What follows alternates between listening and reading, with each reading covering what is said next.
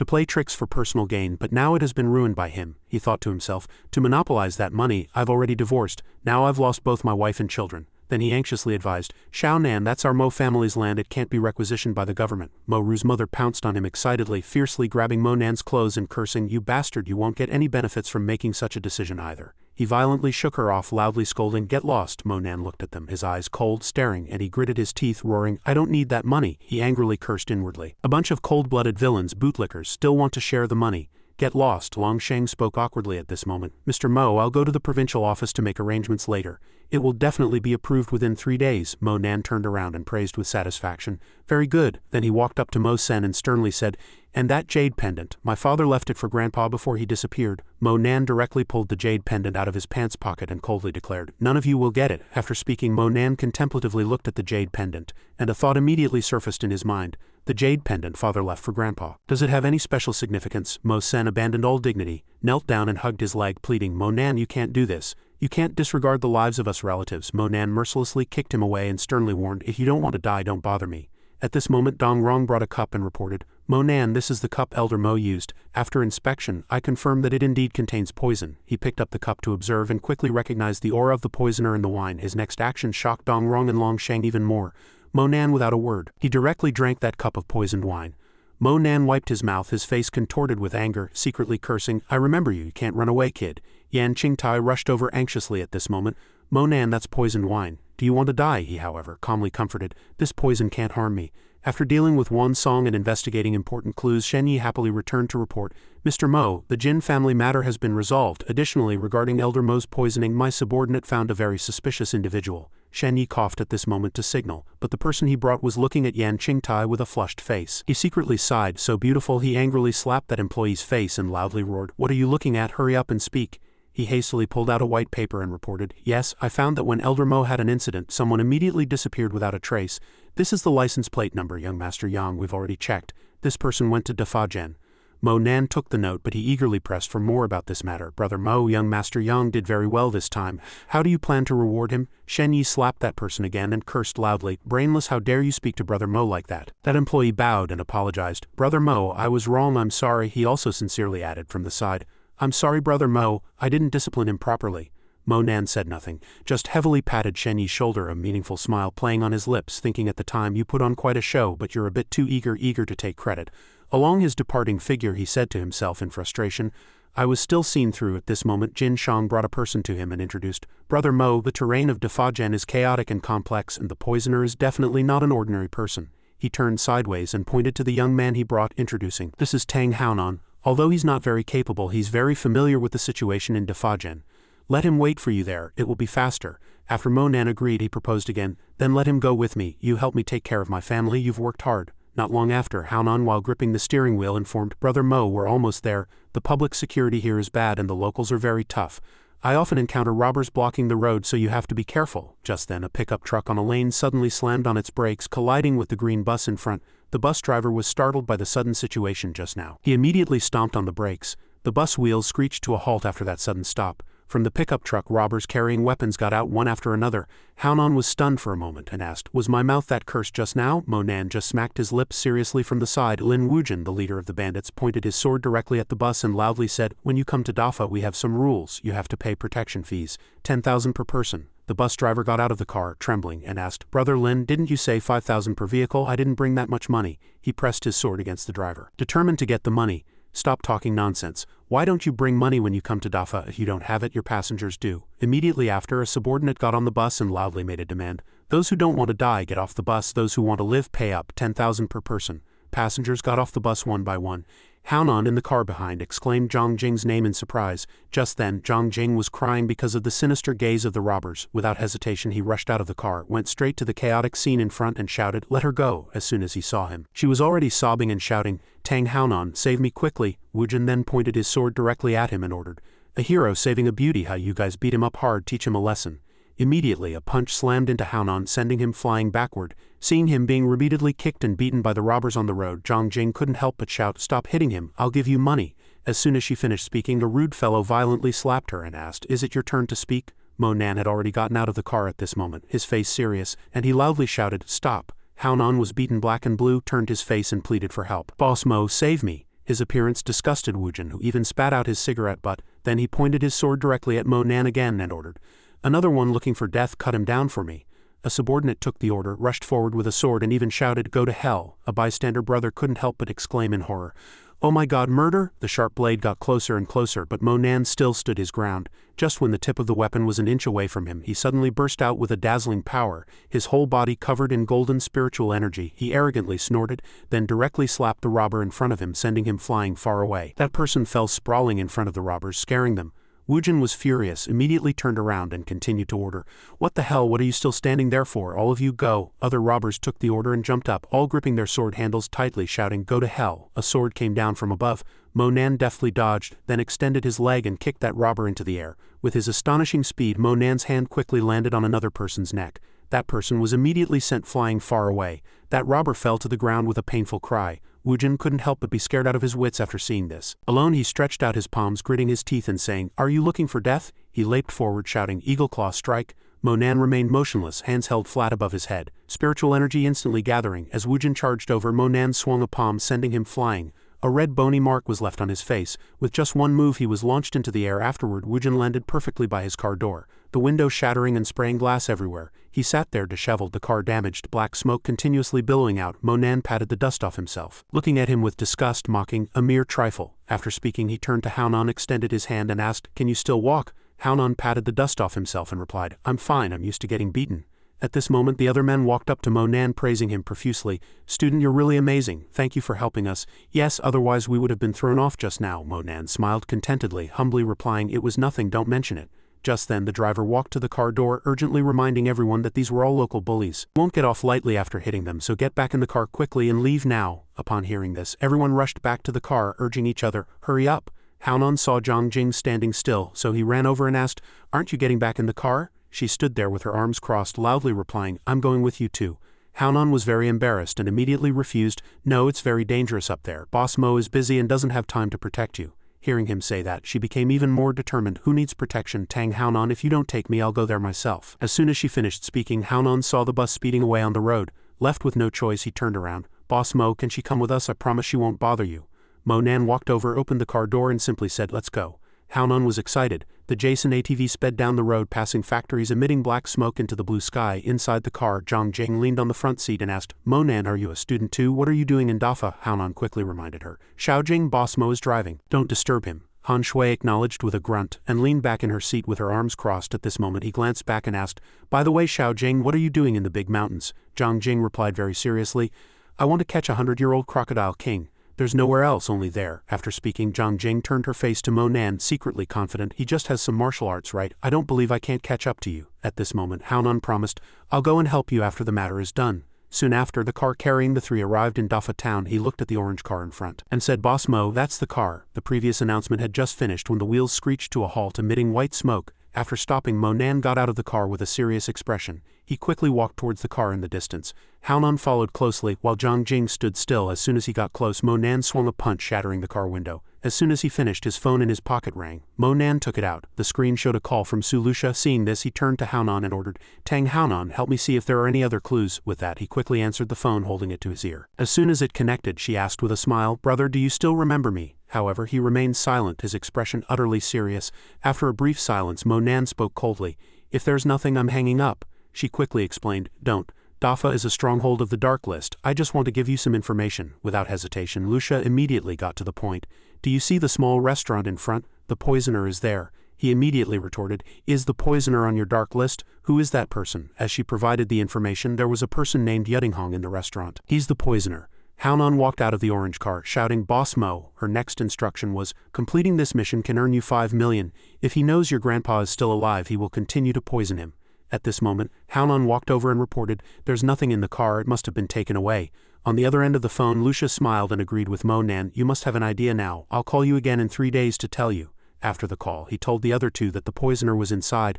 "Let's go." Soon, the three walked into the small restaurant together. Just as they passed the tables, a waitress stepped forward asking the three to stop. She held out her hand and asked, "Do you have our VIP card?" Mo Nan continued walking forward, simply replying no. The waitress stood in front of them, arms outstretched, and said, "I'm sorry, we only serve VIP clients." Her words annoyed Zhang Jing. "Only VIP clients? What kind of restaurant is this? Other 5-star restaurants aren't like this either."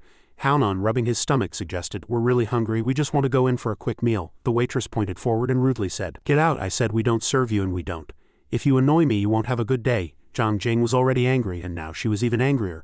"What kind of attitude is that? Do you believe we won't complain about you? How dare you drive guests away?" At this moment she quietly pulled out a pistol. She aimed the gun at the three of them and arrogantly asked, "Are you tired of living? Do you know where this is? Do you believe I'll have your legs broken and then throw you out?" Facing such rudeness, Monan still calmly asked, "Isn't this a dark list stronghold? Where is Yedinghong?" The waitress was stunned for a moment, then suddenly realized, "You're here for Yedinghong." So she turned around and said to him, "Then please follow me." The three calmly followed her down the carpeted corridor. After a few steps, the waitress suddenly turned around. The gun was aimed at the three again and she asked, "Who are you? How dare you cause trouble at a dark list stronghold?" At this moment the people dining at the tables around them were pointing fingers. Haonan quickly raised his hands, looking around and explaining, "Everyone don't shoot, we just came to eat." Monan remained calm, instead arrogantly threatening, "Yedinghong, I found this place. Come out and face your death." At this moment Yedinghong walked out from behind a gunman, arrogantly asking, "It seems true Immortal Mo's reputation is indeed well deserved, huh?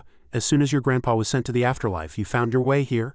He walked a few steps, still speaking from a high horse. "Unfortunately, even if you are true Immortal Mo of Jiangnan, you still have to bow down before the Dark List." Monan's face turned ashen, suppressing his anger, and asked, "What do you think you are? How dare you poison my grandpa?" He extended a finger, a wicked smile curling on his lips. "I'm ranked 64th on the Dark List. Poisoning your grandpa would be beneath my status." Hearing those words, his clenched fists bulged with veins and he uttered 4 words, "You're courting death." Yedinghong smashed the cup in his hand to the ground and loudly ordered, "Attack." In an instant countless bullets shot out from the muzzles of the guns. Monan frowned, his expression extremely serious. The thunder-roaring lion technique was unleashed and a huge lion immediately appeared behind him. His whole body glowed with dazzling golden light and the incoming bullets instantly stopped in midair. The lion behind Monan let out an earth-shattering roar, scaring those people into quickly covering their ears. The roar was so loud it shook the entire space. The tables and chairs in the banquet hall trembled. When he realized the time was right, he loudly snapped his fingers. The bullets that had just flown towards Monan immediately reversed direction, shooting directly at the opposite side. The situation changed so quickly that the old enemy on the other side was also stunned. A few seconds later, he kicked over a table laden with food, pushing it forward. The others had no time to react and were instantly pierced by the flying bullets. The table that had just been kicked was now rushing towards Monan like the wind. He punched out, smashing the wooden table to pieces. Before the table fragments had fully fallen, the old enemy had already quickly charged, shouting, "Take this!" Monan stretched out a hand, golden light swirling in his palm, unleashing the 14 heaven-breaking hands, the cloud-dispelling palm. A palm strike directly hit the old enemy's chest, leaving him stunned and suspended in midair for a few seconds. When he felt the sharp pain, a mouthful of fresh blood filled his mouth. The next second, the old enemy and the wooden table were simultaneously flying far away. He fell heavily to the ground, and someone couldn't help but exclaim in horror, "My God, the old enemy lost!" At this moment, Yedinghong was so angry that he smashed a porcelain bottle to the ground. Immediately after, from the shattered porcelain bottle, a red poisonous gas gradually spread. Those people scattered and fled the room, warning each other, "Yedinghong is crazy. I didn't expect him to use poison here, let's run." Monan was soon surrounded by the poisonous gas, but he still stood still, judging. "The poison he used isn't that kind of poison, it's a stranger kind of poison." After thinking, he flicked his hand and the poisonous gas flowed in one direction, startling Haonan as well. With just one move he expelled the poisonous mist from the room through the window. However, Zhang Jing and Haonan both frowned at the same time. They struggled to cover their necks. As the two coughed, Yedinghong asked, "Do you think my red mist poison can be so easily dispelled?" He revealed a wicked smile and simply informed them, "You're wrong. Once this poison is inhaled, death is certain." Without another word, Monan directly extended his palm and sent out a burst of spiritual energy forward. Yedinghong had no time to resist and was sent flying out the window by his palm. He completely lost his balance and fell suspended in midair. A nearby crocodile was watching menacingly. The crocodile ran over and opened its big mouth, and he realized his predicament in panic. As soon as he landed, Yedinghong jumped onto a tall rock, stepping on a few crocodile heads. Once safe, he patted the dust off himself and asked resentfully, "Do you think you're fine just because you didn't inhale the poison powder from the poison butterfly?" On the opposite side, Monan calmly stepped on the back of a crocodile and said, "Let's see how long you can hold on." He pointed a finger directly, a wicked smile curling on his lips, announcing something. "My poison butterfly has another name, Puhuo Gu, and all 3 of you have been infected with my Gu poison." As soon as he finished speaking, the two let out terrified screams and shouts. "Xiao Jing, after what just happened," Yedinghong threatened him without hesitation. "Like moths to a flame, you'll die if you get close to me, and you'll die if you stay away. Didn't you want to kill me? I'm standing right here, let's see who dies first." Standing on high ground, he stretched out his hands, his tone provoking. "True Immortal Mo doesn't want revenge. Hit me, your grandpa died so miserably. What, aren't you going to do anything? Come and kill me." Monan withdrew his hand, still calmly replying, "Kill? At this distance, killing is as easy as flipping a hand for me." "Sword, come." His spiritual energy reached the restaurant and the sword stuck in the wall was immediately summoned. Soon he tightly grasped the hilt of the sword. What had just happened made Yedinghong wonder. summoning an ancient sword with a flip of the hand. Could he be a sword cultivator? At this moment Mo Nan's short red hair gradually lengthened, turning snow white. In just an instant his hair turned completely white and his entire body emitted shimmering lightning. He was terrified again, suddenly realizing that the person in front of him was the white-haired true immortal. Cold sweat pouring down his face, he quickly turned around thinking, too dangerous. I must leave here as soon as possible. Just then behind him Mo Nan had already raised his sword, emitting crimson spiritual energy, his entire body surrounded by golden spiritual energy, and declared again, I said killing is not difficult for me. The red spiritual energy emanating from the sword filled the entire sky. Yidinghong's face turned ashen at this sight. Now with both hands tightly gripping the hilt he loudly shouted his ultimate move, heaven-burning immortal moon slash. A powerful attack was coming. He ran shouting in terror. A fierce slash appeared, instantly cutting Yidinghong in half. Mo Nan lowered his sword, blood splattering accompanied by the lightning that surrounded him. With just one slash he left a considerable chasm in the muddy ground. The minions who witnessed this were all stunned and said, Legend says that true immortals can summon wind and rain and are impervious to fire and water. It seems it's not false. This is too unusual. Zhang Jing and Haonan struggled to open their eyes by the window. She still desperately asked if Mo Nan was human or ghost. Suddenly, Mo Nan appeared in the center of the window, urgently saying, We've been infected with GU poison. I'm going to remove the poison butterfly GU worms now. Everyone closed their eyes. Soon after, the three sat cross-legged on the ground in a triangle formation. He sent out spiritual energy from both hands shooting towards the two of them. Soon a small poisonous worm was pulled out of Zhang Jing's body by the spiritual energy. The poisonous worm in Haonan's body was then pulled out. He collected the three poisonous worms and suspended them in midair between his hands. Then he threw the three worms into glass bottles that had been placed on the ground beforehand. Haonan helped the exhausted Zhang Jing up and apologized. Boss Mo, I'm sorry, I haven't been much help along the way, and I've even implicated you. He held the glass bottle and simply replied, It's nothing. Then he looked at the elixir in his hand full of worry. Only by using the heaven-burning immortal moon slash can I have such power, but it seems to have drained all the spiritual energy from my body. It seems I urgently need to cultivate to the yin-yang realm. Without hesitation, Mo Nan immediately put the elixir into his mouth and swallowed it. After swallowing the elixir, Mo Nan looked at the sword in his hand, secretly worried. I have already leveled the Dark List stronghold. The arrogance of the Dark List will not let me off. As for who the culprit is, I also have some clues. After a brief contemplation, he slung the sword over his shoulder and said menacingly, If I'm going to do something, I'll go all the way. Let me conquer this powerful mountain-guarding force. As soon as he finished speaking, the entire earth trembled, and dazzling light erupted in the distance. Night gradually fell, and the road was bustling with traffic. Inside a car, Mo Nan was announcing to everyone in the car that they were going to Jiangdu this time. I won't let anyone suffer. Zhao Qing gently spoke, Son, with this achievement I'm proud of you. At this moment Mo Yu turned around and expressed her wish to Mo Nan. Brother, can I go to the academy? I want to see Sister Yan Qingtai often. He immediately agreed, of course. The little girl walked closer, pointing at him and asking, Brother, when are you bringing her back? Opposite, Zhao Qing raised her fist, firmly declaring something. Son, although there's a big gap between you and her, Mom supports you in pursuing her. As soon as she finished speaking, a click sound came from behind her. She quickly ran to where the sound came from and found to her surprise, Qingtai, you're in this car too. Blushing shyly, she replied, I was sleeping just now, I'm too tired. I'll continue sleeping, Mo Nan thought helplessly to himself. This is Yan Qingti's private car, where else would she be? Zhao Qing remained standing there smiling happily and leisurely teased her.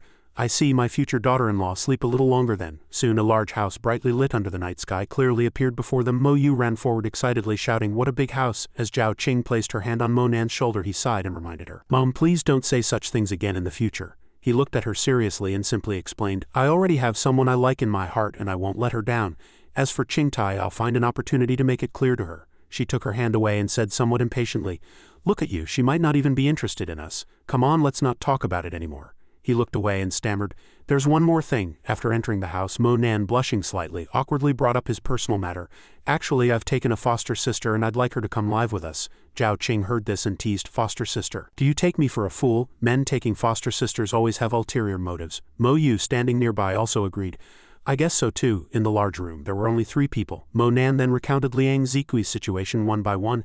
After understanding everything, she patted Mo Nan's shoulder and promised, This poor child, when she arrives, I will treat her like my own daughter. The little girl then said, I'll treat her like a real sister too. The next morning, Shud Middle School's entrance was bustling with people. In a corner not far away, Mo Nan was gently rubbing Mo Yu's head, comforting her softly. Don't be nervous, I've already spoken to Teacher Tan at the school. Even though you're only in 8th grade, she'll come to see you. If anyone bullies you, just tell me. However, the little girl angrily brushed his hand away and reminded him, Don't mess up my hair. He still smiled, giving a brief all right. He looked forward with a determined gaze, thinking to himself, having enough strength to protect the ones I love, perhaps this is the meaning of cultivation. Just then a girl ran over, shouting, "Brother Mo Nan!" As soon as he recognized her, he loudly called out, "Zikui." Mo Yu's eyes widened as she looked at the girl and asked, "Is this Sister Zikui?" "What a coincidence," Mo Nan immediately denied. "Silly sister, I asked her to come." At this moment the girl bent over and panting said, "Brother Mo Nan, long time no see." Mo Yu immediately stepped forward, extending her hand and enthusiastically saying, "Hello Sister Zikui, I'm Mo Nan's sister Mo Yu. I've heard my annoying brother mention you, and I'm finally meeting you today."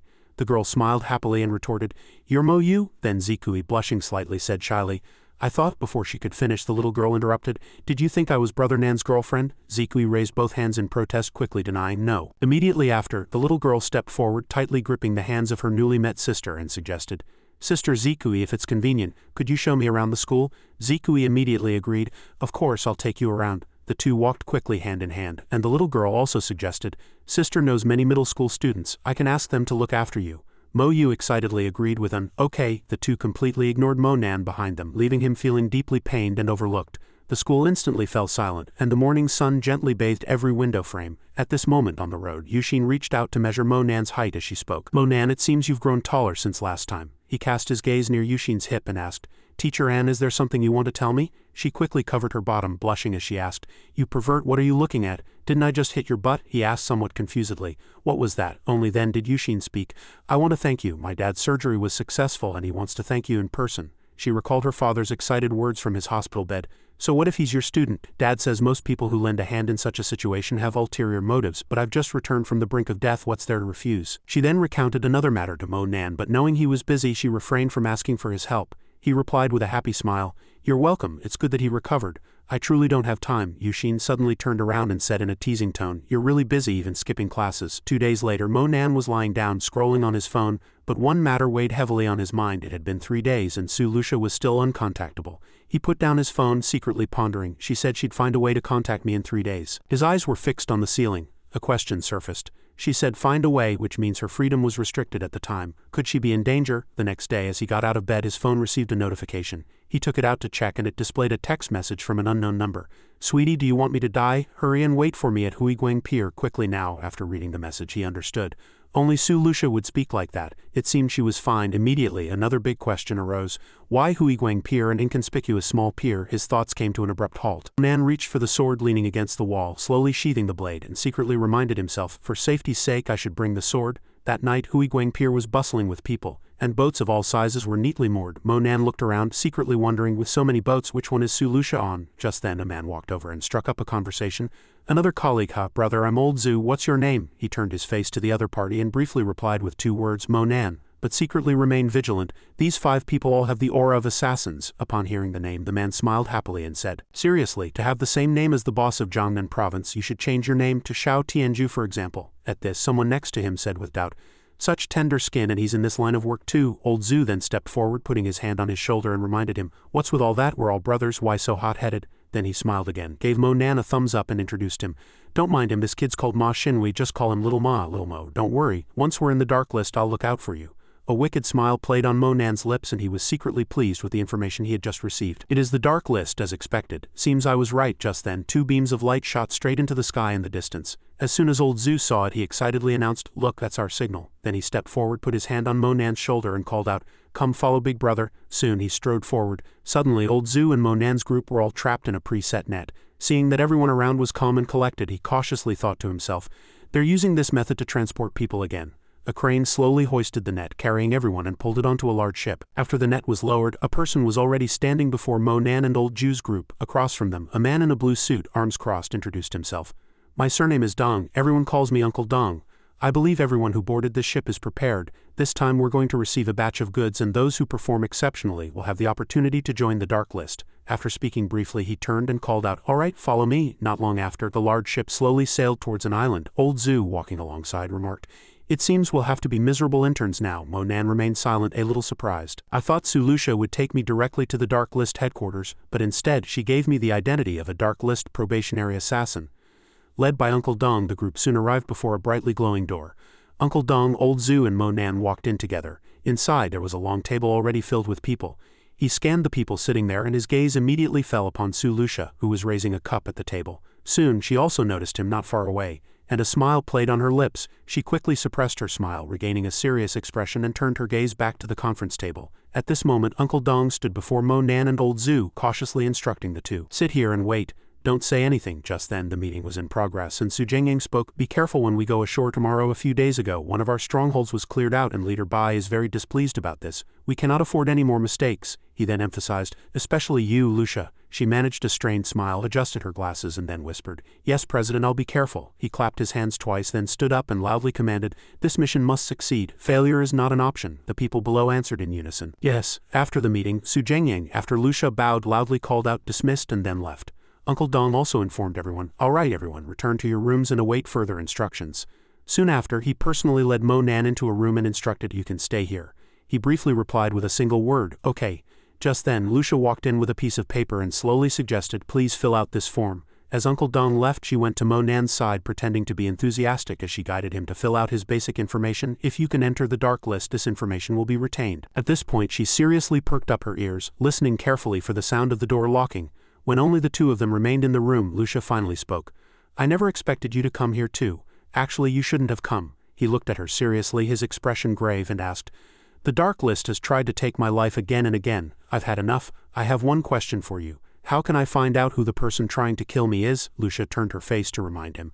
"Only the leader of the entire Dark List has the right to know the identity of the client behind each mission. You finally managed to build a career in Jiangnan. I advise you to drop this matter." Mo Nan suggested without hesitation, "Then take me to meet your leader." She abruptly turned her face, saying in a serious tone, "The Dark List is not a place for you to fool around. This is Washa's largest assassin organization." Then she suddenly showed a worried expression and asked, "Moreover, the person who wants to kill you definitely has an extraordinary background. You have no retreat. What will you use to fight them?" He maintained his cold demeanor, replying, "No matter how strong he is, I can sever his path to life with a single strike." The two stood face to face, and Lucia cautiously reminded him again, "Attend the internal meeting and the leader will appear then. But going there with your current identity is like a lamb entering a tiger's den. The Dark List leader is much stronger than you imagine. You must consider this carefully." At this, Mo Nan had a big question. "Don't you people in the Dark List specialize in assassin missions?" She walked to one side, snapped her fingers, and replied, "We don't actually deal in other goods, we only do one kind. That's divine statues, the statues of the Portal Temple. I'll take you somewhere where people can help you relax a bit." He asked as he walked, "Where are we going?" "Demoness," she replied irritably. "Annoying, I'm still a young girl. Can you use a different nickname?" Not long after, the two went down one floor and arrived at a room filled with many large statues. As Mo Nan walked through the spacious room, he curiously asked, "Where do all these divine statues come from?" Lucia quickly replied, "Every tribe in the world presents them to the leader." He looked around feeling uneasy and thought, why does the Dark List leader need so many divine statues? Does this leader have a hobby of collecting antiques? If that's the case, would a cold-blooded leader really want to rely on divine statues to wash away his sins? Just then, an angry shout suddenly came from behind them. "Su Lucia, don't you understand the rules? What are you doing bringing an outsider here?" She turned around, pointed at him, and irritably cursed. "Su Yingwei, show some respect. Look at the kind of trash you're with and you still dare to criticize me." At this, Xianxia hugged his shoulder and cooed, "Why would she say that?" A smile played on his lips and with a sinister expression he threatened, "Lucia, it seems you've forgotten the pain of a few days ago. Do you believe I'll immediately tell your dad that you brought an outsider into the warehouse and damaged a divine statue?" Lucia stood there with her arms crossed, retorted triumphantly, "Do you think my dad would believe you?" He spread his hands and asked triumphantly, "Do you think he'll believe me, his own son, or you, a wild girl?" Hearing these offensive words, she angrily yelled, "You!" She immediately jumped in front of Yingwei, raising one leg high, ready to deliver a fierce kick. Just as she raised her leg, Uncle Dong ran over and stood between them, reminding her, "Lucia, stop. If you fight here and damage the divine statues, who will be responsible?" Lucia immediately retracted her leg, while Uncle Dong abruptly turned around and said loudly, "And you, have you forgotten that your dad told you not to cause trouble? If you cause any more incidents, you and Miss Xianxia will likely have to leave the ship." Two stopped arguing, both snorting coldly and looking at each other with disgust. Behind her, Mo Nan secretly surmised, "Su Lucia is adopted. It seems her becoming a Dark List assassin also has family reasons." At this moment, Uncle Dong stepped forward and said to Yingwei, "All right, you go about your business." He scratched his head and stated his intention. "Uncle Dong, I came here to see the divine statues." After speaking, he walked up to a large divine statue, continuously exclaiming, "Indeed, it's a treasure. I never expected such a perfect divine statue to be in this sunken ship. This artistry, this carving technique, it's at least an antique from the Jin dynasty." At this, a shareholder next to him echoed, "That's right, many foreigners used to steal our Washa treasures, but fortunately, we discovered this sunken ship." Yingwei reached out to stroke his chin, a cunning smile on his face, and stated his intention.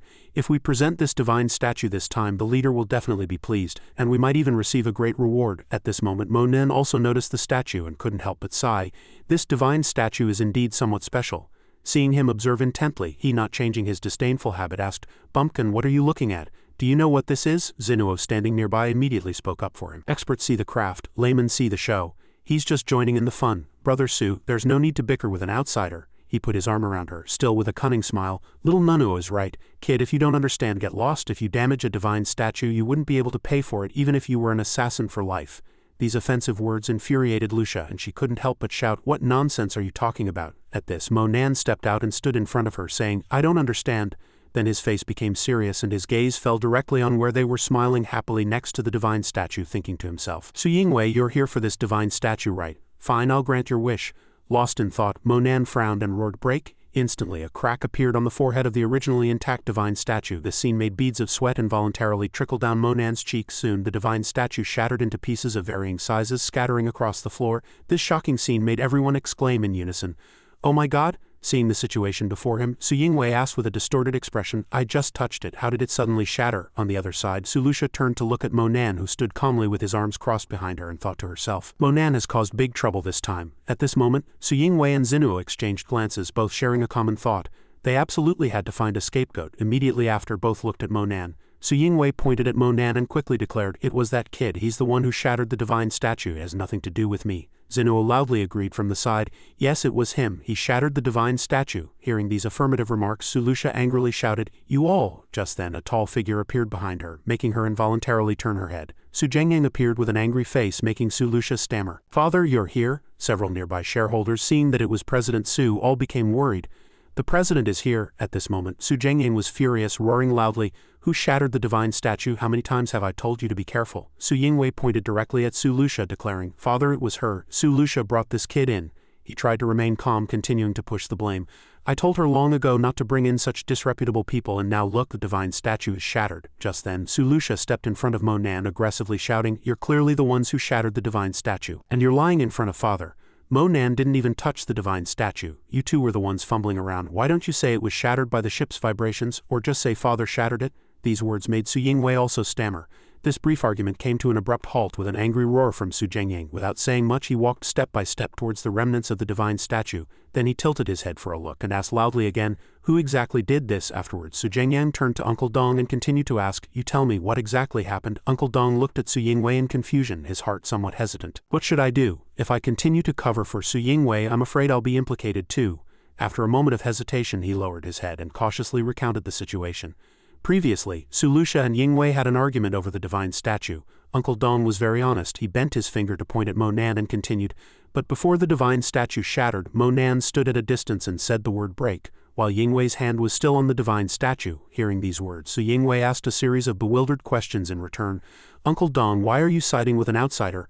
"I just touched it then, I didn't shake it." "Father, this has nothing to do with me." No sooner had Xianxia finished speaking, Xianxia abruptly rushed over and slapped him hard. Without even asking, he directly announced, "Is that all there is to it? Lingnanmo is to be detained for 3 months. Then he turned to Lucia, still angrily saying, "And also bringing down a person of unknown identity will be similarly punished." Just then, Monan spoke up and admitted, "President, actually I was the one who shattered this divine statue." No sooner had he finished speaking, Xianxia, still clutching his swollen face, suddenly jumped up and shouted, "Did you hear that? He admitted it. It has nothing to do with me." Xianxia gritted his teeth again, asking in confusion, "What?" At this moment, Monan looked at Lucia next to him and said with a sneer, "You don't believe me, do you? Then this time I'll let you see clearly."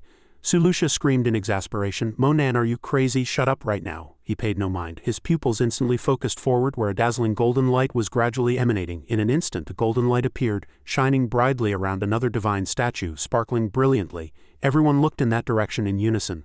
A second later, the head of the divine statue shattered into pieces of varying sizes, scattering in all directions. This scene simultaneously stunned Lucia, Xianxia, and Uncle Dong. Xianxia, still clutching his swollen face, pointed forward again and repeated, "See, he's the one who shattered it. It has nothing to do with me." Immediately after, an agile figure soared into the air, leaping off the ground.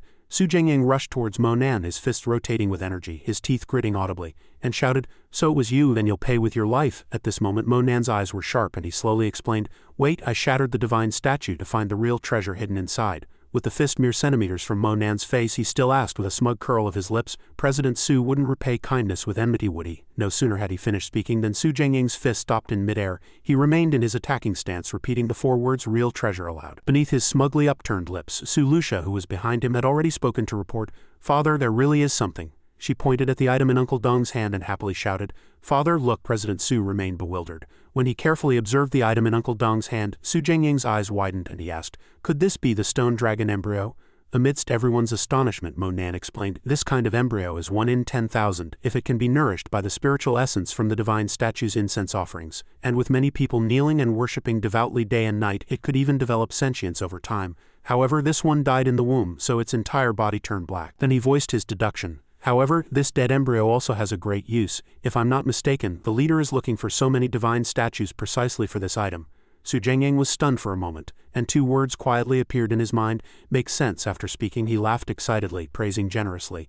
"Good Monan, you've done very well, rendered a great service. Lucia, your judgment is truly excellent. You actually chose such a good successor." At this very moment, Su Yingwei grew even more furious. "Damn it, this Monan scoundrel, knowing there was treasure inside, he still made me get slapped again and again before admitting it. He definitely did it on purpose." At this moment, Su Zhengyang, while reaching out to point at the remaining divine statues, excitedly suggested, "Monan, for you to perform like this right after arriving, it's really impressive. Take a look at which divine statues have treasures inside and shatter them all for me." He closed one eye and refused. "President, my cultivation is limited. I need a few days of rest to recover. I can't find any now." In his heart, he had another answer. "Want me to work for free? No way." Su Zhengyang put a hand on his shoulder and said with a hearty laugh, "All right, how about this? You no longer have to do the work of a probationary member. Rest well in your room and then come with me to the portal temple. You'll still have to lend a hand then." Monan simply replied, "And thank you, President." Everything happening before him made Su Yingwei's face turn purple with rage. He secretly warned in his heart, "Just you wait." That dusk, the large ship continued to sail through the clear blue waters. On board, Uncle Dong was gathering all the new recruits for a meeting, announcing, "I've chosen 3 people to stay on the ship. The rest will follow me ashore." He looked at the paper in his hand and loudly read out each person's name. Little Ma Xinhui raised his hand and responded, "Here." While old Ju's arrogant lips curled up beside him, Uncle Dong was somewhat confused when reading the second name, Little Demon Erlang. Old Zhu loudly responded, "Here," and everyone around him tried to suppress their laughter. When Uncle Dong read the third name, his face twisted even more. Brother 7 Nong Dongshang. Upon hearing this name, the other new recruits on the ship couldn't help but burst into laughter. At this moment, old Zhu bumped Monan's shoulder and whispered to him, "They're calling you, speak up." Monan's face stiffened and he retorted, "I asked you to help me think of a name and this is the name you came up with?" At this moment, Uncle Dong put away the paper and impatiently instructed, "All right, quiet down, Little Ma. Little Demon Erlang, Brother 7 Nong Dongshang, you 3 must protect this ship well." Not long after, the ship, following the current, sailed into a waterway between cliffs. Monan and old Zhu stood at the bow of the ship observing. At this point he asked smugly, "How about it? Isn't it immediately memorable? I truly am a genius at naming." Then he raised both hands and solemnly announced, "From now on we too will be the Dark List Reapers. Kill gods if they block our way, kill Buddhas if they block our way." Monan remained speechless, while Uncle Dong on his own accord politely said, "Little brother Mo, no need to say thank you." At this moment Ma Xinhui patted old Ju's shoulder and asked, "Erlang, you're a 2-person team? If you have Erlang, why don't you have DeLong?" He immediately explained, "Are you stupid? If I were called DeLong, people would think I sell flatbreads." Just then Monan raised a finger to signal for silence, then informed them, "I hear something." Ma Xinhui and old Zhu simultaneously fell silent, their eyes searching. Immediately after, Monan's eyes widened, and he suddenly detected an anomaly. The 3 looked at the sea ahead in unison, shouting loudly, "Something's under the water." Old Zhu then burst into laughter, suddenly thinking, "Damn it, there are so many fish here. If I hadn't been chosen for the dark list, I could get rich fishing here." The 3 continued to quietly observe below, even exclaiming happily, "These fish are really powerful." Suddenly, Su Lucia rushed out, knife in hand, and briefly explained to them, "What are you standing around for? Those are enemies." After speaking, she jumped into the water without hesitation. Monan remained standing with his arms crossed, but old Ju's face stiffened in fear, and then he angrily asked loudly, "Bastards, who dares to sabotage our ship?" Afterwards, he turned to Monan with a happy expression, hinting, "When everyone goes down, you can entrust your phones and valuables to me for safekeeping." At this moment, from beneath the emerald green seawater, an entirely black creature appeared. It leapt high, rushing towards where Monan stood. Soon Monan's palm seized the creature. It was an ordinary-looking fish, but with 4 sharp fangs. Monan was stunned for a few seconds before realizing it was a piranha. Old Zhu also stepped forward to inspect it, unable to help but praise, "This piranha can still move even after being crushed. It's impressive." Monan suddenly clenched his fist tightly. The fish was instantly crushed and blood splattered everywhere. He still held one hand clenched while placing the other hand on the bow of the ship, shouting twice, "Go down!" Instantly he leaped into the peculiar emerald green seawater. Monan quickly found his balance in the water, surrounded by the gazes of larger piranhas. He held one hand to his nose and mouth, his gaze fixed on the water monsters, energy surging around him. Immediately after, he waved his hand forward and fierce sharp blades instantly cut the piranhas into several pieces. At this moment, 3 bullets of different colors flew from the sky, shooting forward in unison. A circular whirlpool appeared on the sea surface. Monan, still focused on the water monsters beneath the surface, cursed inwardly, courting death. Just as the bullets shot down at high speed, a fist suddenly appeared, blocking them. Immediately, a translucent figure leaped out of the water. As soon as old Zhu saw it, he exclaimed in surprise, "How can he be so strong?" On the ship, old Zhu and Ma Xinhui were already surrounded by a group of strangers dressed in chef uniforms. They all had hostile expressions, some holding cleavers, others holding metal guns. At this moment, Ma Xinhui reported with extreme worry, "Old Zhu, they've arrived." Underwater, Monan was violently waving his hand, knocking the gun out of a chef's hand. Immediately after, he heard a sound from behind him. He sharply turned his face and was somewhat surprised to see two people taking the opportunity to chisel the bottom of the ship. "Damn it, I can't let them sink the ship," Monan, while quickly rushing forward, secretly affirmed. "Su Zhengyang is the president of the Dark List, and yet someone dares to sabotage his ship. It seems the Dark List has many enemies."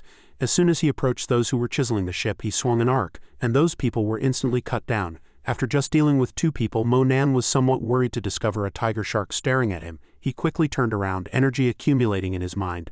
They actually even used a tiger shark. After accumulating enough energy, he fiercely punched the massive tiger shark. On the ship, old Zhu and Ma Xinhui had already knocked down all the weaker chefs. Just then, on the sea surface, Xianxia struggled to surface, crying loudly for help. Her cries went directly into old Zhu's ears, making him involuntarily pay attention. Realizing the current situation, he unhesitatingly announced, "Little Ma, you stay up here. I, old Zhu, am going down to save people." No sooner had he finished speaking than the sea around the ship suddenly churned violently. Just then, a ferocious tiger shark leaped out of the water, appearing mid-air. Old Zhu gritted his teeth as he looked at the water monster before him, cursing inwardly, "Damn it, I didn't expect there to be sharks in the water." Seeing this situation, he turned to Ma Xinhui, gave a thumbs up and then suggested, "Little Ma, why don't you go down and save them?" At this moment, Xianxia was still floating on the vast sea, constantly crying for help. Su Yingwei heard the familiar voice, poked his head over the ship's rail, and shouted loudly, "Nanuo?" Facing old Zhu and Ma Xinhui's indifferent expressions, he shouted loudly, "You two, quickly go save them." He unhesitatingly refused loudly. "Those are your people. If you don't save them, why are you telling me to? I don't want to feed the fish either." Su Yingwei sharply turned his face and repeated in a condescending tone, "I order you go save them immediately." Immediately. At this moment, Su Lucia also swam over. She was somewhat surprised to see Xianxia desperately drinking seawater, crying for help in front of her. Xianxia continuously raised her hands calling for help. Su Lucia then quickly swam forward. Su Yingwei was still looking over the ship's rail, his commands continuously coming, "Save them, quickly save them, they're all sinking." Old Zhu was behind him, looking worriedly. "Even little brother Mo is gone, I'm afraid." At this moment, Uncle Dong spoke up, ordering the other new recruits on the ship. "You all clean up the ship," they shouted in unison. Yes, the ship slowly sailed past. The corpses of the water monsters had already been thrown overboard. At this moment, old Zhu on the ship blamed himself. "Such a good little brother is gone. I should have stopped him from going into the water." Just then, someone at the ship's rail shouted loudly, "Look!" The scene of Monan rescuing Su Lucia and Xianxia made everyone gasp in admiration. "Brother Seven Nong Dongshang, he's saving people. Little brother Mo, that's great. I knew you wouldn't die so easily. Come up quickly." Soon, he brought the two girls and leapt onto the ship. He gently put them down one by one, his clothes already soaked with seawater. Behind him, old Zhu gave a thumbs up, praising, "Monan, you're truly impressive. Not only can you escape, but you can also rescue both of them. It seems you have half my skill. From now on I won't treat you as a junior, I'll promote you to partner." At this moment, Su Yingwei happily asked, "Nanuo, are you alright?" Uncle Dong next to him also laughed happily, realizing, "Great, everyone is fine." Su Lucia, looking at Monan's back, said gratefully, "You saved me again, I owe you twice now." He glanced back, a smile curling on his lips, and replied, "If you're willing to cultivate diligently, why would I need to save you, who attacked us?" So she immediately revealed the identity of the water monsters. These are the infamous 18 water ghosts, also part of our dark list. Underwater, they can swim faster than fish, dive for 3 hours without external aids, and control fish. Old Zhu immediately speculated after hearing this. "Isn't this our own people fighting our own people? Could this be a formal assessment for interns?" Xinhui then reminded him, "So many people have died, would there be such an assessment?" "Don't interrupt," Lucia explained with extreme seriousness. "The leaders' meeting at the portal temple is very important, and many people are vying for a spot there. We are carrying a large number of divine statues. So naturally, we've been targeted." After speaking, she asked a question. "Monan, how many did you kill underwater?" He gave an extremely precise number. 11. The 12th is severely wounded. Hearing Monan's report, old Zhu and Xinhui both had the same thought. Can he alone kill so many 11 Dark List members? Lucia then closed her eyes tightly and said, "It seems the 18 water ghosts will be removed from the Dark List this time. I didn't expect the best-equipped customs to be unable to catch them, and now they've died by your hand." Just then, Wei Jie put his arm around Xianxia and asked with a look of disdain, "You killed so many water ghosts all by yourself?" Those contemptuous words infuriated old Zhu. "Do you even have the nerve to speak? You didn't even dare to go into the sea to save your girlfriend. My brother saved her. And you still have this attitude," he continued in that disdainful tone. Monan, didn't you save Xinuo for money? Tell me, how much money do you want? I'll pay for her. At that moment, Xinuo hugged him and said coquettishly, Wei Jie, thank you, you're so good to me. Her actions made old Zhu even angrier. Are you crazy? Sulusha and my brother saved you, that kid didn't do anything? And you're still thanking him. Xinuo blindly defended her lover. What does it have to do with you? Didn't you see Wei Jie paying for me to clear the favor? To ease the tense atmosphere, Monan spoke, No need, I just saved Sulusha as an incidental favor. However, Wei Jie continued to ask in a contemptuous and hypocritical tone, Tell me, 1 million or 2 million, we won't shortchange you a single cent. Lucia could no longer bear it and cursed harshly. Get lost, I wish I had let her die. Xinuo, nestled in his arms, immediately said in a coquettish tone, Wei Jie, your sister is scolding me. Seeing her flirtatious manner, he made a decision on his own. All right, it's your business to fancy Sulusha, but Xinuo is my woman, don't even think about touching her. You think the money's too little, right? 10 million. Old Zhu roared again upon hearing this. If you're so capable, then take out 100 million. You think you're arrogant just because you have money, you wild dogs of Longling. At this moment, Xinuo had already mentioned something to Wei Jie. Why are you giving him so much money? He even touched my waist in the water just now. No thanks and no compensation needed. Her words were close to Lucia's bottom line, causing her to grit her teeth and warn, Xinuo, if you say one more word, I'll chop you up and feed you to the fish. As the two sides argued endlessly, Uncle Dong interjected. Enough, stop arguing, everyone's tired, let's go back first. After speaking, he closed his eyes tightly and seriously reminded them, continue to be vigilant. The three of us will go ashore in an hour. At this moment, Lucia walked up to Monan and sincerely said, Monan, I'm really sorry. He looked at her and responded coldly, It's fine, they're not worth my attention, but something so big happened, why didn't I see your father appear? Old Zhu also wondered about his question. Yes, with such a big commotion. President Su is too calm. Just then, Uncle Dong suddenly burst out laughing. Then he explained something to everyone. The president already knew someone would ambush us, so we used the strategy of golden cicada shedding its shell. Last night, the president already took the key divine statue and left by another route. He's already at the portal temple now. Learning of Zheng Yang's actions, Monan said angrily in his heart, I didn't expect this old fox to make us scapegoats while he ran off. Damn old man, the people sacrificed today died for nothing. Uncle Dong explained with a touch of shyness, Lucia, you can't blame your father. Some things are kept from you for your own good. The boat sliced through the water, accompanied by his awkward words. All right, let's set off. Our destination is the portal temple. Not long after, under Uncle Dong's lead, everyone had arrived at the passage to the portal temple. Old Zhu looked around and couldn't help but exclaim, It's really beautiful. Then he turned and announced a piece of news to everyone. There's good news. By rights, probationary members are not qualified to participate in the assembly. But this time, the items our president submitted received much praise from the senior leaders. The president intends to give everyone a chance. Some people showed impatience, while others listened excitedly. This time, the president will take everyone outside the examination hall for the assembly. Everyone prepare some entrance gifts so we don't lose face. At this moment, he raised a hand and happily instructed everyone. All right, dismissed for today. Go back and choose your gifts. Lucia quickly shoved a powder puff into Monan's hand. She winked at him, indicating that since they were already here, wouldn't it be a waste not to go out and look around? Come on, let's pick out a couple of gifts as entrance presents. The two walked quickly forward and old Zhu immediately waved and shouted from behind, Take me with you. The three soon arrived at a bustling street. Lucia, walking arm in arm with Monan, said with a smile, Only locals know these two streets and they usually don't bring foreign tourists here, and things here are many times cheaper than outside. Old Zhu's face showed a cunning smile upon hearing this. Isn't this the black market? At this moment Monan stopped, his gaze falling on a displayed ivory. The old woman selling the goods saw him and asked with a smile, Young man, did you see anything you liked? He held the ivory in his hand, his eyes happily fixed on it, and immediately asked, How much is this? The old woman quoted a price of 336 yuan, making everyone's eyes widen. Old Zhu couldn't help but ask, What? Have some dignity as a person, it's just an ordinary ivory. How can it be so expensive? She pointed to the ivory and proudly replied, This was left by my great-grandmother Pola, it's worth that price. Old Zhu then turned to ask Lucia, Who is Pola? She whispered in response. Her grandmother's ancestor is Monan's declaration you just made. All right, I'll buy it. His action made him curious. Shao Qi, did you find some treasure? You bought it so decisively, without hesitation. Is there gold hidden inside? I have to hide my identity outside, so I can only use a code name, Monan replied coldly. No, I just saw that the old woman is old and still has to bend over to set up a stall outside. Her life isn't easy, so she definitely wouldn't overcharge. Lucia understood her meaning but secretly explained in her heart, to put it plainly, This is a rich person. Then she pointed to a stall on the other side and suggested to the two of them, It's divine statues, let's go take a look. If we can buy one, that would definitely be the best entrance gift. At the stall she pointed to, Ergao was quoting prices for his divine statues. These are the last three. Divine statues bring great fortune. Whether you get one depends on fate. Each one only sells for 990,000. Everyone couldn't help but exclaim upon hearing this. 990,000, too expensive. At this moment, Monan walked to the divine statue, his gaze fixed on it, secretly judging. Although these divine statues are rough on the outside, they contain a lot of spiritual energy. Ergao's face showed an enthusiastic smile as he asked him, Do you have an affinity?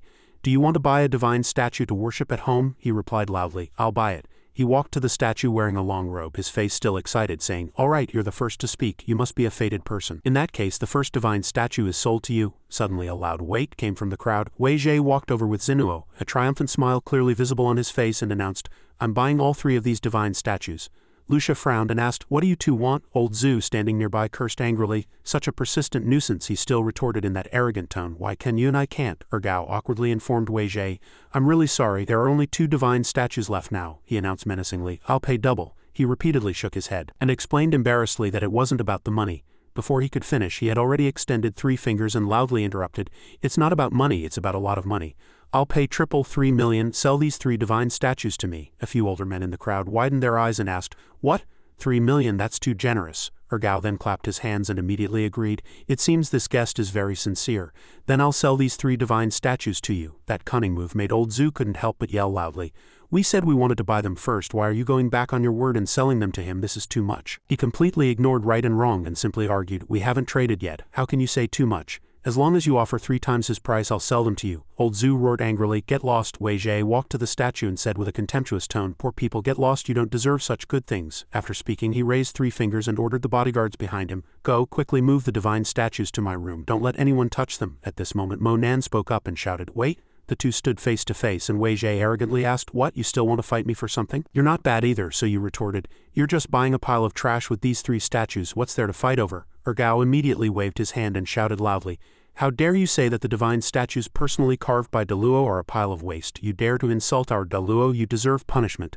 Seeing the situation was critical, Lucia stepped forward and patted his shoulder to remind him, "Mo Nan, watch what you say, don't provoke him or we'll get into trouble." After speaking, she bent down and said to Gao, explaining for Mo Nan, "I'm really sorry, he didn't mean that." He extended a finger, his indignation unabated, and gave the order, "If you dare to insult the gods, kneel down for me. Here for 3 days and 3 nights, only then will I forgive you. This is your punishment for daring to disrespect the divine statue." At this moment he walked forward, raised his hand to block in front of Lucia, and loudly declared, "I'm telling you, your divine statue is trash just like you." Hearing Mo Nan's firm statement, Wei Zhe said in a provocative tone, "If you're really that capable, then come and carve a step and let's see what kind of masterpiece it is." He turned and walked over, immediately responding, "I was just thinking that." After speaking, he shouted loudly, "Give me an uncut stone and a set of tools." Soon an uncut stone even taller than Mo Nan's head appeared. Everyone around was curious, is he going to carve it right here? While he hadn't yet started, Wei Zhe pointed at the pedestrians on the street and shouted, "Everyone come quickly and see how capable Master Mo is." The next second his hand was already tidily gripping the carving tools. Mo Nan stood motionless, but his hand was carving the uncut stone into many parts.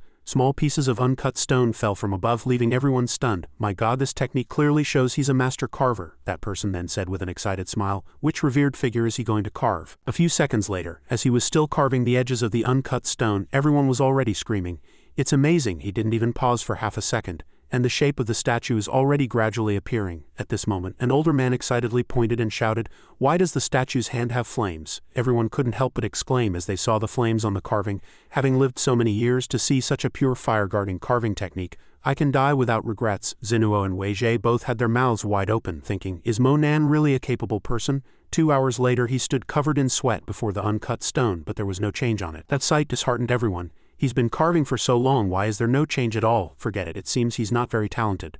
Forget it. The crowd gradually dispersed and Wei Zhe seized the opportunity to mock, "Is this what you call a divine statue?" Zinuo, standing nearby, also chuckled and echoed, "Yeah, other master carvers take several days to prepare, but you want to carve it on the spot, how embarrassing." At this moment Gao shook his head, then threatened, "Not only do you insult Amitabha, you also insult the art of carving, insult divine statues. The gods will punish you." Just as Mo Nan drew a line on the uncut stone with his tool and announced, "Today you should feel lucky because you get to see a divine statue carved by my own hands," he laughed heartily, asking with a contemptuous tone, "Is that it? What's the difference between the uncut stone and how it was at the beginning? Trash, how dare you call yourself a carving student?" He said nothing, just silently tightened his knuckles, then exerted force. Afterwards he shot a pure white stream of energy at the uncut stone and shouted loudly, "Form!" Immediately, fragments of the uncut stone shattered and flew out, and the statue of the Supreme Venerable clearly appeared with lifelike details. This once-in-a-century sight startled the older men around. The people nearby all knelt down, their hands clasped in front of their chests, saying, "Oh my God, Avalokiteshvara Bodhisattva, Supreme Venerable! I didn't expect him to be able to carve the Supreme Venerable. It's truly a divine craftsmanship, truly divine craftsmanship. I must invite this divine statue home. At this moment Mo Nan wiped his hands with a white cloth, his eyes sharply looking at Ergao and Wei Jie, and shouted loudly, "Trash, ungrateful, hurry up and get lost." At this moment Zinua stood with her arms crossed, pouting at her boyfriend standing nearby, feeling a bit jealous. Why does someone as mediocre as Su Lucia get to meet such an excellent man? Su Yingwei is useless except for relying on his father. Ergao again stepped forward and bowed to Mo Nan, saying, "So it was a master here. I was blind earlier, I'm truly sorry." Old Zhu behind him was very dissatisfied as this apology lacked sincerity. He then turned sideways and suggested, "You and I are also fated. Your divine statue even has a 3-lifetime connection with our Deluo. Let me take this divine statue back with me.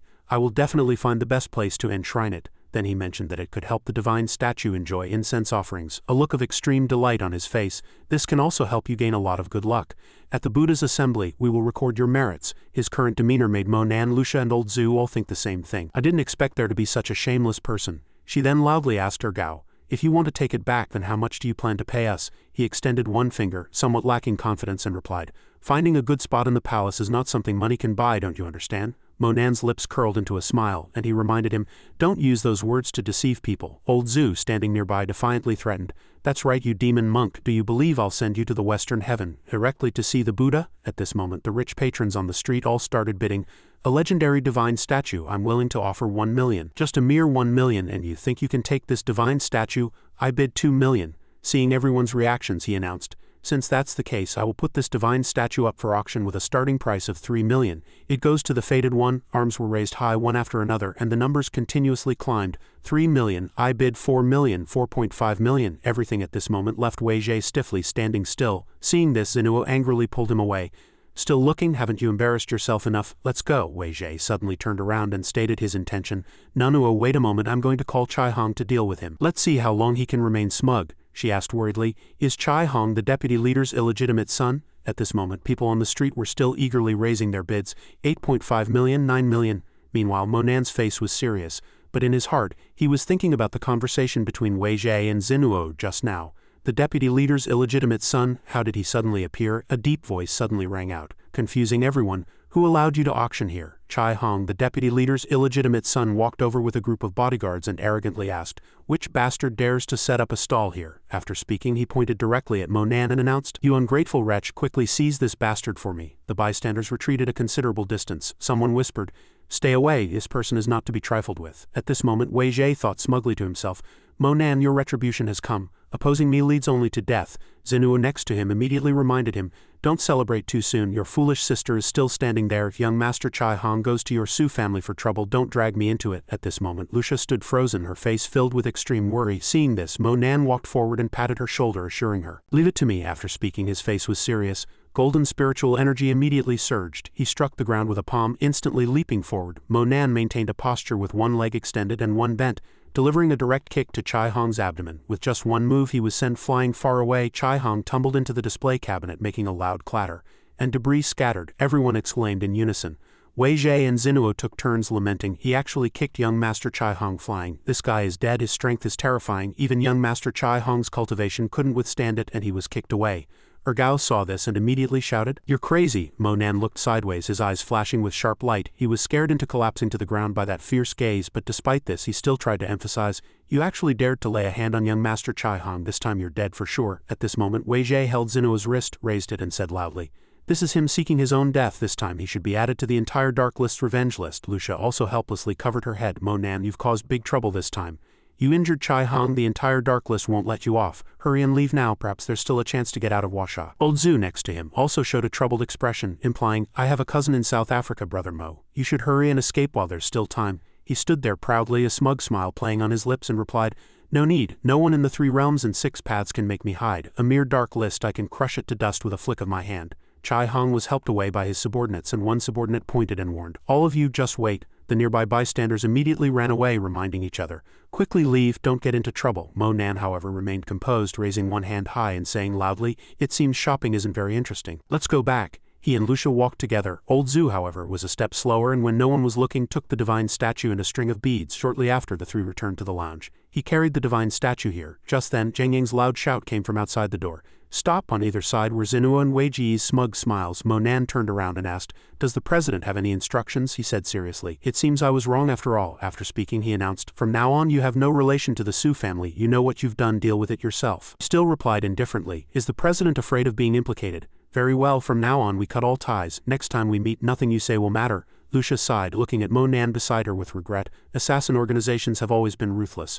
"Mo Nan, I can't help you with this." She suddenly flinched, hearing a clack from ahead. At this moment, in front of the 2 rows of rifles were aimed by bodyguards. Subsequently, a group of people strode in asking, "Who killed Chai Hong?" Zhang Yu walked over, bent 2 fingers and ordered, "Step forward for me." At this moment, Zhang Yang, Wei Zhe and Xianxia all knelt down, clasped their hands and shouted in unison, "Greetings, Left Guardian."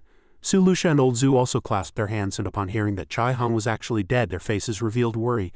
At this point he walked up to Mo Nan and asked, "Did you kill Chai Hong?" He sighed helplessly, thinking, "I thought that a somewhat renowned figure like Chai Hong in the assassin organization would be personally dealt with by the Dark List leader, but it's just a Left Guardian." Wei Zhe, however, abandoned his bow, stood up, pointed at him, and said, "Left Guardian, he's the one who killed young Master Chai Hong. I saw it with my own eyes." Zhang Yang was furious and loudly reminded him, "Shut up. Left Guardian didn't ask you. Are you deaf or deliberately not kneeling? Kneel down now." He knelt on the ground apologetically, pleading, "Left Guardian, please forgive my rashness." At this moment Mo Nan covered his mouth, laughing mockingly, ridiculing Wei Zhe.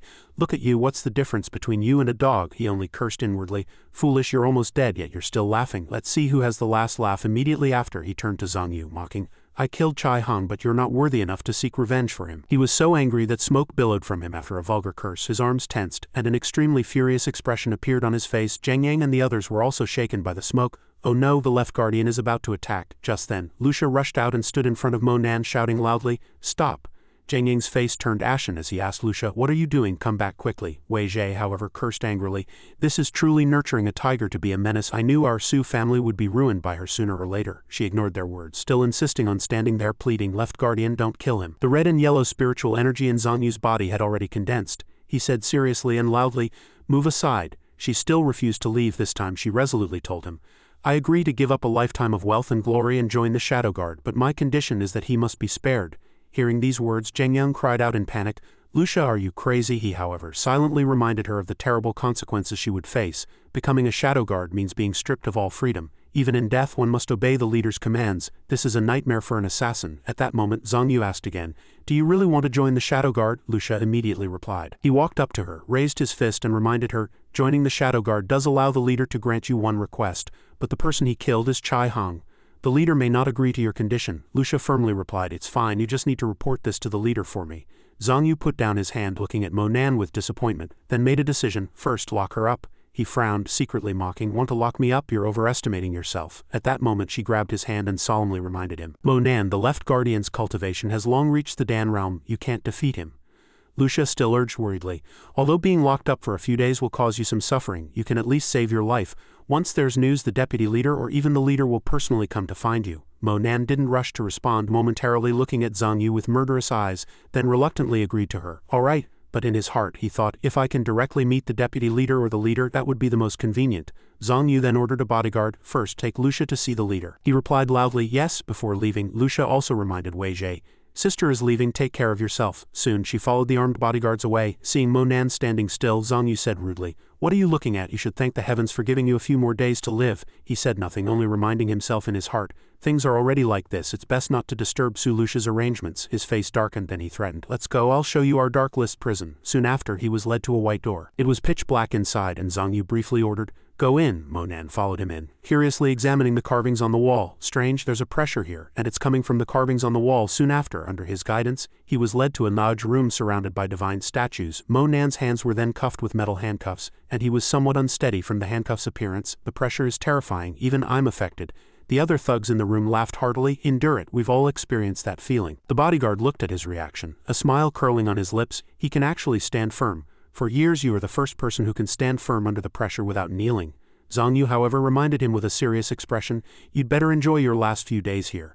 After Zhang Yu finished speaking, he quickly left with the bodyguards, leaving Mo Nan alone in the corner with the oppressive handcuffs on his hands. He looked up at the patterns on the wall, secretly judging. From afar, these wall paintings look like murals, but up close I discovered they are reliefs.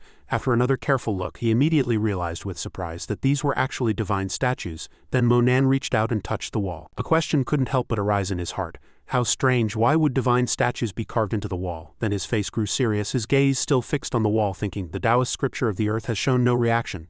He walked along the wall, observing carefully and inferring, these divine statues are absolutely divine, not belonging to the heavenly Tao, or perhaps only a fragmented part of the heavenly Tao. Not enough to reveal this divine statue. Monan's body stiffened slightly, suddenly realizing something. The pressure here is weakening. At this moment Lanlun, who was cuffed and sitting in front of him, spoke up, you come over too. He then suddenly realized something. So this is the area least affected by the pressure. No wonder in such a large place, everyone likes to crowd in here.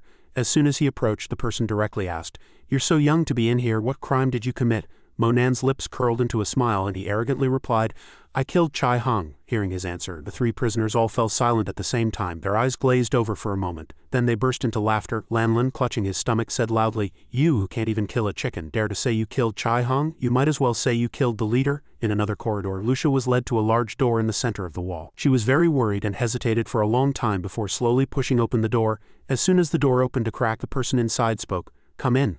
Lucia walked into the center of the room, where 6 cushions were laid out on the floor and a person in white clothes sat facing them, resting a hand on their chin. She walked over and knelt on the cushions. She placed her hands on the ground and bowed her head, saluting, greetings, leader.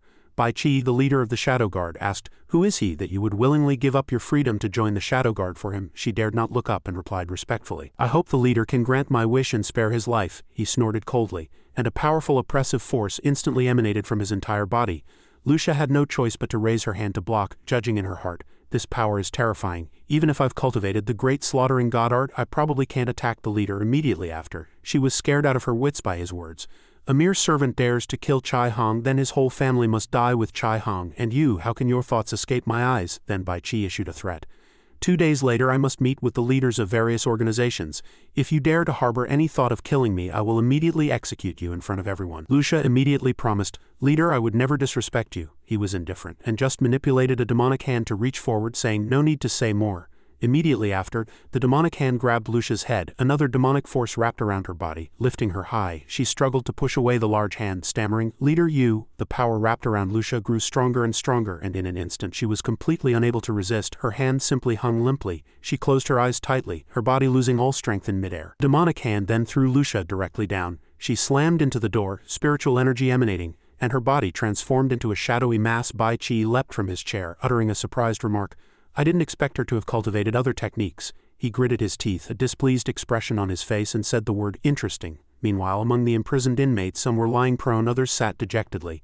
Old Bai, one of the prisoners, announced, today is the day the leader meets with the various chairmen. After today, the dark list can be quiet for another 5 years. This old monster goes into seclusion every time he returns from a meeting, and he won't come out for a year once he starts. Monun was stunned to hear the news that the leader would not be coming. He didn't think much and simply stood up and said, since that's the case, there's no need for me to wait for him here. Seeing his actions just now, old Bai curled his lips and reminded him, young man, your words are a bit too exaggerated, as if you came in here willingly. This is a place abandoned by the gods, not somewhere you can leave whenever you want. Hurry up and sit down to recuperate. At that moment the prisoner funnily said with a smile, kid, if you want to get out, I have a way. Another prisoner next to him immediately interjected, disbelievingly asking, if you had a way, wouldn't you have left already? You've been locked up here for over 10 years. As Monan turned to leave, old Bai and the others took turns asking, Fengli, what's your method? If you can get us out, I'll immediately take you as my apprentice. Yeah, hurry and tell us. He extended one finger, expressing his insight. I heard that this was the first place the Dalai Lama built the portal palace. He was a spiritual child before, and after his nirvana he obtained a golden body, which is why there's such immense pressure here. Getting out is simple. Lay down the butcher's knife and become a Buddha. As long as you attain nirvana here, you can be guaranteed reincarnation and leave this place. Everyone was stunned at first. Then they all cursed in turn. This bastard dares to trick us again. He actually wants us to die. How dare he stand there and tell us to die? Do you believe I'll kill you first? While they were still arguing, Monan had already reached the iron gate. Monan placed his hand on it, and text symbols immediately appeared in his mind, surprising him. Whose handwriting is on this prison gate? I didn't expect it to be able to connect to the power of all the divine statues in this prison. Then he clenched his fists, rushing forward decisively and muttering, I want to test your oppressive force to see how powerful it truly is. Soon Monan used all his strength and punched the iron gate fiercely. The prisoners behind him all covered their ears. Some even shouted, Stop! He paused, hearing their words. You brat, is your method of escaping jail by forcing the door open. The stronger your punch, the greater the oppressive force. Are you trying to kill us? A prisoner worriedly reminded Monan. Kid, why are you making such a ruckus? The jailers will come for you in a moment. Soon the jailers wearing eerie masks arrived. The leader angrily cursed, "Damn it, you dare to cause trouble, you must be tired of living." With that, he swung his long weapon, cutting straight towards the iron gate. The other prisoners covered their ears, their faces turning green, some shouting, "Stop it, you bastard." Even he knelt on both knees, his hands trembling, his face pale because he realized, "I didn't expect these handcuffs to still be corroding my true essence. This prison is indeed not simple." Then Monan noticed the statues behind him, and a big question arose in his heart. Why are all the divine statues here facing away from the outside? Are they hiding something, or is it related to the oppressive force in this prison? Just then a jailer impatiently shouted, "Damn it, why aren't you going back quickly?" He continued to forcefully swing his weapon, saying with a sinister tone, "It seems the pressure on you isn't enough, let me add a little more." Some prisoners screamed fiercely, while others complained, "It's too unbearable, this kid really wants to kill us." Seeing him stumble and stand by the door, someone walked over, laughing gleefully, "Weren't you arrogant just now? Let's see how arrogant you can be now." Su Yingwei and Xianxia had already appeared, and she added a taunt, "Someone like him deserves to stay in prison his whole life." With that, she handed a small box to the jailers. Xianxia smiled and said, "Jailers, this is a small token of our appreciation. This person killed young Master Chai Hong. You cannot treat him like an ordinary criminal." The person in the middle took the box and then promised, "Don't worry. As long as he's left with one breath, the superiors won't blame us. When he can no longer withstand the pressure here, we'll cut off his hands and feet." At this moment, Su Yingwei emphasized word by word in front of Monan, "Prisoner, you're suffering here. Sulusha isn't having an easy time either. Whether she can survive and not become a fool is hard to say." He frowned, his face a little grim, and retorted, "What did you say?" He laughed gleefully. Then provoked, "She angered the leader by pleading for you. Of course the leader has to punish her. Actually, it's nothing, just taking away all her memories and imprinting her, making her a slave who only kills forever and of course knows how to be a fleshly slave. Are you very angry?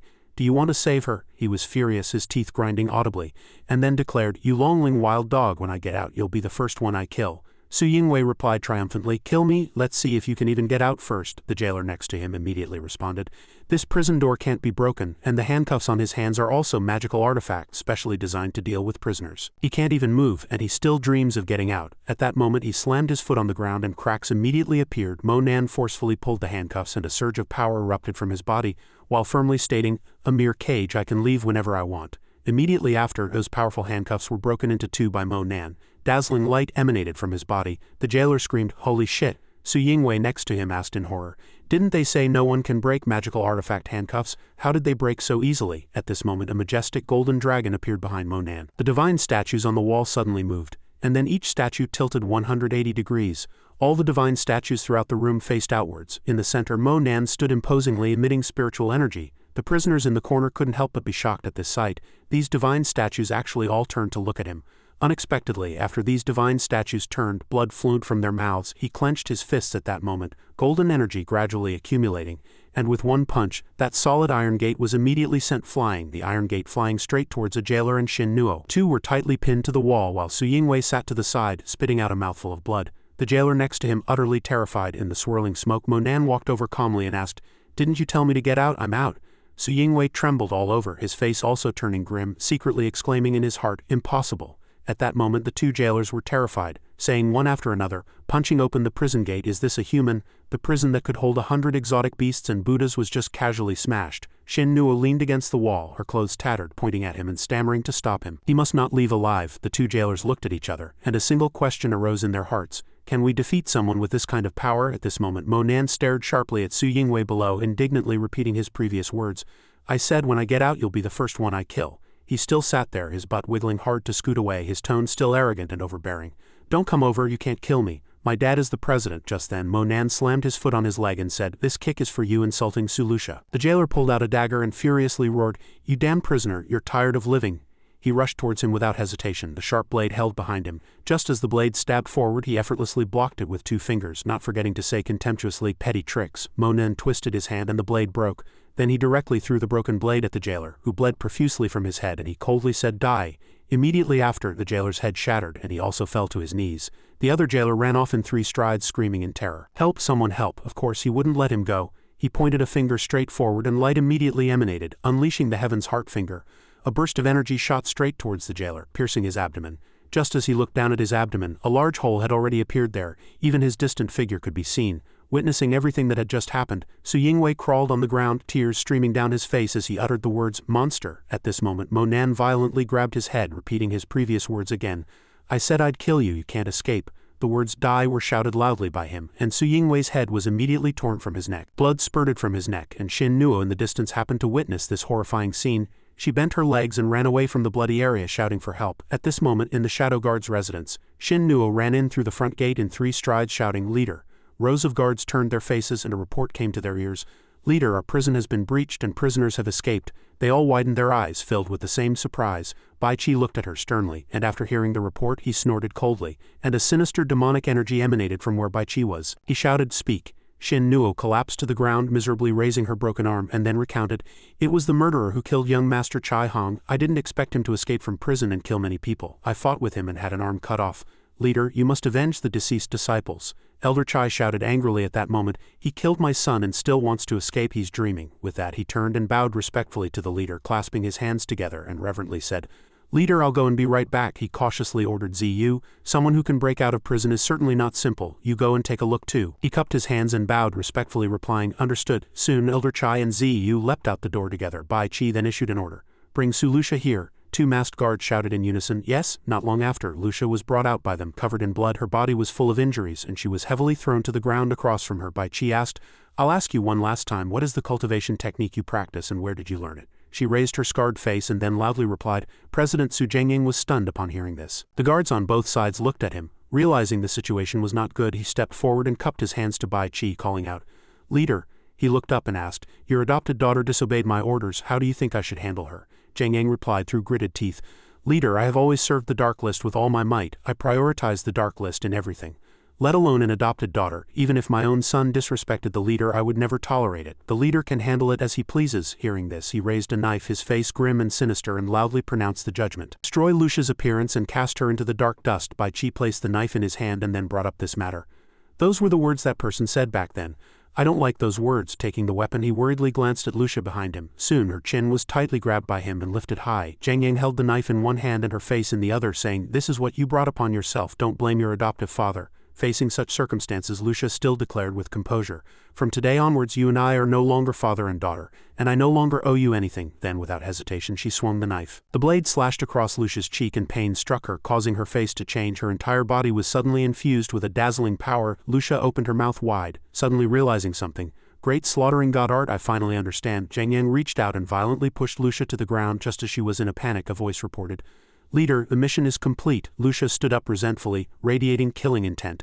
Even Jiangying felt afraid. She quickly snatched the knife from his hand and Jiangying exclaimed in horror, "What?" Without waiting, Lucia quickly rushed towards Bai Qi, who was sitting in the chair. She shrieked, "Kill!" Then Lucia gritted her teeth and rushed forward with the knife, but Bai Qi was already protected. The tip of the knife pierced the protective shield, causing it to crack. Taking the opportunity to advance, Lucia decisively aimed the tip of the knife at Bai Qi. He stared at her intently, when suddenly a black orb flew from nowhere, blocking Bai Qi's neck. Lucia subconsciously stabbed at the orb, her entire body trembling uncontrollably, sweat pouring down. Bai Qi furiously gritted his teeth and said, "Good." With that, a loud bang, and Lucia was sent flying. She was hit by sparks in the explosion, spitting out a mouthful of blood. The smoke gradually dispersed and Bai Qi still stood proudly in place, letting Lucia be thrown far away. He frowned, looking at her seriously, and Bai Qi secretly sighed in his heart, thinking, after all, she still can't cross the chasm. Lucia was bruised all over from the huge impact, spitting out another mouthful of blood and coughing continuously. Seeing this, the guards shouted to each other, "Protect the leader." Su Lucia actually dared to assassinate the leader. Men quickly seized this audacious traitor. Lucia gasped for breath with difficulty. Glancing at the sky, she realized with heartache, "The sky is so beautiful, but unfortunately I haven't admired it closely for a long time. Am I going to die today?" Lucia thought to herself with heartache. "I'm sorry, Monan." Bai Qi remained unusually calm at this moment, his 2 guards standing in front of him. Bai Qi's hands stained with blood from the knife cut. He gritted his teeth and shouted, "Where are the 4 brothers of wonder?" They all stepped out and responded in unison. And Bai Qi invited, "Haven't you always wanted Su Lucia? Go ahead, I'll only give you 2 hours." The 4 brothers of wonder immediately went wild with joy after hearing this, shouting loudly, "Thank you, leader." Then they slowly walked towards Lucia, making sinister laughs which made her say in fear, "No, kill me instead." The 4 brothers of wonder looked at the beautiful woman with greedy eyes, exclaiming one after another, "Sister Lucia, we've been thinking about you day and night. Don't blame us for being merciless." Scream, the more you resist, the more excited we get. At this moment, several masked figures appeared outside the door, holding guns and continuously firing at the door, then loudly warning, "Kid, don't even think about leaving alive today." Monan blocked the gunshots with a shield, calmly repeating his words, "Don't even think about leaving alive." He emphasized you. With that, Monan made a move, causing the bullets that had just been fired to reverse direction and shoot at the masked figures. But just as the bullets hit their heads, other arrows shot out from nowhere. Monan frowned, recognizing them as magical artifacts. He reached out to dodge the arrows shot at him, But when the arrow landed, Monan was handcuffed, his hands raised high, gripping the spear. Elder Chai aimed the tip of the spear directly at Monan, revealing, "Kid, you killed my son Chai Hung," he loudly declared. "I will use this 7-killing spear to drink your fresh blood and devour your soul to avenge my son." The people behind Monan were confused upon hearing this. The 7-killing spear can devour souls, and after Elder Chai is gone. "You damned old man, no one in the entire dark list can use it. Is he trying to perish together?" Ziyu stood behind Elder Chai and reminded him, "Elder Chai, hurry up, the leader is still waiting for us." He replied that if he couldn't cripple him within 10 moves he would self-destruct on the spot. Monan, on his side, still calmly announced, "To deal with you, 3 moves are enough for me." Elder Chai immediately felt an itch to fight and made his move, muttering, "Bastard, you're on the verge of death and still dare to be so arrogant." With a loud bang, the spot where Monan was standing was hit and he was sent flying backward, but thanks to this move the pressure on the handcuffs was hit and the handcuffs also shattered. He secretly sighed with relief. Foolish. After the smoke gradually dispersed, Elder Chai walked over with his spear and said, "Couldn't even withstand the first move." Then he raised his spear high, unleashing a dazzling move, generating bursts of fierce waves behind him. After accumulating enough energy, Elder Chai rushed forward with the spear, declaring, "Die." A smile curled on Monan's lips and he took this opportunity to raise the other handcuff towards the tip of the spear. With a clink, the handcuff shattered. The people around were scared witless at this sight, shouting to each other, "Run, be careful not to get caught in the crossfire." Elder Chai looked at Monan's way of blocking and mocked. "Didn't you say you only needed 3 moves to deal with me? This is already the 2nd move." After breaking free from both handcuffs he stretched and replied, "The 3 moves I spoke of, 2 were to break these shackles." His legs emitted a dazzling light, each step trailing fire. Monan declared, "As for killing you, 1 move is enough." No sooner had he spoken than the arrogant Tiger Path Seal technique was unleashed, pages flipping and radiating light. Monan stood amidst the blazing fire, a scene of dragons fighting in the wilderness, their blood dark and yellow. He slowly raised his hand and a fierce wind swirled, symbolizing absorption. In just the blink of an eye, Monan was rapidly filled with spiritual power. His strength unparalleled. Xianxia saw this and also asked in a panic, "What is this sight?" The light emanating around Monan illuminated everything, blurring all forms. Xianxia seemed to sense something was wrong and warned everyone to be careful. Then a massive explosion erupted in the space, shaking all directions. Back in the pavilion, Lucia was being harassed. The 4 brothers of wonder surrounded her. They spoke suggestively, "Sister Lucia, why are you hiding? We don't have much time left either." Everyone's faces were flushed, their greedy eyes unconcealable. One guy with a single braid even said, "I didn't expect such a beauty like Su Lucia to still be untouched." A guy with 3 braids added, drooling, "Then let us brothers help you get started." Then one guy, his eyes practically spitting fire, rushed over and said, "Lucia, your brother is here." But a loud bang from behind made everyone stop their wicked deeds. From the dungeon, a long spear shot out, accompanied by the words, "Get out!" The spear then struck the head of the man with the single braid, taking a large chunk out of it. The spear plunged directly into the ground and the man fell before Lucia's eyes. A group of people then walked out, but she unconsciously uttered the word Mo. He walked out from the fiery embers holding Xianxia's still bleeding head. Only then could she fully utter the name Monan. He tossed the head and sternly said, "Dare to touch her?" Monan proudly declared, "Did you ask for my permission?" Lucia choked out, feeling wronged. "Why?" she cried, tears of joy, and asked, "Why do you always appear when I'm in the most danger?" Lucia thought to herself, "You troublemaker, you'd better not get into any more trouble." Others around Monan cursed angrily.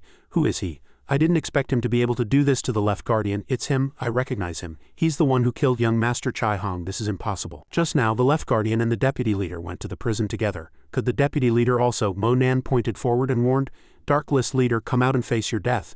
Zheng Yang adamantly refused and ordered, "Does he make a strong point? Don't even think of being disrespectful to our leader. Kill him," he declared. "Kid, this isn't a place where you can say whatever you want." Monan, however, scoffed. He raised his hand and waved, and blood beads splattered. Every drop of blood floated in the air like balloons, leaving everyone puzzled. That was, Monan continued to wave his hand repeatedly, and more blood beads splattered. A sharp-eyed person recognized it. "Using blood as a weapon, what kind of technique is this?" Then Monan coldly ordered, "Listen to my command." No sooner had he spoken than all the black-suited guards stood in a circle around him. One guy rushed forward shouting, "Kill!" Monan decisively waved his hand and a strike sent him flying far away.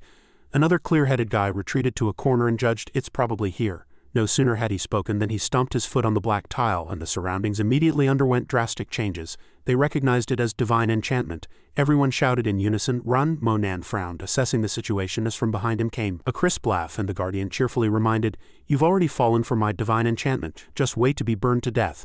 Lucia anxiously cried, "Monan, run!" Only 3 of the 4 brothers of wonder remained. They angrily yelled, "Damn woman, you've already killed our boss. You and your man won't get away. Send her to the underworld first." But before they could make a move, an unexpected explosion occurred. Someone from outside ran over with a gun, firing continuously, making them realize they were under attack. Old Zhu skillfully knocked them down one by one, suddenly noticing Lucia being bullied in the corner. Old Zhu picked up a gun and stood in front of Lucia, informing her, "Sister Lucia, I'm here." Seeing the modern weapon, the 3 bald men angrily fled, cursing furiously, "Damn it." Old Zhu then knelt on one knee holding the gun with both hands, continuously firing forward while reminding, "Get behind me, we need to run faster." Lucia playfully teased, "You stinky fatty, I didn't expect you to be quite loyal." Hearing this, he angrily retorted, "Loyal my ass, you've ruined me. Knowing you is the worst luck of my 10 lives. The Guardian saw the situation was bad and ordered, "Don't panic. First kill that leader, then deal with those small fries. Kill Monan first, then deal with Su Lucia," they answered. Yes, Monan was currently gathering spiritual power. He declared, "You think you can kill me? Cultivate for 10 more lifetimes." No sooner had he spoken than another loud bang occurred, leaving everyone dumbfounded, only able to watch. But the Buddha statues in the courtyard also shattered one by one. The Guardian saw the Buddha statues shattered and cried out in a panic, "The divine statues!" Actually, he fell to the ground in fear. Monan then walked over proudly, and the Guardian, trembling, warned, "Don't come over," but he paid no heed and walked straight past. Monan declared, "Bai Chi, it's your turn." He slowly walked over and reminded, "You are indeed strong, but you will never be my opponent," Bai Chi judged. "It seems you taught Su Lucia her cultivation technique." He frowned deeply, asking in confusion, "Who exactly are you?" Monan didn't answer immediately. Instead, he raised his hand to gather spiritual power, then responded, "Less talk." Then he extended his palm, initiating the battle with the cloud-dispelling hand technique from the 14 heaven-mending hands. A loud bang, accompanied by blazing fire, illuminated the entire area.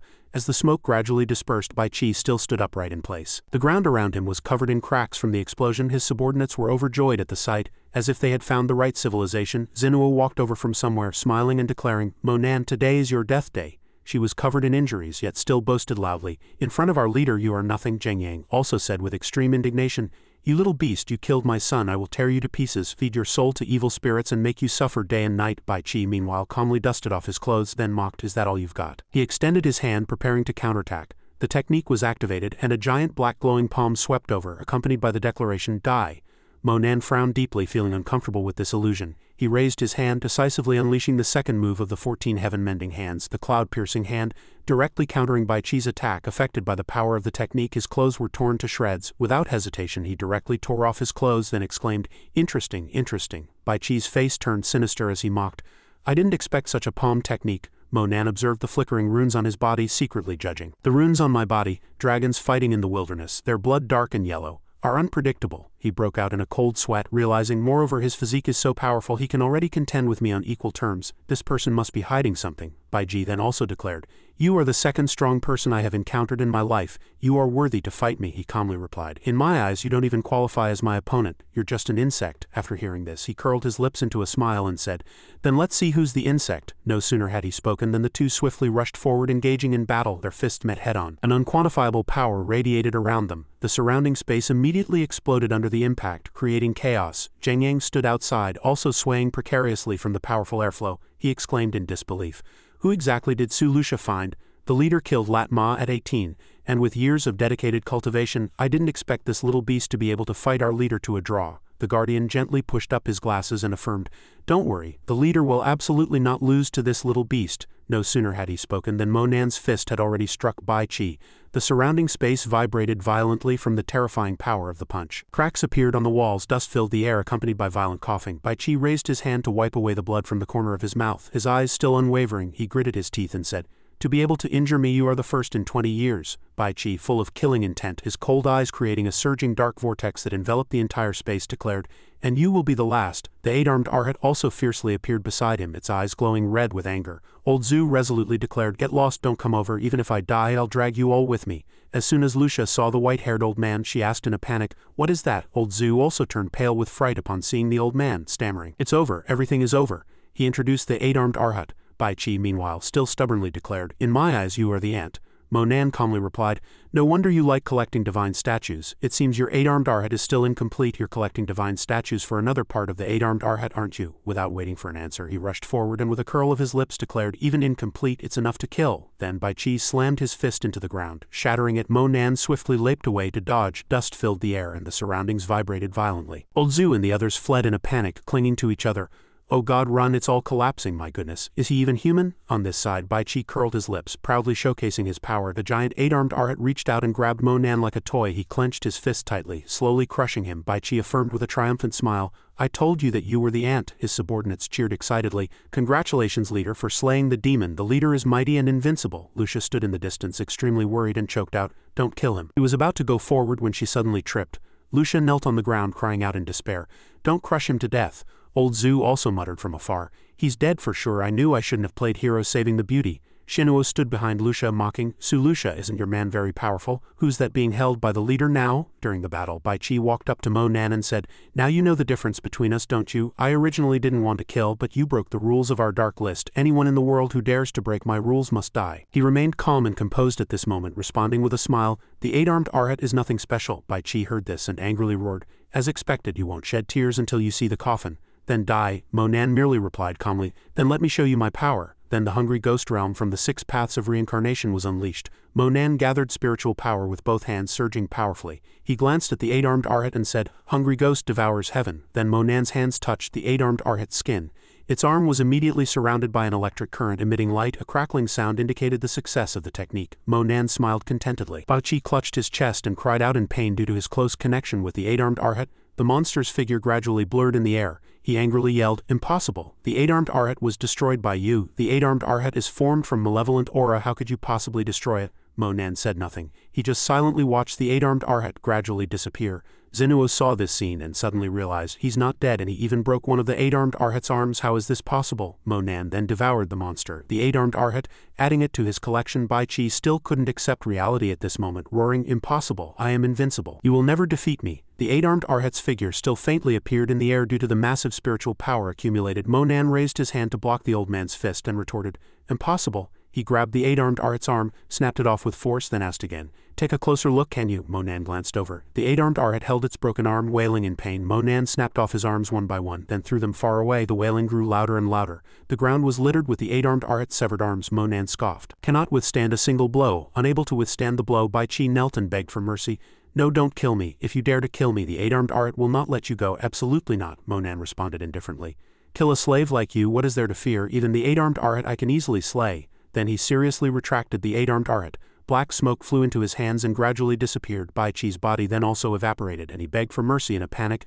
No, his eyes were bloodshot and his brows were tightly furrowed in pain. Bai Qi roared in despair, "No." His body gradually evaporated into black smoke, becoming withered, and fell to the ground. Mo Nan shifted his target and shouted loudly, "Where are the 3 brothers of wonder? Bring me their heads." Bai Qi's subordinates, seeing the previous scene, all turned pale with fright. They all knelt on the ground in unison saying, "Greetings, new leader." The 3 brothers of wonder also sweated profusely, meekly lowering their heads and begging for mercy. "We were wrong, new leader. Spare us. We were only acting on Bai Qi's orders. If we didn't obey, he would kill us. We are willing to follow the new leader to the death with unwavering loyalty." Mo Nan said no more and raised his hand, preparing to punish them. Daring to disrespect Su Lucia, he decisively brought down a strike, declaring, "Die?" No sooner had he spoken than a single strike cut the bodies of the 3 brothers of wonder in half. They didn't even have time to scream. Xianxia, terrified, also quickly tried to escape, but Mo Nan discovered her. "Bitch, still trying to escape?" He picked up the spear stuck in the ground. Gripping the spear with both hands, Mo Nan then decisively threw the spear directly at Xianxia, declaring, "Die." Her heart was pierced by the spear, letting out a horrific ear-piercing scream. Jiangyang's subordinates also knelt down in fright at this sight. He still defiantly yelled, "Mo Nan, what is your identity? Why do you think we will die just because you tell us to?" Mo Nan said coldly, "Sacrificing your own daughter for your status, do you deserve to live?" Jiangyang, unconvincingly, directly declared, "I have done my utmost by raising Su Lucia. How I choose to discipline my daughter is none of your business, outsider. You're truly meddling." Then Jiangyang turned around and persuaded his subordinates, "Brothers and sisters of the Dark List, do you want to be arbitrarily invaded?" "I don't believe it." They were drenched in sweat, asking themselves internally, can he kill everyone by himself? A mocking smile played on his lips as he sneered, "Haven't you finished your nonsense yet?" Jiangyang still firmly tried to persuade them, "Brothers, you don't have to be afraid of him, he's just a pretender." He went up and pulled them up one by one, muttering, "Quick, stand up, let's join forces and avenge the leader." He exhausted his true chi in the decisive battle with the leader. Now is his weakest moment. This is the perfect opportunity. At this inappropriate moment, old Zhu spoke up to report, "Boss Mo, Su Lucia's face has been ruined by that old dog." Mo Nan glanced at her, covered in wounds, her face looking haggard and pitiful, and declared with growing anger, "Su Jiangyang, your sins are unforgivable." He rushed forward mercilessly, shouting, "I'll fight you to the death." Mo Nan raised his hand, unleashing a powerful beam of light, and decreed, "Die." As soon as the words left his lips, Jiangyang's body was torn in half so quickly that he couldn't even let out a scream. Mo Nan announced to everyone, "From today onwards, I will be the new leader of the Dark List." Everyone responded in unison, "We pledge to follow the new leader until death." He then continued to announce, "I appoint Su Lucia as the deputy leader of the Dark List. If anyone disobeys, Su Jiangyang's fate will be your fate." Everyone responded in unison, "As you command, greetings, deputy leader." She opened her mouth somewhat bewildered. This, Mo Nan glanced at the person hiding behind him and ordered, "Right Guardian, take me to see the Dark List leader's missions." He respectfully bowed and replied, "Please follow me." In a spacious room, the blackboard was covered with many photos, making Mo Nan think, I didn't expect the mysterious Dark List to accept missions this way. But it's not surprising, the Dark List is an assassin organization, not some ancient cult. They undertake all assassination missions in Huaxia, so of course they would use this method. Monan observed carefully, searching. Let me see who wanted to poison Grandpa. Who exactly was it? The huge blackboard made Monan seem tiny. After a search, a piece of information emerged. Target, Elder Mo, client, Yan Clan of Yanjing. He recognized the Yan Clan of Yanjing. Monan asked, "Are there any members of the Yan Clan of Yanjing in the Dark List?" The Guardian cautiously replied, "Yes, your important left Guardian has already been executed by the leader. There are 100 assassins below and 2 outside." Monan raised his hand, signaling silence, then reminded, "All right, everyone leave, there's important business to discuss," he thought to himself. "Yan Clan, I will definitely make your lives worse than death." The Guardian quickly scurried away, replying yes before the door closed. The room became silent. Monan looked at Lucia with a hint of sorrow. She asked, "Monan, you must have a way to help me restore my original appearance, right?" He softly replied, "If you can cultivate the great slaughtering god art to its second major realm, you'll have a chance for spiritual transformation, and restoring your appearance will be a minor matter." Lucia firmly replied, "All right, I will definitely cultivate diligently." Hearing this, he secretly thought with satisfaction, actually helping her heal her wounds isn't difficult. But if she doesn't make herself stronger, others will harm her again in the future. Subsequently, Monan proposed, "I want to entrust the Dark List to you." Lucia asked in panic, "This is the renowned Dark List of Huaxia and you're entrusting it to me?" She secretly wondered, if it were in its prime perhaps I could barely manage, but now most of the Dark List's higher-ups have been killed by Monan. Monan gently stroked her head, comforting her. "Don't overthink it, you can do it, you just need to ensure your subordinates are loyal to you. As for their cultivation, I will help them improve. I believe a new batch of masters can be trained soon," he reminded. "There used to be shadow guards and now you also need your own shadow guards." Monan turned and left, reminding, "Follow me." The gatekeeper was startled to see someone coming. Monan walked over and ordered, "Open the door, I want to bring the prisoners inside out." He replied, sweating, "Yes."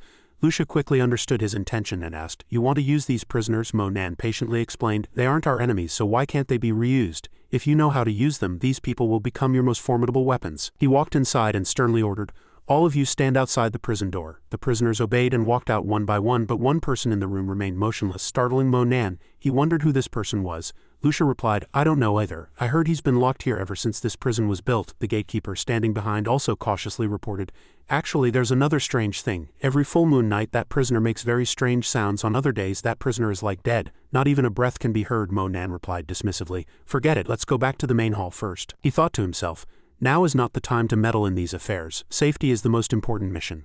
The prisoners looked somewhat bewildered at the people who came out. Monan stood before them and said with force, "I believe everyone knows who I am by now. Now I'm giving you a choice," he threatened coldly.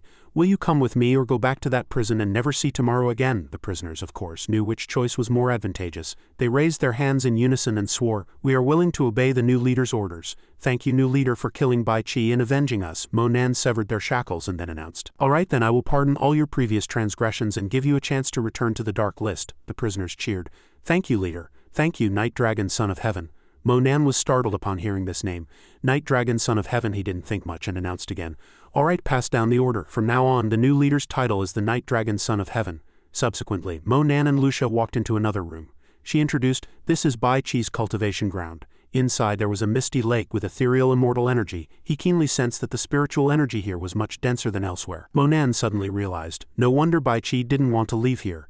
He didn't expect such a good place to be here. Lucia pointed and introduced, "Monan, you like alchemy, and there are all sorts of raw materials and elixirs here. You can fully utilize your talents." Various weapons were neatly hung on the wall. Monan also pointed and said, "Pick some weapons and take them out as rewards for your subordinates." Lucia still wondered, "This is such a good opportunity. Why don't you try to win their trust yourself and instead let me do it?" He patiently explained, "My authority isn't given by others. I only need them to fear me and respect me, but you are different. If you want to command them in the future, you must win their hearts. This matter holds many benefits for you." Lucia smiled happily after hearing these words, realizing in her heart, it seems he has already made arrangements. Is this man planning to build a magnificent enterprise? Then I must do my best to assist him. At this moment, Monan inadvertently saw several bottles on the stone wall. A little surprised, he wondered what method these elixirs were refined with. Lucia replied, "The Dark List doesn't have skilled alchemists. These elixirs were all bought from the Alchemy Association." Monan replied in surprise, "There's even an Alchemy Association." He thought to himself, "How many places in Huaxia have I never been to?" Without much thought, Monan made a request, "You go out, I need to refine some elixirs." Lucia didn't hesitate and turned to leave. Monan stood alone in the stone cave, the quiet and ideal space making him sigh contentedly. He thought of Kuan Yin and felt happy. With the help of the elixirs she wouldn't feel pain when her cold body flared up at 18. Monan pondered, I wonder how she's doing in Yanjing and if the Yan clan has used any despicable tricks. He secretly warned himself, new grudges and old hatreds, deep-seated animosities. Once I have enough power I must personally eradicate the Yan clan. In the spacious villa an urgent voice rang out. Young master, your subordinate ran in hastily to report. Young master, something bad has happened at the Dark List. Leader Bai Qi has been killed. Ling Tian remained calm at this moment, ordering. Your subordinate hastily reported. Young master, something big has happened at the Dark List. Leader Bai Qi has been killed, he asked in panic. How could this happen? Where is Kong Yu? Where did he go? With such a big incident he didn't personally report to me? That subordinate said again. Kong Yu was also killed. He knelt on the ground timidly, clasping his hands, stammering. Also, the entire family of the deputy leader has been killed. As soon as the words fell, Ling Tian didn't hesitate. Directly flicking his hand and sending that subordinate flying, he furiously clenched his fist, thinking, I put so much effort into promoting Kong Yu to Left Guardian, and I worked hard to win over the deputy leader. I believed I could control all the power of the Dark List within 2 years, but I didn't expect such a major accident now. Then Ling Tian roared angrily. What on earth happened? He had lost several teeth from that earlier attack, and now could only say with a tearful face, we only have a few remaining informants outside the organization. He reported in detail, but they didn't get much information, only knowing that the leader, deputy leader, Left Guardian, and nearly 200 people within the organization were all killed in one day. Ling Tian listened, asking in disbelief, in one day, who is the current leader? Is it that scholarly guardian? That subordinate trembled as he replied. No, it's a female assassin named Su Lucia. Ling Tian was suspicious. How could a female assassin kill so many people at once? Does she have accomplices? That subordinate, knowing his place, knelt again and reported, yes, the intelligence indeed mentioned this. She invited 2 capable assistants to help her. Ling Tian was then relieved, thinking Bai Qi had already turned 2 people who threatened him into shadow guards. These 2 assistants must not be ordinary people. He then asked, what are the names of those 2 assistants? That subordinate, wiping sweat, reported fearfully, their names are Little Demon Erlang and Brother 7 Nong Dongshang. Ling Tian, upon hearing this, kicked that subordinate again in dissatisfaction. Then ordered, are you kidding me? Go immediately and investigate what happened at the Dark List, he roared angrily. Also, tell Su Lucia that our Yan clan wants to cooperate with her. We absolutely cannot cut off control over the Dark List just like that. That subordinate covered his stomach in pain and replied confusedly, yes, I'll go at once. Ling Tian's mouth curved in a satisfied smile, thinking, without the help of the Dark List I will lose many important pieces at the Panlong banquet a year from now. Su Lucia, is it? There's no woman in this world that I, Sao Ling Tian, cannot conquer. A week later at the train station the sun was setting, casting golden light over the earth. Old Zhu walked over and exclaimed, Boss, can we really admire those long-legged beauties here? Mo Nan also turned to look curiously. A woman in a long white dress, its hem fluttering in the wind. She was beautiful and captivating, drawing everyone's gaze, and Kuan Yin's eyes shimmered with a hint of sadness. She thought to herself, finally I have a chance to attend the banquet with my father. Why is my body acting up at this very moment? The relationship we finally improved is now going to be ruined by myself, Kuan Yin pondered, gently caressing her sparkling hair, drawing exclamations from everyone. Quick, look, Miss Lin, the campus belle is here. The campus belle is getting more beautiful recently. Why is your voice so loud? Do you want to die? If the Yan clan people hear you, won't they break your legs? Last night the president of Yanjing University, upon seeing Miss Lin, happily said, and then declared, even if she's Sao Ling Tian's fiancée, I'm not afraid. This is clearly asking for trouble. The car sped by and she stood there looking at the bustling crowd opposite. The sunset sky glittered, making it hard for Kuan Yin to shake off the myriad thoughts in her heart. Ever since she took those pills her body seemed to be infused with spiritual energy, often sensing a comforting aura. She looked at her phone screen, troubled that she hadn't had a chance to properly thank him. Why hasn't he come to find me after he gave me the gift last time? I haven't seen him since. Kuan Yin blushed, hesitating. Should I send him a message? Remembering Mo Nan's gentle face and bright smile, she mustered a little courage. Kuan Yin quickly typed a line on the screen. The sunset is beautiful today. Is the sky beautiful on your side too? But then she shook her head, thinking, I wonder if he's busy. It might be strange to greet him suddenly like this. The phone screen still showed the conversation content and unsent message. Mo Nan, standing by the roadside, was also looking at her. He thought to himself, the Yan clan's influence here is too strong. If I approach Kuan Yin directly, it will cause her trouble. Mo Nan thought to himself, Kuan Yin, next time I will stand before you openly. He then pulled out an exquisite small white box from his pants pocket. Mo Nan requested the president of the Yanjing Dark List branch, Bai Anhua, to give this to her. She responded, yes. Bai Anhua slowly walked across the road. She stood opposite Kuan Yin and suddenly realized, no wonder the leader came here personally. Such an outstanding beauty is enough to captivate any man. Bai Anhua handed out the small white box and then announced, this is a gift I specially prepared for you. Kuan Yin asked, what is this? Bai Anhua replied, if you want to know, open it yourself. I don't know what's inside, I'm just responsible for delivering it to you. Kuan Yin nervously reached out to take it, then thank you. Bai Anhua replied confusedly, you're welcome, Long Fei. If there's nothing else I'll be leaving. With that she decisively turned and left, leaving Kuan Yin bewildered.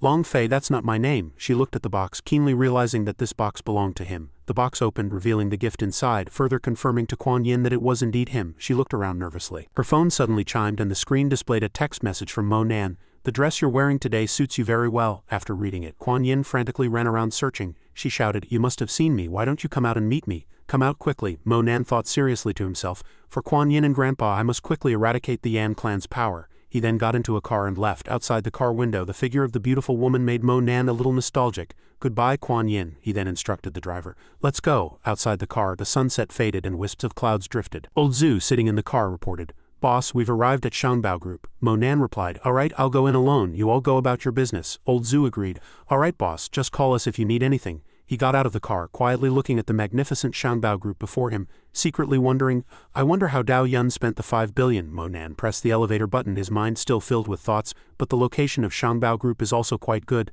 The elevator doors opened and he slowly walked out. A female employee stepped forward and politely asked, "Hello sir, how can I help you?" Mo Nan suggested, "I'm here to see Chairman Dao Yun." The female employee asked again, "Sir, do you have an appointment?" He replied, "No." Mo Nan then thought to himself, if he called Dao Yun he would surely come immediately. After hearing his answer, the female employee informed him, "I'm really sorry. To see our Chairman Dao, you must make an appointment in advance.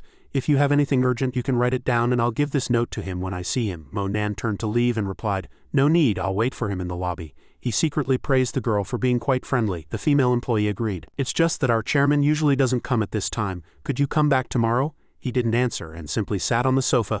The female employee keenly noticed, "Oh, so he's also here for an interview?" He happily replied, "Are so many people here for interviews? It seems your company offers good benefits." The female employee replied, "Of course, this person is also here for an interview. You'd better perform well."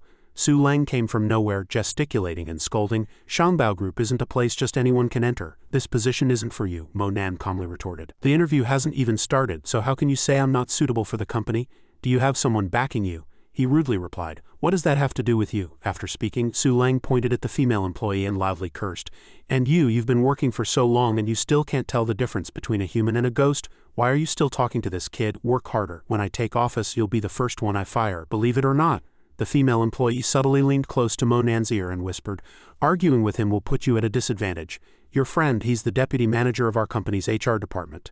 After that, she was continuously scolded by Su Lang but kept bowing her head and apologizing. Yan walked over step by step, rudely pointing at Su Lang and announcing, "You stay, everyone else is not suitable for our company, go back quickly." The other interviewees were startled and confused by this.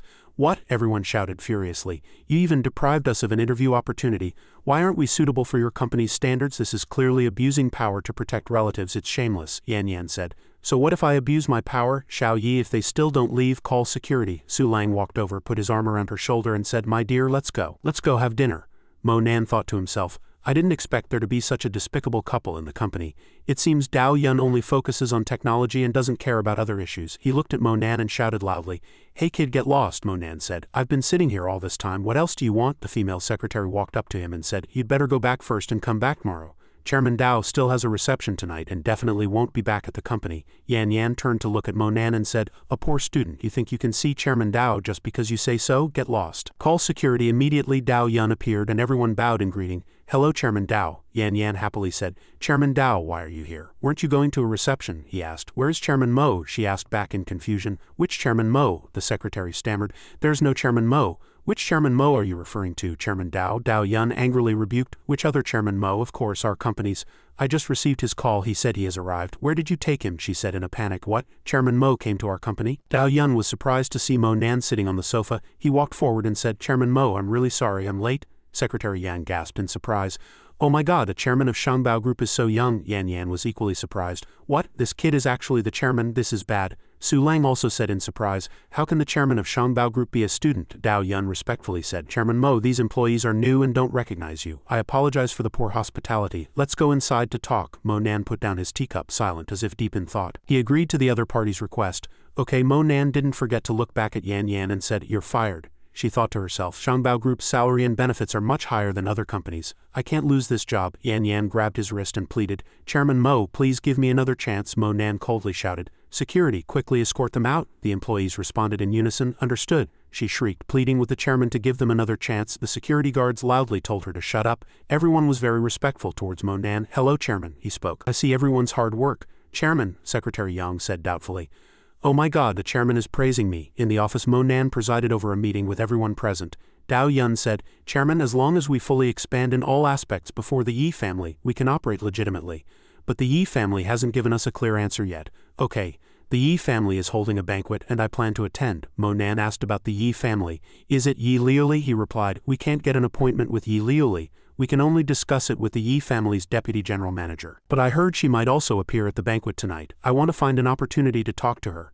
He thought to himself, if it's Yi Liuli, perhaps I have a way. It seems I must go to that banquet. The sound of reporters' cameras clicking and camcorders whirring filled the venue as a man and a beautiful woman appeared on stage. A reporter said, is that Miss Mew? She's so beautiful. Another person also said, yes, much prettier than those popular models and actresses today. Kuan Yin thought to herself, it's finally here. As long as father is happy. Chairman Mew appeared with his daughter. He happily waved to everyone. Someone said, Chairman Mew, I truly envy you for having such a beautiful daughter. He replied, envy me for what? Who doesn't know your son is the most outstanding young man today? Mo Dan thought to himself, Chairman Dao indeed has his own plan, I just need to wait for Yi Liuli to appear. He raised his hand, deep in thought. Ever since the dragon's roar appeared, his body felt a bit uncomfortable. The internal throbbing made him murmur, confirming that it was indeed a flood dragon embryo. Although I have traveled extensively for many years, I have never heard of a flood dragon embryo existing in a human's divine sea. Moreover, flood dragons have long been extinct. How could there be a flood dragon embryo in my divine sea? A black vortex appeared in his palm, and he pondered. This is the opportunity of the 6 paths of reincarnation. Although it has absorbed a large amount of spiritual power during this period, it's not too unbearable. Instead, it helped me heal the hungry ghost that had been bothering me. The hungry ghost is too powerful and will attract many vengeful spirits. I must find an opportunity to completely refine this hungry ghost and transform it into a divine ability. Otherwise, if Yan Qingti's Jin Yin discovers the 3rd fragment, it will be even more difficult to control. Mo Nin sat quietly with his eyes closed as if organizing his thoughts. Kuan Yin spoke. May I sit here? He thought to himself. Such a lovely fragrance. He thought this person looked a bit familiar. He opened his eyes, surprised to see her. Mo Nan focused on her, thinking to himself, Kuan Yin. Mo Nan politely stood up and said, of course, please sit. He sat silently thinking, did Kuan Yin specifically come to find me? This might be the best opportunity to tell her that I am the white-haired youth who saved her by the lake. She also had her own thoughts, wondering why this boy's aura was so similar to that person. Mo Nan continued to think, I wonder how Kuan Yin will react when she finds out. Kuan Yin looked at him silent. She thought to herself, oh my god, it's that scoundrel rogue who tried to force a kiss on me. Kuan Yin blushed, thinking, what should I do? I'm crazy, I actually feel his aura on this rogue. When I was attacked last time, why was I so foolish? How could I mistake someone with a completely different appearance? She held her phone, thinking, quickly send him a message. Both held their phones, pursuing their own emotions. Mo Nan looked at the text message he had just received on his phone. It was from her. He drank water, thinking, Kuan Yin's unread message. Did Kuan Yin recognize me all along? She's so shy she doesn't dare to speak face to face. How cute. She thought to herself, oh my god, I'm actually sitting next to a pervert. What should I do? He choked on his water when he read her message. Mo Nan thought angrily, pervert girls really have terrifying imaginations. He said softly, I'm sorry. Kuan Yin stood up in a panic and he continued, I didn't mean to. She angrily shouted, I'm warning you, don't ever appear in front of me again. With that, she hurried away. Mo Nan called out from behind Kuan Yin, but she didn't look back. He felt frustrated and disappointed. Mo Nan thought, why does my usual composure disappear every time I encounter Kuan Yin? When will I be able to explain things clearly? After that, the two exchanged text messages. I learned from the internet to scare that stalker. Next time I meet him, you must help me teach him a good lesson. I will protect you. Dao Yun saw him and called out, Chairman Mo, he continued. Yi Liuli has arrived, but she's surrounded by a large crowd. How can we get a chance to discuss a business partnership with her? Mo Nan said, I'll handle this. Liuli was toasting someone. She saw Mo Nan walk in and looked up. She thought to herself, it's him. Here, he raised his glass to her. Liuli turned to everyone and said, excuse me, I'm being rude. She walked up to him and said, Mr. Mo, long time no see, I've been looking for you. Below, people whispered, who is that kid? How could CEO Yi take the initiative to toast him? Mo Nan said, I'm actually here to discuss a business partnership with CEO Yi. Allow me to introduce you, this is Dao Yun, chairman of Shangbao Group, he said. I've long heard of CEO Yi's reputation. You are indeed more beautiful in person than on TV, Liuli happily said. Isn't this all thanks to the medicine Mr. Mo gave me? So Chairman Dao is also a friend of Mr. Mo, Dao Yun joked. He's also my boss. Whether I get paid next month depends on him, she continued. Since it's Chairman Mo's company will take this business, our secretary will contact you later to discuss the detailed terms, Dao Yun happily said. Thank you, CEO Yi, I'll toast you, Mo Nan thought to himself. With Yi Liuli's help, results will be seen in no time. Liuli subtly reminded, Chairman Dao, I'm really sorry, but I have some private matters I'd like to discuss with Mr. Mo alone. Excuse me, he thought to himself, a man and a woman alone in a room. Dao Yun smiled and said, please you too. He frowned, thinking, I have a bad feeling. She opened the door and said, come in, I won't eat you. What are you afraid of? Mo Nin seemed hesitant, but finally decided to go in. After entering the room, he turned to look at her as if asking what was wrong. Liuli said sadly, I'm drunk, Mo Nan frowned and said. I can see that, she continued. Last time you said that medicine was made by you, so you must know what happens when I drink too much, right? Liu Li said hopefully. You're a medicine seller. You must have a way to help me, right? He said.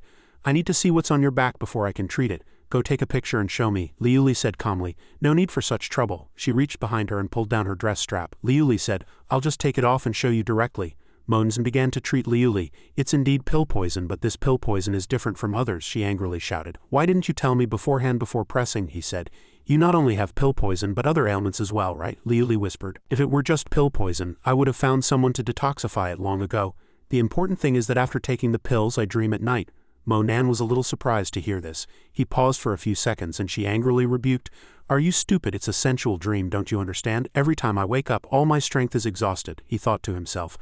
I didn't expect Yi Liuli, who is over 30, to still be as shy as a young girl when talking about this. Mo Nan gently asked, Actually, occasionally having such dreams is nothing strange. Is there any other discomfort? Liuli replied. It's not normal, not occasionally, but every time I take the pill I have such dreams. And each dream lasts a very long time, he pressed. How many pills did you take at once? Mo Nan thought he had given her exactly 20 pills, enough for her to take for many years. She cried and said, 1 pill every night. I've already finished all your medicine. He thought to himself, knowing that taking 1 pill would cause such dreams and still taking them continuously. She's really too. Mo Nan said, You know the medicine has side effects and you took so much. Don't you have a partner who can satisfy your needs? Liu Li shyly hit his shoulder. I'm not married yet. Where would I get a partner to satisfy you, you big head? She said coquettishly. Actually, I'm still a virgin. Mo Nan turned and asked, Have you never had a boyfriend before? Is that right? Liu Li replied. No, she confided. Ever since I was little I haven't been interested in men. For many years the most I've done is shake hands with the opposite sex, Liu Li continued. But every time I take that medicine I really like his scent in my dreams. He smiled and said, That's the scent of the medicine, not mine. She lay there and softly rebuked. I don't care, I don't feel disgusted by physical contact with you, but with others it's the opposite. They always make me feel sick. Mo Nan turned and replied, I can't help you with this. I can only help you find an antidote, Liu Li said shyly. Stingy, I don't care about you at all. Hurry up and detoxify me quickly, I'm afraid of pain. He placed his hand on the acupoint on her back and began to help her detoxify. She whispered, Thank you, I agree to cooperate with your group. As a reward, please give me a few more pills. Mo Nan said, I can give you 30 pills, that's all. Liu Li bargained, Only 30 pills? No, I want 365 pills. She whispered, I'm so sleepy. He covered her with a blanket, thinking, I didn't expect the most successful female entrepreneur in Yanjing to expose her weaknesses in front of a stranger. Suddenly a phone rang and Mo Nan thought Kuan Yin is in trouble. Mo Nan strode along the sidewalk looking around for Kuan Yin. In front of him, Kuan Yin was being supported by a female bodyguard, and Senior Mu Shen was also present. Mo Nan breathed a sigh of relief. Good thing. The old man asked, Why are you here too? He said. Her internal cold has flared up, Mu Shen said. It seems you know quite a lot. Mo Nan thought to himself, in his previous life Kuan Yin only showed her special constitution when she was 18, but now she's not even 17. How did this happen so early? Come here, I want to see how she is. He reluctantly replied, All right, just 2 minutes. Kuan Yin remained unconscious, her head resting on the female bodyguard's shoulder. Mo Nan took her pulse, secretly thinking, It seems the bracelet was activated due to the eruption of the cold body within Kuan Yin. Kuan Yin's cold body eruption might be related to the pills I gave her. Mo Nan then thought, but fortunately the pills I gave her this time were enough to minimize the danger. He said, She'll wake up in a moment, but it will erupt once every month from now on. The female bodyguard asked, Then what should we do? Mo Nan secretly thought, Someone is coming, he instructed. You must not let anyone from the Cao family know about this, and remember, don't tell her I was here either. Mo Nan walked and thought to himself, I must accumulate enough power as soon as possible. Under the sunset-yellowed sky, neoclassical villas stood opposite each other across the flagstone path. Zhao Qing said irritably, Son, do you still want to take the exam? Mo Nan replied. The exam? Didn't I tell you I want to get into Yanjing University? She continued. You skip classes all day and still say you want to get into Yanjing University. He happily said, Okay, I'll go to school tomorrow. I'm going to take a shower first. Zhao Qing looked at her son, muttering, That brat. Mo Nan showered and thought to himself, with Kuan Yin's cold body and cultivation, a cultivator will achieve twice the results with half the effort. That's why Cao Lingtian in his previous life tried every possible means to marry Kuan Yin. In this life her special physique must never be discovered by the Cao family again. Zikui walked into the bathroom completely unaware there was someone inside and thought, He came home and didn't even wait for me, went straight to shower. She suddenly realized there was someone inside, tightly clutched her bath towel and froze. Mo Nan turned around, sweat dripping from his face, somewhat embarrassed. Zikui screamed in fright as if she had seen a ghost. Zikui ran thinking, Oh my god, how could it be brother Mo Nan? When did he come back? She ran out with her eyes closed, bumping into Zhao Qing, who asked, Zikui, what's wrong? She blushed, somewhat embarrassed, and replied to nothing. Zhao Qing stood there smiling meaningfully. Zhao Qing put her hand on her son's shoulder and said, Son, well done, very attractive. He interrupted, Mom, don't think nonsense. Mo Nan said a little awkwardly, Mom, I'm going back to my room to study, and even blushed. She continued, what a silly boy. Zhao Qing alone then said, Zikui and Yan Qingtai are both excellent girls. This boy has good taste. In the private room, a wooden framed painting hung on the wall depicting a black vortex swallowing light like a black hole. Mo Nan was pondering. Yanjing is a place full of hidden talents. To deal with the Cao family, the #1 family in Yanjing, I must increase my strength as soon as possible. Suddenly a loud shout came from outside. Brother Mo Nan, he asked in surprise. Zikui, what's wrong? She shyly handed Mo Nan a stack of documents. Here, this is for you. I copied some study materials from Teacher Su. You might find them useful. He looked at them and thought, these books are filled with formulas. I really don't know how long it took her to get all these things. What a silly girl. Mo Nan reached out and stroked her head, saying, thank you. With these materials I can confidently get into Yanjing University. Zikui happily said, go brother Mo Nan. A voice came from inside the house. Let's go to school. A white car was parked outside. Xianxia got out of the car with a bouquet of roses and walked towards the door. He unexpectedly saw Mo Nan and said, brother Mo, when did you get back? Mo Nan asked, are you very free? Xianxia replied awkwardly, no, I'm waiting for a friend. I didn't even know brother Mo was back. I'm truly ashamed. Mo Nan squinted at him and said, let's go. Xianxia, feeling uneasy, secretly thought, he didn't see through anything, did he? Mo Yu whispered to her friend, look at my annoying brother's face, it's so scary. Zikui also said, he seems to be unhappy about something. At this moment Mo Nan's phone in his pocket rang and he answered it. Mo Nan said, Mom, and the other end replied, son, your friend young Xianxia is so strange. This morning he enthusiastically dragged Mom to look at a new house, but now he suddenly called to say he couldn't go. He said with a terrifying gaze. Really? Maybe he really has something urgent. Mo Nan secretly thought, it seems I was right. In the morning in the classroom he slowly walked in. Mo Nan walked to his seat and sat in contemplation as if thinking about something. Suddenly, old Zhu put his hand on Mo Nan's shoulder from behind, startling him, as he had been very nervous lately. Old Zhu with his hand on Mo Nan's shoulder said, I know someone who writes exam questions. Do you want to see them? He turned around and replied, you can know such powerful friends? He replied shyly, actually I stole 10,000 yuan from my dad anyway, it's just a workbook and I'm so rich. I'll print another copy for you, and then both of us can get into university. Mo Nan secretly thought, it was like this in the previous life and it's the same in this life. There aren't many people who truly treat me well in this life, and he's one of them. He looked at old Zhu and said, Fatty, actually I also have a complete set of practice questions. I'll lend them to you when we go back this afternoon. He widened his eyes in surprise. You have them too, Mo Nan thought. Although I can't remember 100 of the exam questions, it's at least 80, which is enough for this fatty to get into university. The exam day was finally approaching. June 7th, the first day of the exam, a loud shout came from the school playground. Yan Qingtai is over there. Miss Yan, I heard you applied to Yanjing University. Why didn't you choose the more specialized Yanjing Conservatory of Music? Many big stars hope you can write songs for them. Do you feel any pressure? You and Qingqing Han must be good sisters, right? Can you share anything about that creative genius with us? A reporter was interviewing her. Qingtai looked at the boy who had just walked over, thinking Mo Nan. She turned her head and replied to the reporter, her eyes still on him. Why do I want to go to Yanjing University? Well, because Qingqing Han also wants to go to that school. Excuse me everyone. Please don't disturb other examinees, thank you. In the private room, Mo Nan was sitting in front of the computer when a knock came. Son, Qingtai is here to see you. Zhao Qing looked at him happily and said, you two chat slowly. Mo Nan looked at her, thinking, shouldn't this girl be at night cram school? Why is she at my house in the middle of the night? She seems to have had a little to drink. After closing the door, Mo Nan asked seriously, have you been drinking? Qingtai smiled and replied, just a little, but the taste is far inferior to your spiritual pills. Suddenly she said, brother Mo Nan, he thought, calling my name like that suddenly, she must have something to say. Qingtai continued, my dad said that if I get into university I can have a boyfriend. Mo Nan was a little surprised to hear her say that.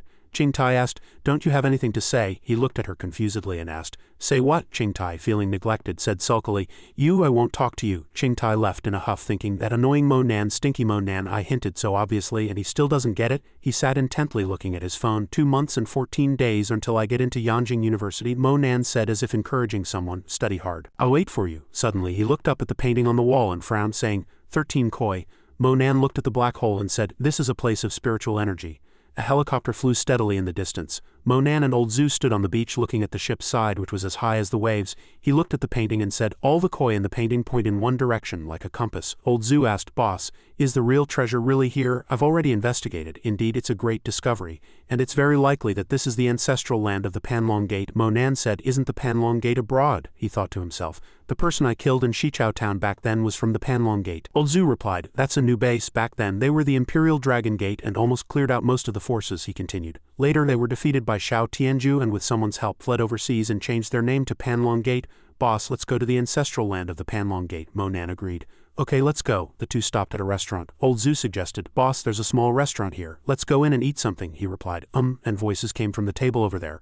Master Mo, we've been here for 7 days. When can we go to the ancestral land? Monan thought, they also want to go to the ancestral land. Yihan stood with her arms crossed, intently watching the old man as if waiting. Master Mo said, I, the dignified true immortal Mo of Jiangnan, still have to listen to you. If it weren't for our destiny, how could my handmade talisman sell for only $1 million to you? You're really overreaching, Yihan said awkwardly. I'm sorry, Master Mo, I didn't mean that. Monan thought that Master Mo is the true immortal Mo of Jiangnan province, isn't that me? Old Zhu angrily said, I think this guy is tired of living too long daring to impersonate you. Boss, why don't we teach him a lesson tonight? He shook his head and said, it seems my reputation as true immortal Mo is not yet famous enough, otherwise no one would dare to impersonate me so openly. Yihan continued, Master Mo, I know masters like you need time, but our father back home can't wait any longer, and now is a critical moment, the old man replied. Didn't I say, we still need 2 South Sea pearls for the ritual? I've already arranged for them and you can get them next month, the girl next to him said. That long? Meng Ning held 2 pearls in her hand and said, I happen to have 2 South Sea pearls here, but they were my grandmother's dying gift as part of her dowry. How can I sell them to you? Yihan said sadly. Since they are your grandmother's keepsakes, I really shouldn't contend for them. Hearing her say this, was so angry he couldn't speak. You idiot, Master Mo said. This lady is truly benevolent. The common people are now in dire straits, yet you are still full of love. How about this? Sister Meng buys them at a high price, and after the matter is done, you can buy them back from her. Yihan asked. Sister Meng, is that okay? These South Sea pearls are worth $1 million, and I agree to buy them at the original price. Meng Ning put on a wronged expression and said, For the sake of the people's lives, so be it. Yihan had no idea this was their plan. She turned to the woman and said, Thank you, Sister Meng. I'll transfer the money to you now. On this side, old Zhu ate and said, What a silly girl, she doesn't even realize they're ganging up to cheat her. How can there be such a foolish person in the world? Monan thought.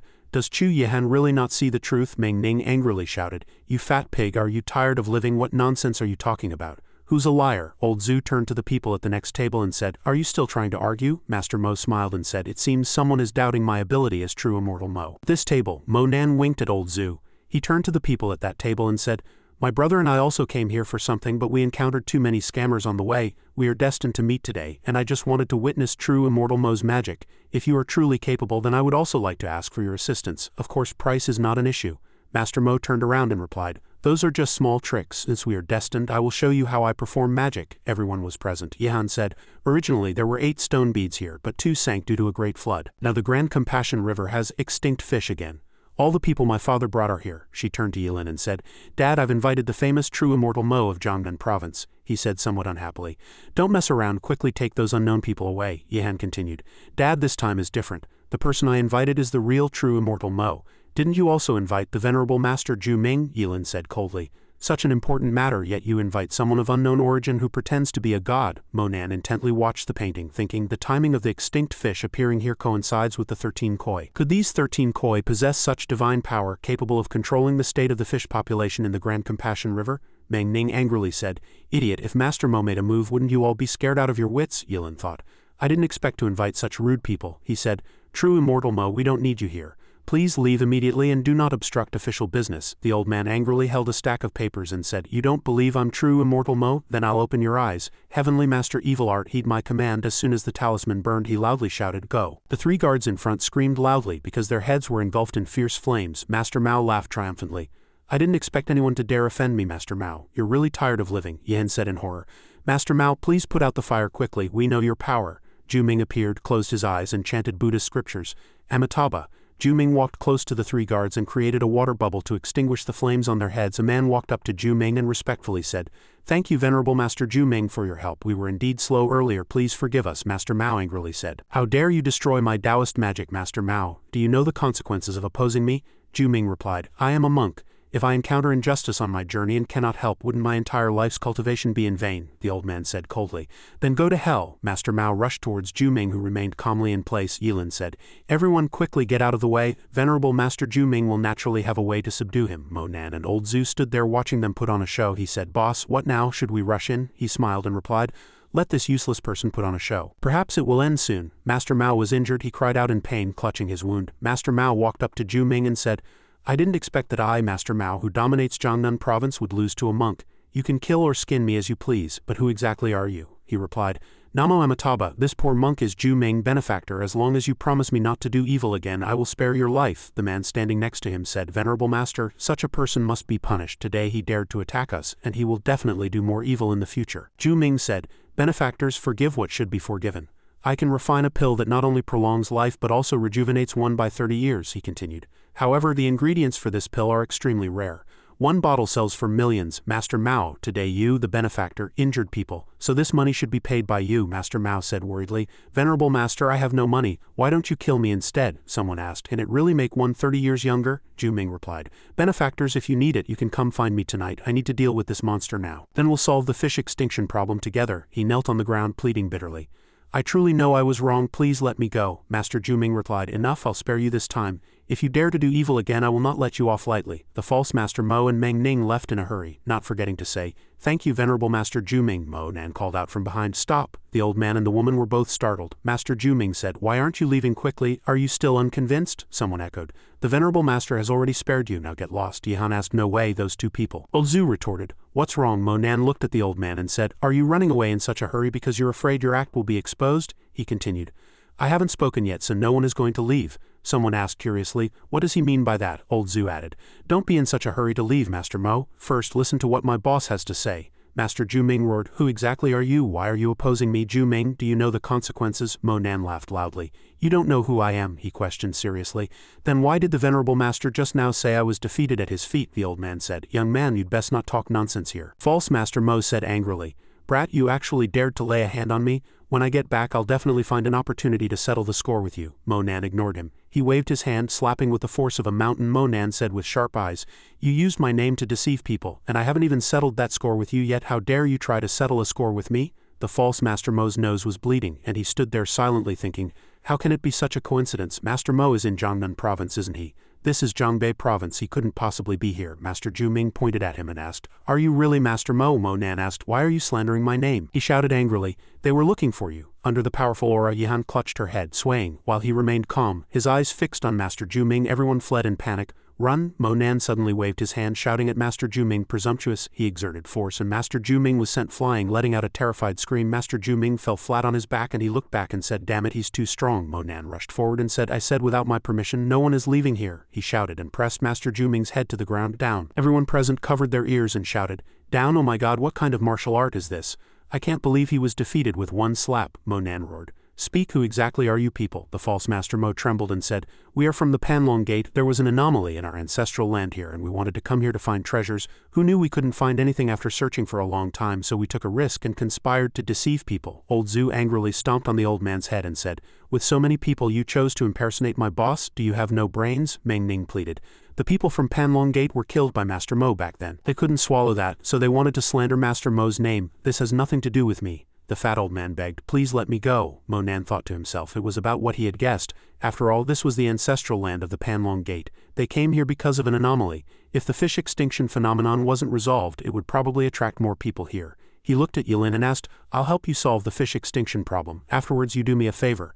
Block the river opposite for a period of time so no one else can come here. Do you agree? Yihan pulled Yilin's hand and said, Dad, hurry up and agree. He is genuine. Yilin said, All right, how long do you need? I can't wait too long. Half a month at most. The female bodyguard objected. This won't do. These people are just swindlers with a bit of martial arts. We'd best follow scientific methods. First check the water quality, release new fish, then change the water source and observe the changes. Yihan asked doubtfully, Master Mo, I don't mean to offend. Your cultivation is indeed powerful, but can you really handle such a large river's problem? Mo Nan waved his hand and said, To you this is a big deal, but to me, it's nothing. After speaking, he walked on the water as if on flat ground. Yilin thought in surprise. How can a person walk on water so calmly? Mo Nan shouted. Spring thunder, messenger horse spirit, many lightning bolts appeared around him. Mo Nan stood in the center of the blue sea and a huge whirlpool gathered around him. From the perspective of the Lingxiao Palace, all living beings were grand, and small river fish were hiding, water splashed, forming many white circles, and Mo Nan's figure remained stable. Yihan pointed at the sea and shouted excitedly, Fish, look, all fish, many large and small fish are gathered around him. Yilin shouted in horror.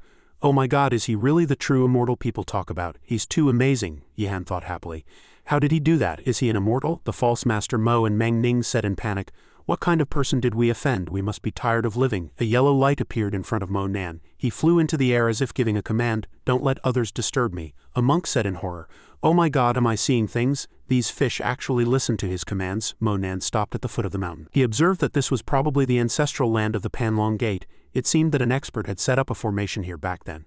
Mo Nan looked at the painting and thought, the other fish have disappeared and the 14th fish is pointing the way. The person who drew this map back then must have been a genius to design such a marvelous map. He still stared intently at the painting and said it should be just ahead. Mo Nan walked along the path between the stone forest, listening to the rustling leaves and the sunlight slanting through the canopy. He stopped before a glowing emerald lake, quietly watching the ethereal light pillars rising, guessing they should be here. Mo Nan unrolled the scroll, immersing one end of the black vortex into the water. After he finished, he clapped his hands and water splashed everywhere. As the scroll touched the water, glowing schools of fish surged towards it, circling around the vortex opening as if being sucked in. He said happily, this spiritual energy has accumulated for at least 100 years, and its form is very natural. I'm afraid the Panlong Gate established itself here for this very reason. Mo Nan sat quietly, hoping to break through the spirit-gathering realm and enter the yin-yang realm in one go this time.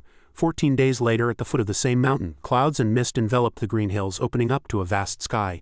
Mo Nan sat cross-legged on a rock at the summit, chanting the 8th-level spirit-gathering realm incantation. When golden light pillars erupted and spun around him, his clothes gently fluttered. Finally, Mo Nan opened his eyes, thinking, I've finally reached the 8th level. He closed his eyes again and continued to think, it seems there's hope of touching the yin-yang realm. Continue. Mo Nan suddenly opened his eyes wide as if he had discovered something. In front of him was a small dragon surrounded by many golden lights. Mo Nan secretly thought, this flood dragon embryo is truly a constant source of worry. It hasn't absorbed anything for so long and it chooses this moment to snatch my achievements. He frowned and said, it seems it's impossible to break through to the yin-yang realm now. However, subduing that hungry ghost should be no problem. Mo Nan sat cross-legged and shouted, hungry ghost path. He formed hand seals in front of his chest, inhaling a black vortex-like stream of air. A black cloud of mist appeared below, emitting faint sounds above his head. The spiritual book floated, its pages rustling in the shimmering water. The pages opened, emitting light, and golden characters clearly appeared as if a command. Mo Nan secretly thought, today I must make you submit. He formed hand seals, guiding the black energy to churn, forming a vortex at the edge of the rocks. The black energy stretched into strips, whistling through the mountainside, then rushing into the forest. Mo Nan shouted,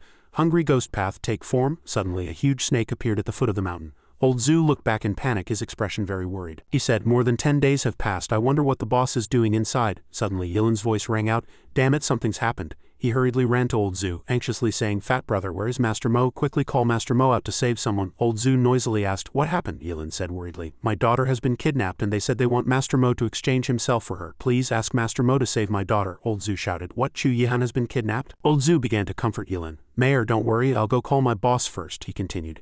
It's the people from Panlong Gate. The false Master Mo laughed loudly. My sect members are here. If you don't want to die, then obediently release me. Yilin angrily grabbed the false Master Mo's collar and said, why did you kidnap my daughter? Where did you take her? The false Master Mo said, even if I told you where the Panlong Gate people are holding your daughter, what good would it do? You'd best release me because besides me no one can save your daughter. Old Zhu laughed, my boss can do it. The false Master Mo said contemptuously, Pa, he's been in there for so many days, he's probably starved to death. Besides, there used to be evil spirits in this ancestral land. I'm afraid you'll never see him come out in this lifetime. Inside there's only the wailing of vengeful spirits, Yilin said. Impossible, Master Mo would never die so easily. A huge yacht moved slowly on the sea. Yihan was on the deck, her hands bound, and she thought to herself, the sound of a yacht, where am I? Yihan looked at Meng Ning and thought, Sister Meng, did she kidnap me? She had already untied the ropes, and as she ran, she thought, before she wakes up, run quickly. The door was already locked. Meng Ning sat cross-legged and said, do you think you can escape? Finally, she opened the door and tried to run as fast as she could. The sight before Yihan couldn't help but disappoint her. In front of her were 4 burly monks standing on the deck. She said in a panic, hello everyone. Yihan was thrown back, screaming in pain. Meng Ning stood in front of Yihan and said, you really are tired of living. You'd best be sensible and sit obediently here. Don't run around, she asked. Why did you kidnap me? The woman smiled and replied, our target isn't you. Master Mo, you're just bait, Yihan said sadly. You think too highly of me.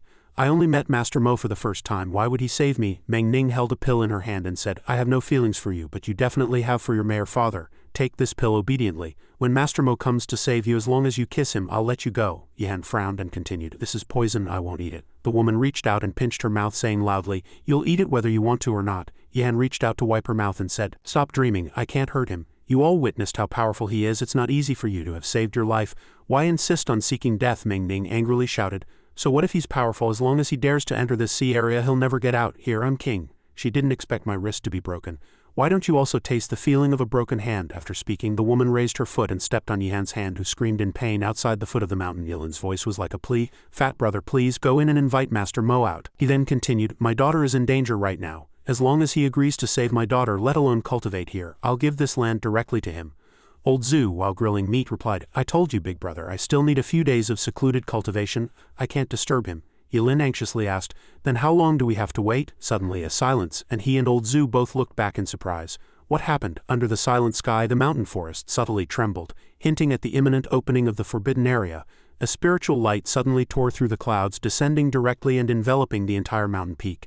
The light gradually dispersed and the sky regained its clarity, but spiritual energy still permeated the valley. Water vapor gathered into white bubbles passing through the valley. The surface of the water seemed to freeze and both men looked up. Inside, a person was walking on the water, and old Zhu happily shouted, Boss, is that you? Yilin was equally happy. Mo Nan said, of course it's me. The false Master Mo said in horror. I can't believe he's still alive, Yilin urgently said. Master Mo, the people from Panlong Gate have kidnapped my daughter. Please save her. He frowned angrily and said, truly incorrigible. Mo Nan turned to the false Master Mo and said, aren't you from Panlong Gate? Lead the way. He replied smugly. All right, Brad, don't regret going to my sect for revenge. Old Zhu angrily slapped the false Master Mo, saying, how dare you speak to my boss like that? Watch me beat you to death. Suddenly a loud shout came from outside. False Master Mo, get your ass out here. It turned out to be Shuffen and her bodyguards. Yilin angrily said, Shuffen, what do you mean by this? She walked forward, grabbed his ear and shouted, you old geezer, how dare you kidnap my daughter? Watch me flatten your Panlong Gate. Old Zhu thought in horror, I can't believe Chu Yihan's mother is so cool. Yilin began to comfort his wife.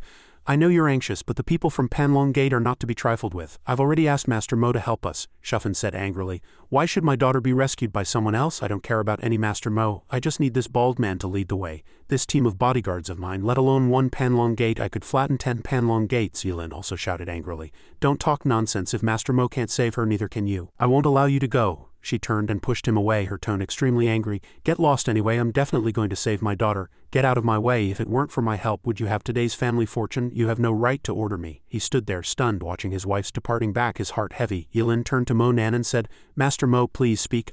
I have private business at Panlong Gate. As for saving your daughter, it's just a favor. I'm only responsible for her life, he said with a bitter smile. Yes, I'll agree to any conditions. Master Mo, my daughter is in your hands. On a huge deck ship on the clear blue sea, many people were below. Shuffen walked and waved to the security guards. She walked forward and hugged him tightly, saying, seeing you, I'm relieved. This time our Yihan is entirely dependent on you. Jiabao said, Aunt Fen, don't worry, we will definitely rescue Yihan. He turned to the captain and said, you can weigh anchor. The man clearly replied. Jiabao walked and asked, Aunt Fen, are you hungry? I prepared dinner in advance. You can't go to rescue someone on an empty stomach, she replied. It's still our Jiabao who is the most thoughtful. Nan secretly thought that the aura just now had emanated from Jiabao. Shuffen sat down at the table and asked, is there any wine? He replied, I've already prepared it for Aunt Fen. Someone will bring it up shortly. Suddenly, Jiabao looked at Mo Nan and asked, oh, by the way, who are these two? Why aren't they invited to eat with us? She unhappily said, aren't they just people Yihan's dad brought, calling themselves Master Mo and all that nonsense? I think he's just a pauper trying to pursue our Yihan's treasure and freeload off us. Jiabao looked at Mo Nan, secretly thinking, I can't believe he's so bold as to compete with me for the woman I love. He also looked at Mo Nan. Shuffen said to Jiabao with a tone of enticement and promise, Jiabao, if you can rescue our Yihan this time, that silly girl will be utterly devoted to you. He seemed somewhat swayed. Jiabao sighed, if only Yihan could think like you, auntie. She began to comfort him. Don't worry, everything will be alright. In terms of family background and education, you are the most suitable for Yihan. Mo Nan silently looked at the sea as if contemplating something. Jiabao turned to Shuffen and said, Aunt Fen, there happens to be a band on board. Would you like to invite them to play a few songs to help you relax? She agreed. That sounds good. I'm tired of noisy parties these past 2 days. Mo Nan secretly thought. It seems Li Shuffen still doesn't know what kind of force she's up against. Once the Panlong Gate makes its move, why would it care about her status as the mayor's wife? On Yuantai Island, 2 uniformed guards walked in front. Jiabao walked up to Juming and loudly said, you stinky monk, are you lying to us? We've been walking for so long, why haven't we seen the Panlong Gate yet? He turned around and replied, what's the rush? Our Panlong Gate isn't a place you can just waltz into. Keep walking down this path and less nonsense. Shuffen looked at the bowing people in surprise and asked, what are they doing? Juming replied, those are all believers of our Panlong Gate. The Panlong Gate is a sacred sect. Are you scared now? She arrogantly said, you stinky monk, don't you know who I am? Today I'm going to flatten your sect. He said, good job hacking, you'll be crying soon. Shuffen boasted, the guards I brought this time are all masters, let alone one Panlong Gate. If I wanted to, flattening the entire island wouldn't be difficult. She walked and looked back. We're almost at Panlong Gate. He thanks you for your kindness towards his daughter, she said to him. You can go back now. Old Zhu said, ridiculous, we have private business at Panlong Gate. What does that have to do with you? He continued. This monk was also caught by us. If it weren't for us, could you have done it? You're trying to burn the bridge before crossing the river? Shuffen said, do as you please then. If a fight breaks out later, don't come crying to me for help, old Zhu replied. We'll see. Who will be crying for help then? The ancient tiled roofs with their upturned eaves appeared solemn and ancient under the clear blue sky. The majestic gate of Panlong Gate was presented amidst the magnificent natural surroundings. In the courtyard, disciples knelt in neat rows expressing their absolute reverence for the sect. A monk seemed to notice something. He loudly asked, "Stop, where did this group of rule-breaking people come from?" A kneeling youth looked up and said, "These people don't even kneel and they still want to enter the Panlong Gate, they must be tired of living." Jiabao laughed heartily. "Watching too many wuxia movies, a mere unknown gang daring to talk about rules with me." The monk asked, "Are you here to cause trouble?" Shufen replied, "Release my daughter quickly." The monk smiled and said, "So it's you. Finally, we've been waiting for you." She loudly said, "If even a single hair falls from my daughter's head, I will flatten your Panlong Gate today." Two monks immediately rushed over and said, "How dare you oppose our Panlong Gate with just yourselves, you're tired of living." One pulled out a gun and fired a warning shot into the air. Shufen screamed in panic. The person holding the gun kept firing and said, "Who dares to make a move?" Everyone shouted, "Murder, run!" The two monks with sharp eyes and triumphant smiles suddenly rushed toward Shufen from two directions. The guard, with a furious expression and sharp eyes, roared with murderous intent, "You're asking for death." As soon as he finished speaking, he was rushed by a monk who punched him in the face, roaring, "Get lost!" A bullet suddenly flew, piercing the arm of the rushing monk, and blood splattered in the air, even onto Shufen. She angrily shouted, "Outrageous, quickly seize him for me." The guards responded in unison, "Yes." The monk kicked away a group of useless guards. They fell to the ground in Shufen's panic. One person loudly said, "Madam, quickly retreat. These people are not easy to deal with, you'll get hurt." She shouted, "Why should I retreat? Charge, flatten this Panlong Gate for me." Suddenly a voice from inside said, "Who is so bold as to cause trouble in our Panlong Gate?" Yufengdu appeared holding a long sword and loudly declared, "Troublemakers." A group of Panlong Gate disciples, shirtless and armed with steel knives, charged fiercely to attack Meng Ning, leading the charge. "Shout, kill!" Jiabao pointed above the gate and said, "Shoot, quickly shoot that guy for me." Immediately the guard raised his gun, aimed forward and opened fire. Yufengdu silently closed his eyes, formed a protective shield and blocked the bullets. Jiabao thought in horror, "What, impossible? Is this the legendary Qigong, an ancient martial arts family?" He rushed down shouting, "You're asking for death." Yufengdu flashed past and the guard's head rolled to the ground. Jiabao screamed in horror, "Oh my god, murder, he really killed someone." Shufen also frantically shouted, "Protect me, quickly protect me." Meng Ning and her subordinates happily shouted, "Yufengdu is mighty." He rushed forward and said, "You little rascals dare to cause trouble in our Panlong Gate. No one gets away today." The guard fearfully said, "It's your Panlong Gate that's too much." The scene instantly turned pitch black, enveloped by an extremely powerful white light shaped like a crescent moon streaking across the night sky like an energy storm. Yufengdu continued to chop off the heads of rows of guards. At the foot of the mountain, the little fat man cried and said, "Miss, if only we hadn't come here to seek medicine. Now we haven't even found the medicine and we're going to lose our lives here." Qingshui was equally scared but still comforted the little fat man. "Don't panic. With our Lu family's reputation, even the Panlong Gate, as long as we don't trespass into their forbidden area, will be fine." Jiabao looked at the man and asked, "Uncle Liang, are you confident?" He held the paper in his hand and replied, "I can only try my best." Uncle Liang turned to Yufengdu and said, "Panlong Gate, since you are a martial arts sect, why bother with the younger generation? Let me fight you." He completely tore off his upper clothing, revealing his sturdy muscles. Yufengdu raised his sword and said, "You do have some skills." Uncle Liang clenched his fists and quickly rushed forward. Both simultaneously threw punches at each other, directly colliding, and the air seemed to tear apart. The powerful impact sent him retreating a long distance. Jiabao said in horror, "Madam, let's run quickly now." Shufen angrily said, "How can I go back? They dared to kill our people. I must settle this with them." He secretly thought, "Stupid woman, don't you understand the strength of the opponent we're facing?" Jiabao looked at Monan, continuing to think, "Those two useless people aren't scared silly, are they? Not reacting at all." Yufengdu punched Uncle Liang in the chest and Uncle Liang coughed up blood. He said, "A 5-point talisman, that's all it amounts to." He looked at Jiabao in horror, like giving an order, "Quickly run." Yufengdu didn't let go of Uncle Liang. He stopped him and said, "You still want to run? Go to hell." Yufengdu held a fire bead in his mouth, emitting a strong flame, forming an extremely fierce orange-red fire enveloping him. Jiabao looked at the scene before him and screamed in horror, "Uncle Liang!" In front of the main gate of Panlong Gate, he was engulfed in flames, rolling down from above like a living torch, terrifying many people. Jiabao was too surprised, secretly thinking, "I know Uncle Liang's strength very well. He's been with our Shu family for so many years and I never expected him to be burned alive like this." Yufengdu shouted, "Kneel down if you don't want to die." Everyone fearfully knelt before him. Jiabao trembled and said, "Master, spare my life." Shufen said, "Master, please spare us. You can have as much money as you want, just please spare me and my daughter." She continued, "Master, we were blind not to recognize your power, but my daughter is innocent. We offended you, and we will compensate you for your losses." Yufengdu suddenly looked at Monan and shouted, "Who are you? How dare you not beg for mercy from me?" Shufen loudly said, "Monan, quickly kneel down. Are you tired of living?" Jiabao turned to her and said, "Ignore him, let them all die." Yufengdu said, "He's not with us, so whether he kneels or not is none of our business." Monan secretly thought, "It seems the deterrent power of Panlong Gate is greater than I imagined." She walked around alone. Shufen screamed in horror, "Monan, what are you trying to do? Don't harm us, don't harm my daughter." Monan said, "Of course I'm going to flatten this Panlong Gate." Both she and Jiabao were stunned. "What? Yu Fengtu half-smiled big talk, daring to say you'll flatten our Panlong Gate with you. He held a fire dragon in one hand, pointed at Monan with the other and said, are you kneeling or not? He smiled without answering, recalling what had happened here. Monan continued, Panlong Gate, do you all really like people kneeling before you? I once met a monkey who was also like this. Later he never appeared again. He looked at him intently, frowning and saying, so it's you. Yu Fengtu put the fire dragon bead into his mouth and loudly said, then go to hell. Yu Fengtu bit the fire dragon bead and he chanted a spell unleashing flames to burn Monan. He still stood calmly in place while the guards scattered in fear. Shuffen and Jiabao were both terrified and fled with them. Yu Fengtu laughed triumphantly.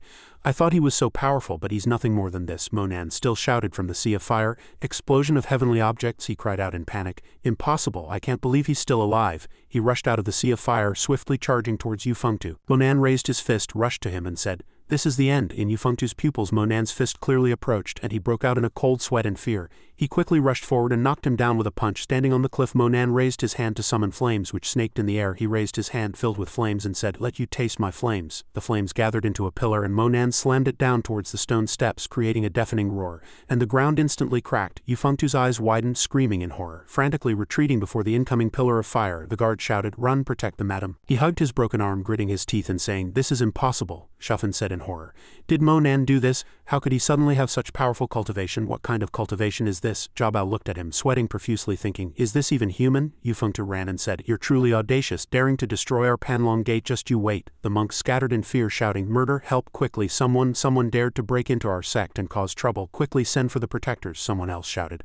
Someone is daring to cause trouble at Panlong Gate again. We must send for the protectors. Mingning ran, thinking, someone like Monan. I'm afraid only the Grand Elder and the sect master can kill him. In front of him was the shattered Panlong Gate plaque. Monan stepped on it without hesitation. His hair suddenly grew long and white like snow. Old Zhu bent down to pick up the fire dragon bead, and the two people in front of him were terrified, chasing him and shouting, boss, wait for me. Many monks gathered inside Panlong Gate. Monan loudly shouted, Panlong Gate master, get out here. All the monks present were terrified to hear him say this. What? A high monk stood on top of the pagoda shouting Li Wai. Li Wai's Taoist robe fluttered. His figure reflected on the spire of the pagoda on the palace roof. Li Wai tapped his foot on the pillar in front of the palace. Below him were disciples bowing their heads in salute. Yu Fengtu, covered in injuries, hurried over, clutching his shoulder to report to him. He pointed at the place in the courtyard where Monan and old Zhu stood, seeming to say something. Li Wai asked, are you Master Mo? He looked directly at him and coldly replied, that's right. Li Wai roared furiously. Daring to kill countless disciples of our Panlong Gate and still daring to come here, you're tired of living. He looked at Monan and said, today I must kill you. Commemorate the spirits of the deceased Panlong Gate disciples. Li Wai triumphantly said, do you have any last words? Say them. He smiled and said, it seems your Panlong Gate loves to brag, a bunch of scoundrels colluding with the left king. I originally didn't want to bother with you, but you dared to collude to ruin my reputation, Monan shouted. Today I will flatten your Panlong Gate. After speaking, he stomped his foot fiercely on the ground and many cracks appeared. Anyone who dares to block me shall die. The monks were affected by Monan's power. Some swayed, some fell to the ground, screams echoing everywhere. Even Li Wai covered his face, somewhat affected. He angrily gritted his teeth and said, you? Li Wai also channeled his energy, letting out a earth-shattering roar. You're asking for death, he secretly thought. This aura is so familiar. Old Zhu stood outside shouting, boss, be careful. The water here is cold spring water. If this water splashes on you, your body will instantly freeze. Li Wai stretched out his hand and channeled his energy, forming a water bubble, and he said, Fatty, you have some knowledge, but unfortunately it's too late. Monan secretly thought, I don't know if this tide is powerful or not, but the preparation time is too long. Li Wai shouted, gather spirit water, form a huge water ball in the air. 100-mile tide. He narrowed his eyes and his cold yellow gaze flickered with vigilance. From the cold ground, ice mist swiftly embraced Monan's ankles. He clenched his fists and a blue light enveloped his arm, shining brightly. Monan punched, unleashing the nine heavens' divine fist, and as the blue light struck, he softly said, petty tricks. The water ball in the air suddenly exploded and ice shards splattered, covering the entire valley. Seeing the celestial phenomenon fall, the monks frantically fled from the temple courtyard. Li Wai looked up, sweating profusely. Seeing Monan charging over with a blue light, he secretly thought, it's over. Amidst the blue lightning he punched, and a ray of light struck him directly in the face, causing Li Wai to stumble. Monan continued with a heavy blow, sending him flying directly into the air. He raised his hand, holding a circular glowing ice chunk spinning in the air, saying, unable to withstand a single blow. Under the clear sky, Monan stood calmly, a huge water ball floating above his head like a bright moon. Li Wai watched in horror as Monan threw the water ball at him, shouting, wait, let's talk this over. Monan didn't respond, fiercely throwing the water ball, crushing him. The pagoda shook violently, and the monks fled in panic. Run, the pagoda is collapsing. Jiabao and Shuffen covered their mouths with their hands due to the dust, secretly thinking, did Monan collapse this pagoda with one palm? Impossible. Absolutely impossible. Standing on the pagoda's summit, he loudly asked, Panlong Gate, is this all the ability you have? Juming said in horror. We're doomed. Meng Ning held a knife to Yihan's neck and shouted, Master Mo, I advise you to surrender obediently. Weeping, Yihan said, Monan, I knew you would come. I'm content that you agreed to save me. Even if I die today, I have no regrets. Meng Ning angrily swung the knife, aiming directly at Yihan's neck. You bitch, Monan, surrender immediately or I'll kill her. Monan intently watched her, silent as if deep in thought. Standing on the pagoda's summit, arms crossed, he said, The real strong enemy is still inside. Old Zhu angrily pointed his gun at her. You damn woman, how dare you threaten my boss? I spared your dog life in Zhonglingfang and you haven't repented. Meng Ning laughed triumphantly. Go ahead and shoot. Let's see if your bullet is faster or my knife is faster. He yelled furiously. You damn woman, haven't you even read a book? My bullet is definitely faster. All right, if you kill her, I'll kill you immediately. Shufen cried out in a panic. Stop it, I beg you, don't kill my daughter. Old Zhu grabbed Shufen's hand and shouted, Stop. You're going to your death now. She angrily roared. You fatso, quickly tell your boss to save my daughter. If anything happens to her, I will never let you off. Equally furious, he kicked Shufen to the ground. If you want to die, go ahead. The guard shouted. You fatso, are you tired of living? How dare you hit the mayor's wife? Old Zhu said. Try saying that again. Meanwhile, Meng Ning said, My patience is limited, I'll count to 3. Before she could finish, a bullet struck her forehead, terrifying Yihan. Monan, you still? He looked at her with narrowed eyes and said many things. Monan walked to Yihan's side. She sat on the ground, extremely panicked. He pushed her towards Old Zhu and said, Take her away first. A voice came from afar. Come and go as you please. What do you take our Panlong Gate for? Zhou Tian Dragon Gate Array. A blue spiritual energy enveloped everyone, including Monan. He was trapped in a pre-arranged array. The Panlong Gate Master said, The world knows the Dragon Gate Array. It operates with the heavens, trapping ghosts and gods. He appeared with a green snake wrapped around his waist. The disciples quickly saluted. Greetings, Gate Master. The Panlong Gate Master stood with his hands behind his back, observing the people in the array, and said, That young man, it's a testament to your ability that you're here today, but it's a pity. Monan thought to himself, This aura, he spoke. You are in the Dan realm, he arrogantly said. If you want to know, go ask the king of hell in the underworld. He might tell you. The gate master coldly said, I once said back then, any martial artist from Jiangnan province who dares to step half a foot into my Panlong Gate, I will personally kill them all. Monan scoffed. Do you think you can kill me? The Panlong Gate Master extended his hand and pressed his finger, saying, I can't, but the Zhou Tian Dragon Gate Array can. The array was complex, with blue spiritual energy enveloping the entire mountain. Old Zhu, carrying Yihan, ran and said, Go boss, we won't bother you. He then turned and said, Boss, it's really strange here, we can't get out at all. Monan frowned and said, It seems the Zhou Tian Dragon Gate Array has appeared. We can only leave by breaking the array. Shufen knelt on the ground pointing at him and said, He killed your disciples and grand disciples, it has nothing to do with me. Old Zhu furiously roared, Damn it, boss, I came to save your daughter and this is how you repay me? The monks knelt and pleaded, Gate Master, we haven't gone out yet, please let us out. Old Zhu thought to himself, I didn't expect this Panlong Gate Master to even want to kill his own people. The Gate Master said, Let me show you my Dragon Gate's poison. The array burned fiercely and blue light enveloped the entire valley. Everyone was scared and scattered. Oh God, this is Dragon Gate poison. A person poisoned screamed in terror for help, and Shufen was scared out of her wits. Help, save me. Everyone screamed in fear. Old Zhu asked, What should we do? Boss, help me, save me. Monan frowned, his face stern, concentrating on thinking. Barriers spread like the surface of the sea. The array path was emerald green and the array core roared from the deep mountain lake. He unleashed a palm strike and a brilliant green light exploded into the air, the vibration spreading like thunder through the mountains. The 9 immortal divine fist. The mountain wall still stood firm as if nothing had happened. Old Zhu said in surprise, How is that possible? Boss's punch could kill even the Grand Elder directly. Monan continued to punch, and a brilliant green light shone, the vibration echoing throughout the stone courtyard. He said with a triumphant smile, Do you really think you can break my Dragon Gate Array? Even Xiao Tianju wouldn't dare to act recklessly here. Old Zhu shouted, Boss, help me, the Gate Master said triumphantly. Jiangnan Master Mo, today you will die here. Monan struck a pose and said, Do you really think I can't break this Zhou Tian Dragon Gate Array? A few wisps of white smoke suddenly emerged around Monan's legs. He narrowed his eyes and a murderous intent flashed in his golden pupils. Monan immediately knelt on one knee, slammed his hands on the ground, and the surrounding dirt and rocks instantly shattered into pieces, roaring loudly. Hungry Ghost Path, 10,000 Ghost Battlefield. A mysterious gate immediately appeared, in front of which stood skeleton warriors holding bone swords. The Panlong Gate Master, with a python wrapped around his shoulder, couldn't help but tremble and mutter, This is. At the same time, the army below raised their long swords and shouted in unison, Kill! Soon after, a loud bang echoed throughout the mountain, and he subsequently clutched his chest, spitting out a mouthful of blood. Monan simultaneously clenched his palm and ordered, Hungry Ghost Path, divine ability. Immediately, a huge whirlwind appeared in the air as if it wanted to tear apart the dark sky. A moment later, he stood on the emerald green mountain peak, sunlight shining down from above, his golden hair like a newly emerged hero. Monan turned around, and Old Zhu simultaneously stepped forward, grinning. Boss, I've got this old man. The Panlong Gate Master closed his eyes tightly and retorted, Impossible. How can he control ghosts and gods? Impossible. He roared to the sky, Heaven, do you want me to despair one last time before I die? Shufan knelt to the side, blankly saying, this is an illusion, impossible, it's all an illusion. This also made the people in front somewhat worried. Meanwhile, Jiabao was covering his face with his hands, blocking the dust and anxiously asking, what's wrong? Xianxia asked in horror. Why did the mountain collapse out of nowhere? Was it an earthquake? Then old Zhu came out carrying Yihan and she softly called out, Mo Nan. Mo Nan saw Yihan gradually losing strength and he turned and shouted, Sister Yihan. Old Zhu had no choice but to put her down and shouted, Boss, come take a look. Mo Nan stepped forward to take her pulse and diagnosed, she's been poisoned, I'm afraid she won't live much longer. He was startled and shouted, how is that possible? How could she be poisoned? Is it that dragon gate poison from earlier? He frowned and waved his hand in denial.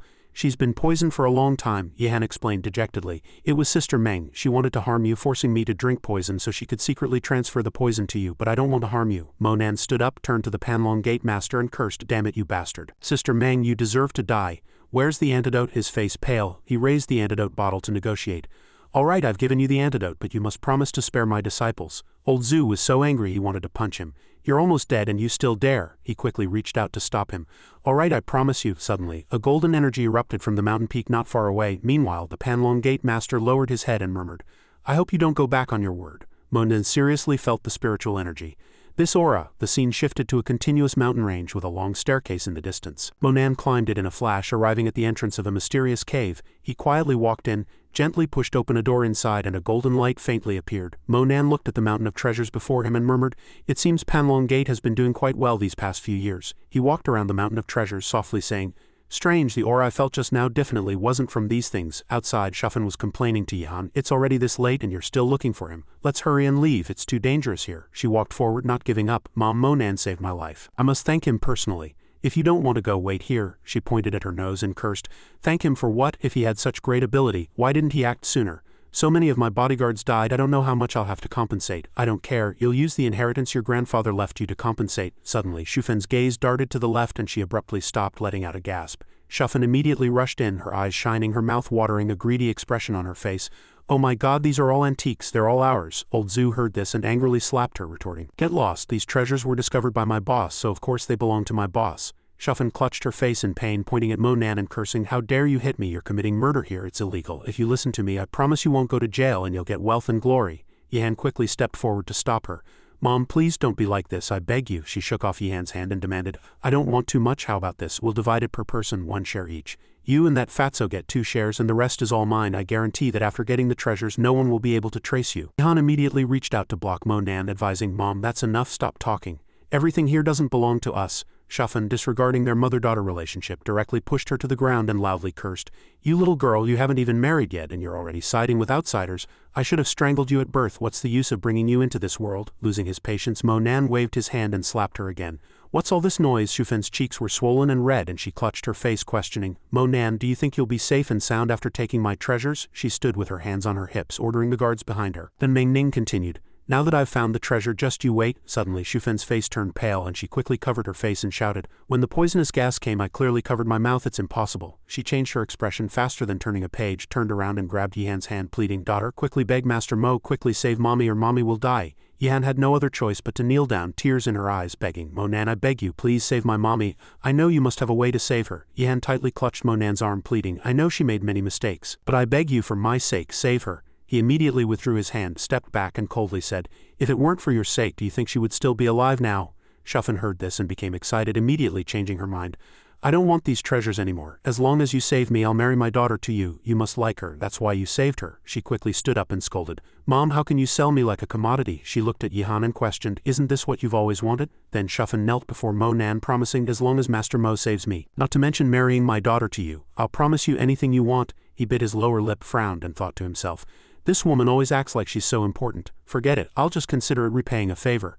Mo Nan then pointed in a direction and asked, do you see the cows on the opposite mountaintop? She followed his gaze and replied, yes, I see them. He glanced over and gave the antidote method. Go eat cow dung, eat half, apply half, that might be enough to detoxify you. Hearing this, Shufan was startled, falling to the ground with a thud, shouting, what? She clutched her head and scratched her ears, muttering to herself, Mo Nan, you're taking revenge on me. I know on the ship I didn't give you steak, so you… Mo Nan ignored her, simply walked away and said faintly, believe it or not. Yihan, on the other hand, pointed in that direction and ordered the guard, quickly take my mother to find those cows. He was swayed, feeling dizzy, and old Zhu shouted worriedly, boss, just as he was about to run over to help. Mo Nan raised his hand to calm him. I'm fine, he secretly thought. I didn't expect the price of the Hungry Ghost Path to be so great, causing me to directly lose one stage of cultivation. He grinned, looked at his palm and judged. It seems the Hungry Ghost Path won't be usable for a long time. With my current cultivation, if I were to cultivate again, the price would definitely be even greater. Monan sighed, muttering to himself. This is only a rudimentary divine ability, merely borrowing the power of a few evil spirits and the 8-armed Arhat. How spectacular would it be if I could one day gather billions of vengeful souls and fierce spirits? Suddenly he bent down, feeling something unusual. Cracks began to appear on the ground beneath Monan's feet with a few cracking sounds. He quickly stomped hard, trying to suppress whatever was there. In an instant several long cracks appeared here, and smoke billowed from below. Monan murmured excitedly. So it's here. Soon after a tunnel appeared here, and he immediately jumped down without hesitation. Old Zhu shouted worriedly from above. Boss? Monan stood below, looked up and instructed. You guard here. He responded, yes. Then he walked in alone. The rich purple spiritual energy here made Monan somewhat confused. This must be the secret of Panlong Gate, right? Suddenly something stopped him, his face slightly nervous. In front was a huge green python, its eyes glowing red, coiled up. Monan stood before the purple primal energy and sighed. I didn't expect to see such an exotic beast at Panlong Gate. Could the operation of the Zhou Tian Dragon Gate array be related to this yin snake? He walked fearlessly to its side, praising, it's still alive? Panlong Gate's methods for dealing with this yin snake are quite impressive. Monan immediately leapt up and shot a golden energy onto the python's head. It immediately stuck out its long tongue to threaten him. He quickly grabbed the python's tongue and roared, Evil beast, you court death. With this fatal weakness seized, it could only watch Monan helplessly. A moment later he abruptly flung its tongue, sending the python tilting backward. At the same time Monan gestured. I pity your difficult cultivation, having evolved against nature to this day. I can give you liberation, let you enter reincarnation, and spare you the suffering of the great array. Are you willing? It seemed to understand human speech, lowering its head and sticking out a section of its tongue amidst the mysterious purple spiritual energy. He patted its mouth and instructed, I will liberate you, and you must not harbor any resentment. If you agree, then enter. Subsequently, the python's entire body erupted with white energy as if its primordial spirit was detaching from its physical body. Monan stood opposite, extending his hand, absorbing all of it into his body. In a blink of an eye, only the python's colossal body and pale eyes remained. Section. He murmured, a yin snake body capable of enduring array enchantment for hundreds of years. This is a valuable find. Monan immediately jumped onto its head, a thought forming in his mind. Since that's the case, let me use you. He instantly brought two fingers together, pressed them against his glabella, forming a small arc of light. Monan summoned crimson spiritual energy to surround his palm and at the same time roared, 1,000 years of connected mountains transform into Gizang. The spot where he stood was instantly enveloped by golden spiritual energy and crimson incantations. The scene shifted outside, where the sky was still azure and helicopters circled overhead. Old Zhu paced back and forth, racked with anxiety. Old Zhu had paced countless times, muttering incessantly, It's been 3 days, boss, why haven't you come out yet? Speak of the devil, Monan's voice came from behind him. Old Zhu. Hearing this, he excitedly ran over, blurting out, Boss, you're finally out. Forces from various regions have started to surround the island. Monan looked up at the helicopters outside and said, You've worked hard these past few days. Let's go outside and take a look. Old Zhu quickly responded. Yes. He suddenly stopped, glanced at the pile of jewelry behind him and softly asked, But what about these antiques? Monan extended his finger, his expression serious, and whispered. A surge of spiritual energy instantly shot towards the pile of jewelry, making Old Zhu cheer excitedly. Boss, you're amazing. It's boss's ring. After the task was done, a guard stepped forward and respectfully said, The 2 young ladies invite you. The 2 then followed the man away. He looked at the ship he was walking onto, muttering to himself in confusion. Is this still a military ship? Monan calmly asked. What are you afraid of? Then the 2 looked out at the azure sea together. Suddenly Xianxia walked over and said, I've been waiting for you for a long time. Finally decided to come out? Mikan stood nearby, her palm facing her, and immediately introduced, Hello, Master Mo. Our young lady is not in a good mood today. Please don't mind her. I am Mikan, and this is Miss Lu Xianxia, the eldest daughter of the Lu family. Old Zhu turned around, startled, and asked in confusion, Mount Taihong Lu family? She happily praised. You fatso, your discerning ability is quite good. Mikan smiled and gestured. It's not convenient to talk here. Why don't we go to the 3rd floor? There's some fresh seafood. We'll treat you. Xianxia meanwhile crossed her arms and let out a cold snort. After a while everyone sat around a circular table, and Old Zhu ordered from the menu, this and this and this. Besides these few, give me one of everything else. She sat opposite, scoffing. No wonder you're so fat. Are you planning to eat a New Year's Eve feast? Mikan sat nearby and reminded her. Miss, have you forgotten what you said before you came? We still need to ask for his help, and this is your attitude. Monan, hearing this, narrowed his eyes, silent for a few seconds, then spoke with some helplessness. If you 2 have something to say, just say it. Xianxia curled her lips, assuming a condescending posture, and said, Killing people on my island and now on this ship, those officers won't let you off. As long as you agree to do one thing for our Lu family, we guarantee your safe departure. Monan leaned back, directly refusing. No need. Since I can get on this ship, I won't put them in my eyes. Mikan broke out in a cold sweat, desperately trying to persuade him. Master Mo, if they investigate you, it will be very troublesome. The matter we need your help with is simple. You just need to represent our Lu family in a martial arts competition. You don't need to win the championship, and we will definitely give you a generous reward." Mo Nan listened and questioned. "I'm not a member of your Lu family. How can I represent you?" She clenched her fists, coming up with an idea. "It doesn't matter if you're not a member of the Lu family now. My young lady will pretend to get engaged to you, and since you'll be the Lu family's son-in-law, you can naturally participate." Mo Nan immediately shook his head repeatedly, stating unequivocally, "In that case I definitely cannot participate." Being rejected, Xianxia was instantly enraged, shouting, "You!" She suddenly stopped, frowning at the three people entering through the main door. Xianxia immediately changed her attitude, resting a hand on her chin, and said arrogantly, "Trouble's knocking. If you want my help, go ahead and ask." Mo Nan smiled slightly, implying, "It's not certain who needs help." Xianxia was stunned. Asking in confusion, "What do you mean?" Liang Chen bent down, showing his teeth in a smile, and said, "Miss Lu, young Master Shu invites you." She leaned back, stammering, "Young Master Shu, which one?" He excitedly replied, "Of course, young Master Shu Jiabao from Zhonglingfang, Miss Lu. Young Master Shu and several distinguished guests are waiting for you in the top floor room for a drink." Xianxia turned her head, let out a cold snort, and cursed, "Young Master Shu, what kind of thing is he to dare invite me for a drink? Get lost," Liang Chen immediately threatened. "Miss Lu, don't be ungrateful. Do you know who young Master Shu is having dinner with? Today, whether you like it or not, you have to go." She didn't hesitate to give him a resounding slap while furiously scolding, "Get lost." Being publicly humiliated, Liang Chen was furious. Raising his phone, he gritted his teeth and shouted, "You dare to hit me?" Xianxia cried out in alarm. "Brother Zhu, save me." She was being bullied. Old Zhu immediately slammed the table and roared, "Girl, don't panic, your brother's here." He swung his arm, picked up a chair, and violently smashed it towards Liang Chen. "I'm warning you, so what if I hit you?" Two subordinates immediately rushed up, shouting, "He actually dared to hit our brother Mu, get him." A melee ensued. Dust flying, filling the air, accompanied by pleas for mercy. "Stop fighting." Old Zhu easily knocked down three people and threatened, "You don't even look at who you're protecting." Liang Chen and his two subordinates left with their heads in pain, and he didn't forget to turn back and point, provocatively saying, "You just wait. Those weaker guys only cared about holding on to people," urging, "Hurry up and go." Mikan clasped her hands, tears in her eyes, exclaiming, "Brother Zhu, you're amazing." Xianxia also exclaimed, "Old Zhu, you're so loyal." He smoothed his hair, starting to be narcissistic. "You're welcome. These arrogant and overbearing guys I've dealt with plenty, it's nothing." Liang Chen hurried out, pointing in a direction and telling the people behind him, "Captain Zhou, young master is up ahead." Jiabao walked in, saw Mo Nan, and muttered in confusion, "Why is he here again?" Zhou Zhengchen, meanwhile, sat in a chair, arms crossed, and mocked, "Miss Lu, you really put on airs. I invited you and you didn't come. Your Lu family is getting bolder and bolder." Xianxia asked in confusion, "You are Zhou Zhengchen?" He sat with his legs crossed, surrounded by guards, and then taunted, "You do have some knowledge. You even recognize me." Zhengchen looked at Xianxia in front of him and said in one breath, "Miss Lu, you were the one who asked customs to intervene, right? You also asked to seal off the island and prevent everyone from leaving, right? Your Lu family asked our special forces to do something, and I've done it. Don't you even know the basic courtesy of offering a toast?" She clenched her fists, wanting to retort but couldn't speak.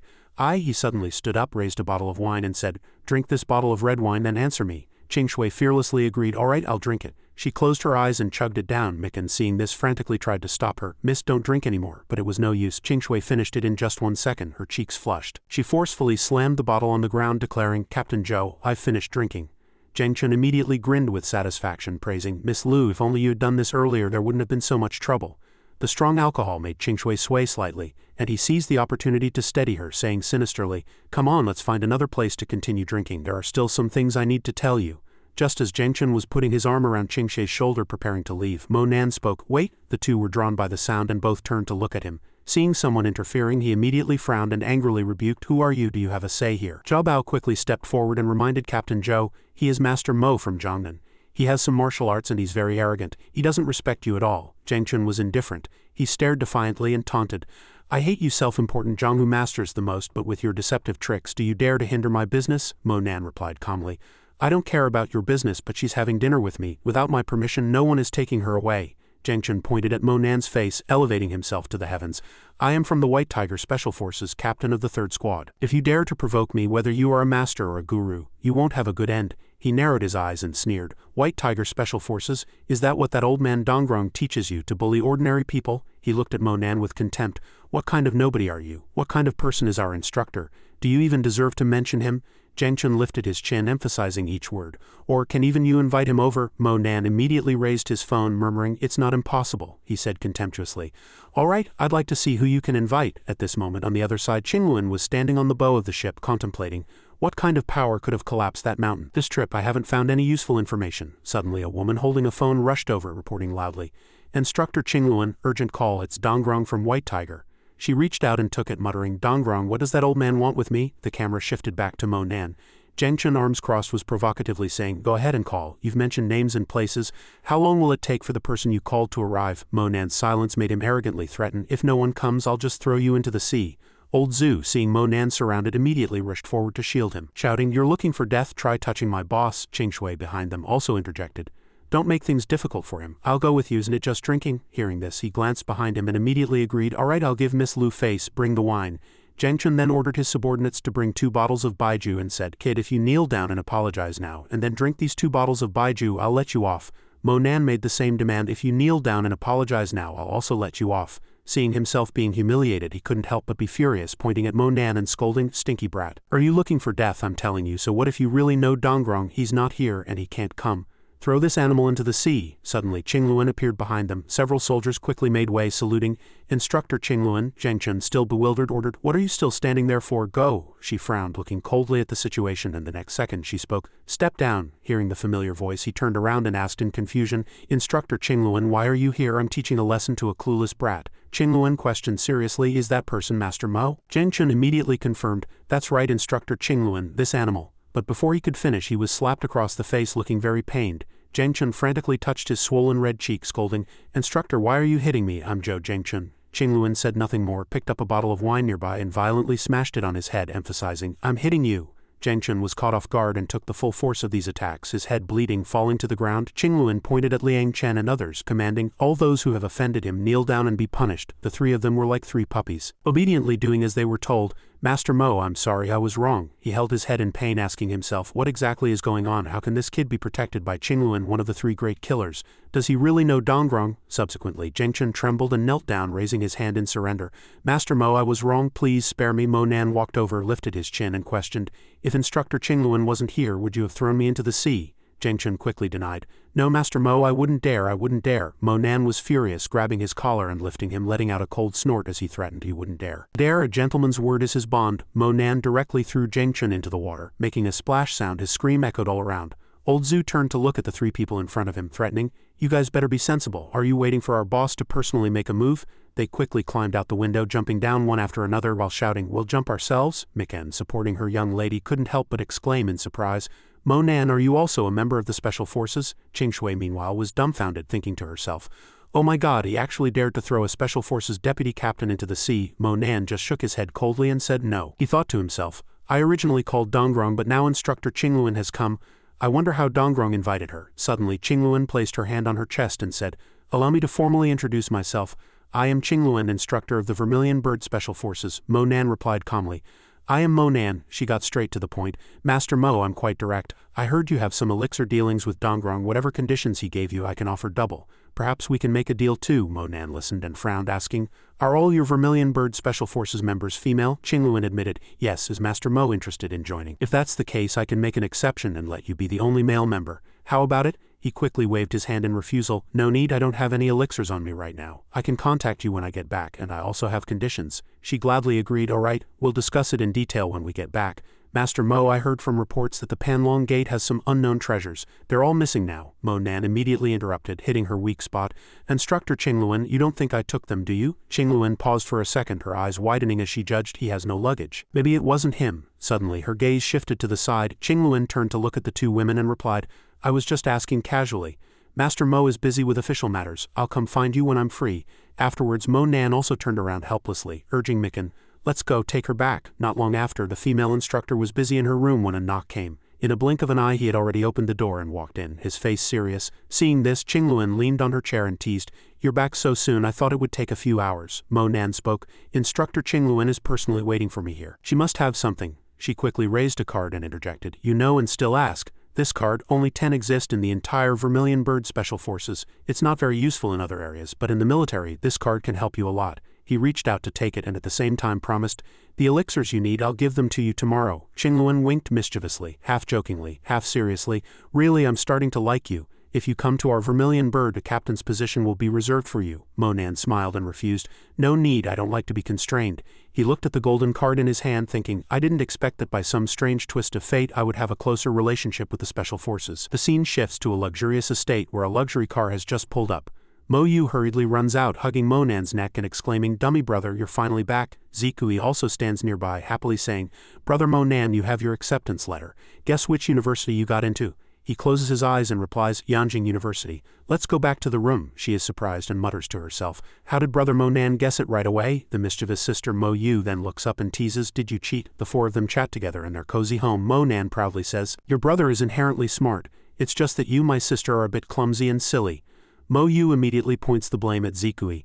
"Zikui, dummy brother says you're clumsy." When Zhao Qing walks over, she clasps her hands together and happily says, "Son, to celebrate you getting into university, Mom has invited your Aunt Tan and a few friends tonight." Meanwhile, he is looking down at his phone, which displays the Yanjing University acceptance letter and a message.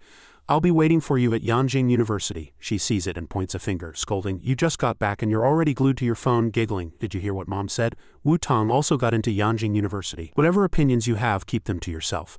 Mo Nan doesn't pay much attention, just opens his room door, turns back and says, "I know, I'm going back to my room to charge my phone." Then he walks in, places his phone near the outlet, and suddenly stops. Mo Nan looks down at the snake-shaped ring on his middle finger and mutters, "I just remembered I haven't sorted through all the treasures I got the other day." Acting on the thought, he releases energy to the ground, instantly revealing many treasures. He sighs, complaining, "Without divine sense, having to search for things one by one is such a hassle. If I had the help of divine sense, I wouldn't need to search item by item." The next second, Mo Nan picks up a box and wonders aloud, "What's in this box?" He quickly opens it, only to find it filled with sand. He can't help but mutter, "Sand, why would such a luxurious golden box contain sand and with a strange smell too?" Just then, Mo Yu's voice comes from outside, "Dummy brother, come down, Aunt Tan is here." Mo Nan is startled and replies, "I'm coming down." He lightly walks down the stairs, asking himself anxiously as he goes, "Why is she here?" Wu Tong has also arrived. Jin Ming steps forward and starts to flatter, "Xiaonan, long time no see, you look very spirited. And handsome too." She stares wide-eyed at Mo Nan, secretly envying, "How did I not notice Mo Nan was so handsome before? Did he get even more handsome after cultivating martial arts?" He in turn happily greets them.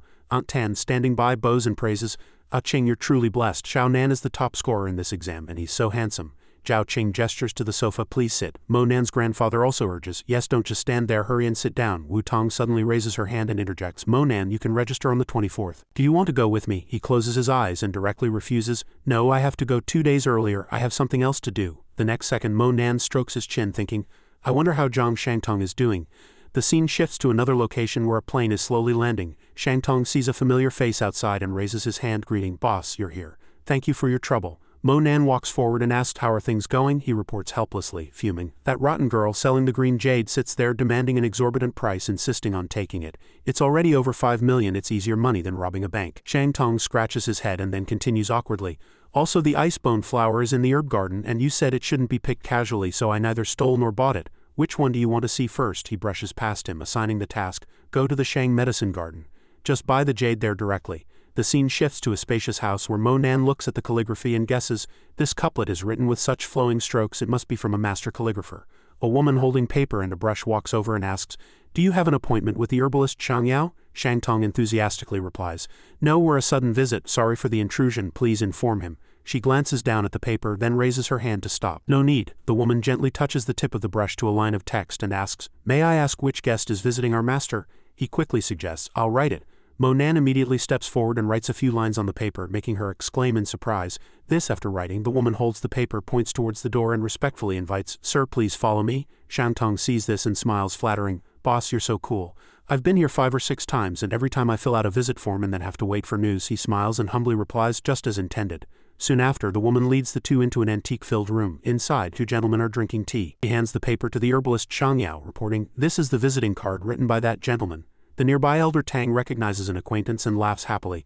"Mo Nan, I didn't expect it to really be you." Mo Nan quickly greets him, "Elder Tang, long time no see. I presume this is herbalist Xiangyao?" "Junior Mo Nan, I apologize for this unannounced visit." Herbalist Xiangyao stares wide-eyed at the calligraphy and asks in confusion, "No need for formalities, let me ask you, is the writing on this visiting card truly yours?" He says nothing more, just picks up the paper and brush and writes a few more strokes to prove it. After writing, the old man picks it up and praises, "Marvelous, I didn't expect your calligraphy skills to be so profound at your age. Indeed, a young master of calligraphy." Elder Tang turns his head and says, "We were just talking about you." He never believed what I said about the young master, but now he finally has nothing to say. Mo Nan steps forward and gets straight to the point. "Herbalist Xiangyao, I am indeed here with a request." Herbalist Xiangyao happily replies, "Coincidentally, you have a request and Elder Tang also has one." I didn't expect my small Shang medicine garden to have something esteemed by masters. Speak your mind, he bows and makes his request. I've come to ask herbalist Xianxia to part with something. My beloved is suffering from illness. This icebone flower is one of the antidotes. He proposes a condition. It's not impossible to give you the icebone flower, but I hope you can come to this Shang medicine garden in the future to exchange calligraphy. Mo Nan is surprised by this suggestion and mutters. This, Elder Tang touches his face and interjects to smooth things over. He's still a student. What would it look like for him to be running to your Shang medicine garden every day? I have a good idea. Yanjing University starts in 2 days. I now invite both of you to be calligraphy teachers. This way you can fully exchange ideas. No? The scene shifts to a sunny greenhouse filled with flowers. Mo Nan, hands in his pockets, looks at the flowers before him. Herbalist Xianxia strokes his chin and says, I didn't expect this icebone to mature early. You can smell its fragrance too, so it must be fate. Hearing this, he bends down to examine an unusually colored icebone flower and sighs. This icebone looks like, before he can finish, the old man interjects, this one was just stepped on by a dog after it sprouted. It probably won't be able to grow any further. Mo Nan reaches out and praises, this plant actually contains such powerful vitality. Herbalist Xianxia points to the side and says, if you want to take it, take this largest one as a medicinal guide. This largest one is definitely the best. He supports his knees with both hands and refuses, no need, even a small one like this is enough. Seeing this, the old man has no choice but to agree, alright, I'll save this largest one for you too. If you need it, you can come and get it anytime. With the matter concluded, Mo Nan leaves with the icebone flower in a glass bottle while Shang Tong chatters beside his ear. Those two old men really love to brag. They could probably talk for 7 days and 7 nights straight. After walking for a while, 2 people appear ahead and a voice says, Boss, Brother Zhang, you're back. The jade has been bought. Mo Nan praises, good job. His cheeks suddenly flush and he scratches his nose, excusing himself. Boss, I'm heading back first. If you need anything, just call me. He sees this and feels something is amiss. Why is Zhang Shangtong running so fast today? Soon after, Mo Nan returns to his room and reaches out to turn on the light. He suddenly freezes, muttering, what's this kid Zhang Shangtong up to? It turns out a young girl in a red dress is lying on Mo Nan's bed. He vigorously slaps the bed and shouts, wake up, who are you? The shout wakes Yushi, who half opens her eyes and softly hums. She suddenly sits up, pulls her legs in and screams, who are you? How did you get in? Don't come near me. Mo Nan calmly scolds, shut up, I'm asking you. She explains in fear, I'm Dao Yushi. You bought my jade for 5 million, so now I'm yours, but next month I won't be anymore. He looks to the side thinking, no wonder that kid ran so fast. She meanwhile clutches the blanket and mutters, this boss is too handsome. When I first saw those ugly guys, I thought their boss was a 40 or 50-year-old pervert. Mo Nan suddenly notices a green jade in a box nearby. He reaches out and picks up the spirit stone, saying at the same time, you can go back. Yushi happily stands up immediately, not forgetting to instruct. You're letting me go, so don't you dare go back on your word. Then she excitedly scurries out the door. Yushi stands outside the door, turns around and bows her head in thanks. Thank you. Mo Nan doesn't pay much attention, just tightly grips the item in his hand and murmurs, now with only the Qilin horn and 9 lives cat left, I can refine the pill to transform the cold energy in the body. The scene shifts to Yanjing University, with sunlight shining through the plaque. Several representatives hold signs and call out, junior students, law school students, come here to register. Foreign language department students over here. Mo Nan walks along muttering, spending time with these young people makes me feel a lot younger too. Zhang Jing recognizes the back from behind and shouts, heavens Mo Nan, it's really you. Mo Nan quickly turns around, and she continues, don't you remember me? I'm Zhang Jing. We met in the town at the foot of the mountain. He then realizes, so you're a student at Yanjing University. Zhang Jing's cheeks suddenly flush and she happily suggests, it's only been a few months and you seem to have gotten more handsome. Are you here to register? I'll take you. He glances over and says, I'm going to the Southgate Academic Affairs office. She nods and replies, As soon as you arrive, you know to look for an advisor and a leader. Not bad. The advisor might not be here right now. Mo Nan urges, I'm here to report to the Academic Affairs office. Soon after, the two arrive at the Academic Affairs office. He pushes open the door and says, hello everyone, I'm the new professor. Suddenly, someone walks over, pushes him out and scolds, student, are you crazy, coming here to cause trouble? Get out, Mo Nan tries to explain. I'm really Mo Nan, the calligraphy professor invited by Principal Tang. Hearing this, someone pushes up his glasses and stops him. Wait, you're Mo Nan? He slowly walks forward to check the situation. The person questions, the principal already told me that he specifically recruited a very young professor named Mo Nan. It couldn't be you, could it? He confirms the information. That's right, it's me. Seeing this, he pushes up his glasses, glances over and says, Professor Mo, please come over here to fill out your onboarding information. The teachers in the room all widen their eyes, a commotion breaking out. No way, he's really a professor. I've been here for so many years and never had a professor title, and you're a professor at this age. The person who just kicked Mo Nan out suddenly walks over and asks, Professor Mo, which university did you graduate from? I heard someone graduated from MIT at 13, that wasn't you, was it? He writes and denies, you guessed wrong. I just started university and it's Yanjing University, a freshman. The girl next to him sneers, student and professor, that's too exaggerated, isn't it just messing around? What do you teach? After writing, Mo Nan puts one hand in his pocket and replies, I teach traditional Chinese painting and calligraphy elective courses. If you're interested, come and see. As soon as he steps out, Zhang Jing is standing there waiting. She says, "Done so quickly, come on, I'll take you to eat something good, something I guarantee you've never had." Then the two walk forward together and she turns back to reveal. "This shop just opened 2 months ago, and let me tell you, the spirit water inside is incredibly delicious." A pink-haired woman stands behind, looking at their backs, thinking, that back looks so familiar. Suddenly, someone pulls her hand and says, "Yushi, let me tell you something big, you won't believe it." That teacher raises her hand, eagerly conveying the news. "Finally, there's a teacher younger than me, a very young professor just arrived. Yushi, did you hear me?" She listens, instantly startled, scratches her head, and sheepishly thinks, maybe I was overthinking it. The scene shifts to a restaurant where several people are already seated. Zhang Jing points to the sign outside and says, "This is it, Clear Spring Space. This place just opened yesterday, and I only dared to bring you here because I got a discount coupon. It's very expensive." Mo Nan looks up thinking, I didn't expect this place to have opened already. I wonder what Kuan Yin will think. Then he says, "Let's go in and take a look." The two enter and sit facing each other. She picks up her water glass and excitedly says, "Quick, try this drink. All us female students are crazy about it. Just 1 glass and you don't need to eat, plus it helps you lose weight." He looks at his glass and calmly replies, "Thank you, I'll treat you in a couple of days." Then with a scrutinizing gaze he continues, "The spiritual energy in this water is different from what Miss Ming originally mixed." Zhang Jing stirs the contents of her glass with a straw, complaining dejectedly, "You don't have time this week. As a freshman you have to attend military training, and there are set times for meals and rest. How will you have time to drink this?" Mo Nan smiles and refutes, "I have special privileges, no military training." She hears this and is startled, exclaiming, "Even if you have time, I don't.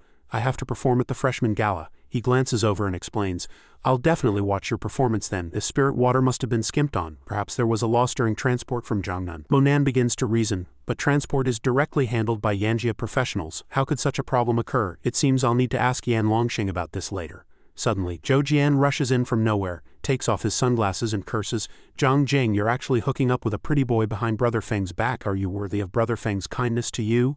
Zhang Jing looks up and retorts, "Zhou Jian, who I hook up with, is none of your business.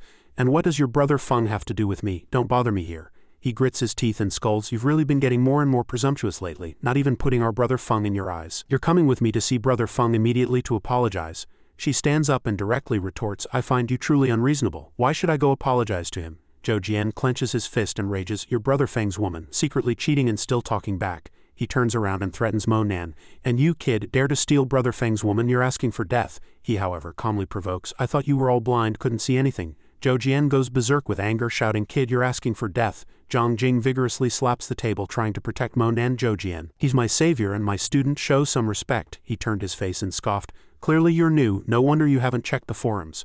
The beauties in Yanjing are all taken, they belong to someone. Do you think you can just chase any pretty face you see?" You reminded him with a smile. "The beauties are already taken. I really didn't know that, but I do know one thing. You're all about to be thrown out." Zhou Jian's face was covered in blood and he gritted his teeth, saying, "Just you?" Mo Nan pointed calmly behind him and said, "Look back." He immediately turned around and saw 2 people standing there with their hands on their hips, looking at him menacingly. You calmly took a sip of water and scoffed, "Don't you understand the rules of Clear Spring Space? Clear Spring Space, the name of a restaurant?" The 2 men immediately kicked Zhou Jian out, warning him, "If you dare cause trouble here again, I'll break both your legs." Zhang Jing, still inside, squinted and said, "They definitely won't let this go." Mo Nan glanced outside and comforted her, "It's fine, they won't dare come here. Anyway, for the next few days, why don't I treat you to some spiritual tea here?" She looked at her card dejectedly and mumbled, "The spiritual tea here requires points. My card is still far from enough, I can't buy it even with money." You comforted her, "It's fine. I have a card." Then Mo Nan turned and held up 2 fingers to order. "I'd like 2 spiritual teas." The waiter smartly replied, "Certainly, sir." The 2 voices echoed in the empty restaurant. Zhang Jing asked curiously, "How did you get a card here? Have you drunk it before?" He answered vaguely, "Something like that." Meanwhile, outside, blue skies and white clouds drifted by. The waiter brought 2 cups of tea to the table and then extended his palm, indicating, "Sir, your tea." Mo Nan immediately picked it up and took a sip, recognizing it at once. Sure enough, this spiritual tea was also watered down. She asked nervously, "How is it? Is it drinkable?" He looked at her, implying she should try it herself to find out. Then Mo Nan stood up, turned and left, instructing, "You drink, I'm going to make a call." Walking to a corner, the voice on the other end of the phone immediately said, "My little spendthrift, missing your big sister, aren't we? You came to Yanjing without telling me." You said calmly, "I'm calling you for serious business." The voice on the other end replied casually, "Why so serious? What do you want your big sister to help you with?" Mo Nan explained, "There are rats in Clear Spring Company. I need you to personally investigate it. No rush, just be steady and don't alert anyone." Suddenly Zhang Jing walked over with difficulty, her voice weak. Monan, I don't feel well. He quickly hung up the phone, patted her shoulder and comforted her. It's a normal phenomenon, your body is detoxifying. Come on, let's go back to the dorm. Outside, Zhou Jian was still standing there watching the two walk out and shouted, You brat, you've got guts. Instead of hiding, you dare to come out. Monan grabbed his shoulder and asked, Who is this brother Feng you mentioned? Zhou Jian snorted coldly and said disdainfully, My brother Feng doesn't need to deal with you. I'm enough. Zhang Jing behind him spoke up for him. Sima Feng is in the student council. He won't show up at this time. You hinted, all right then, call an ambulance. The two thugs next to him immediately raised their clubs, and Zhou Jian provocatively said, You're smart. You even know to call an ambulance first. Brothers, go. Monan grinned and replied, I'm calling an ambulance for you. Just like that, time passed quickly, and screams erupted from the restaurant entrance. In a blink of an eye, the three men were already lying on the ground. You casually added an instruction, Go back and tell your brother Feng not to come here. If he provokes me and Zhang Jing, I'll abolish his student council. Let's go. After the two left, Zhang Jing asked uneasily, Monan, everything will be all right, right? You turned around and replied, It's fine. Suddenly, a person in the distance caught Monan's attention.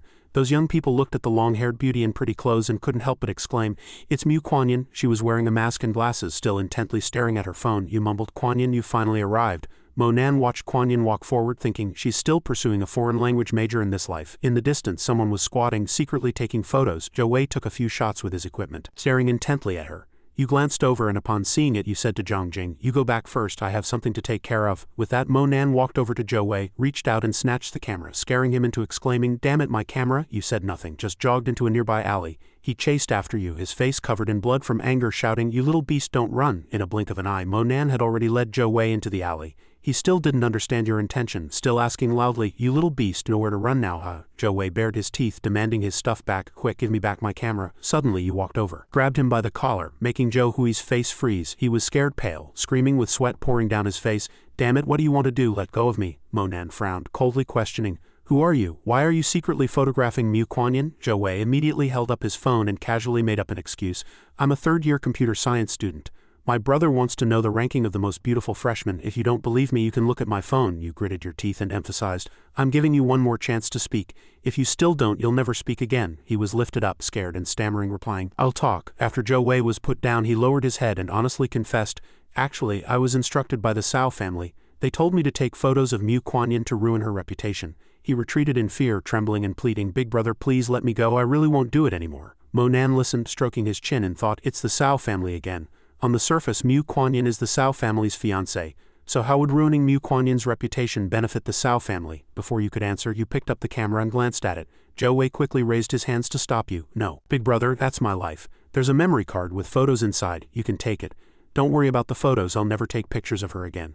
Monan calmly returned the camera to him, then turned and left, but Zhou Wei still insisted on asking, Big brother, what's your name? You must be a freshman, right? Are you interested in joining Zikong Dao? With your martial arts skills, you should be able to rank in the top 20 in the entire school, right? Before he could finish, you sharply told him to scram. Not long after, in dorm room 607, Monan had just knocked on the door and walked in when a voice rang out. Oh, the fourth one's finally here. We've been waiting for you. The young man Zhan stood with his hands on his hips, happily laughing and introducing himself.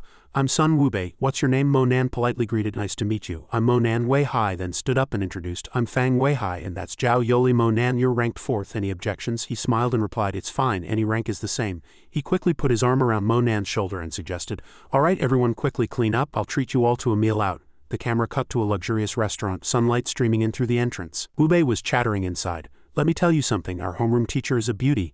Wei Hai echoed, I haven't seen her either. Is she a freshman? Yoli interjected. We'll find out at the freshman orientation tonight, won't we? Meanwhile, the sound of high heels approached from inside. The waiter inside called out to the three outside, Miss Tang, you're here. Brother Feng is ready, please come in. Then they followed the waiter inside and the men around began to whisper, Is that cold and beautiful woman Tang Qiqi, the eldest daughter of the Tang family? Who else could it be? Only she could have such a powerful aura. Outside it was still lush green and dazzling sunlight streamed into the restaurant. Monan still watched thoughtfully, not noticing when Wei Hai had appeared behind him. He secretly thought, It seems this Tang Qiqi is quite famous. He raised his hand and said, Stop looking, Miss Tang is taken. Don't get any ideas? Wei Hai leaned in and warned, Tang Qiqi is our school's famous campus belle. Don't let her beauty fool you. Her temper is very unique. Anyone who gets close to her has been beaten badly. How should I put it? Monan propped his chin, asking confusedly. Capricious, he immediately confirmed. That's right, at Yanjing University she's called the Little Devil. You absolutely must not go near her, understand? Otherwise I can't save you either.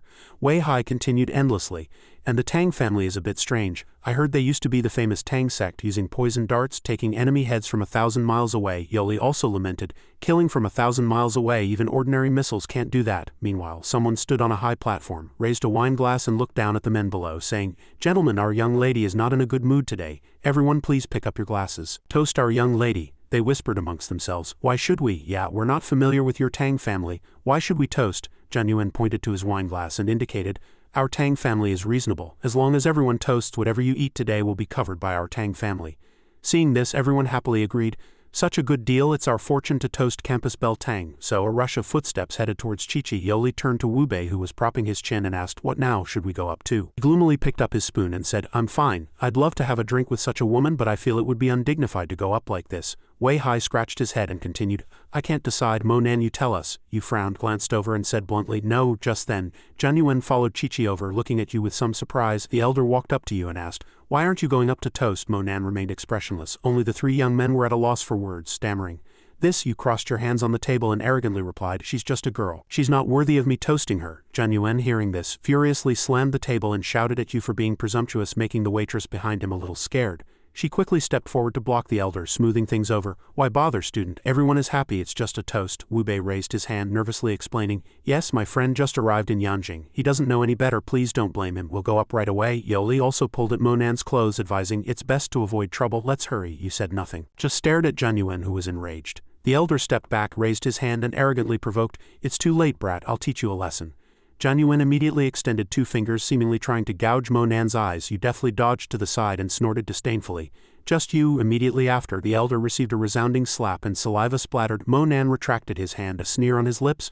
"Also wants to teach me a lesson." Then he slapped Zhang Yuan several more times to everyone's surprise. "Is this even human?" The elder collapsed to the ground in a blink of an eye, clutching his swollen face and mumbling, "You actually..." Monan looked down at him, menacingly threatening. "You what? Now scram." Not long after, several young men gathered around the dining table again. Wu Bei praised, "Monan, you're really awesome. But he's from the Tang family, how dare you slap him?" Wei Hai added, "But it felt so good, thinking about how arrogant he was just now, it makes me angry." Yoli then suggested with some worry, "How about we go back first? We're new faces, they might not remember us." You waved your hand, each man for himself. "You guys go back first. If the Tang family comes looking for you, just say I hit him and tell them to come find me."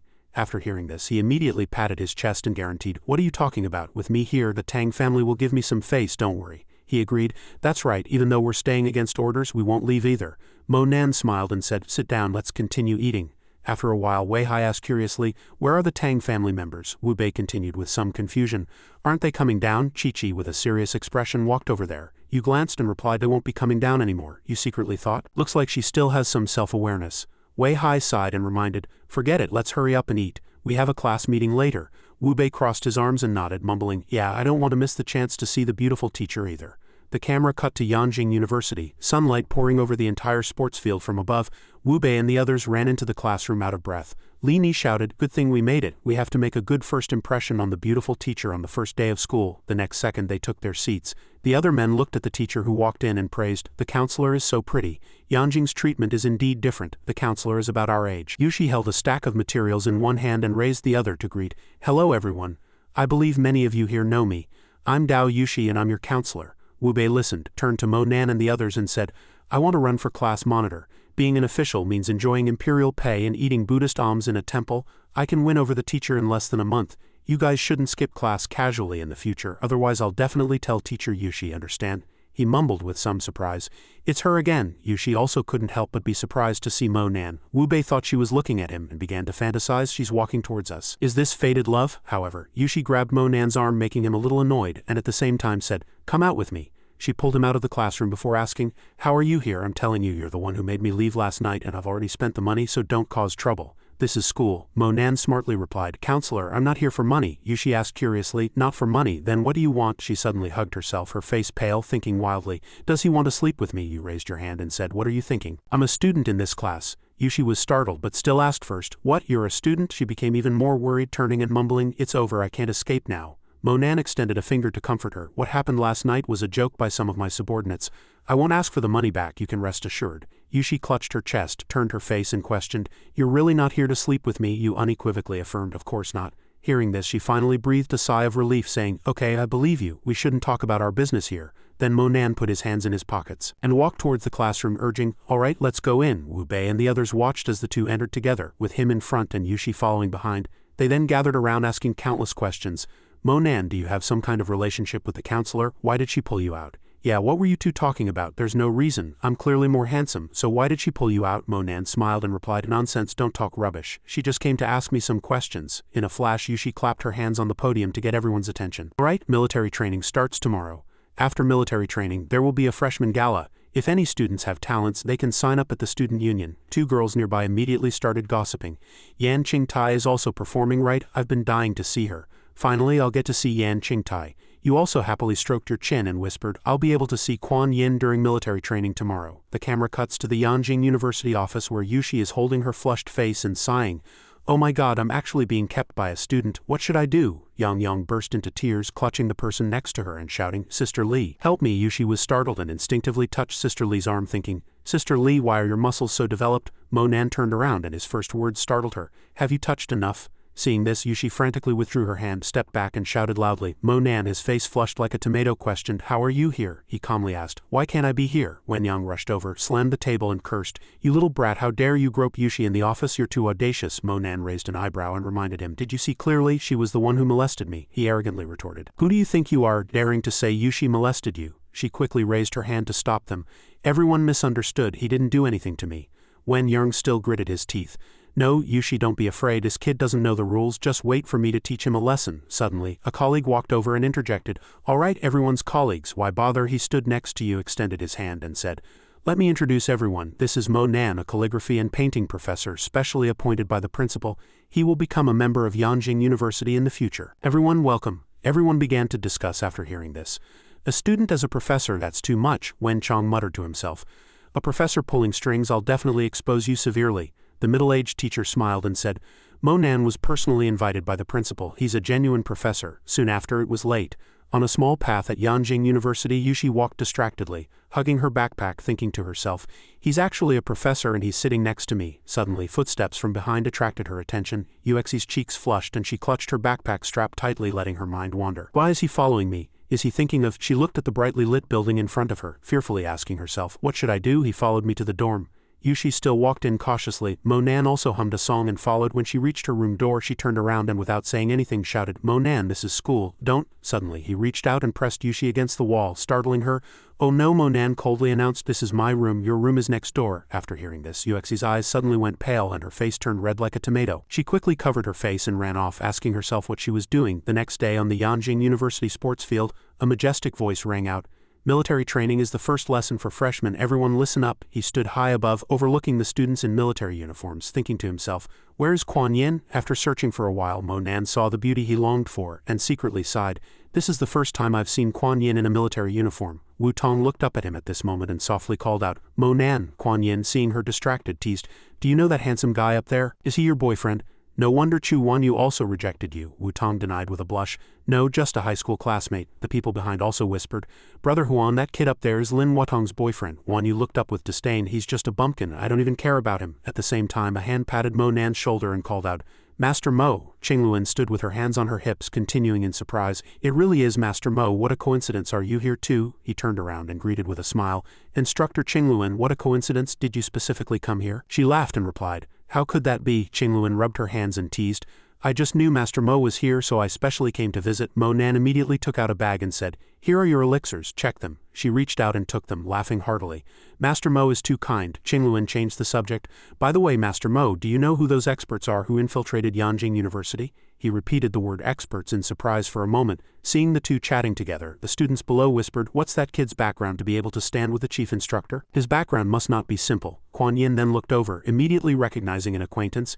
"It's him." After military training, at the Yanjing University Stadium, everyone walked and discussed. "Did you hear? Yan Qingtai is coming for the freshman gala. It's an honor for a big star to participate." Wu Bei turned his face and said with a smile, "Fourth brother, you're really lucky this time. You can see Qingti's performance with your own eyes." Monan excitedly replied, I'm also looking forward to it." Ma Feng on the other side warned, "All freshmen enter with student IDs. If anyone dares to cause trouble, they'll be directly kicked out." Zhou Jian, with his arm bandaged, rushed over angrily, pointing at Monan and complaining, Brother Feng, this kid was making moves on senior sister Zhang Jing and also injured our brothers. He narrowed his eyes and Ed, his tone filled with murderous intent. It's him. Ma Feng and others quickly blocked Mo Nan's group. This student, I suspect you're carrying dangerous items. Please stand over there against the wall, we need to search you. Wei Hai asked in surprise. Are you going to search just because you say so? Yoli added. You're not searching so many people, why only us? The student union can't be so unreasonable, can it? He completely ignored them, pointing ahead and threatening. I am unreasonable, so what? If you dare to resist, I guarantee you'll be expelled, believe it or not? Then Ma Feng's palm faced downwards, and he scolded.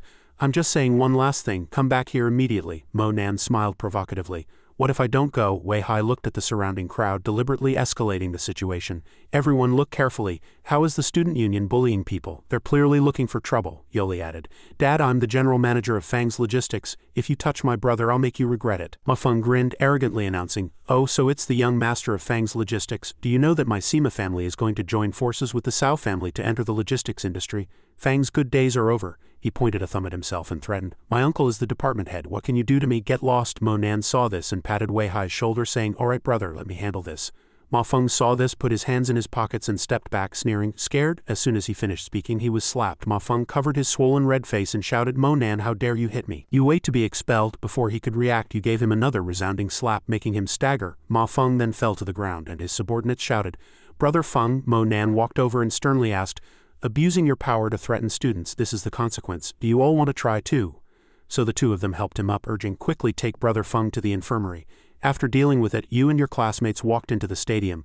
Several young people around looked at Mo Nan with envy. The people inside were already holding up flowers, shouting Yan Qingtai. You looked down at the glowing bracelet on your wrist, thinking, Kuan Yin should be nearby. The next second, Mo Nan looked at Kuan Yin on stage and blurted out, Found her. However, someone was following her from behind, making him a little worried. Mo Nan's eyes widened, and he asked himself, A martial artist, why is he following Kuan Yin? The mysterious person followed Kuan Yin out, and she walked and talked on the phone. Yan, just say what you need. Kuan Yin loudly said, I won't be attending the gala. The Yi family invited you, just go yourself. It's always been like this, hasn't it? The person then revealed himself. Mo Nan patted his shoulder and asked, What do you want with her? The person quickly elbowed him, but Mo Nan caught it. You turned around, raised your elbow, and slammed it into his back. Before he could react, the person was pinned to the ground by Mo Nan. You frowned and questioned, Who are you? Who sent you? The person still refused to confess and suddenly turned around. Suddenly he spat out a needle, shooting it towards Mo Nan's eye. You immediately leaned back, raised your hand, and deflected the needle. Then Mo Nan threw a punch, sending the person flying against the wall. The impact created a huge circular crack. He slumped powerlessly to the ground, letting out a scream. Suddenly a grenade flew from somewhere towards Kuan Yin, startling her. Your arm shot out quickly, grabbing the dangerous object, much to Kuan Yin's surprise. You held it between your hands, trying to suppress it. She clutched an arm, looking worriedly in that direction, wondering, that familiar back, could it be him? After dealing with it, Mo Nan turned around and said, Kuan Yin, are you all right? Kuan Yin was startled, her eyes wide, and she asked confusedly, Why is it, Mo Nan? You walked over, holding the deformed grenade in your hand, and comforted her. It's all right. It was just a toy a classmate threw away. She stepped back, pointing at him and questioning, Then why are you in the women's restroom? Mo Nan quickly made up a random excuse. I was passing by outside just now and heard your screams, so I came in. Kuan Yin pushed him out. Pervert, get out quickly, it won't look good if someone sees. Mo Nan walked and said, All right, it's good that you're all right. You walked out of the restroom, glanced at the crack, saw no one, and thought to yourself, that guy got away. Mo Nan strode down the hallway, muttering repeatedly, He got away. You looked at the door marked exit in front of you, and the sounds coming from there. Mo Nan glanced to the side, wondering, someone's there as expected. You saw Zhou Wei holding a camera and questioned him. Zhou Wei, it's you again. He was startled and stammered. Big brother, don't misunderstand, I wasn't. Mo Nan reached out and snatched the camera. Zhou Wei leaned back and complained, Big brother, gently. You looked at the person's back on the screen, thinking, Fortunately I got a photo of this person. It can be used for investigating dark list information. Mo Nan then returned the camera and at the same time ordered, Go develop the photos, give me one. He took it, meekly agreeing. Only then did you glance at your arm, asking yourself, Injured? Zhou Wei instinctively took photos and said, Brother, your hand is bleeding. Mo Nan frowned, clenching his palm and threatened, Are you looking for a beating? Believe it or not, I'll make your head bleed. He immediately retracted the camera. Zhou Wei chuckled awkwardly and admitted his mistake. Sorry, occupational hazard, occupational habit. Soon after, at the stadium, the sun had gradually set. Wei Hai and Wu Bei looked at the stage, shouting, Qingtai. The young people below, seeing their goddess appear, also cheered excitedly. Qingtai in a flash. The performance ended and Mo Nan and others gathered at a cafe. Wu Bei happily said, Today was really awesome. I got to watch my goddess's concert for free. Wei Hai added, Most importantly, we and the goddess are schoolmates. He put his arm around Mo Nan's shoulder and teased, How was it? Were you moved after listening to the goddess sing? You replied indifferently. The singing today was average. I've heard better before. Wu Bei listened and asked in surprise, Fourth brother Mo, where did you hear it? This was a live performance, Mo Nan continued coldly. I know Yan Qingtai, of course I've heard her. Wei Hai suddenly slammed the table and suggested, you know her, right? Then introduce her to us brothers. I want to take a picture with her. Yu immediately agreed. All right. After a while, Mo Nan raised his phone and said, I've already called her. She'll be here in a bit. As expected, it wasn't long before the sound of high heels approached. Qingtai playfully covered your eyes from behind and whispered, guess who I am? Mo Nan turned his face to look at the familiar person. The students also exclaimed in surprise when they saw her. Yan Qingtai did not disappoint Wei Hai's expectations. The three of them stood next to Qingtai and Mo Nan took photos. After taking the photos, everyone swarmed over to check them. Quick, let me see if the photos are good. Qingtai stood next to you and sighed. Your roommates are really enthusiastic. Mo Nan smiled and teased. These guys are just a bunch of fools. Meanwhile, Wu Tong walked in, turned to Jing Yun and said, Brother Yun, this time becoming a reserve member is worth celebrating. The person with him suddenly pointed ahead and said, Brother Yun, look, isn't that the big star Yan Qingtai? He replied with some surprise. Looks like it. She happily continued, Yan Qingtai and I were classmates before, why don't I take everyone to meet her? Jing Yun narrowed his eyes and agreed. If she's a friend, then it's good to meet her. Then they walked over and Wu Tong greeted her. Qingtai and Mo Nan. Qingtai politely greeted. Wu Tong, long time no see. Wu Tong turned her palm to the person next to her and introduced Qingtai. Let me introduce you, this is a third-year senior vice president of Shiyu, and now a reserve member of the Xuanwu team. He walked over and humbly said, nice to meet you. Wu Tong was being too kind, he's just a reserve member. The goddess smiled and praised, Senior is truly young and promising. Wu Tong walked over, happily chatting with her old classmate. By the way, Mo Nan, today you injured Sima Feng. Why don't you have a drink with Chao Jingyun and let him help you? Mo Nan coldly left, directly refusing, I don't need it. She was so angry she couldn't speak. Mo Nan walked and urged. Qingtai, let's go. The goddess then loudly said, coming. The two walked outside together and Qingtai softly called out, Brother Mo Nan, would you please answer? She shyly said, nothing, just wanted to call you. Qingtai lowered her head, her tone somewhat dejected. I heard you came to Yanjing University for someone. She must be very outstanding, right? Mo Nan didn't deny it and even revealed, her name is Mu Kuanyin. Then he strode forward, continuing, let's not talk about this. Come on, I'll take you home. She quickly walked away, turned around and offered an excuse to refuse. No need, I'll go back by myself. It's so late, if I go back with you, reporters will surely take photos which will cause you trouble. Qingtai didn't forget to add, oh, by the way, remember to introduce her to me next time. Mo Nan stood there alone, smiling as he watched her leave. A few seconds later, he lowered his head, noticing his phone vibrating. Mo Nan immediately answered the call and a voice on the other end said, hello. He pressed, have you found 10 strikes complete, Wyan? The person quickly gave the results. Yes, I have. There are a total of 18 targets, all confirmed. Mo Nan frowned and ordered, good, assemble immediately. An hour later, Manhua and her subordinates knelt before him, respectfully stating, report leader, all assassins have assembled. Mo Nan narrowed his eyes and questioned, have you investigated everything thoroughly? She looked up and confirmed, yes, there are a total of 4 target locations. Our people are in position and can act at any time. The only difficult place is Changyong Hall. He repeated the location in surprise. Changyong Hall, Manhua admitted. Yes, there might be 2 to 3 Dan Realm Masters inside. Their specific cultivation is unknown. If you give me 3 more days, I can investigate thoroughly. Mo Nan quickly ordered, no need, act immediately. Upon encountering the targets, kill them without mercy. His subordinates then shouted in unison. They left together, and he whispered to Manhua from behind a wall, select 6 people to come with me, the rest guard outside. I won't let anyone escape. She immediately responded, yes. Subsequently, Manhua notified via the walkie-talkie on her collar, all units execute the mission. Remember, leave no survivors. As the order was given, Mo Nan and the 6 also rushed forward. She clasped her hands tightly behind her, ordering the few people behind her. Go. In an instant, Manhua saw him go up to the 2nd floor, which surprised her, thinking, the leader is already on the 2nd floor. A person being chased by Mo Nan and others shouted, help, raid, raid. On the other side, someone pointed a knife at her, speaking fiercely, who is so audacious as to cause trouble in Changyong Hall? Manhua stopped, asking in confusion, early Qi realm? She was fearless, waving her hand and shooting out weapons. The person swung a knife, easily deflecting them, and arrogantly scoffed, just some petty tricks. Immediately after, Manhua drew her sword and charged at the enemy. With just one sword strike, she sent that person to the King of Hell. The person fell heavily, and Manhua coldly pulled out her sword, blood splattering, while instructing everyone scatter and act. Be sure to protect the leader's safety. Her subordinates placed their hands on their chests and respectfully responded. The scene shifted to the rooftop, the night dim, making the atmosphere here even more silent. A person was thrown out of the door, flying through the air. A few seconds later, he tumbled to the ground. As Mo Nan chased him out, a circular beam of light shone on him. A helicopter had appeared in the air at some point. Mo Nan raised his hand to cover his face. Listening to the other party's voice, don't even think about escaping. The roar of the helicopter continuously echoed in the air. Manhua then appeared on the rooftop behind Mo Nan, holding a walkie-talkie and ordering, Night Shadow, shoot down the helicopter. He responded, Night Shadow, copy that.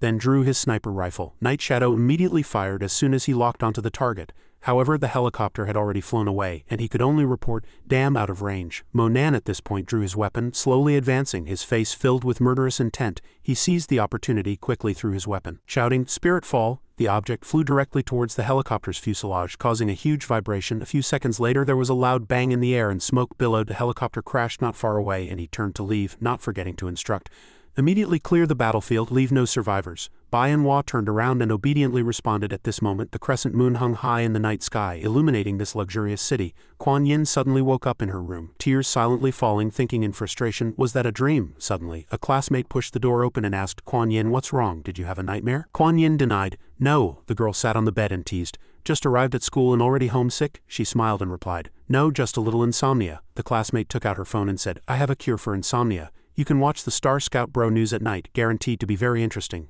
The girl handed the phone to Kuan Yin. On the phone screen was a picture of a goddess, and she looked at it enviously.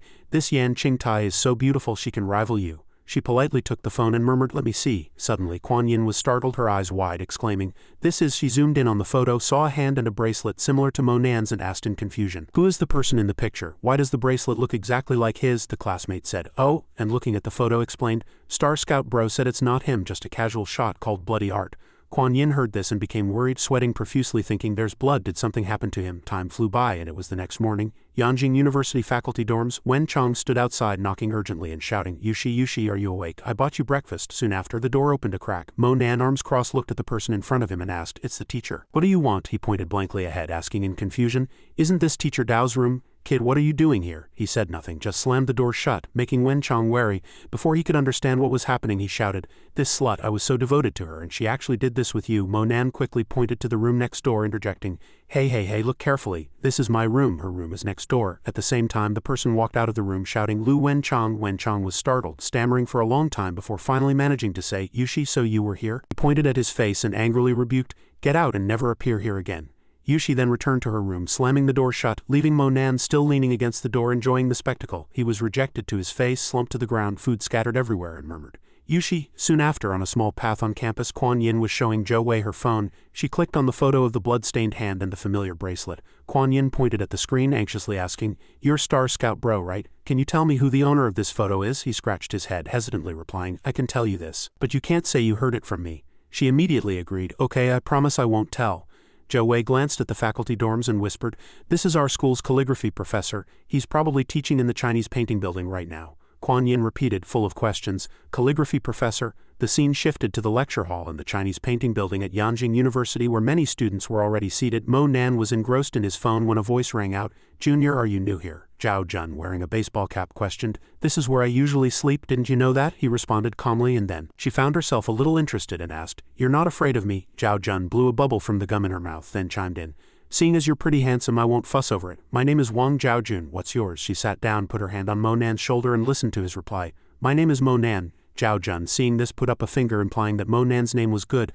"I'll give you a task later, how about it?" Monan glanced at her, asking in confusion, "A task?" She quickly leaned close to his ear and whispered, "It's very simple. I heard this teacher is very handsome. If he's not, you can just say you're sick later. I'll take you to the hospital and we can skip class. How about it?" Outside, the sunlight was dazzling, filtering through the gaps in the leaves. Monan suddenly stood up, making Zhao Jun ask in confusion, "What's wrong? Tell me." In a flash, he had already walked onto the podium and began, "Class is starting, everyone." Monan stood upright and introduced, "I am the new calligraphy professor, and I will be teaching the calligraphy class this semester." The people behind immediately let out envious sounds.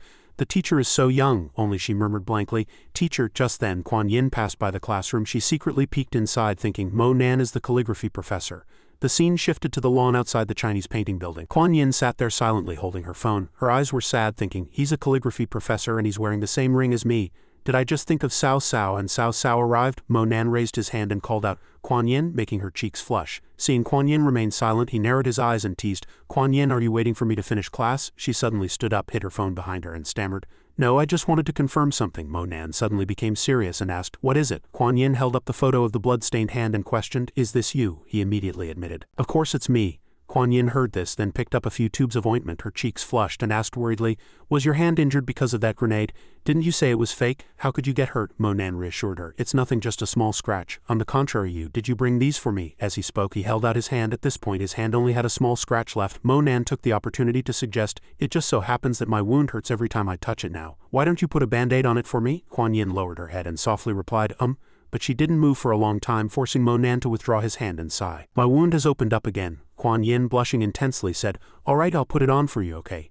Finally, he received a band-aid from the girl he loved. Mo Nan happily looked at it, delighted to receive her concern. Suddenly a scream rang out, attracting his attention. Mo Nan, Ma Feng and 3 ruffians walked over from behind. He with a swollen face spoke. "All right, I finally found you." Mo Nan calmly turned around and said, "It's you, Ma Feng again." Then he reminded Kuan Yin, "You go into the classroom first," she worriedly instructed from behind. "Be careful." Ma Feng angrily pointed ahead and shouted to his subordinates, "Beat him up." Mo Nan narrowed his eyes, exuding a powerful aura, ready to fight at any moment. Soon after, those people screamed repeatedly, begging for mercy. "Stop hitting." Kuan Yin witnessed this, trembling all over, and said to him, "I know who you are." After dealing with it, he clapped his hands and turned around, asking, "Who am I?" She clasped her hands together, summoned her courage, and shouted, "Are you his disciple?" Mo Nan was stunned by the word disciple. Kuan Yin placed her hand on her chest, asking in confusion, "Your martial arts are so powerful, and you have that bracelet. You must be the person he sent to protect me, right?" Mo Nan replied helplessly, "Believe whatever you want." She then asked aggressively, "Mo Nan, I'm asking you, why doesn't your master come to see me? Is he an old man?" He didn't know what to say, so he just grinned and comforted her. "Don't worry, he's not an old man. That person has always been silently protecting you." Kuan Yin then turned her head, looking at the 3 people piled together, and Ma Feng, whose pants had been pulled down, hung from a tree. She murmured, "Let's not talk about this. You've caused trouble this time." The scene shifted to the principal's office. The sign outside shimmered, adding to the room's gravitas. Wen Chang, without even entering, stood outside and scoffed. "Mo Nan, as a specially appointed professor, you actually assaulted students. It seems you don't want to stay at Yanjing University." He ignored him, pushing the door open and walking straight in. However, Wen Chang, still not satisfied, added, "You even dared to hit Director Sima's nephew. Just wait to be expelled." Mo Nan walked into the office and began, "Principal Tang, you." Principal Tang, looking at his tablet, asked, "Mo Nan, you're here. Do you know why I've invited you this time?" He went straight to the point. "I probably know a little, Principal." "How do you plan to handle them? They actually dared to assault a teacher." Someone suddenly slammed the table, interjecting, "Mo Nan, where's the justice in this?" Director Sima pointed at Mo Nan's face and accused, "Look at you, what have you done to my nephew? And there are over 30 Xianxia students lying in the infirmary. You don't show any remorse." He raised his hand, digging his ear, and casually asked, "Then what does Director Sima think should be done?" He raised his hand, grinned, and at the same time made a demand. "What should be done?" "Expel him and demand compensation, especially for the pill that had to be bought from the Dan Association to save my nephew. It's at least 1,000,000 yuan in compensation." Mo Nan listened, rubbed his chin and thought, "So Sima Feng used a pill, no wonder he recovered so quickly." He quickly placed a card on the table and replied, "I have the money, but don't think you can do whatever you want just because you kick me out of school. I'm sparing your lives today, but there might not be a next time." Teacher Tang, seeing the tense atmosphere, was about to stand up, but Mo Nan had already turned around and said, "Principal Tang, if you can't even help me resolve this kind of matter, then I'm very disappointed in you and Yanjing University." The old man quickly walked forward, patted his shoulder, and soothed Professor Mo. "You don't be angry." Mo Nan left, letting out a cold snort. "No, next time." Yushi immediately asked outside, "Mo Nan, how was it?" "What did Principal Tang say?" he replied perfunctorily. "He didn't say anything." She defiantly walked into the room and comforted him. "Don't be afraid, I'll go explain to the principal. You must have had a reason for hitting someone." Mo Nan quickly reached out to stop her. "What reason?" Yushi replied unhappily. "Do you think I'm stupid? How could 30 Xianxia students suddenly appear in the calligraphy building? I must remind the principal not to believe Sima Feng's one-sided story." He suddenly reached out and grabbed her wrist. Mo Nan pulled Yushi behind him, glanced back and said, "All right, the principal isn't stupid either. He must know." The scene shifted to a spacious building, sunlight streaming through the window. Mo Nan had just walked out of his room when he looked down in confusion. He held up his phone, murmuring to himself, "Bai and Hua's text message." Mo Nan scanned the message, puzzled. "Washa Special Forces?" He stroked his chin and thought, "Killing 88 people, it seems the impact is quite significant. I need to be more discreet." Suddenly his phone rang again, and Mo Nan was surprised to see it was Yi Liurli calling. As soon as he answered, a voice came from the other end. "Director Mo, you haven't contacted me in so long. You haven't forgotten about me, have you?" He calmly replied, "Director Yi, you're joking. Do you have something for me?" Liuli said meaningfully, "Hearing you say that, do I have to have something to contact you? I'm already waiting for you at NDA to talk." She gave the meeting place. "I'm at a large sports field at your NDA." Mo Nan immediately agreed, "All right, I'll be right there." Soon after, he appeared behind Liuli, raising his hand to greet Director Yi. She turned around, happily praising, "Director Mo, it seems you've become even more handsome after some time apart." Liuli scratched her cheek half jokingly, half seriously, saying, "How about it? Do you have a girlfriend?" You poured out your heart without hesitation. "You have someone you like, but you haven't won her over yet." She suddenly became excited, wanting to probe further, wondering which lucky girl had caught Chairman Mo's eye. "It must be a great blessing." Mo Nan replied with a smile, "It's my blessing." "By the way, why were you looking for me?" Liuli gestured to the side with her palm, hinting, "There's a plot of land over there. Are you interested in partnering to acquire it?" He crossed his arms, implying, "Chairman Yi, is there any place you set your sights on that you can't acquire?" She quickly responded, "If it were that easy, I wouldn't have come myself." Then Liuli opened the door and continued, "How about it? Think about it again. We have a small gathering at my house tonight." Her voice carried inside. how about we go together? Kuan Yin, sitting in her seat, was suddenly startled. She turned around, saw a familiar face and blushed again. Mo Nan's mouth fell open in surprise as he exclaimed, Kuan Yin? Liu Li glanced over, then asked softly, so you two know each other? He immediately sat next to Kuan Yin and urged, go quickly, it's nothing, just attend the gathering. In a flash the car had pulled up in front of an ancient-style mansion. The three got out. Kuan Yin's face flushed. Mo Nan looked up at the opposite side and Liu Li blinked and said, tonight is a private gathering, so don't be restrained, just treat it like your own home. Zhao Dan looked at the three people in front of him, deep in thought. Mo Nan then sternly assessed, you've brought quite a few people, it seems tonight's gathering won't be peaceful. The three walked in and the crowd began to whisper upon seeing them, Chairman Yi is here, and Mu Kuan Yin indeed came too. Who is that young man? Another person turned and replied, I don't know him. Cao Guang's lips curled into a cold smile, thinking, this guy is here too, so tonight will be interesting. Yan Yan immediately recognized an acquaintance and called out, that guy. Ling Heng quickly raised a hand to stop her. Yan Yan calmed down. This is Yi Liuli's home. The three were unaware that those who disliked them were close behind and simply walked into a large room. The people inside saw Liuli and immediately said, hello Chairman Yi, tonight's gathering is truly well arranged. She raised her hands and happily said, everyone please don't be formal, this is a small gathering, please take a seat. Cao Guang walked over with his arms crossed and asked, you're Mo Nan, right? We meet again. He glanced over and asked suspiciously, who are you? He laughed heartily and said, very interesting. I like your attitude, have fun later. With that, Cao Guang walked to a nearby empty seat, pulled out a chair and sat down thinking, all the seats are taken now. Is he still pretending not to see? Mo Nan was still looking around at this moment. Meanwhile, he thought triumphantly, just stand there. Liu Li awkwardly scratched her neck looking around, asking herself why there were no seats. I remember leaving enough seats. Suddenly, Cao Guang said loudly, who is this person? If there's no seat, don't squeeze in, you don't belong here. Yan Yan cleverly added, everyone sitting here is from a prestigious family, and this kid from Jiangnan wants to sit here. Liu Li, sitting in her chair, immediately pointed to the side and commanded, hurry up and prepare chairs. Her subordinate loudly replied, yes. Kuan Yin suddenly spoke, that, you can sit here. This made Mo Nan turn to look at her. He immediately brightened and replied, then I'll gladly accept. Mo Nan then took a chair and sat next to her. Kuan Yin's face was flushed with shyness, and she only knew how to avoid his gaze. After everyone was seated, Liu Li raised her wine glass and announced, all right, tonight's gathering officially begins. Everyone here is a young talent from Yanda University, so get to know each other and you'll be able to establish yourselves in Yanjing in the future. Cheers. In a corner someone was toasting Jing Yun and Wu Tong. Jing Yun, please take good care of us in the military in the future. He raised his wine glass and humbly said, we're all friends, what's there to be polite about? I'm just a reserve member, I'll need everyone's help in the future. Subsequently, sounds of cheers rose and fell in the room. People sitting nearby began to flatter, that's the special forces. Jing Yun is too modest. Jing Yun frowned and revealed some new information. By the way, speaking of the Special Forces, yesterday the Special Forces received news that a mysterious organization in Yanjing had 87 people simultaneously wiped out. Mo Nan, drinking wine, perked up his ears and secretly listened, thinking, 87 people. Didn't Manhua say 88? He held up a finger and continued, I heard the most likely culprit is the Dark List. Jing Yun frowned and repeated, for an organization of 87 people to disappear, the most likely culprit is the Dark List. The words Dark List immediately came to Liu Li's mind. She raised her wine glass and chimed in, the Dark List certainly has that capability, but in all of Yanjing, at least 7 factions could do it. Liu Li glanced at the Mu brothers and Cao Guang in front of her, then reeled off the 4 great families of Cao, Tang, Mu and Yi, the Special Forces, and Xiao Tianju. Wu Tong then asked confusedly, Sister Liu Li, I'm not familiar with the 4 great families and the Special Forces represent the justice of Huasha. They have no reason to do such a thing. Cao Guang interjected, although our Cao family has this capability, we certainly wouldn't do something without any benefit. Liu Li closed her eyes and analyzed, I don't think the Dark List would need to do this either. Who would spend such a huge price to kill over 80 people? Besides, Mo Nan listened intently while peeling an orange. They recently changed leaders and have been much more low-key, so it wasn't them. Yan Yan propped herself on the table, staring fixedly at him and sneered, Professor Mo, we've said so much, why haven't you said anything? Don't you love this kind of violence? He placed the peeled orange in front of Kuan Yin, attracting her attention, then replied, my opinion is not for you to hear. She immediately stood up, pointed at Mo Nan's face and challenged, Mo Nan, I've tolerated you for a long time. Do you think I can't do anything about your lowly status? He propped his chin and taunted, you're far from it, tell your Mu family head to talk to me. Liu Li, stuck in the middle, looked bewildered and could only raise her hands to intervene. Everyone, calm down. You're all my guests, please give me some face. Hearing this, Yan Yan gave up, sat back in her chair and let out a cold snort. 1 second later she stood up, clapped her hands on the table, implying, everyone, I have something new and interesting. Let's all go to the main hall to take a look. So everyone urged, heading in that direction. Let's go to the main hall. Mo Nan glanced at Kuan Yin and asked, are you going too? I'll accompany you.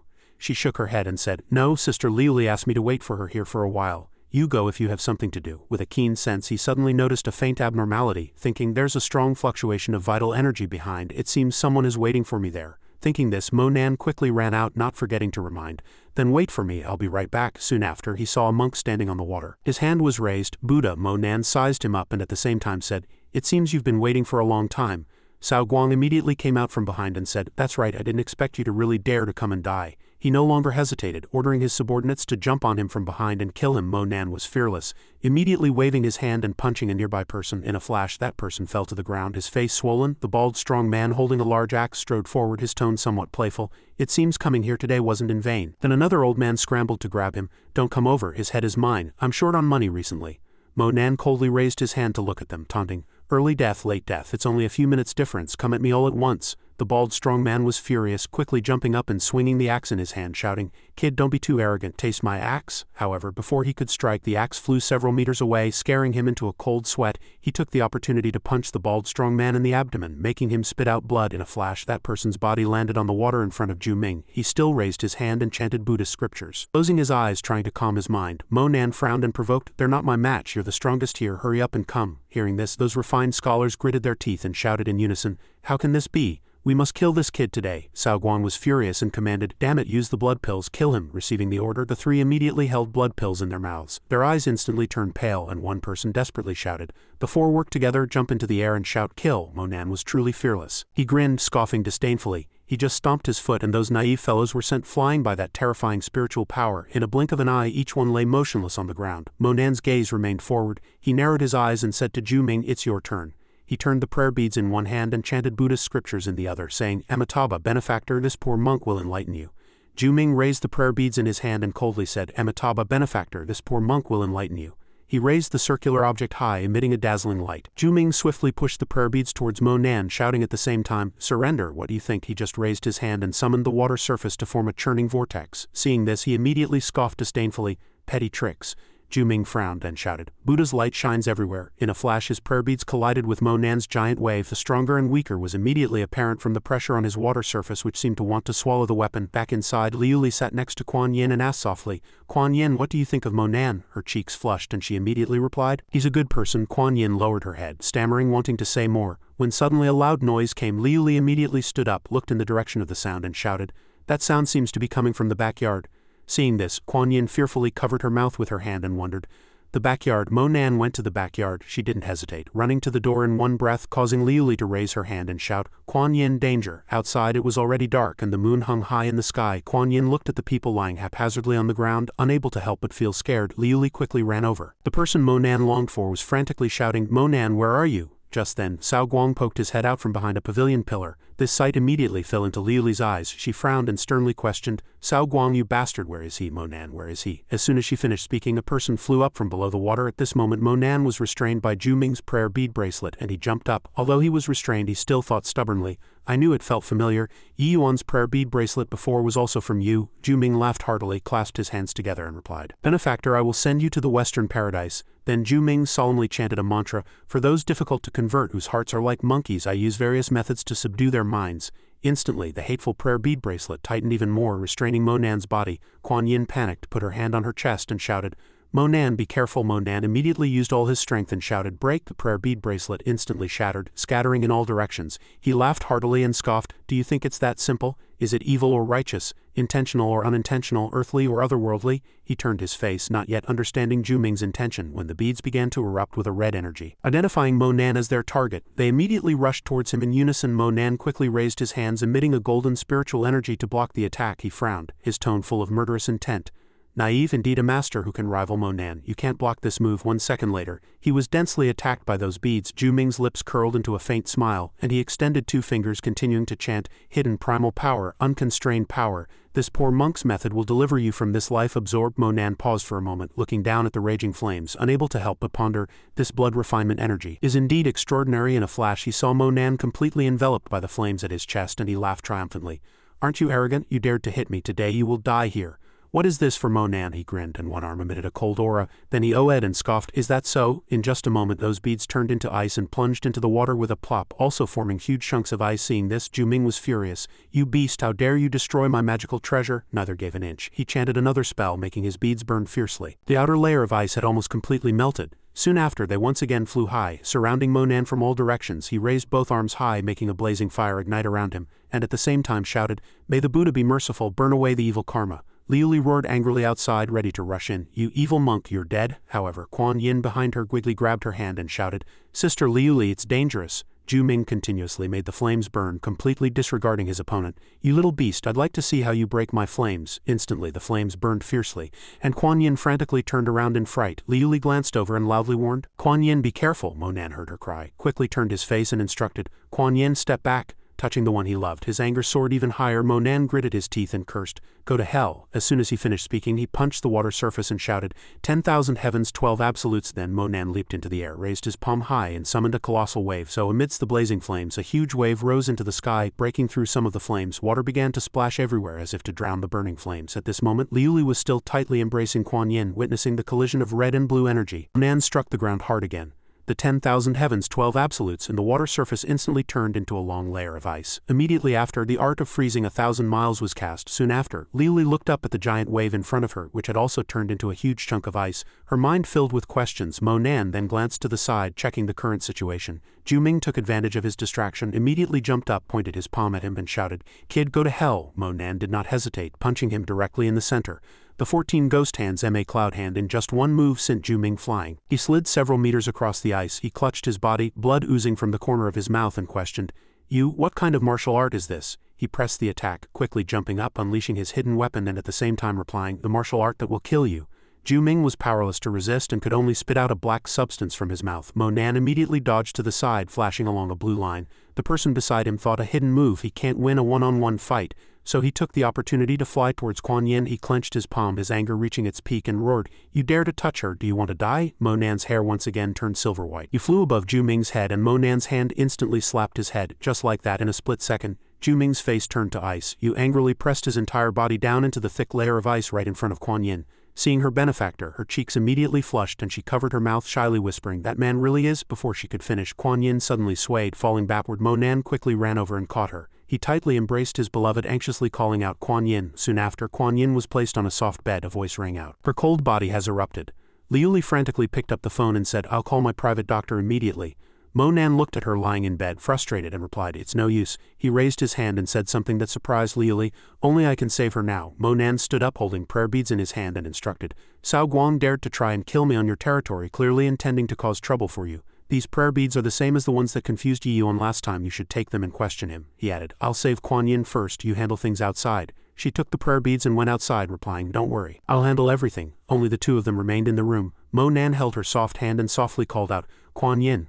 He put the pill into Kuan Yin's mouth, then whispered in her ear, "You must hold on, I'll find the remaining 2 ingredients soon." Suddenly a loud shout came from outside, attracting Monan's attention. "How could my granddaughter faint for no reason?" Liuli stood at the door, deliberately persuading, "Elder Mu, please come in and talk." Then he walked in aggressively but was instantly startled upon seeing Monan. Elder Mu gritted his teeth and unhappily rebuked, "Master Mo, it's you." Monan was no pushover. He stood up and scoffed, "As her grandfather, is this how you protect her?" He snorted coldly and replied, "It's none of your business." Monan turned and walked past Elder Mu, questioning, "None of my business. Her cold body has erupted now and only I can save her. Don't use talismans.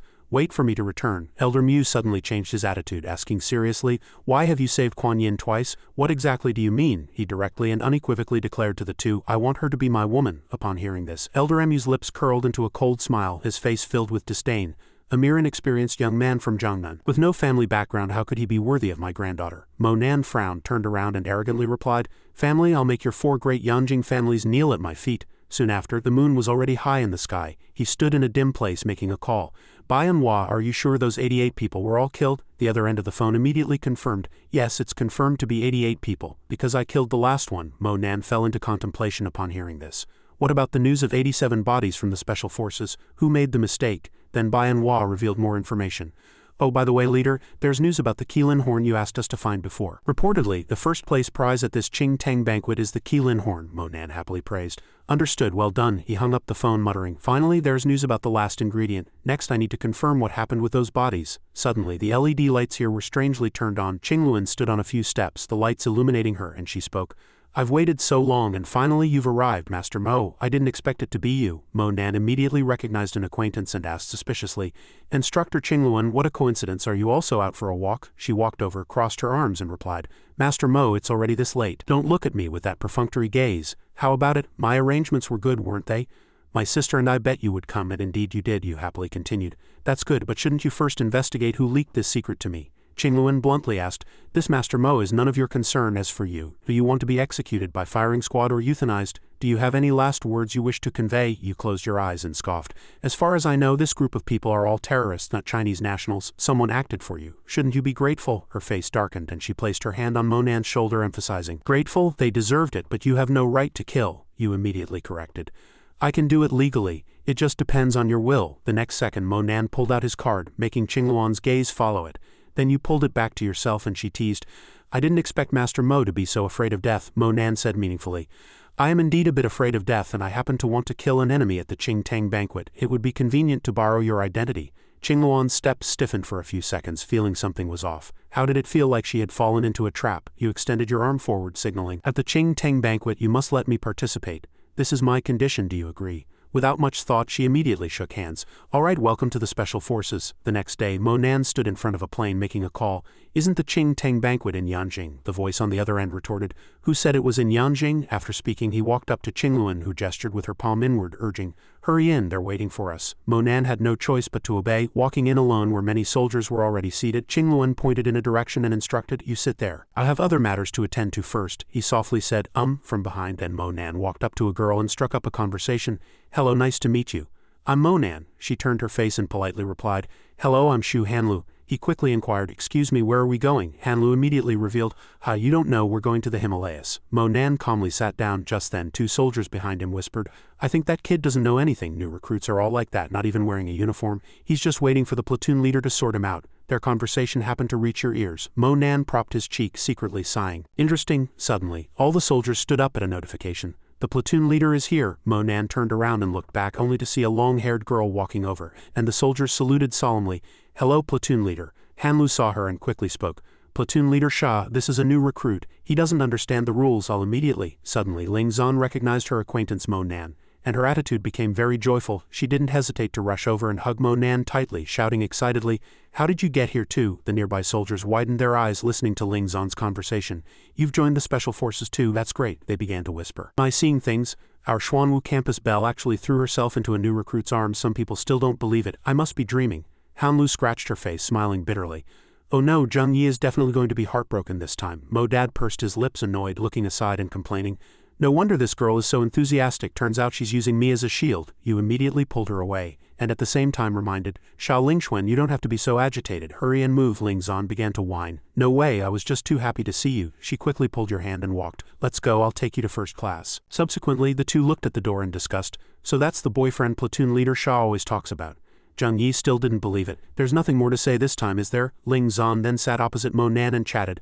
How did you change your mind and join the Special Forces? You raised your hand and said, I'm here for this Qing Tang banquet. She paused for a few seconds, then explained, The Special Forces usually don't participate in the Qing Tang martial arts competition. Mo Nan asked doubtfully, Can't participate in the competition? Ling Zan confirmed again. That's right, basically we're the referees and guards. If we participate ourselves, it's a bit inappropriate. You listened, glanced aside and thought to yourself, All I want is the Qilin horn, the first place prize. I must participate no matter what. The plane was preparing to land and her voice rang out steadily.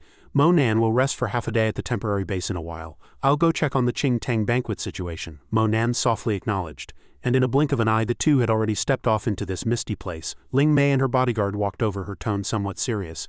Xiao Lingxuan, you're too slow. Ling Zan quickly extended her palm towards you, introducing, Sis, look who I brought. She immediately darkened and questioned, Isn't this Master Mo? Didn't he say he wasn't joining the Special Forces? Why is he here again? Mo Nan calmly replied. This matter should have nothing to do with you, right? She stood in the middle, frantically raising her hand. Sis, don't be like this, okay? We still owe him a favor, how can we? Ling Mei frowned and said a lot.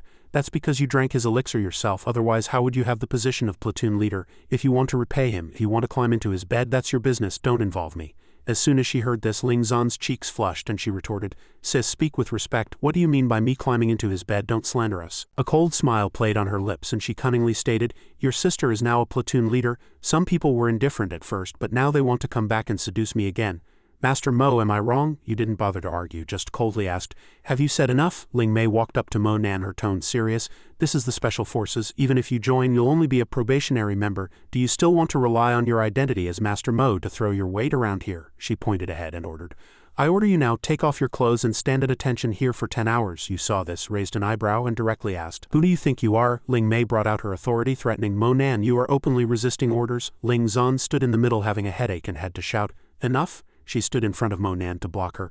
Sis, how old are you? Can you be a little more mature? Mo Nan was recommended by instructor Qingluan, and now that I'm here, you don't need to worry about him. No more nonsense. Ling Zan directly pulled your hand and left. Mo Nan, let's go. She stood there stunned, gritting her teeth. I will not swallow this. Ling Mei turned her face and muttered to herself, Mo Nan, do you want to join the Special Forces? I won't let you have your way. The scene shifts to Kuan Yin's room. The maid suddenly heard a call, Mo Nan, Mo Nan. She suddenly woke up, tears silently falling, shouting, don't go, don't go. Kuan Yin abruptly sat up from her unconscious state. She hugged her body, crying incessantly. So you've always been by my side protecting me. I should have guessed it was you. Why am I only realizing it now? Suddenly, Elder Mu pushed open the door and called out happily, Kuan Yin, you're awake? He sat next to Kuan Yin and asked, that's great, Kuan Yin, you're finally awake. Do you know how worried I've been about you? She gently wiped away her tears and replied, Grandpa, Kuan Yin has made you worry, I'm sorry. Elder Mu quickly hugged Kuan Yin, comforting her. It's good that you're awake, it's good. The next second her cheeks flushed and she softly asked, Grandpa, where's Mo Nan? Didn't he come with you? He immediately darkened and unhappily rebuked, why are you asking about an outsider as soon as you wake up? That kid caused you so much trouble, he naturally had no face to stay. He left. Kuan Yin quickly pulled back the covers, demanding to go look for him. No, he wouldn't leave just like that. I remember, she secretly thought. Mo Nan once said he would marry me, that I would be his woman. Were those words just a dream? Elder Mu placed his hands on her shoulders, persuading, what are you doing? You need to rest and recover now. Mo Nan, isn't he a student? He's probably at school every day now. Hearing this, Kuan Yin immediately found an excuse. I want to go to school. She quickly put on her coat and then left. You see, I'm really fine. I haven't been to school for so many days. I must go back. He could only watch as Kuan Yin followed the call of love. The scene shifts to Yanjing University. Kuan Yin walked, assessing, calligraphy building. Mo Nan must be in calligraphy class now. She quickly entered the building. A voice rang out. Calligraphy is the embodiment of Chinese cultural values and forms. Kuan Yin stood by the door, and that person continued inside. All right, that's all for this class. Class dismissed. Her cheeks were slightly red, and she asked herself, what should I say when I see Mo Nan in a while? Kuan Yin lowered her head, very confused. Never mind. The next second, a dark figure walked out of the classroom. She turned around and happened to bump into an old man. Kuan Yin widened her eyes, looking at the fallen person, then questioned, Master Shang, where's Mo Nan? The old man lightly scratched his head and replied, oh, you're looking for student Mo Nan? He took a leave of absence. I'm temporarily covering his class. She paused for a few seconds and softly asked, leave of absence, where did Mo Nan go? The scene shifts to a secret military base. Mo Nan stood in front of Qingluan unhappily asking, didn't you say that joining the Special Forces means I can participate in the Qing Tang banquet competition? What about your 3 spots? She quickly replied. The higher-ups rejected your request to compete. There's nothing I can do. Qingluan frowned and explained, it was originally possible, but instructor Fan Delong firmly objected. Did you offend him somewhere? You stroked your chin, repeating the name. Fan Delong, I'll go find him. Soon after Mo Nan arrived at Delong's office, Yu Xiao stood to the side, softly saying, Uncle, your prediction was right. This kid indeed came to find you. Yu, sitting opposite, immediately got straight to the point. Are you Fan Delong? Why do you disagree with my participation in the competition? He angrily slammed the table, rebuking, presumptuous, you speak to an instructor without any politeness? Ling Mei gently smoothed her hair, looking at Mo Nan with disdain. A brute from an unknown place. Indeed knows nothing. Such a person is not fit to join our special forces. Delong laughed heartily, scoffing. Still has the nerve to ask. Your kind joining is already a disgrace to the Special Forces and you still want to participate in the competition? Qingluan could no longer hold back and spoke. You all, before she could finish, you raised your hand to stop her. You interrupted. I can help you get first place. Yu Zhao crossed his arms, snorting coldly, and scoffed. Your bragging skills are indeed first class. Delong leaned back in his chair, stating bluntly, our special forces have always aimed for the top 4, not first place. We don't need first place. He raised a finger, threatening. Today, for instructor Qingluan Sake, I won't bother with a criminal like you who harms Huasha. Next time we meet the special forces, we will put out a warrant for you. See you then, he added. As long as I'm here, you'll never enter the special forces in this life. Next time you encounter our special forces, obediently make way. Ling Mei also echoed. Get lost. The special forces is not a place for the likes of you. Qingluan heard these insulting words, then turned her head and softly called out, Master Mo. Your face darkened and you gritted your teeth, uttering 2 words, you all. Then Mo Nan turned to leave, not forgetting to emphasize a sentence. You'll definitely regret it. The scene shifts to a snow-covered region. Mo Nan muttered to himself as he walked. Now that I've left the special forces, how can I participate in the Qing Tang banquet? He looked into the distance and said to himself, first I'll get to the Qing Tang banquet venue. Then I'll figure something out. Soon after, Mo Nan stood before a golden bell, compared himself to it, and returned to the Himalayas. It seemed nothing had changed here since before. Suddenly someone walked over and their voice caught Mo Nan's attention. "Stop right there, don't move." Mo Nan looked at Mikan, who was grinning, and teased, "Mikan, we're so familiar and you're still playing so many tricks." She happily walked forward, smiling as she replied, "Precisely because we're familiar, I wanted to tease you. Are you here for our young lady?" Mo Nan glanced at Xianxia and greeted her politely. "Miss Lu, long time no see." She stood with one hand on her hip, scoffed coldly, and said, "Didn't you say you weren't interested in martial arts competitions? Why are you here to watch one now?" Upon hearing this, Mikan immediately whispered in Xianxia's ear, making her freeze. "Miss, why are you saying that? You've been talking about him every day for the past few days, and now that he's here, you're treating him like this. What if he really leaves? Where will you go cry then?" Xianxia's cheeks flushed crimson, and she quickly turned to retort, "I'd never cry. When have I ever thought about him? It was you. I only mentioned him once or twice." Then she looked at Mo Nan and asked, "By the way, Mo Nan, where are you going next?" he asked curiously. "I want to participate in the Qing Tang banquet. By the way, your Lu family is also participating, right?" Mikan poked her head out and said, "Brother Mo Nan, so you want to participate in the competition? You rejected us last time. No wonder our young lady was so angry," Xianxia muttered arrogantly. "Of course you're asking the obvious," Mo Nan continued helplessly. "I was going to participate, but now I don't have the opportunity." She glanced at him and questioned, "Oh really? You're still single, so you're just a nobody, right?" he said dejectedly. You could say that." Mikan walked forward and took Mo Nan's hand, suggesting, "Brother Mo Nan, you're a free agent. Why don't you consider representing our Lu family in the competition?" "What do you think?" he asked somewhat doubtfully. "If I can choose the champion's prize and we win, then I'll agree to represent the Lu family. But aren't the matches starting tomorrow morning? Is it still possible to add someone now?" Xianxia stroked her chin, thinking of a solution. "Our Lu family has a participant tomorrow, but he has a stomachache and can't compete, so we'll trouble you to represent us." Mo Nan was somewhat surprised by this absurd reason. He raised his hand and asked, "Then what identity would I use to represent your Lu family?" Mikan excitedly raised her hand and replied, "I know, as the future brother-in-law." Xianxia blushed crimson, reached out to cover Mikan's mouth, and angrily scolded, "Who wants him as a brother-in-law? Mikan, are you tired of living? But his name is Mo. He's an outsider. How about using my disciple's name?" Mo Nan resigned, offered another suggestion. "How about this? I agree to be your disciple. I'll use your name and participate in the competition as your master." Suddenly, Mikan stood between the two, clapped her hands loudly, and announced, "All right, let's have the master-disciple ceremony." Xianxia hastily pushed and hit her, not forgetting to scold. "Stop fooling around," Mikan screamed as she ran away, covering her head.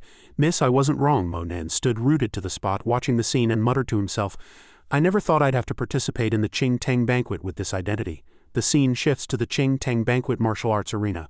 The sun was bright and the place was bustling with people. Mo Nan sat in a high place, looking down and assessing. There are a total of 54 families from various regions. It seems this Qing Tang banquet is quite extraordinary. Below, Lu Jing was whispering, "Our young lady is getting more and more willful, finding some unknown kid to represent our Lu family." Lu Huang sighed and replied, "What else can be done? The family head only has this one precious daughter. They spoke ill of him behind his back. Didn't you see her have them pin him down and force 3 packets of medicine into poor Ajia's mouth?" Lu Tian sat next to Mo Nan and said, "It seems today's martial arts competition will depend on Lu Tian and Lu Jin." Suddenly he noticed Xianxia frowning and asked, "What's wrong?" She was sweating profusely with worry, tiny beads of water clinging to her face, and admonished, "Mo Nan, you absolutely cannot lose later, or that cup of tea I poured will have been in vain." Mo Nan thought seriously, "She actually got a cup of tea poured on her just to get me to compete." He glanced at the old man's back and muttered to himself, "It seems the Lu family head and others have a deep prejudice against me." The next second Mo Nan gave himself a thumbs up and reassured, "Don't worry, I won't disappoint you." No sooner had he spoken than the drums began to beat. Reverberating throughout the venue, Nangang Ya stood below, microphone in hand, and loudly announced, "Greetings everyone. I am Nangang Ya, instructor of the Azure Dragon Special Forces, and I welcome you to the Qing Tang banquet." He leaned down and continued ominously, "Everyone here is a well-known figure in the martial arts world. I trust you all understand that in martial arts duels, life and death are destined, so do not hold grudges because of them." Nangang Ya loudly declared without hesitation, "If there are no objections, we shall begin the lighting ceremony." He quickly announced the rules of the competition. Each faction has 3 lanterns in front of them, and each lantern represents a contestant's qualification to win the next round. A defeated lantern is extinguished. "Now please contestants, take the stage," the Lu family head said from behind. "For the first 2 matches, Lu Tian and Lu Jin, you 2 go first." They responded in unison, "Yes, family head." Nangang Ya raised his arm below, stirring up the atmosphere. "Next, the Lu family will send out 2 contestants to compete separately." The 2 then knelt before him to report, "Family head, we have already secured victory in the first 2 matches." The Lu family head raised his hand in praise. Very good." After speaking, he glanced at Mo Nan and commanded, "All right, for the 3rd match, Mo Nan, go on stage. Just hold out for 10 seconds." Mo Nan abruptly stood up. Zora was full of confidence, but Xianxia remained deeply worried. Mo Nan quickly confronted his opponent in the arena, and the referee stood in the middle, raising his hand to announce, "The match begins." Kaike clasped his hands together and introduced himself. I am Wu Kaike, from the capital of Tianfu. Who is competing opposite me? He challenged indifferently. No need for formalities, just begin. Upon hearing this, Kaike immediately became enraged and sternly said, Fine kid, I was going to be merciful, but you're asking for it. With that, Kaike let out a scream, and his entire body erupted with terrifying power. Lu Jing said, somewhat bewildered, this is too powerful. Is this the peak of the soul transformation stage? My god, Lu Huang commented again. Our Lu family is disgraced this time. I'm afraid he won't even last 10 seconds. He suddenly leapt forward, extending his palm contemptuously, scoffing at the white tiger soaring king technique opposite him. Mo Nan also seriously raised an arm, and before Kaike could do anything, he was mercilessly slapped. His body was directly sent flying. The referee quickly raised his arm and announced the Lu family wins. After that blow, he leaned against the wall, panting. He adjusted his collar. Xianxia crossed her arms, smiling as she praised. Not bad. Mikan stood nearby, cheering excitedly. Amazing, Lu Jing said with a wry smile, changing his view. I told you our young lady is special, didn't I? Lu Huang added. Now that we've won all matches in the first round, we have a significant advantage this afternoon. Nangongya then raised his arm and announced, the morning matches are concluded. 7 families, all 3 of their contestants have been defeated. The other families will proceed to the next round. Xianxia returned to her seat and turned her face. Mo Nan said, it seems you kept your word. That cup of water I poured wasn't in vain. He leaned back in his chair and happily replied, as long as you're happy. Suddenly, a voice from behind caught Mo Nan's attention. I heard that someone we kicked out joined the Lu family. We didn't believe it at first, but now it seems it's true. So it's DeLong and them, he scoffed. Lu family, you've somewhat disappointed us. How can just anyone represent the Lu family? He was kicked out by our special forces and you still treat him like a treasure. The Lu family head's face darkened as he asked, Instructor Fan, it's a pleasure to have you. Did you say Mo Nan was abandoned by the special forces? Ling Mei asked, palm up. Otherwise, this person is famous in Jiangnan. Perhaps you don't know? Xianxia quickly stood up to stop them. Enough, your special forces are going too far. Upon hearing this, DeLong immediately said irritably, it seems the Lu family has raised a fine daughter. If you don't welcome us, then we'll leave. He quickly held him back, saying, my daughter is just a bit spoiled, it was only a joke. How about Instructor Fan honors us by drinking a cup of spiritual tea? Consider it my apology. However, the 3 still insisted on turning to leave and he didn't forget to wave them off. No need. Lu Jing started discussing again. Why don't we just kick Mo Nan out? We can't have someone like him. Lu Huang immediately agreed. Right, what if we offend the special forces because of him? Xianxia suddenly turned around, picked up the teacup from the table. She fiercely splashed the tea on the ground, angrily scolding, kick Mo Nan out? I'd like to see who dares. Xianxia frowned and threatened. If any of you dare to speak ill of my master again, don't blame me for not remembering our past. Whoever says another word, I'll smash a teacup over their head. Seeing this, Lu Jing's heart trembled and he muttered, it seems our young lady is truly angry this time. Lu Huang raised a finger to remind him, stop talking, can't you see she's in a rage? Mo Nan turned his face palm up and thanked her. Thank you. Xianxia crossed her arms and replied displeased, it's nothing more than what's due. The sky remained azure and white clouds drifted leisurely by. Nangongya continued with his duties. After the morning matches, only the elite contestants from each family remain. Without further ado, let the second round of martial arts begin. Names were called out one by one for the matches. The Lu family sent out Mo Nan and the special forces sent out Luo Zi. He squinted at his opponent, thinking, I met him right at the start of the competition. It seems this match was deliberately arranged by Fan DeLong. Luo Zi clasped his hands together and challenged, if you can still stand after 30 moves, you win. Mo Nan only extended 3 fingers and said, if you can still be conscious after 3 moves, you win. Feeling scorned, he immediately stomped his feet, radiating murderous intent, and shouted. Arrogant Luo Zi charged forward with a mysterious power, then turned and unleashed Black Python Burns the Wild. Mo Nan at this moment had already raised his arm high and shouted, Chi barrier. In the blink of an eye he was pushed back. Mo Nan quickly waved his hand, summoning golden spiritual energy, and unleashed 14 heaven-mending hands. With just one move, star-shattering hand, Luo Zi was firmly gripped by a giant palm and blood streamed out. Yu Xiao said, both angry and confused, damn it, how is he bleeding from all 7 orifices? Did Luo Zi overuse his true chi? Idiot, quickly defend yourself. With that, he withdrew his vital energy and slowly walked to the trembling Luo Zi's side. Mo Nan extended a finger and touched the top of his head, calmly saying, this is the 3rd move. Luo Zi immediately collapsed to the ground with a thud. Mo Nan turned to leave, announcing at the same time, this match is over. The Lu family wins. The Lu family head's eyes widened and he muttered in disbelief, they won. Mo Nan walked off the stage with his hands in his pockets, reminding them, we won. Seeing this, Lu Huang leaned in and whispered to Lu Jing's ear, what move did Mo Nan just use? Was it a secret technique from an ancient martial arts family? He whispered awkwardly. I don't know, the true chi on him is really strange. Ling Mei frowned and said, I didn't expect him to win in just 3 moves. Yu Xiao stood nearby, gritting his teeth, his tone full of hatred. This traitor dares to be so arrogant. Next round I'll make him pay double. Time flew by and the moon was already high in the night sky. Nangongya stood in the center of the arena, microphone in hand, announcing, the second round of matches has concluded.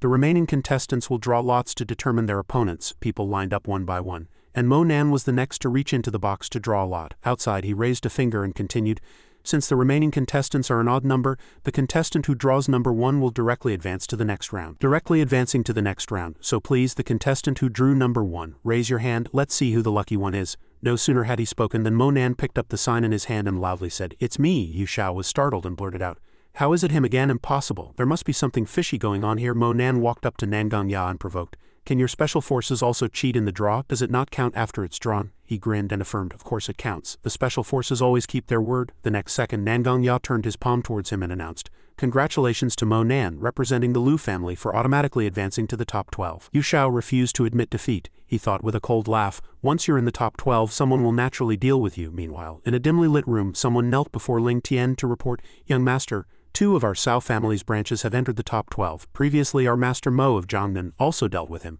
and he, representing the Lu family of Mount Taihong, has also entered the top 12. He sat opposite, asking, "Is there anything else?" Ling Dian still had his eyes closed, listening intently. "It seems something happened with Miss Kuan Yin. According to intelligence, her cold body seems to have erupted prematurely." Suddenly he opened his eyes, his pupils brightening, and questioned, "What happened?" The old man reported, "Yes, but she seems to have obtained some elixir and has suppressed it." Ling Tian grinned, his tone sinister. "In that case, call her over. I will unite with her yin and yang to aid my cultivation." The subordinate asked, somewhat bewildered, "Young master, when?" Outside, the knight was silent, and his voice carried out, "Go tonight." Kuan Yin was in the corridor at this moment, muttering, "Monan, where did you go?" Suddenly her bracelet lit up. Kuan Yin was startled, looked down, and asked herself, "What's wrong with this bracelet?" She suddenly felt a surge of excitement, thinking, could Monan be coming back? She didn't notice when 2 dark figures appeared behind her, holding towels soaked in knockout drops. Kuan Yin's neck was suddenly seized and a towel covered her mouth. She cried out in terror, "Who?" She glanced behind her and screamed in terror, "You!" Suddenly, Kuan Yin's bracelet lit up. The person grabbing her arm was immediately flung into the air. Xianxia watched in panic, shouting, "What?" She tightly pressed the towel over Kuan Yin's nose, her tone venomous.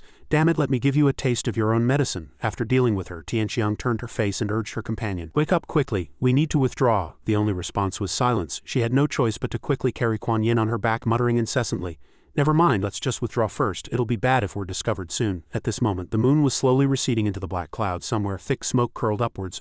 A group of people were raising their cups, teasing, "Brother Zhang, Yanjing Dao's handsome guy, please grill some meat for us, that's too kind." Shantong grinned and replied, "Today I'll take care of you, but in the future watch over that young lady for me." Suddenly someone pointed ahead, glanced, and asked, "Brother Zhang, do you have to put so much effort into pursuing a beautiful woman? Why not just knock her out like over there?" The person finished speaking, then frowned, and after a long while noticed the anomaly and said, "Brother Zhang, that guy carried sister-in-law away." He saw Kuan Yin being put into the trunk of a car and shouted, "Sister-in-law was taken into the car." Shantong at this moment held his head, looking at the speeding car, and a sentence echoed in his ears, "Damn it, sister-in-law's disappearance is the end." He turned around and shouted loudly, "Everyone chase after them, don't let them escape." The 3 of them raised their arms in unison and cheered, "Listen to Brother Zhang, save sister-in-law." Not long after, they drove closely behind. A voice came from inside the car. "Brother Zhang, this seems to be the Cao family's territory." Shantong, drenched in sweat from worry, urged, "Never mind, keep following." In a blink of an eye, the car in front stopped at a large gate. They all hid behind a wall, peeking out to observe the situation. A subordinate whispered, "Brother Zhang, what should we do? They took the person into the Cao family. We can't make a move." He gritted his teeth, thinking with a headache, "What now?" After a while, Kuan Yin gradually opened her eyes. She was now lying on a large bed, groaning with her eyes half open. "My head hurts so much, where am I?" Kuan Yin curled up, looked to the side, and murmured, "I remember being knocked out." Suddenly a voice sounded, attracting her attention. "It seems the medicine isn't strong enough." She woke up so quickly. Kuan Yin suddenly sat up, seeing him appear at the door. Cao Lingtian couldn't help but worry. This was his room. She frowned tightly, her hands clasped, and demanded, "It's you after all, what exactly do you want to do?" Lingtian directly ripped off his clothes, his tone full of danger. "She's my fiancée, and of course I'm here to exercise a husband's rights." Kuan Yin retreated backward, shouting loudly, "My engagement with you was cancelled a long time ago. I have nothing to do with you." Without another word, he reached out and grabbed her neck, intentionally repeating the 3 words, "Nothing to do." Lingtian stared intently at Kuan Yin with an intimidating gaze and forcefully declared, "Any woman I desire in this world I must have." She frowned in pain but still angrily retorted, "If you dare to do this to me, my grandpa will definitely kill you." Hearing this, he pushed Kuan Yin onto the bed, scoffing, "Your grandpa is discussing important matters with my dad right now. Do you still expect him to save you?" Lingtian raised his hand, filled with spiritual energy, and grinned, secretly thinking, "This cold energy is indeed the best tonic in the world." Taking advantage of his inattention, she quickly jumped off the bed and ran towards the main door. However, in the next second, Lingtian had already rushed over, grabbed Kuan Yin's hair, and softly said, "Just be obedient and you won't be punished." She immediately turned around, raised the bracelet Monan gave her, intending to punch him, and at the same time shouted, "Don't touch me!" Lingtian extended his wide palm, blocking the punch, and provocatively said, "With you!" Suddenly the bracelet emitted a dazzling light, and he said in a daze, "Magic weapon." Ling Qian quickly retreated to avoid the spiritual energy. He still couldn't help but exclaim, "It seems your grandpa truly dotes on you, even willing to give you such a precious magic weapon bracelet." Meanwhile, Kuan Yin was standing behind her barrier gently stroking the bracelet, and immediately thought of one person, Mo Nan. Kuan Yin retreated backward within her protective barrier, boldly declaring, "You can't do anything to me. I'm not afraid of you. When Mo Nan returns he definitely won't let you off." Ling Qian waved his arm pointing to the sword stuck in the wall and arrogantly retorted, "Mo Nan, that Master Mo of Jiangnan has been pestering you. The more he comes, the better I can deal with him then." In an instant that sword had flown a few times and was flying towards him. Ling Qian held the weapon, coldly snorted and then said, "It's just a magic weapon, I can break it with a flick of my hand." With that he stomped his foot violently, using the force to leap into midair. Ling Qian exerted all his strength, fiercely slashing at the barrier with his sword. The scene shifted to Mo Nan's side where he was meditating and cultivating, when he suddenly jolted, murmuring, "Who is it? Who's in danger?" Mo Wu and Kuan Yin both have bracelets. Who's in trouble? Mo Nan looked at the light on the bracelet and immediately exclaimed, "The north is Kuan Yin over there." Kuan Yin had already knelt to the ground, spitting out several mouthfuls of blood. Ling Qian took the opportunity to raise the sword in his hand, scoffing, "3 more slashes and where will you hide?" He quickly brandished his weapon. While she could only raise her hands to block in this critical moment, she only had time to call out his name. Mo Nan, Shangtong and the others outside were still hiding behind the wall, murmuring, "What to do? What to do? How do we get in? How do we save her?" The subordinate behind them looked at the 4 guards at the gate and urged fearfully, "Brother Zhang, they seem to have gone out, let's run." No sooner had he spoken than 3 people in full ninja attire appeared, frightening them pale. He watched with wide eyes as his 3 subordinates scrambled away. They were still urging him to run. Shangtong angrily shouted, "You guys are so disloyal." Then he saw those ninjas had already subdued several guards, thinking to himself, "No, they're not our people. Sister-in-law is saved." Shangtong saw someone walking towards him, immediately raised his hands in surrender, giving himself away. "Brothers, I'm Boss Mo's subordinate. I know where sister-in-law was taken." Bai Anhua immediately went behind him, placed a knife at his neck and questioned, "You know Mu Kuan-Yin was taken inside, don't you?" Shangtong laughed dryly, speaking quickly, Yes, I've been following, but I don't have enough strength to rush in." After listening, she took off her mask and ordered, "Then lead the way, we'll go save Mu Kuan-Yin together." Bai Anhua raised her hand to the sky and ordered her subordinates, "Dark List is acting, kill all who resist." Just as they rushed over, the guards at the gate started shooting. Old Zhu quickly jumped out, blocking the hail of bullets behind Shangtong and shouted, "Brothers, protect me, I don't want to die." He extended his arms and soothed, "Don't worry, give your bank cards and stuff to the brothers to keep. Old Zhu is very trustworthy." A guard on the roof suddenly appeared, looking down and sternly rebuked, "How outrageous. The Dark List has truly gone rogue, even daring to trespass into our Cao family." Bai Anhua looked up and sternly declared war. "Cao family members, kill without mercy." The scene shifted to Ling Qian's room where he threw his weapon at the barrier, shouting, "Break it for me." In an instant, Kuan Yin, with her hands protecting her chest, spat out blood under the impact of this force. Ling Qian retrieved his sword, placed it on his shoulder and arrogantly looked at her, trembling, scoffing, "It seems it's even more lively outside. Do you think they can save you?" Meanwhile, Shangtong outside turned to old Zhu and said, "Brother Zhu, I've been here a few times. It's definitely Cao Ling Qian's room." The chubby brother Zhu immediately jumped up, kicked open the door and at the same time responded, "All right, I'll do it." Suddenly he stopped as if something was wrong. Old Zhu was sent flying backward with a thud. Shangtong shouted worriedly, "Brother Zhu." He retreated backward, his eyes wide, startled. Seeing Ling Qian and the sword in front of him, Shangtong fled, not forgetting to warn his companion, "It's Cao Ling Qian, run." Bai Anhua clenched her hands, looked up and shouted loudly, "Cao Ling Qian, quickly release Mu Kuan-Yin." He said nothing, just raised his palm, emitting a dazzling light. In a blink of an eye, Kuan Yin had already flown into Ling Qian's hand. He choked her neck and said, "Do you see? Those clowns below are here to save you. Watch me deal with them." With that, Ling Qian pointed his arm at the sky, emitting a lightning ball. Bolts of lightning shot out from within, scorching everyone below. Kuan Yin pleaded tearfully, "Don't kill them, don't kill them." He immediately whispered in her ear, "Then obediently serve me." Kuan Yin's tears fell one by one onto the bracelet Mo Nan had given her. Ling Qian picked Kuan Yin up, his tone filled with danger. "Be obedient and no one will die." Suddenly a burst of energy caught his attention, and Ling Qian exclaimed in surprise, "This magic weapon isn't broken yet." He quickly flung her aside. Kuan Yin, losing all strength and falling to the ground with a thud, her bracelet still glowed, and in a blink of an eye countless bolts of lightning descended, startling everyone into a panic. "What's happening?" A strange helicopter suddenly appeared in the air. It cast a mysterious beam of light and a robot's figure appeared in the darkness. A blood-red eye lit up. It slammed its fist into the ground, sending the crowd screaming and scattering in panic. "It's the end of the world, run." Only Ling Qian unleashed his flaming arm, coldly snorting, and disdainfully said, "Interesting, but I think it's just for show." No sooner had he spoken than the battle puppet extended its hand and firmly grabbed his slender body. It immediately threw Ling Qian far away. As soon as he landed, the ground cracked. Ling Qian, furious again, laughed and praised, "Not bad, you have some strength." The battle puppet continued to smash down on his location, but Ling Qian had already jumped up in time to dodge, constantly muttering, "I need to get serious." He grinned, his fist moving rapidly in the air. Bai Anhua cautiously walked over to the unconscious Kuan Yin. As one person fought to the death with the battle puppet, she lowered her head, trying to encourage the other, "Hold on, I'll get you out." Manhua saw that the time was right, immediately gave the order to preserve their strength. Everyone retreat. Lingtian, busy fighting the battle puppet, also stopped upon hearing this. He gritted his teeth, looked over there, and shouted, "Damn it!" Lingtian turned and ran forward, but was blocked by several rocks thrown by the battle puppet. He roared in anger. Liu Kuan-yin escaped. Seeing this, Lingtian raised his knee, turned his body to the side and shouted, "It's just a puppet, blow it up for me." He quickly used the strength of his legs to send it flying on the spot. At the same time, Mo Nan suddenly opened his eyes wide and spat out a mouthful of blood. His hair also turned back to long silver white. Mo Nan tremblingly wiped the blood from the corner of his mouth and murmured, "The battle puppet was destroyed." He then clutched his side shoulder, assessing himself. "The battle puppet can traverse hundreds of realms and fight thousands of miles, but I didn't expect it to be so difficult to control. It seems my cultivation is still too low." Mo Nan noticed the intact bracelet in his hand. He secretly thought, Liu Kuan-yin's bracelet isn't broken, maybe she's fine. Suddenly, Mikan and Xianxia rushed in, asking worriedly, "Mo Nan, are you all right?" He coughed a few times and asked confusedly, "Why are you two here?" The two girls immediately supported Mo Nan from both sides. She replied, "Mikan heard a strange noise from your room, so we came. How are you?" He closed his eyes and said with difficulty, "I'm fine. I had a small problem with my cultivation. I just need to recover." Xianxia nervously comforted him. "Are you worried about tomorrow's competition? If you don't want to participate, then don't. At worst, I'll run away from home." Mo Nan looked at his current predicament and couldn't help but feel frustrated. "When I came back, I was so magnificent, unstoppable, and now I need two girls to help me stand. I am the dignified imperial mentor." He let out a long sigh, listening to the person next to him ask, "Brother Mo Nan, is something bothering you?" Mo Nan didn't know how to answer, so he just replied perfunctorily, "It's nothing. I can participate in the competition tomorrow. Time is short, I must recover quickly. You two go rest too." After speaking, the two girls let him sit on the bed and turned to leave. Xianxia, disheartened, didn't forget to turn back and softly called out, "Mo Nan." Not long after, dawn broke and screams echoed in the room. "You guys hold him down. I'll apply the medicine for him." "Where's the pill? Why wasn't I given any?" "The wound has been stitched up, you can deal with the rest yourself.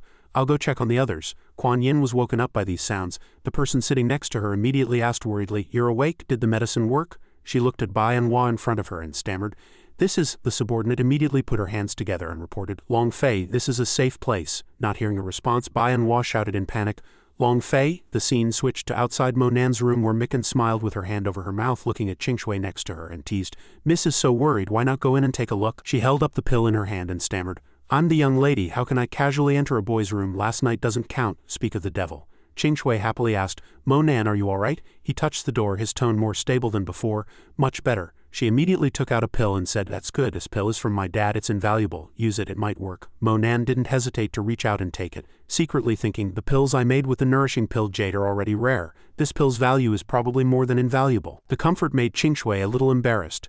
"Don't worry, the Liu family will definitely win this competition." The scene cut to the Qingtang Banquet Martial Arts Arena, the top 10 competition. Mo Nan walked out, his white hair fluttering in the wind, attracting murmurs from the crowd. What happened to Mo Nan? White hair overnight? He must have dyed it last night. What kind of hair dye is this that he can carry it with him? He sat calmly in his chair, listening to the crowd's mockery. Damn it, is he trying to show off and attract attention, trying to cause trouble here? Is he an idiot? His hair is still so long it must be a wig.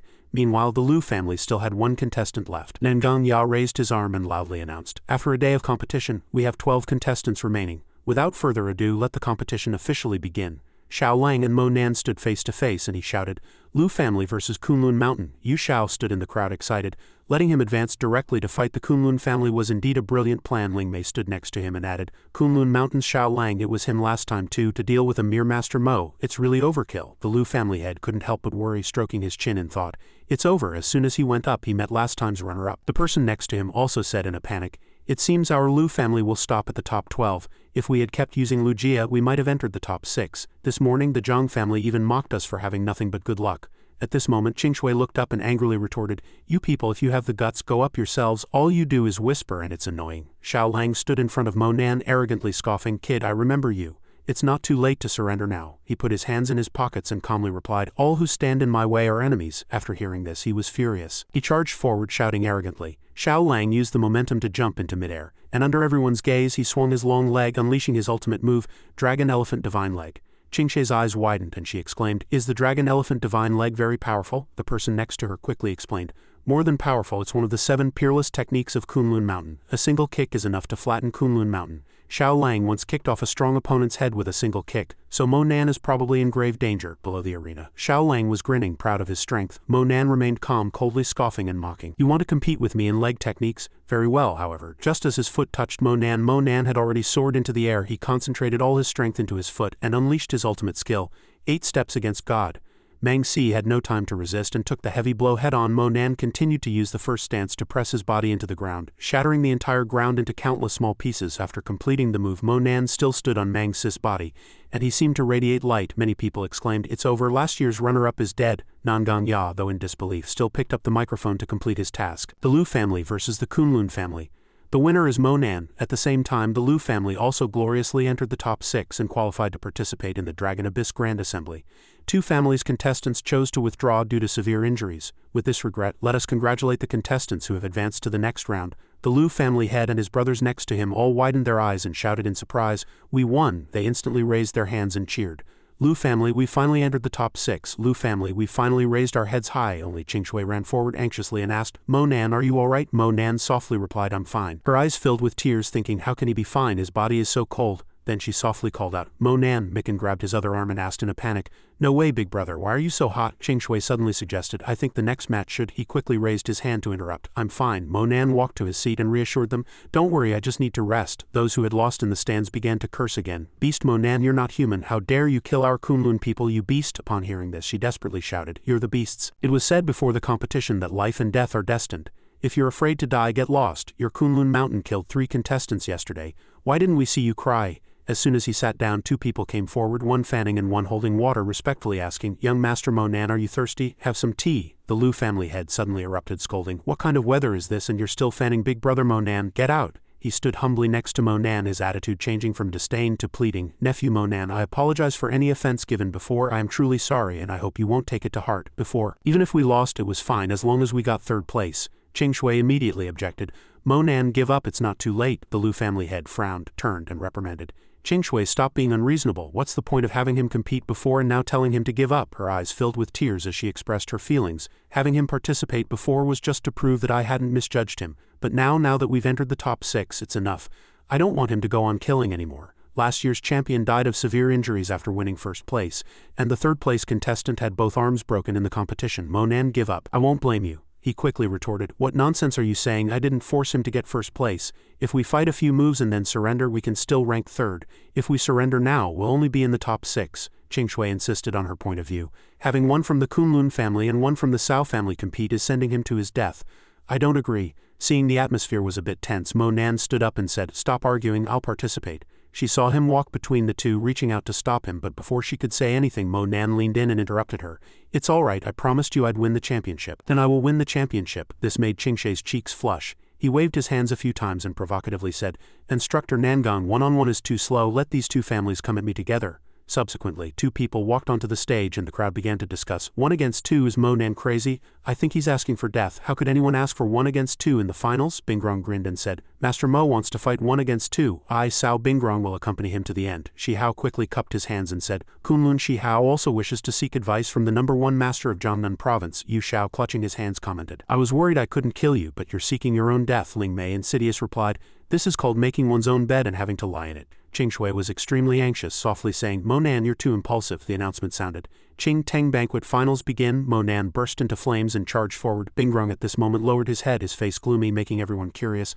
"Look at Cao Bingrong, what's wrong with the Cao family member?" He then raised his head and shouted, "Open." Black Emperor pupil technique. Instantly his eyes turned jet black, pupils blood red, and veins covered his face. He glanced over, and then asked himself in surprise, "The Cao family actually has such a secret technique?" Bingrong smiled sinisterly, extending his palm towards Mo Nan. Mo Nan at this moment, while raising both arms high, thought, "But with your cultivation it's still not enough." Then he shouted, 14 heaven-mending hands. In just a blink of an eye he received countless punches with various techniques. Cloud-plucking hand, cloud-piercing hand, star-shattering hand. Finally Mo Nan used his astonishing punching power to firmly press Bingrong onto the ground. With keen intuition he then glanced behind him. At this moment Shi Hao was raising his knee high, his eyes resolute. He quickly swung a leg. But Mo Nan had retreated in time to dodge. He continued to charge forward, engaging in a one-on-one battle with Shi Hao. Everyone watched in amazement, constantly praising, "So fast, are these 2 even human?" Suddenly, there was a sound of footsteps and a strange voice. "Is Jiangnan Master Mo only capable of this? He can't even get rid of a fly." Upon hearing this, he turned around, his face covered in blood, and still loudly questioned, "Who?" Taking advantage of the other party's distraction, Mo Nan waved his hand and sent Shi Hao flying off the stage. Everyone turned their attention to Bingrong lying on the ground, listening to the person's words.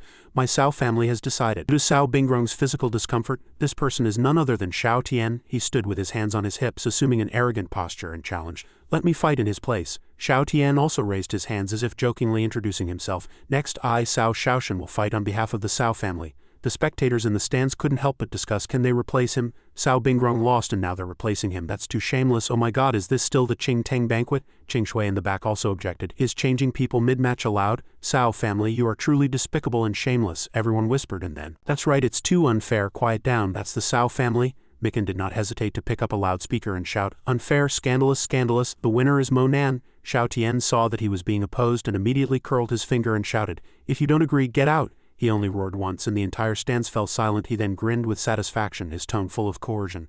Master Mo, today you will fight whether you want to or not. Mo Nan frowned and scoffed. The moment you step onto this stage you are a dead man. Xiao Tian immediately knelt on one knee, extending his hand forward. Laughing loudly, all right Master Mo, today I'll show you what true ancient martial arts are. He slashed through the air and several dazzling lights appeared, making the audience exclaim, this is. Xiao Tian took the opportunity to show off, quickly performing his ultimate skill, Heavenly Secret Transformation. Someone in the stand suddenly felt a chill down their spine, exclaiming, oh my god, isn't this Xiao Tianju's Heavenly Secret Transformation? He actually learned it. Mo Nan still stood calmly within his spiritual energy, thinking this technique is not simple, it can be considered the strongest mental technique on the ground. Qing Shui was worried sick, anxiously reminding Mo Nan, be careful. The entire stands were covered in the suspense and curiosity of this match. Xiao Tian charged forward aggressively, his massive palm extended. Just as he unleashed his move, Mo Nan also raised his arm, and two golden white energies collided in just a blink of an eye. The explosion from the earlier confrontation shook the heavens, and the entire arena was enveloped in smoke. Mo Nan retracted one arm, a cold smile on his lips, and said,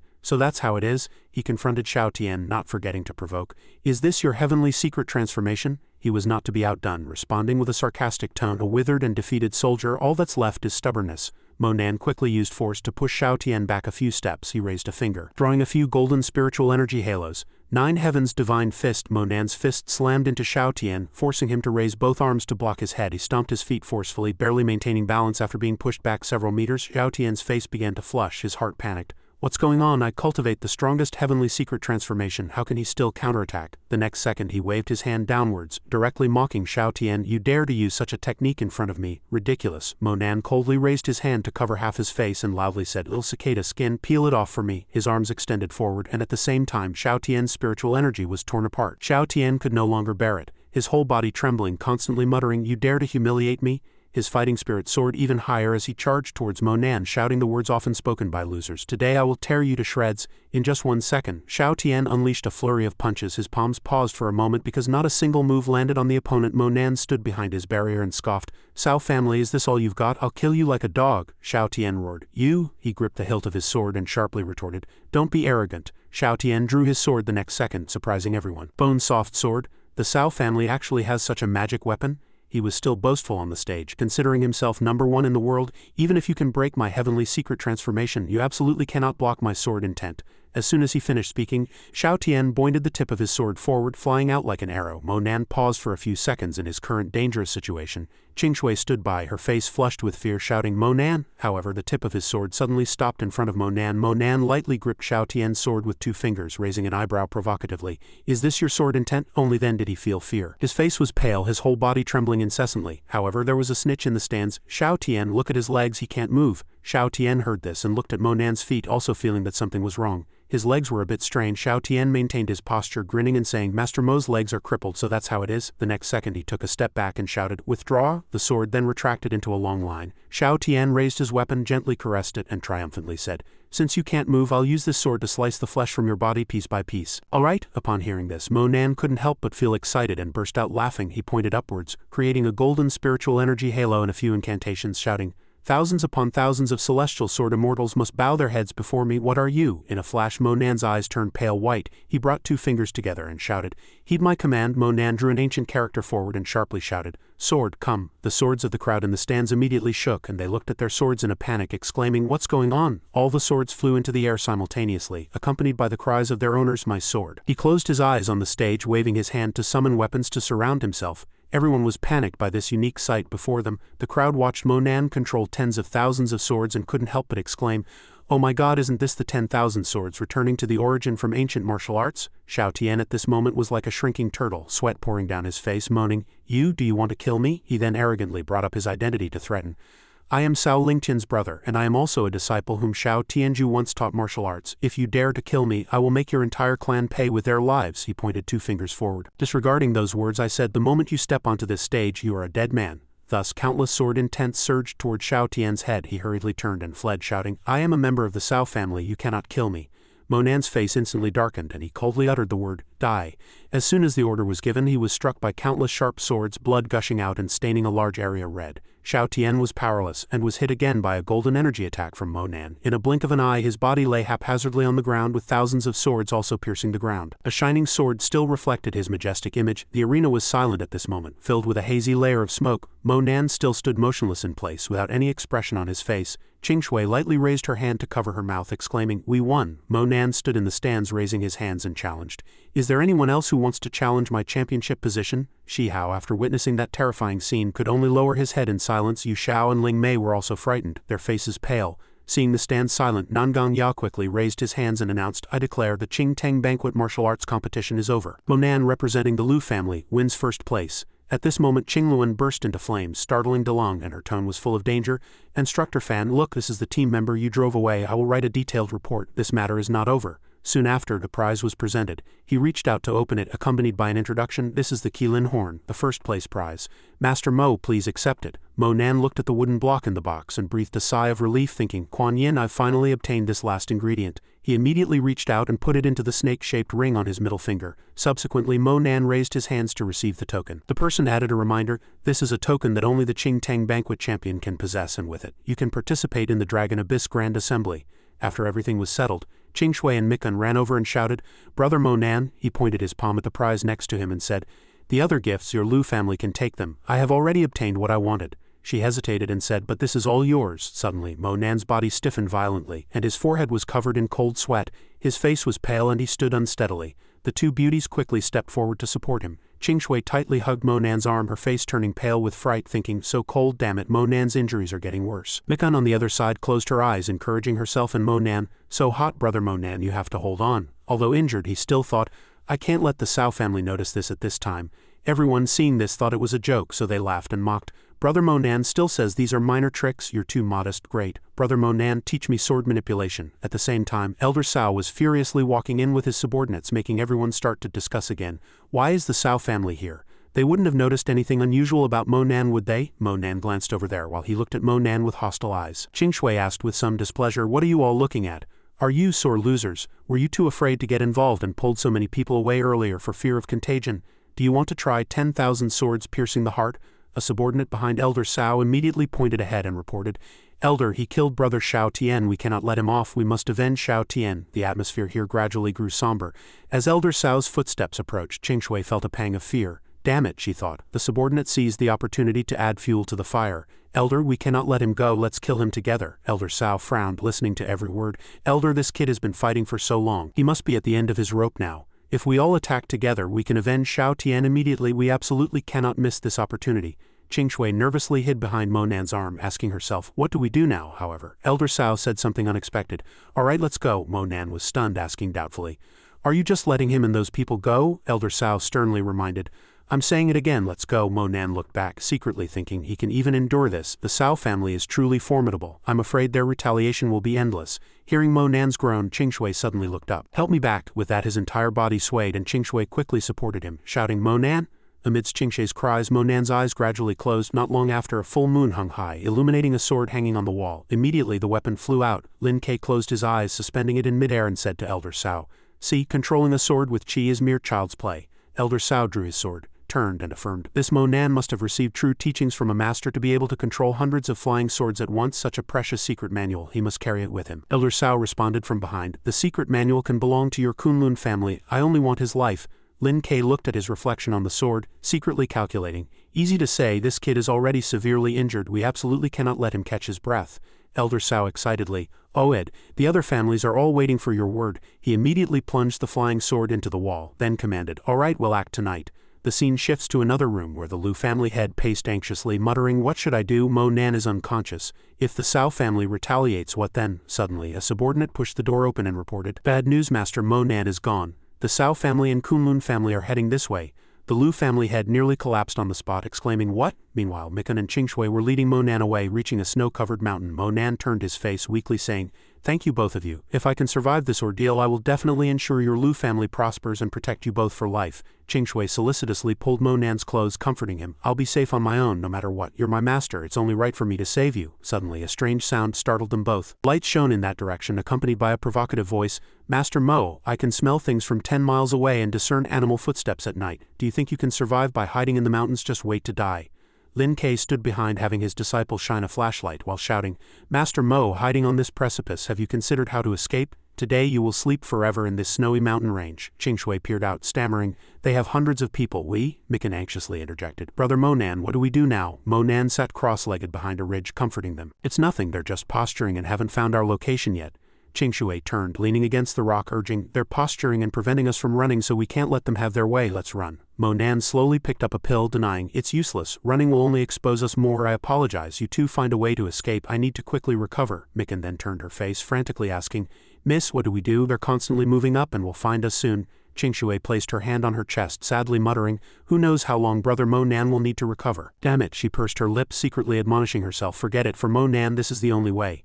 Qingshui turned, grabbed Mikan's hand and said, "The two of us can't help much here. Let's run further away, lure them in that direction and buy Monan some time." She then pointed in a direction and said, "We'll run far enough and then shout to lure them over." Mikan quickly agreed, "Understood, miss." The two then left together. Mikan silently prayed, "Monan, you must recover quickly." The full moon still hung high in the sky, and Qingshui's voice came, "Miss, wait for me." Elder Cao and Lin Ke were anxiously searching for Monan when someone suddenly shouted and pointed, "They're over there, chase them." Elder Cao immediately rushed over, saying, "Finally found you two."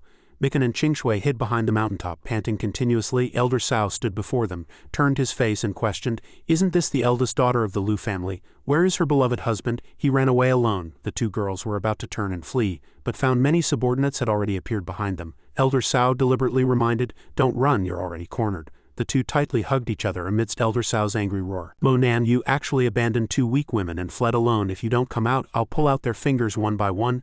Let them go." Hearing this, Monan immediately appeared on the mountaintop, shouting in response, "It has nothing to do with them, you're looking for me." Elder Cao looked up, snorting coldly in mockery, finally appeared. "Looking at you now, it's questionable if you can even protect yourself." The subordinates below continuously shouted, "Stop talking nonsense with him. While he hasn't recovered, seize him and take his martial arts." Monan at this moment looked at the few fragments in his palm and whispered, "I've nurtured you for so long, it's time for you to act." Then he violently slammed the ground, erupting with a golden energy. "Where is the Snow Mountain Dragon's soul?" In an instant, the entire mountain range vibrated. Snow flew everywhere, and the crowd panicked after the tremor. They scrambled to escape. Everyone was shouting, "Avalanche, run, avalanche!" Elder Cao raised his hands high, urging his subordinates, "Don't run, quickly hide and find cover." He held his arms high, blocking the cascading avalanche on the other side. People looked confusedly at the snow-covered mountaintop. Sacred mountain avalanche. Soon after, the avalanche also ended. Qingshui turned to Mikan and said, "The avalanche is over." She breathed a sigh of relief, blurting out, "That's great, it didn't affect Miss." A person sat on the snow, looking at his companions buried in the snow, raising his hand and shouting, "My clansmen, they're still down there, who will save them?" Lin Ke frowned, scolding loudly. "Since that's the case, there's a cause for every effect." He pointed at Monan, ordering him killed to avenge their clansmen. Lin Ke rushed forward with his subordinates, pompously disparaging, "Using sorcery to create an avalanche? This snow is less than an internal energy martial artist in my eyes. What other tricks do you have? Go to hell." Mikan fearfully hid behind Qingshui, while Qingshui placed her hand on her chest, crying out, "Monan, run, you're not afraid of anything." Monan held a golden orb in his hand, softly asking, "Do you think the Snow Mountain Dragon's soul is an avalanche?" Hearing Monan's veiled words, Lin Ke was momentarily stunned. Monan then raised his hands high, shouting, "Dragon, rise!" The ground vibrated violently again, startling Elder Cao into exclaiming, "What's happening?" A white dragon immediately appeared, opening its mouth and rushing towards Lin Ke. He was immediately flung aside by the dragon. Elder Cao turned and asked his subordinates, "Is everyone all right?" Hearing no response, he anxiously continued, "What's wrong? Speak." A subordinate trembled, pointing ahead, unable to speak. Elder Cao, still oblivious, had the dragon already closing in behind him, and he was still cursing, "Everyone's useless. Is Monan that terrifying?" Then he turned, scared witless, exclaiming, "Snow Dragon?" Those people were shrouded by the Snow Dragon's shadow, and immediately discussed in terror, "Did he summon this? Impossible. Absolutely impossible. How can this be?" Person looked at its majestic appearance and couldn't help but ask himself, "What kind of person did we provoke?" Monan pointed ahead, ordering the Snow Dragon to kill them. The Snow Dragon obeyed its master's command, coiling and rushing towards the enemy. Some were so scared they collapsed on the ground, while others scrambled to escape. Shouts of panic echoed throughout the space. "Run, don't come closer." It immediately opened its mouth, devouring the unfortunate clansmen nearby. Lin Ke pointed at the Snow Dragon, ordering his subordinates, but everyone scrambled to escape. "Quick, stop it! I'm the elder, you must listen to me." As soon as he finished speaking, several people shouted, "Don't kill me, beast family, please save me." Then blood and flesh flew. Monan's gaze was filled with murderous intent. Elder Sao slumped to the ground muttering, "Fine, everyone dies." He held a remote control in his hand, driven to desperation. "Then blow it up, let's all die together." As soon as he finished speaking, Elder Sao pressed a red button, and the remote control emitted a beep. In an instant the snow dragon faced an earth-shattering explosion, accompanied by Elder Sao's resentful shouts, "Beast, let's die together." Monan turned his head, affirming. The Sao family's explosives were already prepared to blow up the mountain from the start. Explosions continued one after another, and dirt flew everywhere. A person shouted amidst the smoke and fire, "Damn it!" The explosion triggered an avalanche. Elder Sao frantically threw away the remote control in his hand, his tone even somewhat excited. "Master Mo, go to hell. I'm not playing with you anymore." Monan raised his palm, gritting his teeth in response. "Sao family, you deserve to die." Monan drew his spear, spun a few times, piercing through the snow dragon's body, and shouted, "Old scoundrel, die." Elder Sao saw the spear tip pointing at him and immediately jumped back. He gritted his teeth, roaring loudly, "Beast, how dare you kill me?" Monan stood below, his entire body erupting with a golden energy, unleashing Blood Sun Meteor Spear. A spear piercing through his chest. Immediately after, waves of energy impacted Elder Sao's body, leaving large and small circular holes on him. A few seconds later he knelt on one knee, his breathing becoming difficult. Damn it, killing him exhausted all my strength. Mikan and Xianxia were still running in the avalanche at this moment, shouting for help. Help! Monan looked at their desperate situation and couldn't help but worry. Damn it, there are those two too. Suddenly Xianxia accidentally stumbled and fell to the ground. Mikan reached out and shouted, "Miss?" Xianxia was in immense pain, trembling all over, covering her face with tears in her eyes. The avalanche grew fiercer. The two girls hugged each other tightly, screaming in terror, "Help!" Although Monan was exhausted, he still rushed forward, shouting, "Don't be afraid, I'm here to save you." He leapt towards the two beauties, secretly thinking, "I said it." Monan recalled his promise to Xianxia, "Thank you both of you. If I can survive this ordeal, I will definitely protect the Lu family's development and protect you both for life." Kuan Yin's gentle face then reappeared in his mind. He frowned deeply, feeling immense heartache. "Kuan Yin, I'm sorry." In the critical moment Monan shouted, "Dragon, come." The snow dragon immediately moved its body. It quickly leapt, rushing forward to catch Monan, while simultaneously stopping the avalanche in front of it, protecting the two girls. After everything ended, the snow dragon soared into the sky, and Mikan exclaimed in surprise, "We survived." Monan at this moment bent down, his entire body trembling, unable to speak. "Finally made it." Suddenly, the ground beneath Xianxia's feet cracked. It broke apart, causing her to fall below in her own surprise. Mikan looked down from the mountaintop in terror, and Xianxia only had time to raise her hand, letting out a terrified scream. Realizing this predicament, Monan immediately rushed down without hesitation. He flew down like the wind, quickly grabbing her hand. Monan's face suddenly drew close to Xianxia's, and he softly instructed, "Live well." Then Monan used all his strength to throw her to the mountaintop while he continued to fall. Xianxia was immediately helped up by Mikan. The two of them huddled together. Monan had no more strength, allowing his body to fall into the bottomless abyss. Seeing this, Xianxia reached out, tears falling, calling out Monan's name in pain. The two girls looked down, continuously calling out into the abyss, "Brother Monan, Monan." As tears fell, he secretly thought, "I didn't expect such an ending." Kuan Yin was unconscious at this moment, but tears streamed uncontrollably, softly calling out Monan's name. As if telepathically connected to him, Kuan Yin lay on the bed, continuously calling out Monan's name. She closed her eyes tightly, sweating profusely, her lips moving. "Don't leave me." In extreme terror, Kuan Yin suddenly opened her eyes wide, shouting. No sunlight shone through the window, making her sigh in relief, muttering, "It was just a dream." Kuan Yin hugged her pillow, her mind a mess. "But Monan, where did you go?" Suddenly, there were several knocks on the door, and a familiar voice, "Long Fei, something's happened." Manhua anxiously walked in and reported, "Long Fei, come with me quickly, the leader is in trouble." She exclaimed in fright, "Monan is in trouble." The president immediately grabbed Kuan Yin's hand, urging, "We'll discuss the details on the plane. The situation is urgent now." Kuan Yin still asked blankly, "Where?" Manhua thought of the snow-covered mountainous region, then replied, "Himalayas." Meanwhile, Qingluan pointed to the abyss and said to Qin, "Brother, this is where Monan had an accident." Qin looked down seriously, listening carefully. According to several surviving martial artists, Monan fell from this cliff. "How should we rescue him?" A subordinate behind them snickered in mockery. "Rescue what nonsense? You believe these people? You even said Monan summoned a dragon. Where is the dragon?" The subordinate grinned and continued, "I think it was just a group of people fighting each other and then encountering an avalanche. Don't rescue, just give me 2 hours to deal with it." Qingluan shouted unhappily. "Brother, you still have the nerve to speak." Qin, seeing the two were too noisy, scolded loudly. "Stop arguing." He turned and questioned, "Has Monan's identity been thoroughly investigated? Why did he develop so quickly? Has anyone investigated the reason?" The three were immediately speechless. Qingluan stammered, "Well," Qin looked ahead, judging. "According to you all, this person has likely reached the Earth Core realm, but his name is not on the 9 provinces heavenly ranking." He looked at the bottom of the abyss, muttering, "It would be a pity if such a person fell into the abyss." On Kuan Yin's side, Manhua bowed her head and informed, "This is the town where the leader was last seen." Kuan Yin tightly clutched her arm, listening worriedly. "The front is sealed off by the special forces, we can't enter for now," Kuan Yin frantically thought to herself. "It's just like my dream." The president packed her luggage and instructed, "Let's find a place to stay for tonight."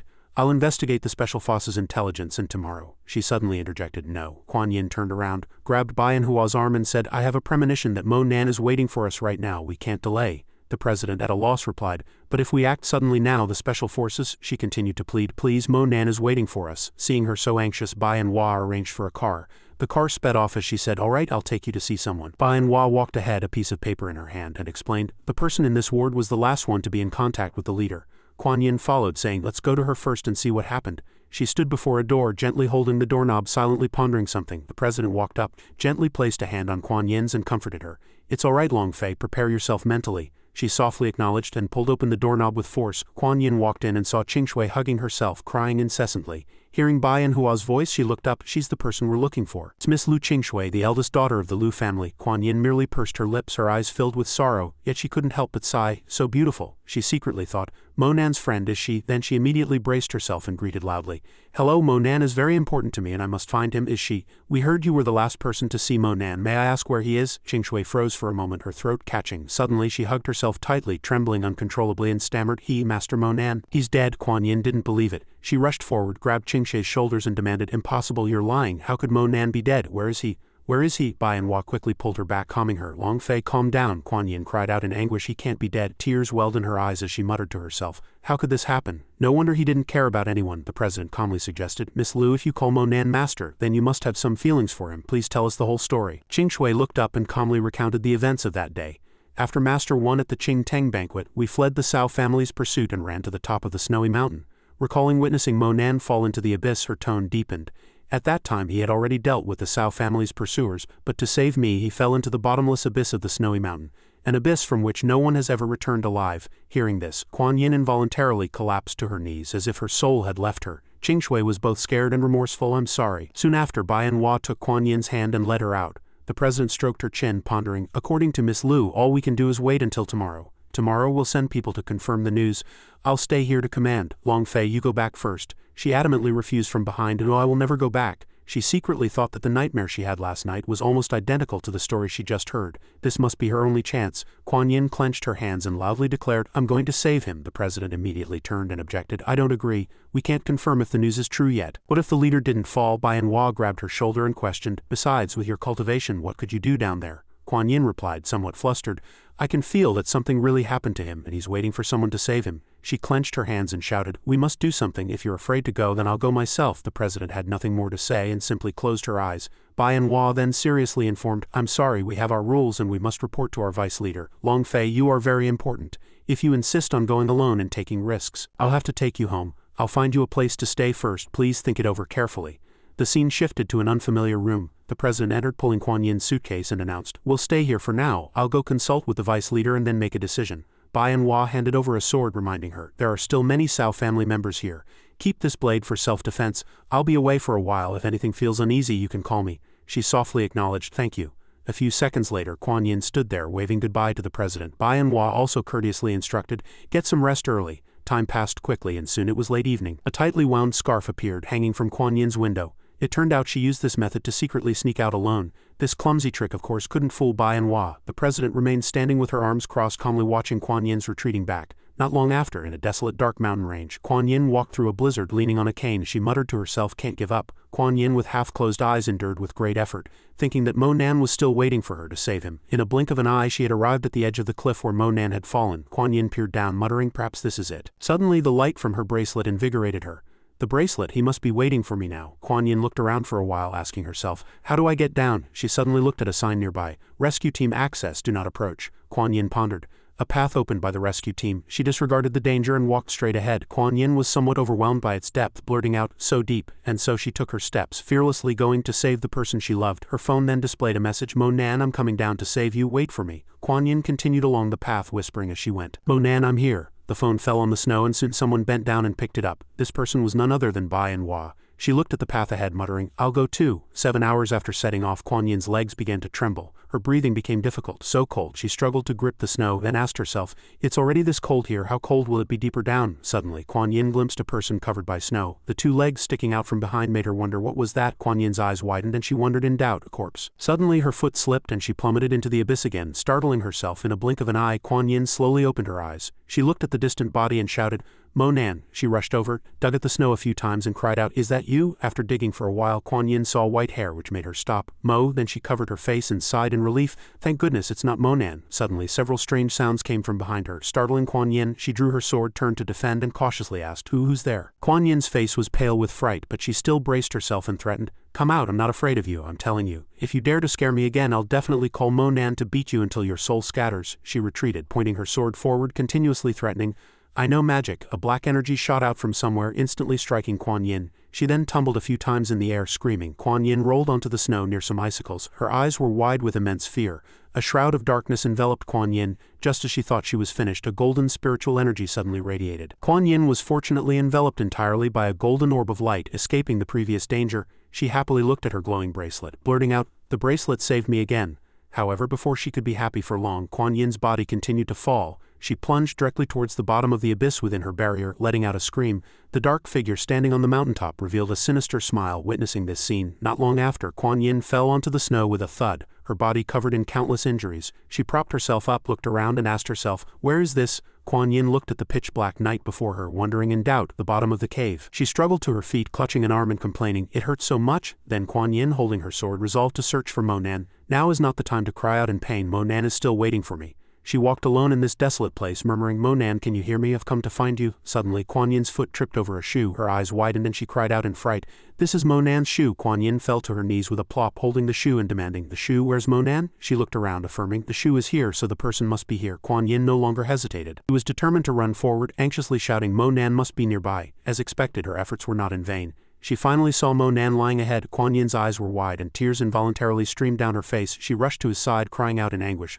"Mo Nan!" Kuan Yin propped up Mo Nan, continuously saying, "Don't go, Mo Nan, I knew I would find you." She worriedly embraced his body, her eyes tearful as she asked, "Why is Mo Nan's body so cold?" Kuan Yin quickly poured out a few pills, muttering to herself, "Pills, everything will be fine after he takes these pills." Kuan Yin fed the pills into Mo Nan's mouth while praying, "Mo Nan, please don't die. I'm Kuan Yin, your Kuan Yin, please open your eyes." Then she slowly placed her hand on his nose to check his condition. Just 1 second later, Kuan Yin's face turned ashen, her entire body stiffened, and she murmured no breath. She was terrified, collapsing in agony onto Mo Nan's body, letting out a scream. "Mo Nan!" Kuan Yin was now utterly anxious. She suppressed her emotions and continuously called out, "Mo Nan, please open your eyes and look at me." But there was no response. Just as Kuan Yin was about to despair, she suddenly noticed a slight movement, and her heart immediately wondered, is that a heartbeat? She didn't hesitate to lean gently, pressing her ear to Mo Nan's chest, and cheered, "A heartbeat! Mo Nan still has a heartbeat." Kuan Yin wept tears of joy. "That's wonderful, Mo Nan still has a heartbeat, but seeing him in this incomplete state still breaks my heart. Mo Nan is too severely injured, he must be taken out of here immediately." Thinking this, Kuan Yin began to re-secure the already bandaged areas, making them firmer. Once done, Mo Nan remained motionless. She used all her strength to try and drag him, but reality showed it was impossible. Kuan Yin struggled for a while, then sighed powerlessly, "Mo Nan, you're too heavy. I can't lift you at all." She didn't give up, suddenly remembering something important. Right, TV showed how to cut open a backpack to carry someone. Soon, Kuan Yin completed her idea. Seeing him securely fastened to her back, she said with satisfaction, "It really works, this way I can take Mo Nan away." She hadn't gone far when a strange plant appeared in her sight, successfully catching her attention. Kuan Yin looked at the blue flower on the nearby cliff somewhat doubtfully. How can a flower grow here? Thinking this, she began to guess. Did Mo Nan climb all the way here just for this? Thinking this, Kuan Yin quickly picked it, muttering to herself, "Never mind, I'll take it back first, maybe it will be useful later." Once done, she firmly announced, "All right, ready, let's go." After walking for a while, the two had reached a brighter area. Kuan Yin was also quite exhausted by now. Above them was an exit, but it was unimaginably high. Kuan Yin observed for a moment, then finally sighed, "It seems the only way is to climb up." Seeing him still unconscious on her back, she couldn't help but worry.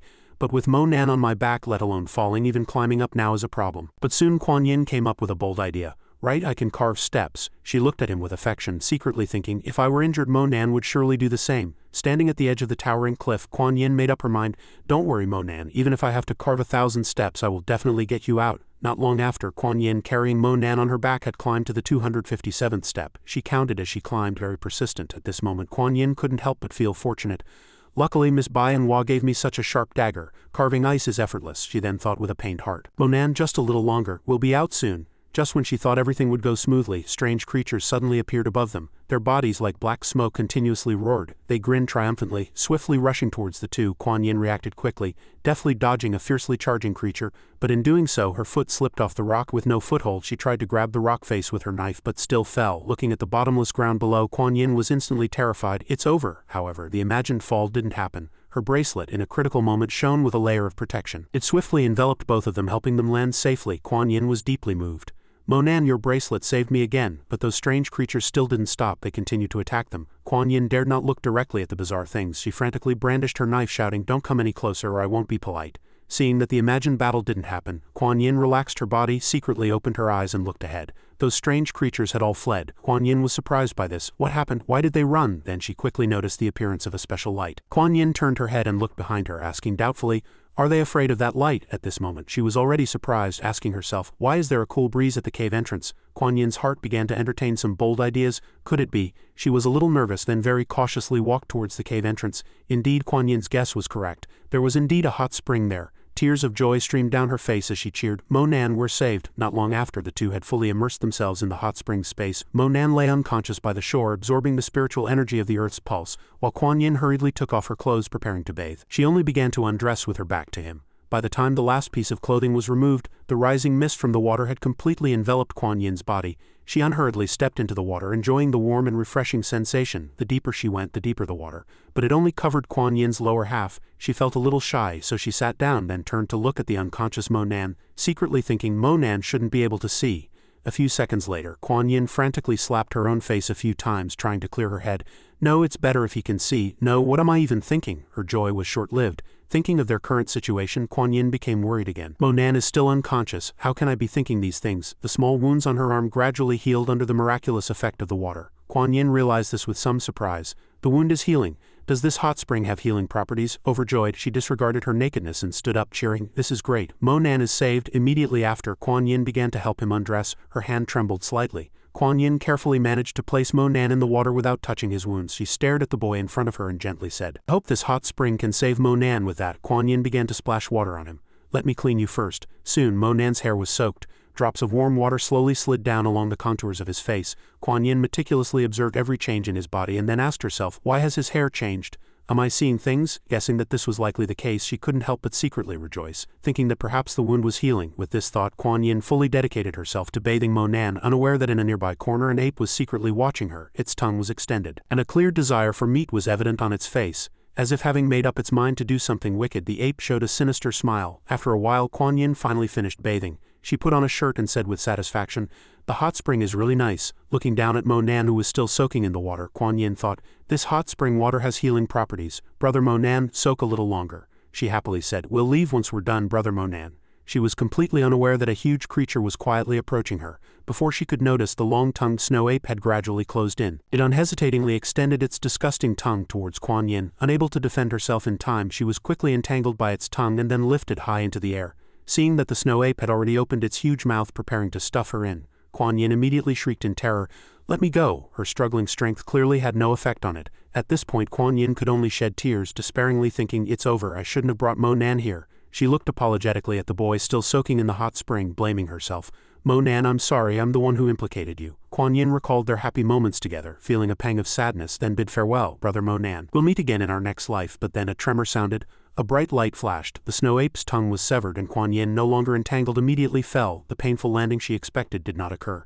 Instead, Kuan Yin was caught by a pair of firm arms. She looked at Monan, now almost fully recovered, standing before her, and couldn't help but be stunned. He looked at Kuan Yin worriedly and then said, "You've suffered." She still couldn't believe her eyes and had to ask for confirmation. "Monan, you're awake," he affectionately confirmed, then promised, "With me by your side from now on, I won't let you fall into danger again." The snow ape, with its tongue cut off, became even more frenzied and charged towards the two. Before it could even touch a hair on Monan, he struck it down. The monster didn't even have time to let out a cry before it split in two and fell with a thud. Kuan Yin was terrified by this sight and quickly hid behind Monan, cautiously asking, "Is that monster dead?" He pulled her into his arms and gently replied, "It's dead. Don't worry, I'm here." Monan promised again, "Nothing can harm you." With that, he suddenly lowered his head and kissed Kuan Yin's lips. She was startled by the gesture but also deeply moved, thinking, "He kissed me." The two were thus immersed in their own blissful space. The two continued kissing until Kuan Yin's face was completely red, yet there was no sign of stopping. As soon as he pulled away, seeing her infatuated expression, Monan teased, "What's wrong, still reminiscing?" Kuan Yin immediately flared up.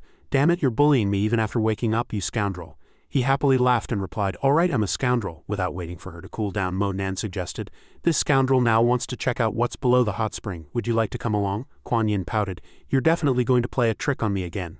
But her refusal clearly had no effect because he immediately reached out to her. Soon, Kuan Yin was completely enveloped in Mo Nan's firm embrace. He said cheerfully, come on, let's go take a look together. Seeing that she was a little nervous, Mo Nan still comforted her. Don't be afraid, the spiritual energy will protect us, just breathe as if you're on shore. After Kuan Yin agreed, he jumped up from the ground, excitedly announcing, let's go. Immediately after, the two plunged into the water together. The sound of water echoed, shaking the entire area. Enveloped by a protective membrane, the two thus sank to the bottom. Not long after the two touched the bottom, Mo Nan spoke, breaking the silence. We're here, he said, looking at the huge cave before him, and couldn't help but exclaim, there's actually such a cave beneath the water. Mo Nan's gaze lingered on several snow apes sleeping in the depths of the cave. As if understanding something, he said, it seems the snow ape from above woke up from here. There are so many of them here, it's better not to wake them. At this moment, Kuan Yin pointed to the faint light emanating from the depths of the cave and then shouted, Brother Mo Nan, look over there. She asked blankly, is that a luminous pearl? He quickly explained, those are spirit stones. Kuan Yin's gaze was now completely drawn to the object, and an idea sparked in her mind. Brother Mo Nan, that stone is too beautiful, let's pick it up and take it back. He quickly agreed. Kuan Yin's idea was exactly what he wanted. With that, Mo Nan collected the spirit stones into his spatial ring. After the task was done, he suggested, let's go look elsewhere, maybe we'll find something else. Kuan Yin replied with great interest, whatever Brother Mo Nan says. Not long after, the two arrived before a large door. She asked curiously, Brother Mo Nan, why is there a stone door here and there's light inside? He didn't spend too much time observing before stating his guess. It must have been left by ancient people. Look at the characters in small seal script, they've changed completely. Seeing Kuan Yin a little uneasy, Mo Nan comforted her. Don't worry, we won't go in. Our investigation here is pretty much done, let's go back. He took one last look around. It seems something is sealed inside here. It's better to leave with Kuan Yin quickly. Not long after the two were already ashore, Mo Nan looked at the girl in front of him and gently asked, are you changed? She shyly nodded, indicating yes. Hearing this, he took Kuan Yin's hand. Then let's go. The two walked unhurriedly toward the dazzling light ahead. Mo Nan spoke with anticipation. Outside world, we're back. Above the cliff, the ground was covered in white snow with 3 warning signs stuck in it. Cliff danger, frequent avalanches and landslides. Mo Nan had just carried Kuan Yin up from the bottom of the abyss. Looking at the shy girl in his arms, he said affectionately, we're back. Before Kuan Yin could react, Mo Nan suggested going down the mountain for a good meal. She smiled, proposing very happily, then I want grilled seafood and lots of other dishes. He happily agreed, all right. Kuan Yin can eat whatever she wants. As they walked and talked, the two were completely unaware of a dark shadow lurking nearby, observing their every move. Not long after, in the civilian town, hawking sounds rose and fell. Someone said, come, don't miss our special grilled lamb ribs. Someone else shouted with all their might, come, delicious barbecue. After wandering around the town for a while, Mo Nan was already carrying a full bag of food. He looked at Kuan Yin, who was eating with relish next to him, and asked, how is it? Do you still want anything? Her eyes fixed on the candied haws in her hand, she replied, still want some. Suddenly, a shout came from overhead. Come, watermelon eating contest. Couples team up to participate and can win exquisite small gifts. Kuan Yin quickly ran towards the source of the sound, looking like she was having a lot of fun.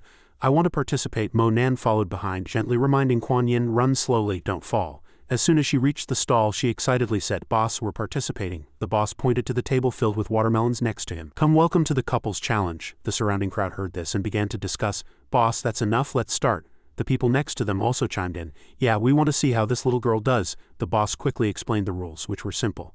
The team that finishes the watermelon on the table fastest wins. With that, he announced, then let the competition begin. Mo Nan began to eat frantically, with Kuan Yin handing him slices of watermelon from the side. Mo Nan's speed astonished the onlookers. Cheers also rose and fell. Go. Soon, all the watermelon on the table was devoured by him. The surrounding crowd was again surprised, and questioning voices followed. So fast, that's terrifying. My God, is this even possible? The two held their victory medals in their hands. The boss loudly announced, congratulations to this couple for winning the watermelon eating contest prize. After that, they started shopping. Kuan Yin walked and said, today was really fun. Suddenly, Mo Nan detected something unusual again. He quickly pointed to the house in front of them. Kuan Yin, go over there and rent 2 rooms. We'll rest here. She couldn't help but be surprised. Brother Mo Nan, what's wrong? Mo Nan hastily reassured her, it's nothing. I'll be there soon. Kuan Yin was still worried, so she instructed, don't go far. He replied, don't worry, how could I bear to go far? Mo Nan carefully watched her get further and further away. Only after confirming that Kuan Yin had safely reached her destination did he coldly say, you've been following us all day, come out. As soon as he finished speaking, a mysterious man appeared. Mo Nan carefully examined the mysterious man and then asked, following us all day, is there something you want? He replied with some admiration, I heard that Master Mo's cultivation is very high, and it's true you discovered me like that. The tracker now got to the point. He took out an invitation, then as if giving an order said, Master Mo, Chin En, the old instructor of the Azure Dragon Special Forces, wants to meet you. Please do us the honor. Mo Nan, however, didn't take these words to heart at all. He quickly turned and left. No need, don't follow me again in the future. Seeing Mo Nan walking further and further away, the tracker began to frantically shout, Master Mo, at least meet our old instructor. He has rendered great service and he must really like you to want to meet you. Back then before he could finish, he waved his hand. It has nothing to do with me. With that, Mo Nan walked straight to the end of the road, leaving the tracker standing there at a loss. He finally decided to call and report, Brother, we found his tracks. But before Qian could ask, the tracker continued, he refused to see you. This answer completely exceeded his expectations. What, he refused? Qian's face quickly darkened, and then he ordered, then go back and have other team members continue to follow him. A decisive and clear voice came from the other end of the phone. The previous words also ended their call. He slowly put down the phone as if shocked by what had just been said, but not long after, Qian's expression turned angry. DeLong, seeing this, couldn't help but worry. Brother, is everything all right? Just leave it to me. As soon as he finished speaking, Qian roared, What's wrong? Of course it's the good deeds you brats have done. Now Master Mo of Jiangdan has appeared. DeLong was immediately stunned. He's not dead, how is that possible? Qingluan, sitting opposite, heard the news and couldn't help but say happily, That's great, I knew he would be fine. Dongrong also nodded from the side. Since that's the case, we'll have some trouble. The Cao family, Kunlun Mountain family, and the Pill Association will all be involved. Qian heard this and interrupted. All right, everyone else out, Dongrong stay. When only the two of them were left in the room, Dongrong stammered, Boss, can he with his strength really do it? He thought for a while before answering, I've already investigated thoroughly. With the ability to command celestial thunder and return of 10,000 swords, he's probably already in the top 50 of the heavenly ranking. Dongrong was somewhat surprised. Top 50? Wouldn't that put him on par with the young island master of Medicine King Island? Is he really that powerful? Qian reached for a cigar and then said, This is just an initial assessment, so I've already made up my mind. With that, he changed his attitude and issued instructions. Dongrong listened to the order, quickly saluting. With Dongrong present, Qian, holding a cigar, coldly ordered, No matter what means necessary, we must invite Mo Nan back. Seeing that the cigar hadn't burned through yet, he lit it again, then coldly asked Dongrong, What do you think of this, Master Mo? Dongrong thought for a moment before answering, Master Mo has some strength, and he has some connection with Qingluan. I don't think it will be difficult to handle. At worst, we'll call Qingyi Li back. Hearing words that pleased him, Qian asked again, Then how about I invite him to be the chief instructor of the special forces? What do you think? Dongrong couldn't help but be shocked. Chief instructor, brother, he's not even 20 years old. Isn't this decision too hasty? Qian seemed to have anticipated his reaction and replied, I've thought it through very clearly. Ever since I replaced Tianju as chief instructor, the special forces' strength has been declining, and now we even have to bow to the Cao family. He sighed and said dejectedly, I'm afraid if this continues, the special forces will be ruined in my hands. Meanwhile, Mo Nan was already lying on a warm and comfortable bed looking at his phone and sighing. I've been gone for days and Qingtai actually sent me so many messages. Suddenly his phone rang continuously, startling him. As soon as Mo Nan answered the phone, Mu Kuan-Yin's voice came from the other end. Brother, are you asleep? Can you come to my room for a moment? I have something to tell you. Mo Nan glanced at the time on his phone, wondering, 11 p.m. Kuan-Yin wants me to go to her room. But this hesitant thought didn't last long because he soon knocked on her door. Kuan-Yin, what's wrong? Kuan-Yin was soaking wet, wrapped only in a bath towel, and seemed a little flustered when she saw Mo Nan. Brother Mo Nan, you're here. She pulled him hard, saying decisively, Come in quickly. The two sat on the bed for a while in silence until Mo Nan finally spoke first. Kuan-Yin, what did you want to see me about so late? She stammered in reply. Actually, there's a place on my body that hurts and I was hoping you could take a look for me. Mo Nan was a little worried upon hearing this. Where? Let me take a look. Kuan-Yin stammered in reply. It's a faint pain near my heart. He became even more worried and gently reached out his hand. Could it be an injury? Let me see. Kuan-Yin quickly complied. She pulled down her bath towel a little, revealing her fair skin. As soon as the wound was exposed, the atmosphere immediately became ambiguous. Mo Nan observed carefully and then commented, All right, it's not very big. He gently coaxed Kuan-Yin. Come, take your medicine and rest well. She replied somewhat stubbornly, No, brother Mo Nan, stay with me for a while. Outside the hotel, a group of people were secretly monitoring the two's every move in the room. Their leader ordered, Everyone disperse and strictly monitor the target. The surrounding crowd quickly responded, Yes. Inside the room, Kuan-Yin was shyly asking Mo Nan, What do you mean not very big? It's clearly still developing. He listened, somewhat puzzled, and countered, Developing? Are you talking about infection? The wound isn't big, it won't get infected, just take some medicine. It was then that Kuan-Yin realized she had misunderstood. She secretly complained to herself, Oh my God, he was talking about the wound, and I thought before she could get lost in her thoughts. Nan walked over and said, I have some recovery medicine here. You'll be fine after taking it. Then he gently placed a bracelet on Kuan-Yin's wrist and instructed, And this new bracelet will protect you at all times. Kuan-Yin looked at the sparkling item on her wrist and joyfully exclaimed, So beautiful, thank you, brother Mo Nan. He replied tenderly, As long as you like it. Looking at her, Yi Hao couldn't help but feel a pang of worry. Kuan-Yin's cold body had flared up earlier than usual this time. It seemed he had to find the last ingredient soon. Shortly after, the two appeared in an alley. Kuan-Yin snuggled up beside him, asked, Brother Mo Nan, what kind of cat is this 9 Lives cat? How did it get here? He said firmly. That's right, Mo Nan further explained. A 9 lives cat is the 9th cat from the same litter. Other cats only catch mice at home, but this one can manage an entire village. Smelling the lingering scent in the air, he said, a 9 lives cat leaves a scent wherever it goes which mice are afraid of. As he spoke, he secretly rejoiced. Old Man Zhu was right. The 9 lives cat is here. The last ingredient to treat the cold body is now within reach. Kuan Yin looked around and then said, sounds amazing. I wish I could have a cat like that. Monan then said, finding this cat might take some time. No sooner had he spoken than a snow-white blue-eyed cat suddenly appeared. It had just jumped down from a rooftop. Monan joyfully exclaimed, there it is, that's the one. The cat noticed their presence, immediately turned and squinted at them. Without hesitation the two swiftly pursued it. Kuan Yin called out from behind, brother Monan, wait for me. He didn't slow down, merely encouraging her. Kuan Yin, keep up. After a while they followed the cat to a house. Inside an old man was playing with a group of cats, gently stroking them and softly saying, good kitties. Kuan Yin followed Monan inside, and seeing the little cats running around she couldn't help but exclaim, so cute. Monan for his part began to negotiate. Excuse me old man, I'd like to buy one of your cats if that's all right. No sooner had he spoken than the old man frowned and retorted, what? Louder, I can't hear you. He was immediately stumped, asking himself, what now? Kuan Yin had already reached out to stroke the cat in the old man's arms. Little kitty, you're so cute. Are you the 9 lives cat? So adorable. The old man sighed and said, I never thought Mimi would approach anyone else. It seems to really like you, young lady. Would you like to keep it? Kuan Yin joyfully exclaimed, really, you're really giving it to me? The old man happily replied, of course. Unable to contain her excitement, she shouted, that's great, I have my own cat now. Kuan Yin tenderly picked up Mimi in her arms. Brother Monan, look at it, isn't it cute? He also praised. Cute, it's probably very happy to have found such a good owner. After speaking, Monan's expression immediately changed. He stared directly at the cat, thinking, this cat is the medicinal ingredient to save her. What should I do now? In the distance high above, the surveillance team was still closely watching their every move. A subordinate cautiously reported. Calling command, Monan is buying a 9 lives cat. Please respond if received. Qingluan quickly replied, command received, please await further orders. The reporting person clearly responded, understood. A moment later, in an extremely luxurious high-rise building, Qingluan was now relaxed in her chair. She spoke to the person on the other end of the phone. Sister, tell me, why is Monan looking for a 9 lives cat? Soon a panicked voice came from the other end of the phone. 9 lives cat. Ely intently read the information recorded on the paper. Monan's recent actions and other information. Recent actions: leveled the overseas Dragon Gate. At the Qingtang banquet, he slayed Cao Shaoshan with 10,000 swords, returning to the origin. After acquiring the Qilin horn, he escaped from the deep valley of the Himalayas. After reading this, she couldn't help but wonder.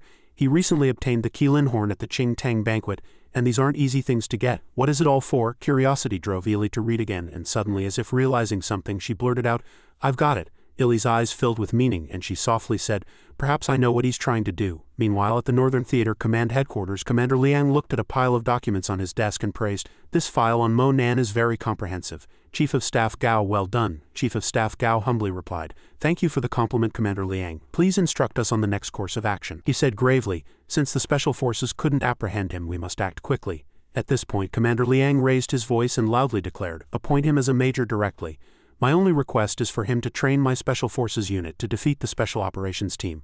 The person opposite him dared not delay and quickly responded, understood. Shortly after, at the Southern Theater Command Operations Center, the commander furiously shouted at those present, I heard old Liang has already made his move. What's wrong with you people? Go and bring him to me quickly. He pointed at the meager information about Monan's family on the table and cursed, I don't need files, I need the person, understand? The file contained only a few words. Monan family information, father unknown, mother Zhao Cheng, younger sister Mo Wu.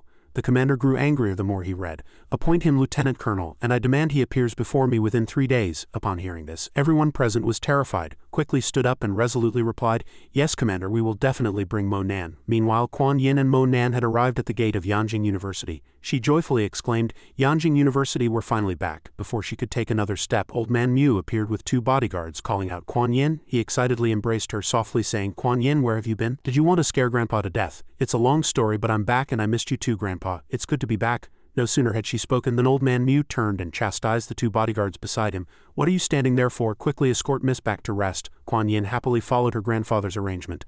Monan, I'm going home for a bit, I'll follow you tomorrow.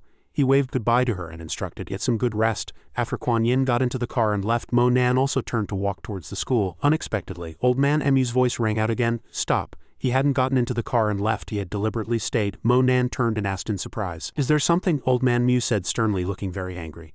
Master Mo, you truly are forgetful. Last time I told you not to cling to Kuan Yin, you only bring her danger, Monan replied without backing down. I also said I would make the 4 great Yanjing families submit to me. The two exchanged glances like evenly matched opponents. Old Man Mu gritted his teeth and said, "At the Qing Tang banquet you caused great trouble. Do you intend for Kuan Yin to die with you? If you truly care for my granddaughter even a little, you should stay away from her as soon as possible," Mo Nan scoffed. "A fine for her own good indeed. You only talk, but do you act when she was in danger? Where were you?" Old Man Mu, unable to contain his anger, grabbed Mo Nan's collar. "The danger was brought by you. What danger was she in before you appeared?" He gently pushed the old man's hand away and reminded him, "The Cao family has repeatedly harmed Kuan Yin. Isn't that because you, old man, are incompetent?" With that he turned and left, leaving only one sentence. "Talking to someone like you is a waste of my time," Mo Nan reminded him again.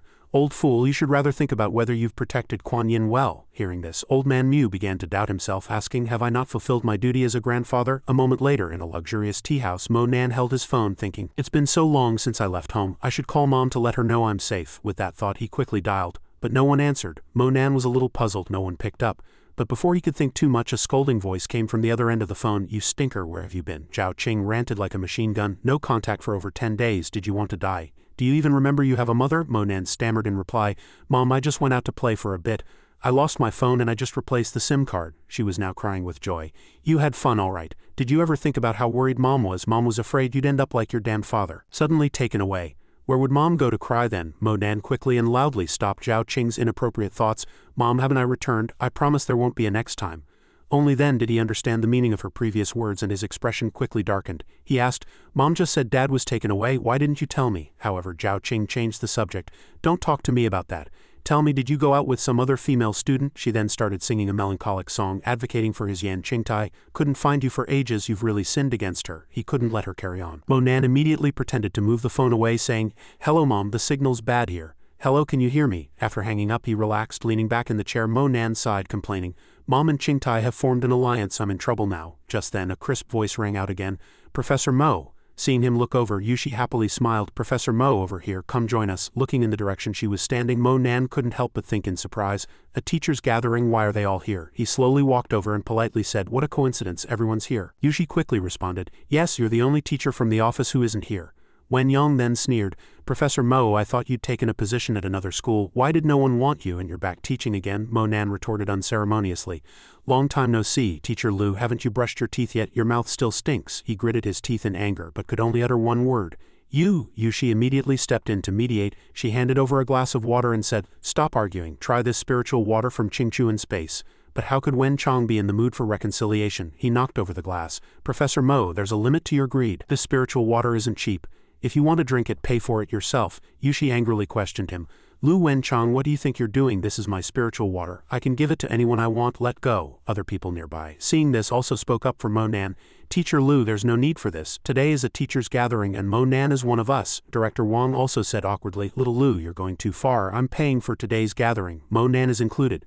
Seeing no one on his side, he trembled with rage, pointing at him and accusing, "No, Director Wang. We did invite him, but such a person shouldn't get a free ride. It's a waste to let someone like him drink this spiritual water."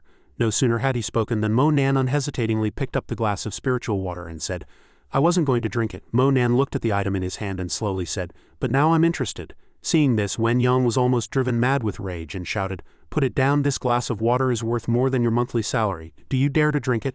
As soon as the challenge was issued, Mo Nan drank it all in one gulp without hesitation. He even inverted the glass to show it was completely empty, then provocatively said, "I drank it." "So what?" Mo Nan asked mockingly. "I've already drunk it. What can you do to me?" Wen Yang couldn't quite believe his eyes and said, "You're truly greedy. You have no shame. Pay up immediately," Director Wang reminded him. "Wen Chang, what are you doing? We're all colleagues. Don't make trouble for him. Stop this. Don't let the students laugh at us." But Wen Chang paid no attention to these words. He angrily said, "I just want everyone to see this rogue." Waiter, Jiyu Lianyuhong immediately appeared upon hearing the call. Then when she asked, "Sir, is there something urgent?" Wen Chang furiously pointed at Mo Nan and accused, "This fellow just stole a glass of my spiritual water. Demand that you throw him out, then blacklist him never to be allowed into Qingchuan space again." Yu Hui hesitated, looking at him, and asked, "Sir, is this truly what happened?" Mo Nan calmly reached into his pocket as if preparing to take something out. Indeed, soon he produced a black card and coldly said, "Do I still need to explain?" Yu Hui took the card and examined it carefully, then said, "This is the highest level membership card, so I already understand the full story." Wen Chang, hearing this, still cursed frantically. "Idiot, did you look carefully? How could he have the highest level membership card? Are you blind?" She ignored him, turned, and asked Mo Nan, "Then, sir, is there anything I can do for you?" He replied earnestly, "Two things." Before she could ask again, Mo Nan stated the first request. "Bring 15 cups of spiritual tea and 15 cups of spiritual elixir." Yu Hui quickly accepted the request. They will be delivered to you immediately. Shortly after, a table laden with various luxurious drinks appeared. She loudly announced, esteemed guest, your ordered spiritual elixirs and spiritual water have all been served. Everyone couldn't help but exclaim, spiritual elixirs, these are things that money can't necessarily buy. Yushi also felt very pleased. Teacher Mo truly keeps a low profile. She picked up a bottle, took a sip, and then praised enthusiastically, truly delicious. The spiritual elixir is indeed extraordinary. Seeing this, Wen Yang clenched his fists in anger. Mo Nan, no longer with his earlier gentle expression, said, do I still need to pay compensation now? Do you still want Qingchu in space to blacklist me? Wen Yang, still furious, reprimanded Yu Hui. I absolutely must file a complaint against you. I said he stole the spiritual water, and you did nothing. Can esteemed guests just steal things as they please? She trembled in fear. Sir, please calm down. Mo Nan looked at his unreasonable behavior and felt helpless. He was truly beyond saving. Then the second thing is to kick out this barking mad dog and blacklist him permanently. Yu Hui heard this and quickly replied, yes, esteemed guest. Then she turned to Mr. Wen Chong and said, please leave. He roared furiously, you dare to touch me, just try. After being dragged out, Wen Chong still yelled resentfully, you shady business, I'll definitely sue you. No sooner had he spoken than he was mercilessly thrown onto the street. The two bodyguards didn't forget to remind him, scram, come back again and we'll break your legs. Passers-by, seeing Wen Chong in this state, couldn't help but mock, look at him, doesn't he look like a dog? Isn't that Teacher Lu? He was filled with murderous rage, secretly vowing, Mo Nan, I'll make you pay for this immediately. After Wen Chong left, the party continued. People drank glass after glass. One person excitedly said, come on everyone, don't let what just happened spoil the fun, let's keep drinking and thank Professor Mo for treating us. Yushi turned and waved to him, come Mo Nan, let's have a drink. Mo Nan didn't refuse, drinking the wine in his glass almost to the bottom. Just then a voice came, attracting his attention. Yu Hui, can I take a picture with you please? Yu Hui sounded a bit troubled. A picture, alright? Mo Nan's gaze didn't leave the photo, and he casually asked Yushi next to him, Counselor, why is this server so popular? She asked in surprise, are you talking about Guo Yu Hui? Yushi began to tell Yu Hu's story, explaining that she was the second most beautiful girl at Yanjing University. As she recounted, Yu Hu's experiences quickly emerged. This child is very hardworking. During university, whenever she had free time, she would take on odd jobs. It seems all the teachers know about such a diligent student. After speaking, Yushi didn't forget to tease, what, is our Professor Mo interested in her? He coldly replied, no, I just found it interesting. Mo Nan had already walked over and said, I have some recovery medicine here. You'll be fine after taking it. Then he gently placed a bracelet on Kuan Yin's wrist and instructed, and this new bracelet will protect you at all times. Kuan Yin looked at the sparkling item on her wrist and joyfully exclaimed, so beautiful, thank you brother Mo Nan. He replied tenderly, as long as you like it. Looking at her, Yi Hao couldn't help but feel a pang of worry. Kuan Yin's cold body had flared up earlier than usual this time. It seemed he had to find the last ingredient soon. Shortly after, the two appeared in an alley. Kuan Yin snuggled up beside him, asked, Brother Mo Nan, what kind of cat is this 9 Lives cat? How did it get here? He said firmly. That's right, Mo Nan further explained. A 9 Lives cat is the 9th cat from the same litter. Other cats only catch mice at home, but this one can manage an entire village. Smelling the lingering scent in the air, he said, a 9 Lives cat leaves a scent wherever it goes which mice are afraid of. As he spoke, he secretly rejoiced. Old Man Zhu was right. The 9 Lives cat is here. The last ingredient to treat the cold body is now within reach. Kuan Yin looked around and then said, sounds amazing. I wish I could have a cat like that. At this moment a voice called out, Yu Hei, the boss is calling you. She responded, I'll be right there. A moment later, Yu Hei appeared in the boss's office. She asked hesitantly, Boss, were you looking for me? The boss, with his eyes half closed, said, Little Guo, how many days have you been here? At this, she seemed to understand something, feeling somewhat confused. She replied, 2 weeks. But the boss pressed on, saying, 2 weeks and you haven't passed your probation. You can take off your clothes and leave. Yu Hei immediately became angry upon hearing this and said, Boss, I haven't done anything wrong. Why are you firing me? The boss stood up and said, if you want to stay you can, but you have to know how. This boss quickly approached Yu Hei saying, look, little Yu stays and works every night after 9 p.m. What about you? She replied firmly. Boss, I can work overtime as long as it doesn't affect my studies. I can do it all. However, he wrapped his arms around her waist, pulling her close, and whispered, no, I wasn't talking about that kind of work. Yu Hei was startled by this action. She quickly backed away, creating distance between them. She asked, and please boss, be clear. But the boss shamelessly said, it's already very clear. If you want to stay, your future is limitless. It's your honor to work at Qingchu in space, understand? After speaking, he unceremoniously picked up a few strands of Yu Hei's hair and sniffed them. So fragrant. What is this scent, shampoo or body wash? Her reaction became more intense. Boss, please have some self-respect. I just want to work normally. I don't mind lower pay. I won't be like Lil Mei. At this point, the boss had lost his patience. He slammed the table and warned, don't play innocent with me. Yu Hei, frightened, hugged her head and said, Boss, I can resign, right? Outside, Mo Nan had already sensed that something was wrong in the room. At this moment, the boss had already grabbed Yu Hei by the collar. Fine, you want to resign, then take off your clothes and leave. With that, he tore open the front of her clothes. Yu Hei screamed in terror, help everyone, come quickly. But he said even more gleefully, scream. The louder you scream, the more excited I get. The boss continued to approach her, not forgetting to remind Yu Hei of something. In this Qingchuan space, I am God. I can do whatever I want. she cried uncontrollably, her tears streaming down, and stopped struggling. No sooner had he spoken than the room door was violently kicked open, startling everyone inside. Mo Nan walked in with a very dangerous demeanor, finishing the boss's previous sentence. "Oh really? I'd like to see what you want to do." The boss, seeing Mo Nan enter, couldn't help but roar angrily. "Who dares to barge into my office? Are you looking for death?" Mo Nan didn't answer his question, but instead retorted, "What? Closing the door in broad daylight? Are you doing something indecent?" "Ah?" Yuhei, as if seeing a savior, quickly ran to Mo Nan's side, crying, "Sir, save me, he tried to molest me." "It's all right," Mo Nan said reassuringly. "I'll protect you." At this moment the boss had already picked up the ashtray from the table and shouted, "What nonsense is this?" He raised the ashtray in his hand, pointing it directly at Mo Nan, and said, "Get lost, you brat, or I'll break your legs today." Yuhei, crying, hid in Mo Nan's arms. "Let's go quickly, quickly," Mo Nan calmly said. "No need." Then, as he charged towards the boss, he declared, "The one who should get lost is you, you pig." The boss froze, seeing Mo Nan rush in front of him so quickly, unable to react in time. Soon the boss was kicked into a corner of the room by Mo Nan, successfully smashing an office desk. Clutching his stomach in agony, he still gritted his teeth and said, "You dare to lay a hand on me?" Someone beat him to death. Soon 2 security guards, appearing from nowhere, stood outside the door and shouted in unison, "You dare to cause trouble?" Boss smiled smugly and said, "Kid, you're dead meat." Unexpectedly, the 2 security guards stopped their aggressive movements, looking confused. "This is..." Soon both bowed to Mo Nan. "Master Mo," Mo Nan nodded, indicating understanding, then said, "So it's 2 friends from the Yan family." Mo Nan turned to the boss and instructed, "Since you recognize me, I don't need to tell you what to do I?" The 2 friends from the Yan family quickly responded, "Yes." He was mercilessly dragged out, letting out continuous cries of, "No, Master Mo, please spare me." Only then did Mo Nan turn to Yuhei and ask, "Are you alright?" "I'm alright," Mo Nan then asked, "You have good aptitude. What's your major?" Yuhei answered without hesitation, "Business management marketing." Mo Nan took off his jacket, draped it over her, and then commented, "Not bad." He then softly said, "As compensation, from now on you are the boss of this establishment." Yuhei couldn't believe what she had just heard, stammering in response, "Boss, I'm the boss." Mo Nan turned and walked out of the room, leaving only one sentence, "Work hard. I have high hopes for you." Just as he stepped out the door, he bumped into Yushi. Mo Nan asked curiously, "Counselor, what are you in such a hurry for?" She replied breathlessly, "Mo Nan, this is bad." The next second her voice became solemn. "Lu Wenchang has brought hundreds of people to find you." Wenchang, leading a group of aggressive people armed with weapons, shouted loudly, "Mo Nan, get out here. I'm going to cripple one of your arms today, no matter what." One of them smiled sinisterly, thinking to himself, "You escaped last time at Yi Liuli's place, but let's see where you run this time." Passers-by witnessing this scene couldn't help but wonder, "Isn't that Teacher Lu? Why did he bring so many hooligans?" Someone nearby immediately guessed, "It seems Mo Nan stole Teacher Lu's girlfriend." Meanwhile, the person tracking Mo Nan was making an urgent report. "Calling headquarters. Mo Nan is surrounded by 100 hooligans, requesting instructions." A voice quickly came from the headquarters screen. "Calling headquarters. Mo Nan is surrounded by 100 hooligans requesting his instructions." The commander listened, grinning from ear to ear.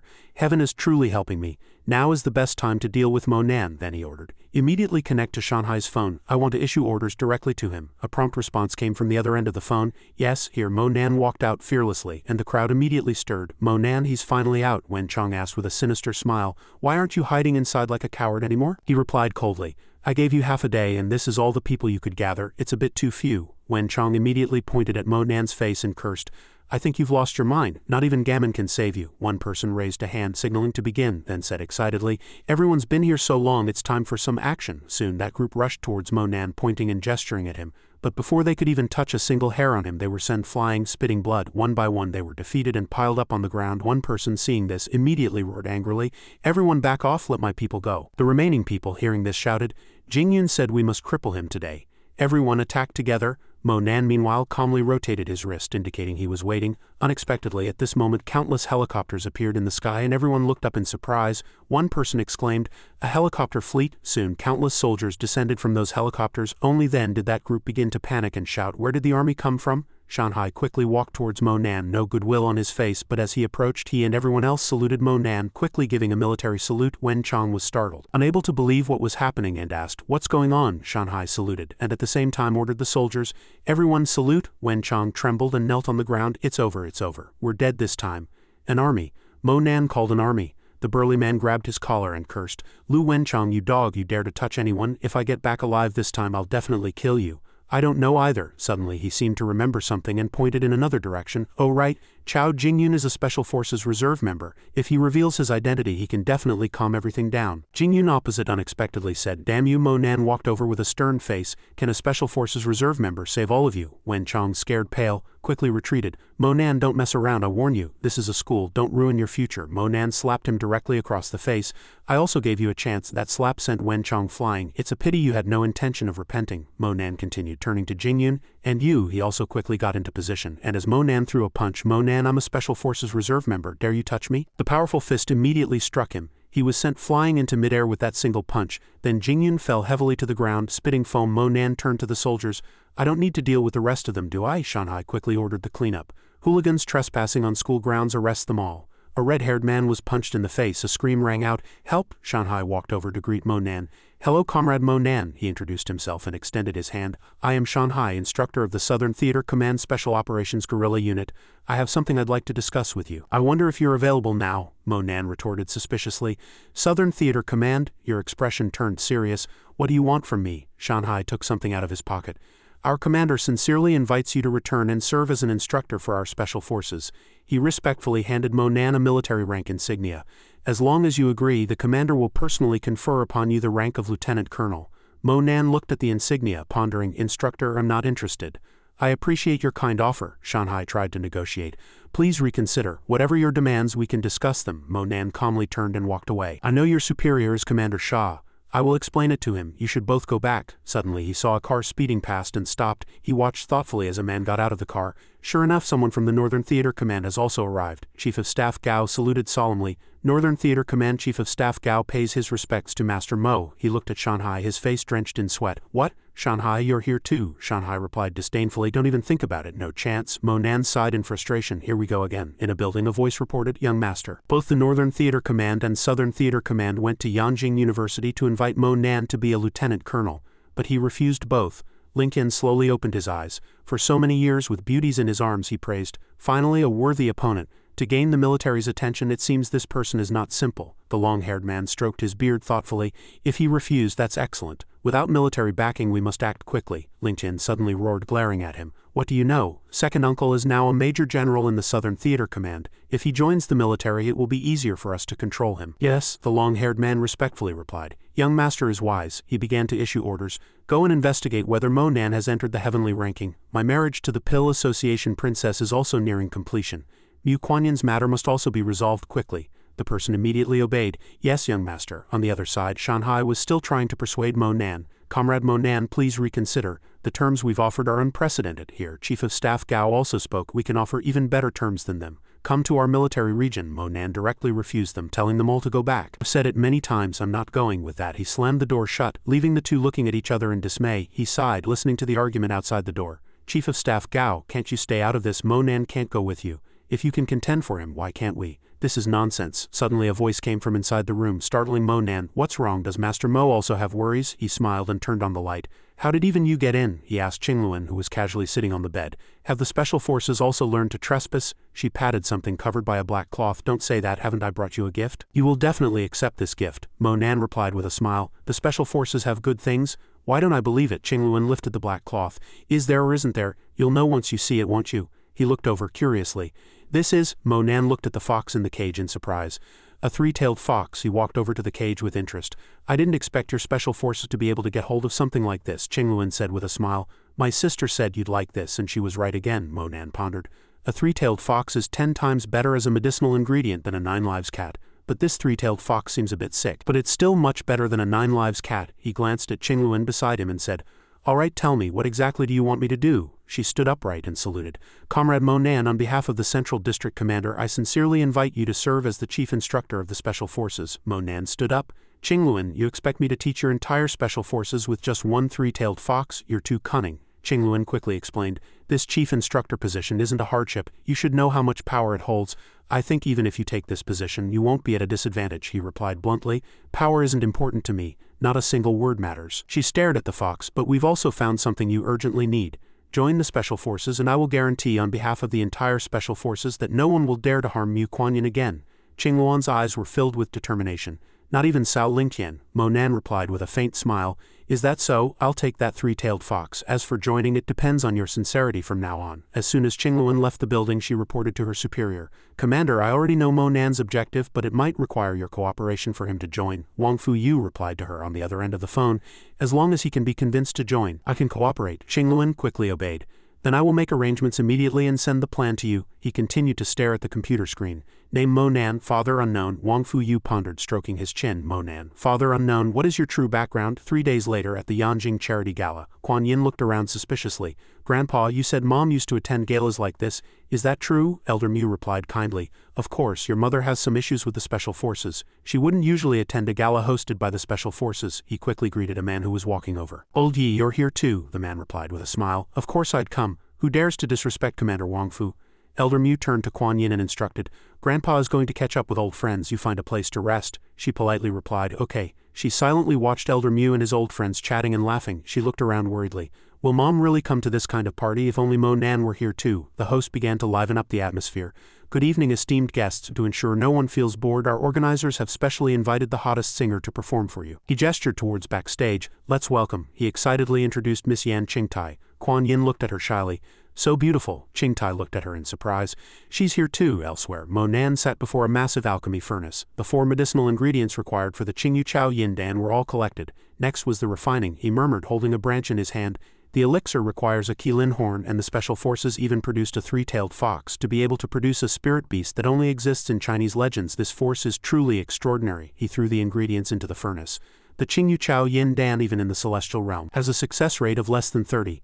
I hope this time I can refine 3 finished pills. Suddenly the phone on the table vibrated. It was Kuan Yin calling. Mo Nan hurriedly answered. Kuan Yin, what's wrong? Isn't the banquet fun? On the other end she complained. It's so boring. I'm all alone and no one's talking to me. She explained to him dejectedly that if it weren't for Grandpa saying that Mom used to frequently attend this charity gala and there were so many people, she would have left long ago. Mo Nan gently coaxed her. It's good to make more friends, that way you can interact with them more. Kuan Yin began to flirt with him. That's true, but making new friends is also a hassle. Suddenly someone tapped her on the shoulder. Hello, are you Mu Kuan Yin? She hastily hung up the phone. Mo Nan, someone's looking for me. I'll call you back later. Mo Nan responded on the other end. Okay, you go ahead. Mo Nan held his phone in thought. The voice on the phone sounded familiar. Never mind, I'll focus on alchemy first. Kuan Yin awkwardly replied to Qingtai. Hello, are you looking for me? She extended her hand in a friendly manner. Hello, I'm Yan Qingtai. I'd like to get to know you. Kuan Yin asked in surprise. You know me? I'm just an ordinary girl. Qingtai smiled and said, I heard Mo Nan mention you. That's why I wanted to get to know you. Upon hearing this, she stared at Qingtai with wide eyes. You know Mo Nan too? Qingtai then said. Of course, we've known each other since middle school. We're good friends, she commented dismissively. Speaking of Mo Nan, he's a bit rigid. It's hard to imagine him joking. Kuan Yin also agreed. Exactly, but he's also a bit of a rogue, just like everyone else. A voice rang out. Yan Yan is getting more and more beautiful now, someone else echoed. Exactly, Yan Yan scoffed. Oh, it's nothing, I just put on more makeup. The men began to whisper. Look, the 2 beauties of Yanjing are both here. Come on, let's go join the fun. Let's go see, I'm coming too, wait for me. Suddenly a voice behind Kuan Yin said, Hello Kuan Yin, may I have the honor of buying you a drink? A woman also approached Qingtai. Qingtai, your singing was beautiful just now, she replied with a smile. Thank you. Kuan Yin, however, refused the men's invitation. No, I can't drink. Yan Yan trembled with rage, angrily thinking. It's you again, Mu Kuan Yin. Upstairs a woman's figure was observing. Qingluan reported thoughtfully. Report, the plan is progressing smoothly. Cao Guang walked towards Kuan Yin with a sinister smile. Isn't this sister-in-law? I heard you've been doing a lot of bad things behind Brother Lingtian's back recently. Yan Yan looked at her sinisterly. Mu Kuan Yin, you still bear the Mu surname and you're still in the Mu family. I hope you don't do anything unchaste. Kuan Yin looked directly at her. Mu Yan Yan, I've never been married. Why would I be unchaste? Yan Yan repeated with a mocking smile. Weren't you the one who traveled all the way to the Himalayas to meet a wild man? What's wrong? Did I say something wrong? Kuan Yin picked up her water glass and splashed it directly at her, soaking Yan Yan completely. The men, seeing Kuan Yin pick up the water glass, started whispering, Oh my god, when did Mu Kuan Yin become so formidable? Women are truly terrifying. Kuan Yin looked seriously at Yan Yan. You can talk about me, but if you dare to call Mo Nan a wild man again, I will not let you off lightly. She also picked up a glass of water, preparing to splash it at Kuan Yin. Mu Kuan Yin, you're defying me. You dare to make me lose so much face. She rushed forward recklessly. I'll kill you. Everyone quickly held Yan Yan back. Are you too crazy? There are reporters here. Control yourselves, Cao Guang thought irritably. Mo Nan, it's all because of Mo Nan. Yan Yan tried to rush forward and hit Kuan Yin.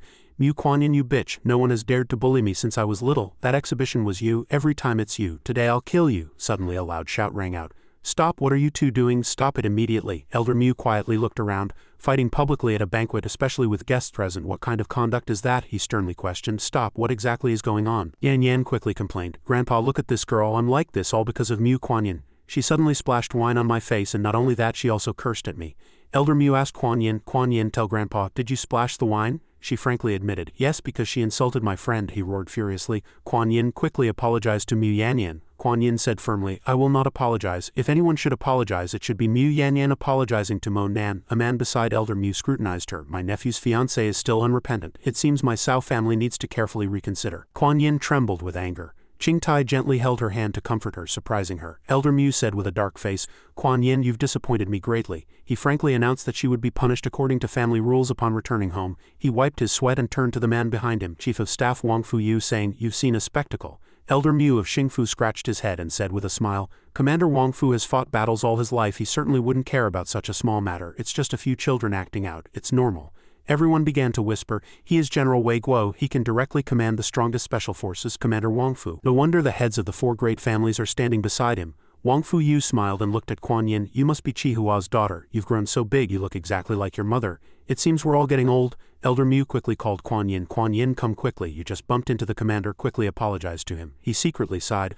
Let's leave it at this for today. It seems our 2 boys from the Mu family won't be promoted to Major General. Kuan Yin gently bowed her head. Kuan Yin greets Commander Wang Fu. Wang Fuyu happily responded.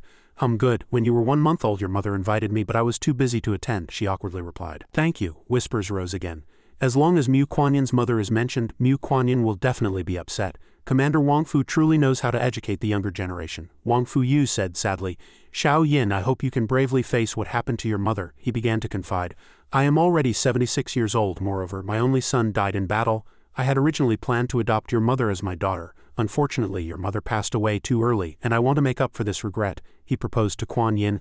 I want to adopt you as my granddaughter. Would you be willing? The surrounding atmosphere suddenly fell silent. Kuan Yin stared blankly at Wang Fuyu. Such a powerful figure actually wanted to adopt her as his granddaughter. Elder Mu behind her kept urging. Kuan Yin, hurry and agree. Everyone else echoed. Yes, Kuan Yin, speak up, hurry and agree. Kuan Yin pursed her lips, muttering, if my mother were still alive, would she agree? Wang Fuyu smiled and replied, of course she would agree. Your birth chart was given to me back then. If something hadn't happened to her, you would have been my granddaughter long ago. Kuan Yin was a little hesitant. Wang Fuyu awkwardly called out, Grandpa Wang Fu. He dotingly stroked her head. Good. Good. From today on, you are my Wang Fuyu's granddaughter. Yan Yan looked at Kuan Yin furiously. Damn it, no chance to punish her now, and even less chance to touch Mu Kuan Yin in the future. Cao Guang wiped his sweat. If Mu Kuan Yin brings up old scores, then I. Qingluan raised her phone and captured the scene of Wang Fuyu stroking Kuan Yin's head. She smiled, admiring it. She sent the video to Mo Nan and then another message. Welcome, Chief Instructor. Elsewhere, a surprised voice rang out. Wang Fuyu has fought battles his entire life and this time Hua has received his favor. Discussions filled the meeting room. Now he has a granddaughter. I'm truly happy for him. Indeed, ever since Xiao Tianju left, he even spent Chinese New Year in the office. That girl is also from a prominent family. Why not let Wang Fuyu take her to the upcoming social events? A man stroked his chin in thought. Good, let my girl take good care of Mu girl. Meanwhile, in another house the blonde man clutched his head in frustration. Lingtian, you know the situation now. Dismiss or eliminate those who once laid hands on Mu Kuan Yin. We cannot leave any hidden dangers, Shen Hong also advised. Lingtian, stop thinking about the Pill Association princess. She is very useful to our Cao family now. Then marry her and you'll have another commander as a grandfather. Lingtian turned and looked at them. I have my own methods, he smiled sinisterly, announcing self-importantly. I will first prepare for next year's Panlong banquet.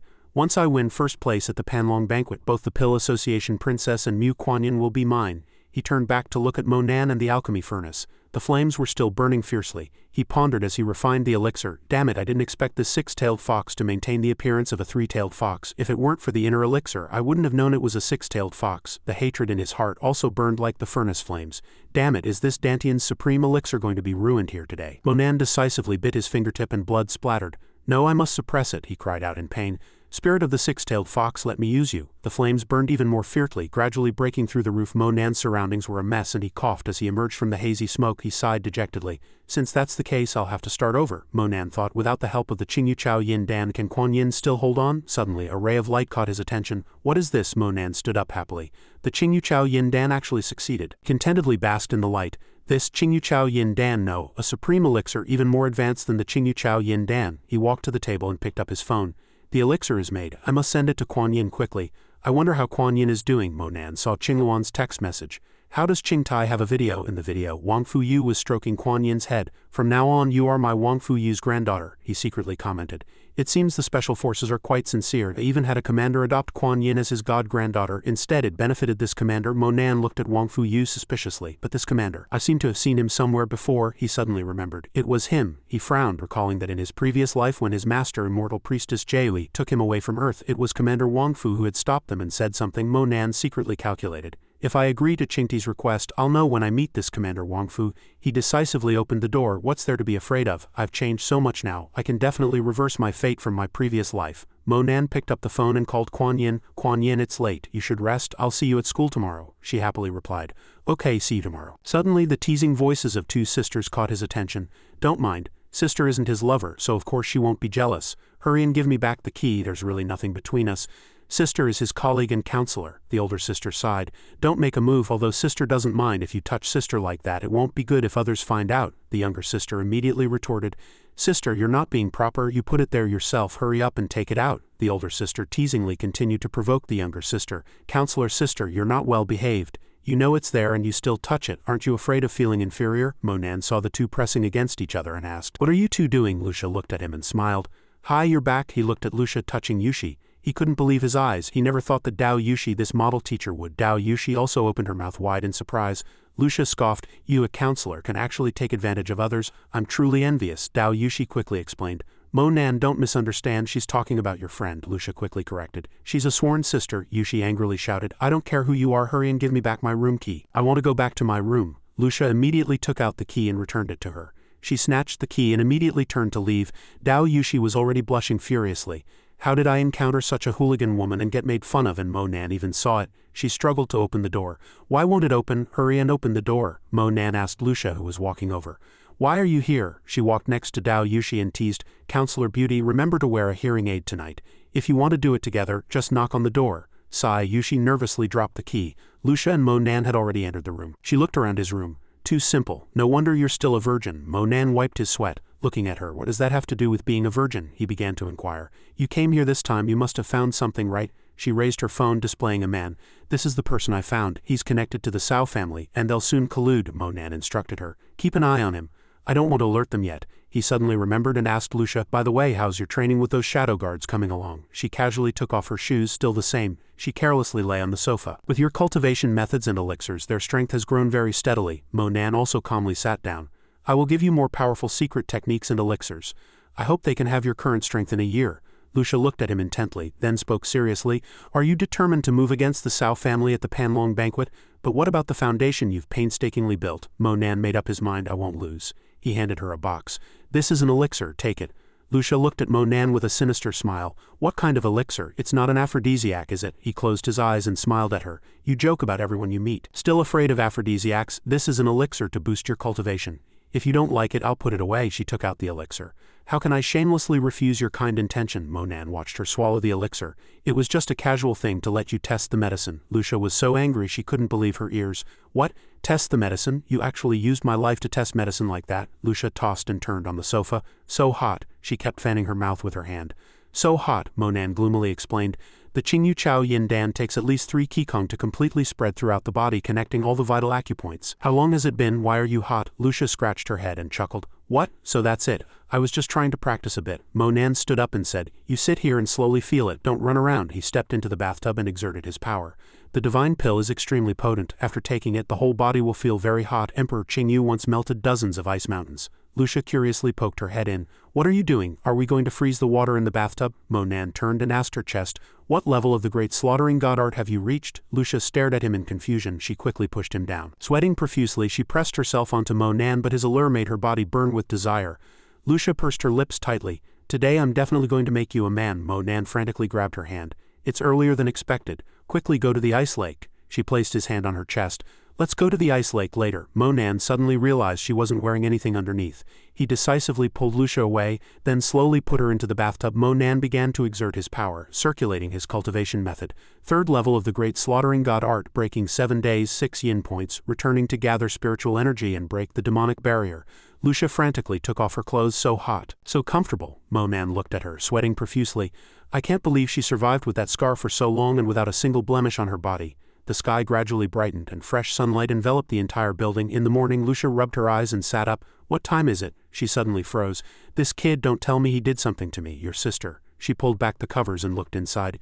Damn it, I practically delivered myself to his mouth and he still didn't eat. Is he even a man? Suddenly, there was a knock on the door and she called out. Just a moment, Dao Yushi quickly asked with concern. How are you? The sound of the door opening followed. Yushi poked her head out with a smile. Good morning, instructor. Could I borrow a set of clothes? Last night was too exciting. My clothes were all torn. Yushi quickly scrutinized her. She's dressed so scantily. She secretly recalled, oh my god, she groaned for so long last night, could have been that kind of thing, but she groaned for 2 or 3 hours, that's impressive. Then she turned around. Alright, I'll go back to my room and get you a set. Lucia yawned. Last night tired me out. With that, she slammed the door shut. At Qingchuan's space, Mo Nan looked at the 2 men inside, thinking, Qingtai only invited Kuan Yin. How do these 2 know? And who is this man? Kuan Yin looked at him sweetly. Mo Nan, you're here. She quickly explained, my grandpa found out when I came and he insisted on coming with me. He also took my phone. Mo Nan quickly comforted her. It's alright, I wanted to meet them too. Elder Mu brugly questioned him. Master Mo, we already made it very clear last time, you're still misleading my granddaughter. What exactly do you want? Mo Nan immediately replied, my main purpose in seeing Kuan Yin this time is to help her get rid of the pain of her cold body, he secretly recalled. In my previous life, Kuan Yin endured the pain of her cold body yet still put on a brave face in front of me. Now I finally have the ability to help Kuan Yin.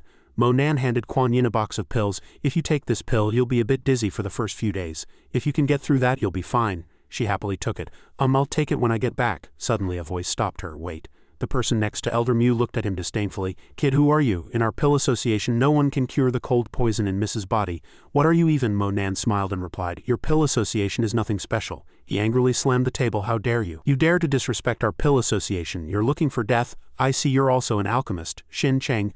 I'm a 5th grade alchemist. What grade are you? Mo Nan calmly waved his hand. You're not qualified to know my alchemy level. If you want to consult me, have your president come personally. Seeing this, the person angrily rebuked. Arrogant, the person kept accusing him. Who do you think you are? The Pill Emperor scripture, the rare pill scripture, do you understand it? You probably haven't even met the first alchemist yet you want our president to invite you for guidance. Don't dream about it. Mo Nan smiled confidently. I will personally visit your pill association if I get the chance. The person pointed at him. Fine, I just hope you dare to step through the gates of our pill association. The Mu family also spoke up in opposition. Mo Nan, with your status, you're not worthy of our Mu family. Nothing will come of you too. Kuan Yin also exclaimed. Grandpa, how can you object? Elder Mu angrily scolded her. What do you know, little girl? You're the Mu family's young miss, Commander Wangfu's granddaughter, with a noble status. How can you associate with him? You're disgracing our Mu family. He turned directly to Mo Nan and said, Kuan Yin is like a little princess in the military world now. Is her future something you can aspire to? You'd better leave Yanjing early so you don't break this little girl's heart. Mo Nan's face turned livid with anger. In his previous life, Kuan Yin was forced to her death, and he hadn't shown any mercy then either. Mo Nan looked directly at him and then said, The day you kneel before me and look up at me, you will realize how foolish you are today. Elder Mu frantically accused him. Do you think you're Shao Tianju, the Mu family? Do I still need to look up to you? From now on I forbid you from associating with Kuan Yin and throw away these pills. Kuan Yin snatched the pills. Mo Nan has never lied to me. He cares about me more than some people. It's my freedom who I associate with. She looked at Elder Mu Vermla. If Commander Wangfu truly cares for me, he will support me and Mo Nan being together. If he doesn't support it, then I'd rather not acknowledge him as my grandpa. He angrily shouted, Nonsense, Kuan Yin, are you crazy? Kuan Yin, while unwrapping the medicine Mo Nan brought, said, Grandpa, if you also think he's not worthy of me. She held the pill in her hand, her gaze firm. Then I don't want the title of Mu family's young miss. In this life I only acknowledge him. Kuan Yin was already grateful to him. Her life was saved by Mo Nan, and all the joy and emotion, sweetness and tears were given by Mo Nan. As long as it was his intention, even if it was poison, it didn't matter. Seeing Kuan Yin so determined, he smiled gently. Kuan Yin, I will never let you down in this life. Seeing this, Elder Mu worried about his beloved granddaughter. Kuan Yin was both angry and anxious, and he couldn't help but rage. Kuan Yin, you've truly gone mad. You've been poisoned by this kid's evil charm. Kuan Yin nestled into Mo Nan's arms, her eyes gradually losing strength yet never showing the slightest weakness. Grandpa, if she suddenly curled up uncomfortably saying, Mo Nan, I'm so hot, he explained to appease Kuan Yin. The pill is starting to work, it's alright, don't worry. Elder Mu anxiously ran over, pushed Mo Nan aside and helped Kuan Yin sit on a chair. He shouted loudly, Get out of my way, what did you feed my granddaughter? Where's the logic in this? Alchemist Shin, quickly take a look. Mo Nan merely said calmly, This is a normal process. With her pill dispersion speed, she'll be fully recovered within a day. Alchemist Shin and Elder Mu didn't listen to Mo Nan's words. Alchemist Shin confidently judged based on his decades of experience. Body fever must be suppressed with extreme cold. I'll use an icebone talisman to suppress her body's scholar's curse into a corner. Then expel it. With that, he took out a small piece of yellow paper, preparing to suppress it. Mo Nan reached out to stop him. Stop. At this point, he had to reveal his aura. If you dare to touch her, I'll kill you. Alchemist Shin was instantly startled by Mo Nan, but the next second he forced himself to calm down. Where's the logic in this? You openly harm Miss Mu and now you obstruct me from saving her. Do you not repent? To avoid wasting time, Alchemist Shin chanted a spell onto the yellow paper. Mo Nan directly stood in front of him this time. Alchemist Shin was enraged. Get lost, kid, or I'll take your dog's life. Mo Nan's face darkened. His voice filled with deterrence. I'll chop off your ancestors. How dare a waste like you be so presumptuous? He exuded anger. sending Elder Mu and Alchemist Qin flying. Damn it, even Kuan Yin was shaken back onto the chair, but the pressure on her was much less. Mo Nan suddenly disappeared, his voice still echoing in the room. I keep my word. Immediately Alchemist Qin was lifted from the ground by Mo Nan. Elder Mu still wouldn't give in. He loudly and frantically roared, Mo Nan, what do you want to do? Stop. Alchemist Qin struggled, somewhat surprised. Damn it, when did this kid get here? But he wasn't completely powerless. The yellow paper talisman was still in his hand. If not for this purpose, then for another. Alchemist Qin thought viciously. So what? Watch me cripple your arm. Mo Nan naturally saw his intention. Is your talisman very powerful? He snatched the talisman with his other hand and quickly pressed it onto Alchemist Qin's hand in an instant. His hand suddenly turned ice cold, even emitting ice. Alchemist Qin knew very well that if this ice talisman continued to spread, he would surely die. He had to sever it quickly. Relying on the brittle hardness of the ice, he used his hand to self-amputate his arm, not forgetting to curse this beast. Mo Nan threw him out forcefully. Alchemist Qin hadn't had time to cripple his hand. He could no longer maintain his gentle demeanor towards this venomous snake. Don't force me to kill you. The ice had already spread into Alchemist Qin's body, and coupled with being choked earlier, he was breathing heavily and coughing blood. Even now, Alchemist Qin remained stubborn. How dare you treat me like this? You've offended the entire Pill Association. You'd better obediently kneel, or I'll ensure your family is utterly destroyed. He had originally been restrained, not wanting to kill. But that mouth wouldn't let Mo Nan rest. He had no choice but to comply with Alchemist Qin's wishes. Mo Nan shot a flash of fire at him. Then I must kill you even more. Ice and fire created a huge temperature differential coupled with immense pressure, and Alchemist Qin's arm instantly shattered. He was truly panicked now. A dog relying on its master's power. You dare to sever my arm, you're dead. Mo Nan created sharp little ice shards, his voice consistently calm. I'm not severing your hand. The murderous intent in his eyes was no longer hidden. I'm going to kill you. Those ice shards pierced through Alchemist Qin's body like bullets. Elder Mu stood by watching his proudest general die, he said viciously. This reckless lunatic, he turned to her and said. My granddaughter has no strength left. Kuan Yin, quickly come with me. Elder Mu tried to persuade her. Now Mo Nan has not only offended the Cao family but also the Pill Association. Never mind how many Cao family members died by his hand, the Pill Association will definitely retaliate, Mo Nan roared. Don't touch her, Elder Mu furiously questioned. What exactly did you feed my granddaughter? How could she become like this? Unsure how many more times he had to explain, Mo Nan closed his eyes and replied, of course the divine pill is activating her cold body. Elder Mu was indeed a bit hesitant now. He thought Mo Nan's pills are indeed effective, but I won't let her marry him. But can it really cure the cold poison in Kuan Yin's body? He decided to quietly await the results. After all, in all matters, Kuan Yin's life was paramount. Kuan Yin was placed on a chair and the two of them, along with Elder Mu, silently waited for her. Suddenly, Kuan Yin convulsed violently, and her legs seemed to atrophy. Then Kuan Yin emitted a strange light. Elder Mu was stunned. This is true qi. How can she have true qi in her body? Suddenly Mo Nan's phone rang. He answered and the other end hastily reported. Chief Instructor, we have an emergency situation and need to act immediately. Please lead the team. Mo Nan was a bit surprised. Emergency situation, the other end arranged. Let's talk when we meet. The helicopter is already parked at the south gate of Yanjing University. Is that convenient for you? Mo Nan agreed. All right, see you later. Then he turned and instructed Elder Mu. Kuan Yin's internal cold true qi is still in the guiding phase. She'll wake up in about 3 or 4 days. I'll send someone to handle things here. Before long, the helicopter had already come to pick up Mo Nan. Qingluan was already waiting for him inside. Mo Nan asked about the situation. What happened? Qingluan reported. A secret war report came from the border. We must immediately go to provide support. The top secret level of this operation is 7. Mo Nan listened, filled with worry. But he wasn't worried about the border situation, but rather that Kuan Yin would be unprotected. How many days would this border operation take? How many team members have you assigned to protect Kuan Yin? Qingluan smiled bitterly. She comforted Mo Nan. Chief Instructor, don't worry. With Commander Wang Fu's old guards secretly protecting her, Kuan Yin will be fine. Mo Nan softly acknowledged, feeling a bit regretful. He had originally planned to marry Kuan Yin and start a family and then visit the Special Forces base after they had their fun, but things had to be taken care of first. Mo Nan asked in detail, tell me, what is it? Qingluan reached for the document behind her. Since last night, the border riots had worsened and the Special Forces personnel sent out had gained nothing. He wondered, isn't the border handled by the border army? Why do we, the Special Forces, need to intervene? Qingluan explained.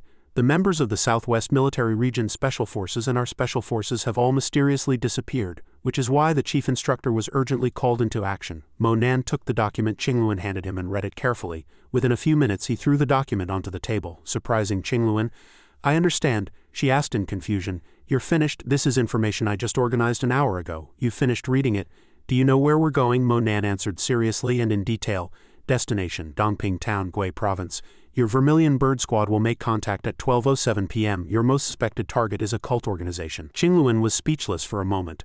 Oh my god, is this guy even human? He memorized it word for word. He calmly asked, do you need me to continue reading? There's also your personal information and private letters mixed in there. Qingluan was embarrassed.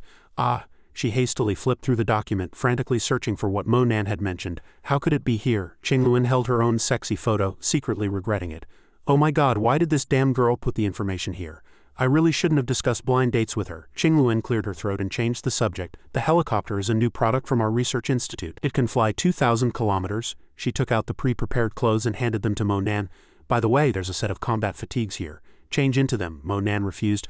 I'm fine as I am, why should I change? Qingluan threw the clothes to him. Of course you have to change, otherwise when you get to the border, military personnel will inspect you at any time. It's very troublesome. Mo Nan took the clothes and asked doubtfully, change here? Qingluan also suddenly reacted, blushing. You can change at the airport. He still took off his jacket. Qingluan was instantly a little flustered. He actually wanted to change clothes here. She was so old and no man had ever changed clothes in front of her. Mo Nan had already taken off his outer robe and thrown it onto the chair. Qingluan quickly squeezed her eyes shut, her face burning, almost exploding. She involuntarily thought of those dark scenes. Although she couldn't hear any sound, she could imagine it. Mo Nan had already changed into his military uniform and sat back in the chair. All right, I've changed, Mo Nan teased. But why are you blushing? Qingluan quickly waved her hand to cover up. It's too hot in this cabin, don't mind me. With that, he took out his phone and sent them a message. After all, he didn't know how long they would be gone. Mo Nan clicked on Yan Qingtai's chat history and sent a message first. I'll be out for a few days, don't worry. Yan Qingtai replied regretfully. I just got back to school and you're leaving already. We'll have to eat together next time. When are you coming back? Mo Nan promised. I'll come find you as soon as I'm back.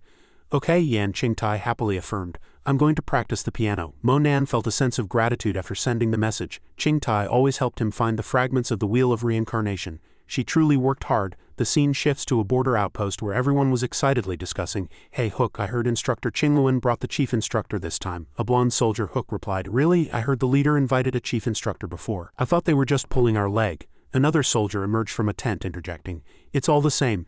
Didn't Zhugliang also need to be invited several times before he went? Hook suddenly looked startled, as if realizing something. Yu Xiao walked over to the blonde soldier and asked, Yu Xiao, you're this exhausted just from returning from the Himalayas? I'm fine. Xiaolingmei and the others will be back safely. Yu Xiao also chimed in. Thanks, Brother Hook.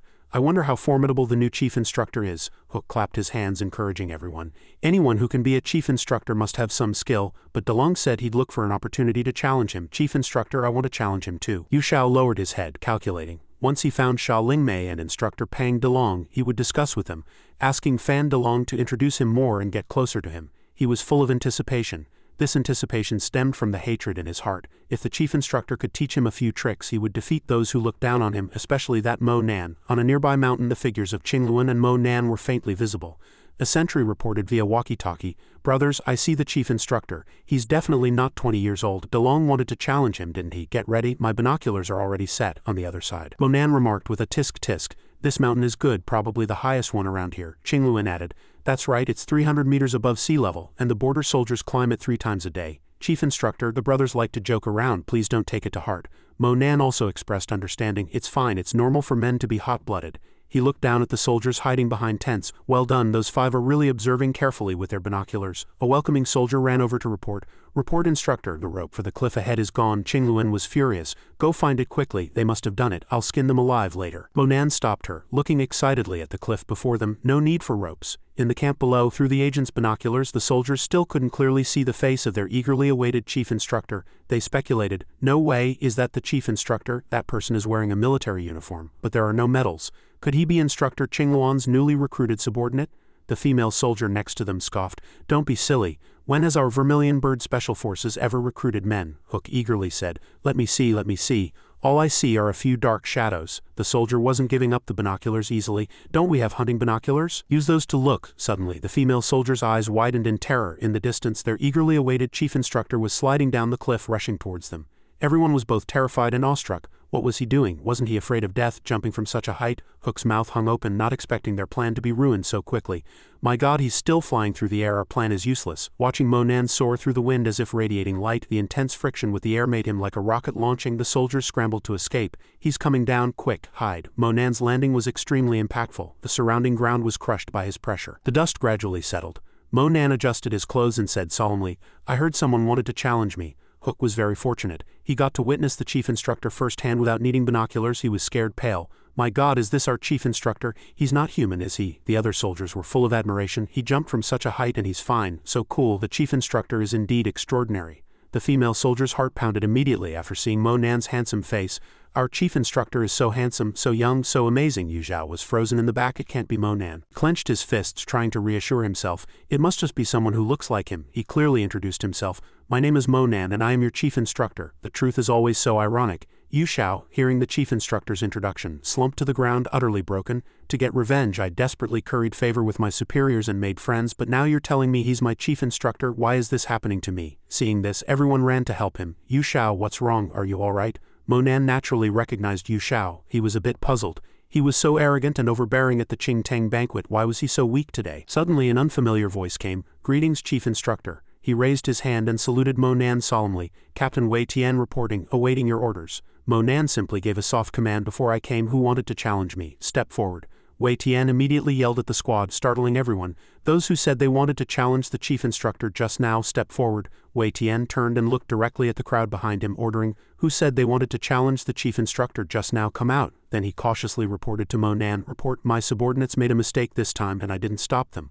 Wei Tian requests to share the responsibility. Alright, you don't need to worry about that disheartened attitude. You want to challenge me, I'll give you a chance, witnessed by everyone, Mo Nan announced. The few of you come at me together. If you touch my clothes or force me to retreat half a step, as long as you can hold out for 1 minute, I lose. As soon as he spoke, the three individuals immediately had different thoughts. This is too much. Even if I get locked up, I'm going to kill him. It turns out the chief instructor wants to establish his authority, but he underestimates us too much. We still have the captain here. Victory is within reach. Afterwards, the command rang out, the few of you, time me. The female soldier looked at her watch and shouted, start timing. Mo Nan smirked, reminding them, it started. If you don't attack, you won't get a chance to strike. Immediately, the first figure rushed forward. Chief instructor, excuse me. He leapt up, raising his clenched fist high, aiming at Mo Nan. Then the powerful fist slammed down with a loud thud. Mo Nan's eyes were sharp. He easily blocked the attack. Your strength is too weak. The next second, his entire body was violently thrown to the ground by Mo Nan. Mo Nan clapped his hands, casually reporting the time. 45 seconds left. As soon as he spoke, the blonde youth swiftly rushed forward. At the same time, Wei Tian and the others also rushed up, shouting, everyone attack together. It's only 40 seconds. It'll pass quickly. We're sure to win. Suddenly a force shifted. A strange golden glow appeared at Mo Nan's feet. God-defying step. One of the soldiers suddenly stopped. Amidst their cries of collapse, he moved a few steps, rushing towards Chu Zhang. Wei Tian was in a panic, his mind a mess, unable to speak. The pressure was too strong. Mo Nan stood at a high place, looking down, smiling and secretly assessing, you're not bad but not enough. Then he forcefully stomped his foot on the light circle. Stomping on the light circle at the same time, Wei Tian also felt a powerful force pressing down on him. He struggled to support himself. He had thought that in the squad no more than 20 people could defeat him, but now he was being suppressed, which was a disgrace. On the other side, one of his teammates enthusiastically shouted, brothers, hold on, 33 seconds left. He cautiously circled around, looking at Mo Nan, thinking, I can't beat him, but can I run? As long as I hold on for 1 minute, I win. Just then, Mo Nan also spotted his position. He wants to run. In battle, petty tricks won't win. Although he played dirty tricks, he wasn't afraid to admit, I only survived by playing dirty tricks. Suddenly, that person's body stiffened abruptly. What's wrong? Why can't I move? A second later, Mo Nan had already forcefully pulled him back with long-range power, a suction force. In an instant, that person's back neck had fallen into Mo Nan's hand. Mo Nan coldly warned, next time you want to run, just run with full concentration. Don't make any sound. After speaking, he let go, letting him go. Losing support, that person's body fell helplessly to the ground. He was in agony, his face pale, cursing fiercely in his heart. Damn it, it's like being crushed by an armored car. Two men lay in the pit, groaning in pain. Hold on, 24 seconds left. Damn it, why is it taking so long? Their hands clawed at the ground, struggling. Wei Tian's eyes were bloodshot, his teeth clenched. Come on, brothers, 22 seconds left, 21 seconds. Amidst everyone's encouragement, one comrade finally couldn't hold on, vomiting blood and passing out. Damn it, they really couldn't even last a minute. 20 seconds, Wei Tian gritted his teeth, holding on, the countdown still ringing in his ears. 19 seconds, it's up to you, Captain. 18 seconds. 16 seconds. Meanwhile, in another location, a soldier rushed over to report to Qingluan. Instructor, the new chief instructor is fighting with the team members. She was a bit surprised. I thought he wouldn't interact with the cadets. He's already getting familiar so quickly, he eagerly emphasized. Instructor, I'm serious, they're fighting fiercely. Hearing this, Qingluan's face immediately changed. What? On the other side, Mo Nan stretched his neck, looked directly at the soldiers and asked, who else wants to challenge me? This question made several people's mouths drop open. Seeing this reaction, he continued, very good. Must have remembered who I am. The brown-haired youth's eyes sparkled, secretly thinking, who wouldn't remember? If I can learn a trick or two from the chief instructor in the future, that would be amazing. Subsequently, all the remaining people immediately saluted in unison and loudly shouted, greetings, chief instructor. Coincidentally, Qingluen also appeared at this moment, and seeing the scene before her, she couldn't help but be surprised. The chaos was quelled in just about a minute. She let out a long sigh of relief, looked at the bodies lying on the ground, and instructed, "Since everyone is already familiar with the chief instructor, quickly take them for examination, and remember to give them healing pills." Suddenly, a loud noise came from afar. "Instructor, instructor!" A girl ran over out of breath holding a scroll. "New intelligence from the ancient tomb." The girl handed the letter to Qingluen, reporting, "Instructor, this is the latest intelligence from the ancient tomb." She concentrated on reading the contents and, by the way, asked if it was a message from them. A voice replied, "No." Qingluan's finger moved along the lines on the map, analyzing. Points A and B on the map had lost contact. A was an ancient tomb. 5 team members entered it 3 hours ago. Combining the map and other factors, she determined that B was the heretics that the neighboring country had been pestering them with, as this was the borderline. "So we must act quickly." Monan took the map, nodded in approval. "Well done." He had a very high opinion of her in his heart. Qingluen has strong diplomatic skills and she is very good at socializing, but these patterns seem familiar. After the discussion, Qingluen suggested, "Chief Instructor, if there are no objections, we will depart in 2 hours." He immediately approved. "Good, you two gather the team, 2 horizontal lines, then convey the plan, now go back and adjust. Depart in 2 hours. Qingluen also asked about the injured personnel. "How are Wei Tian and the others?" A subordinate reported. "Report, Instructor, no bones were broken." Only then did she give the order, "All right, everyone, go pack your bags." "Yes." 2 hours later, the entire team was assembled. Monan looked at their current state and praised, "You woke up so quickly." Wei Tian scratched his face, honestly confessing, "Chief Instructor, that's because we took the 9-yin pill." He secretly thought, "That's a 9-yin pill worth 6 million each. After taking it, the body will be weak for 9 days, lasting for a month." Monan listened and casually commented, "It seems the Pill Association still has some skilled individuals." The young man with tied hair said awkwardly, "We have to thank the chief instructor for being merciful, otherwise any pill would be useless." Putting aside personal matters, Wei Tian immediately reported the situation.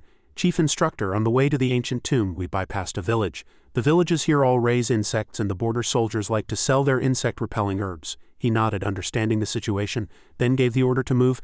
"Then let's go around, move out." The entrance to the ancient tomb was a large door. Everything was built with huge stones. Monan carefully checked the location, then said, "The entrance to this ancient tomb shouldn't be in this direction." The young soldier heard this and immediately asked curiously, "Chief Instructor, can you also read geomancy and tomb layouts?" He secretly affirmed in his heart. The chief instructor is probably a prodigy from an ancient martial arts family, but Monan just calmly replied, "I just feel something's not right." After a while, a subordinate reported the situation to him. "Thermal scans found no one. The air is normal, no poison. It's safe to enter." Wei Tian stood behind Monan and softly called out, "Chief Instructor." Immediately he extended his index finger forward, signaling. Subsequently, all the soldiers charged forward in unison. In another location, Qingluen led a group of people hiding above and observing. Chen Tai assisted from the side, softly asking, "There are many heretics in the village ahead. What should we do, Instructor?" She focused on analyzing the situation ahead. "There are Washa villagers at the border, of course we have to go down. Count how many heretics there are." Then Qingluen led the team to act together. "Let's go down and see." At this moment, below the target location, the brown-haired man noticed something unusual. "God's envoy, look, Washa's army." The leader of the heretics was called God's envoy. He turned his head and looked in the direction pointed, saying, "So what if it's Washa's army? This is our country." Suddenly, his gaze was drawn by something. Xianxia looked at the riverbank where Qingluan's team was standing. He enthusiastically whistled and teased, "What are you still thinking about? Welcome." The surrounding villagers gathered around, showing obvious disgust towards his attitude.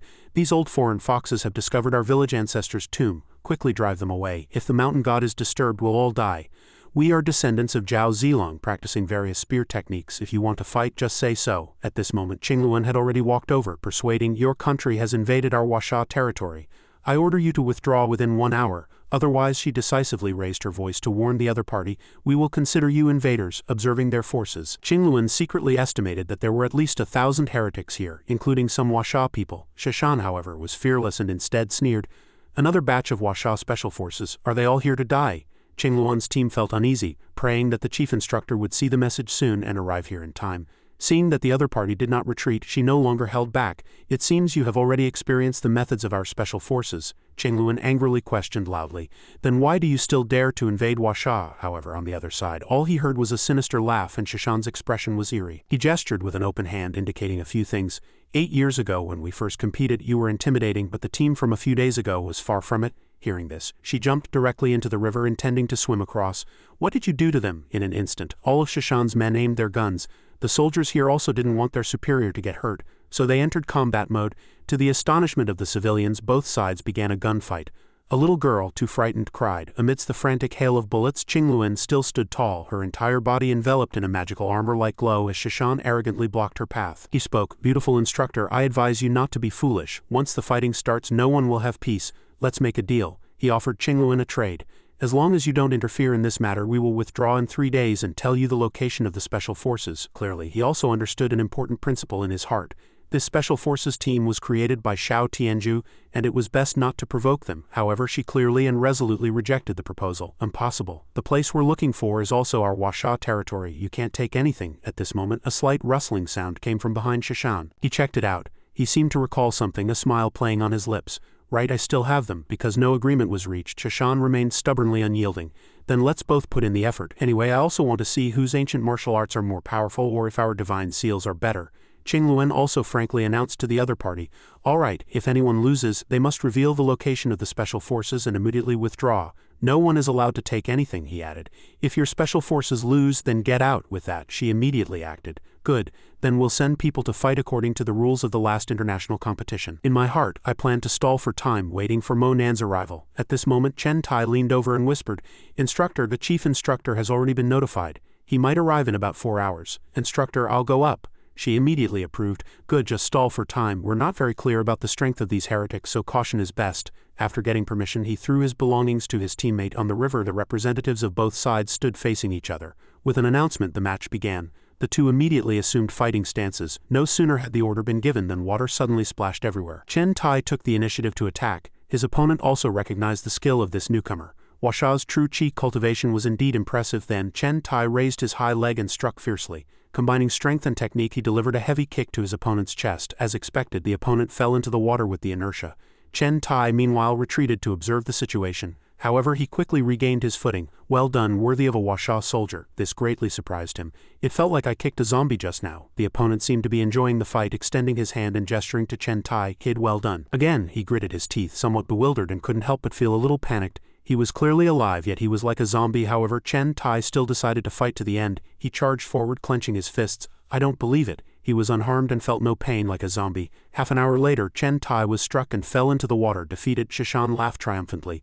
We won the first round. Who else do you have? The heretics behind him shouted loudly. You won? Qingluan lowered her head. Too angry to speak, she spoke. Ming, come on. A few soldiers behind looked at each other in confusion. What is the instructor thinking? She's still so confident after going down the wrong path. Although she's strong, she doesn't communicate with us at all. If she loses, she won't be able to point out the opponent's weaknesses. Chen Tai also anxiously warned. There's something strange about the nails on their bodies. Be careful. An elder next to them shouted loudly. It seems the special forces have no one left. Sending a girl up is truly humiliating. No sooner had he finished speaking than a thunderous roar echoed. From the front, Ming quickly rushed forward, trying to get close to him. Her hand swiftly grabbed the elder's jaw. The next second, the elder's neck was twisted by Ming, and then he was thrown directly away. The elder lost his bearings and fell heavily to the ground. Ming didn't stop, continuing to stride through the air. She kicked fiercely at the elder, a heavy blow. The soldiers next to them exclaimed. Her third kick's footwork is so similar to the chief instructor's. Half an hour later, Qingluan's eyes were wide open, cold sweat continuously beating on her forehead. Before her, Ming had almost exhausted her strength, yet facing the elder, she was still able to stand after being hit so many times, and her breathing was still stable. There must be something wrong inside. I still haven't found their weakness. Speaking of which, I won one, and there are still 3 left to defeat. Shishan stood next to them, provocatively saying, You're going to lose again. Hurry up and get out of the way. Don't be an eyesore. Huasha's beautiful instructor has always kept her word. I hope you won't bother us again for 7 days. He thought to himself, maybe I'll be promoted to one of the 12 divine envoys when I go back. No sooner had he finished speaking than the elder also punched Ming in the stomach. She flew out in pain, thinking, did I fail? Suddenly, a strange sensation came over her, making Ming slowly open her eyes. At this moment, she was lying in Mo Nan's arms. Chief instructor, why is he here? He looked at Ming worriedly. It's all right now. Mo Nan helped Ming up and instructed. Forcibly imitating my moves will hurt your body. Don't do it again next time. She nodded slightly, somewhat embarrassed in agreement. Qingluan next to them shouted, Chief instructor, we're currently competing with the other side. They've already won 2 rounds. Shishan was stunned, thinking, Chief instructor, who is this kid? He didn't say much, immediately straightened his face, and his gaze sharply swept over the heretics. Mo Nan turned and instructed the soldiers. Team members, you are truly excellent. The opponent cheated to win by relying on the power of the divine nails on their bodies. In fact, you were fighting a group of people alone, Chen Dai then realized, cursing. No wonder they had endless strength. So that's it. Despicable, Qingluan also asked in confusion. Then how can we win? Mo Nan calmly walked over. It's just the strength of a few dozen people. For the third round I'll go and meet my end. An elder couldn't help but immediately rushed over and shouted, You young brat, how dare you be so audacious? Do you want to die? Sure enough, Mo Nan smiled slightly, reached out and grabbed him, revealing the heretic's secret. So it's cultivating GU to refine the body and use GU to exert power, the elder asked in a daze. Who exactly are you? How do you know? Mo Nan finished speaking, then coldly broke his wrist, replying, You are not qualified to know who I am. The elder's arm was severed in an instant. The followers behind also groaned in pain, clutching their arms. Mo Nan keenly sensed, the mother and child GU are connected. He's concentrating his power in his palm, then let's all die together. The elder panicked and kept begging for mercy. No, don't kill me, I surrender. Shishan behind quickly shouted to stop him. How dare you? But it was too late. Mo Nan had already directly sent the elder away, and a faint black mist emanated from his body. The remaining GU cultivators also gradually fell. Shishan looked at Mo Nan with hatred. How dare you kill our people? He calmly clenched his wrist, glanced over and replied. Next, Mo Nan stood before the heretics and said loudly. Next, the remaining GU cultivators immediately grew worried. He easily killed the elder. His methods are so terrifying. Who would dare go up? He glared. Since that's the case, it seems you're surrendering. Although Shishan was afraid, he still interjected. We can retreat, but I have one condition. Mo Nan didn't wait for him to finish, immediately rushed over and slapped him directly. His whole body exuded a chilling, killing intent. Who allowed you to stand? Shishan clutched his face, bewildered. What, you want me to kneel? He angrily gritted his teeth, his body emitting energy. Kid, you're looking for death. Shishan stood up from the ground, his aura becoming abnormal with the movement. Mo Nan still spoke calmly. 14 heaven-mending hands, first stance. He attacked Shishan with a powerful cloud-plucking hand, and an immense light penetrated the heretics, sending them flying to both sides. Shishan's legs still struggled to support him. Mo Nan hesitated slightly, thinking, to establish deterrence I only use 70% of my power in this palm, and it already sent him 100 meters away. Shishan's eyes were filled with fear. This divine envoy, he has nearly 300 heretics here, and he sent 300 people flying with one palm. Suddenly Mo Nan seemed to sense something. He looked at Shishan's chest and analyzed it.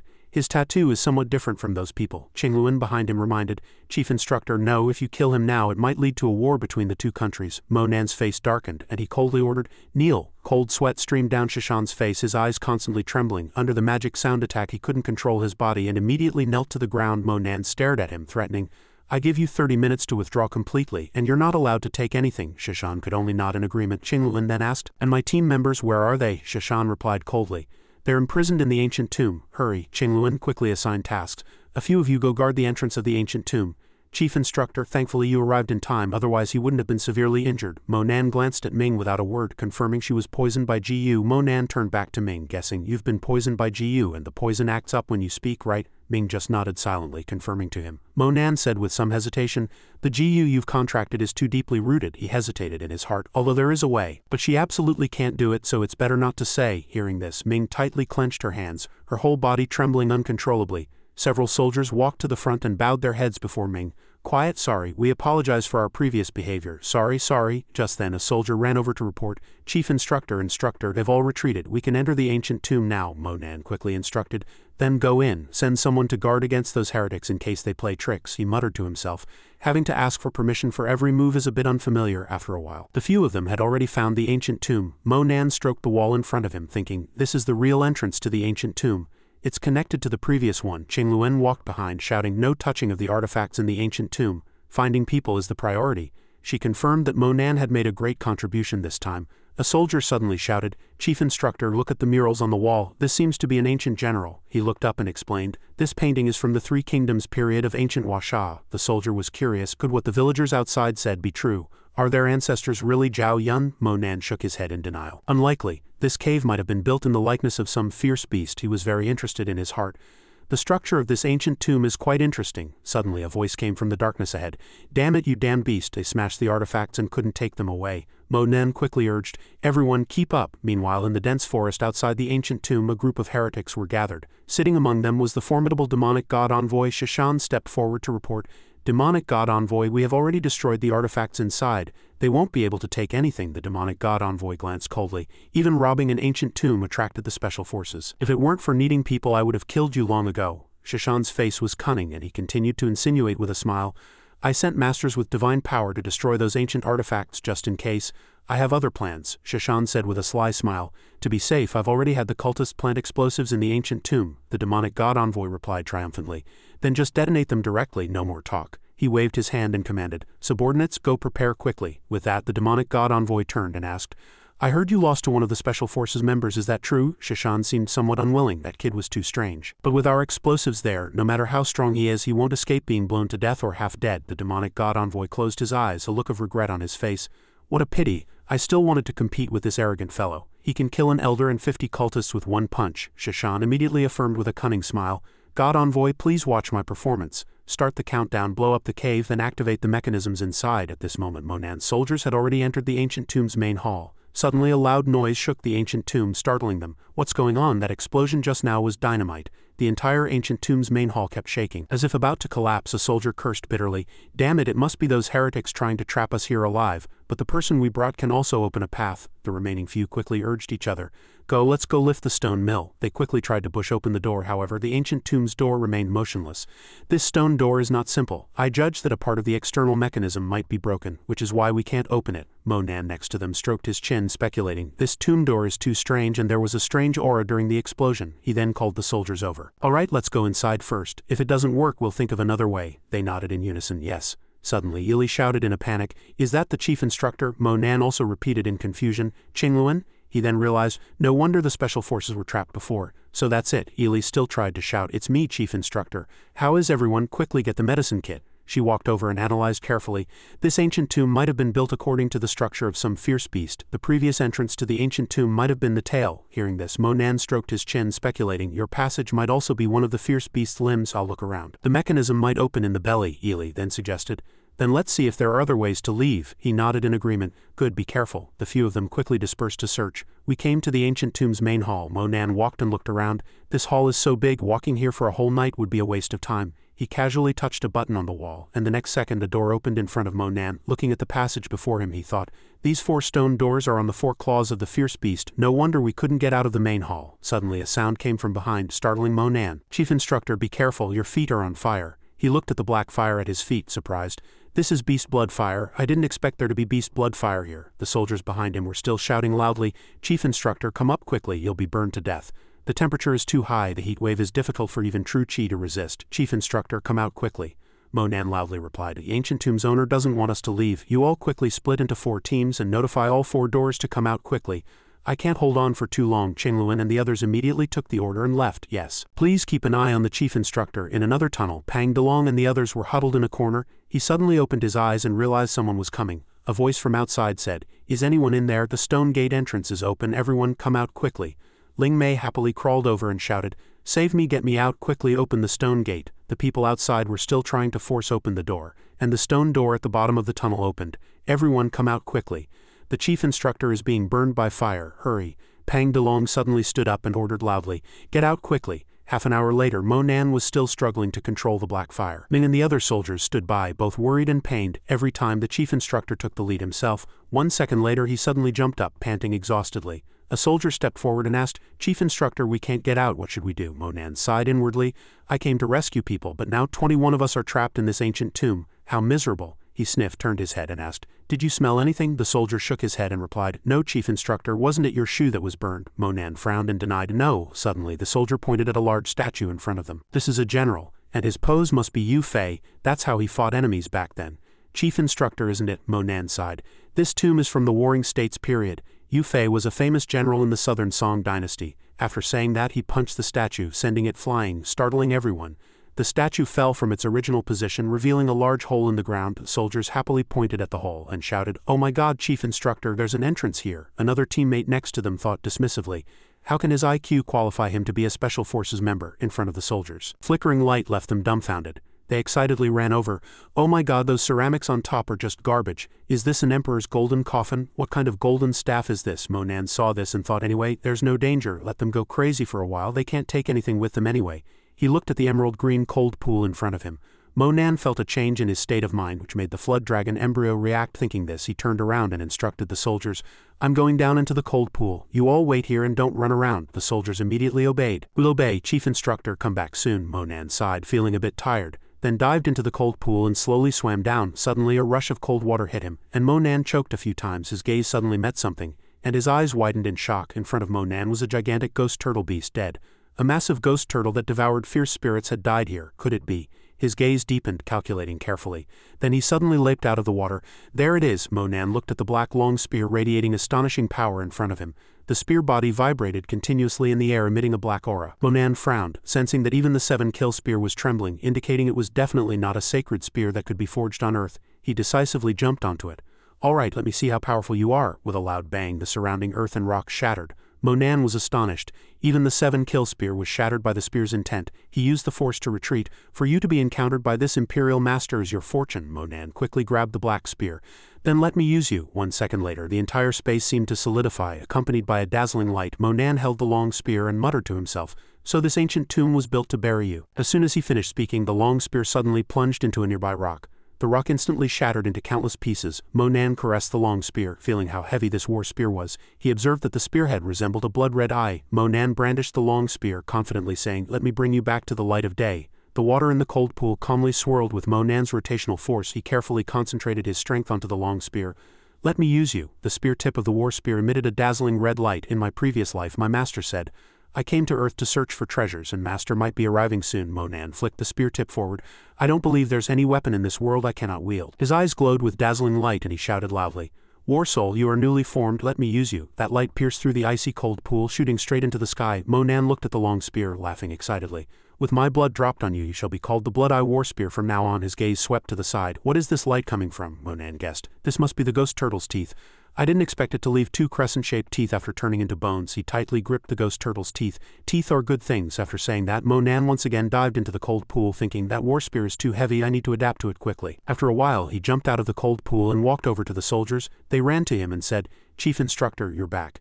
"Chief Instructor, the ancient tomb seemed to be collapsing just now and we were planning to move these treasures." Monan nodded, indicating, "Then do as you say." Suddenly, a soldier anxiously pointed to the side and said, "Chief Instructor, there's no signal here and no exit. Our people outside are ambushing and waiting, but they didn't expect you to have escaped already." He asked with a sinister smile. "But it's been 2 hours since the ancient gate exploded. Can you still save them?" The demonic god envoy stepped forward provocatively. "Instructor Qingluan, long time no see, do you still remember me?" Qingluan frowned and said loudly, "So it's you, you traitor, a traitor to Huasha, daring to step on Huasha soil again?" The demonic god envoy laughed arrogantly.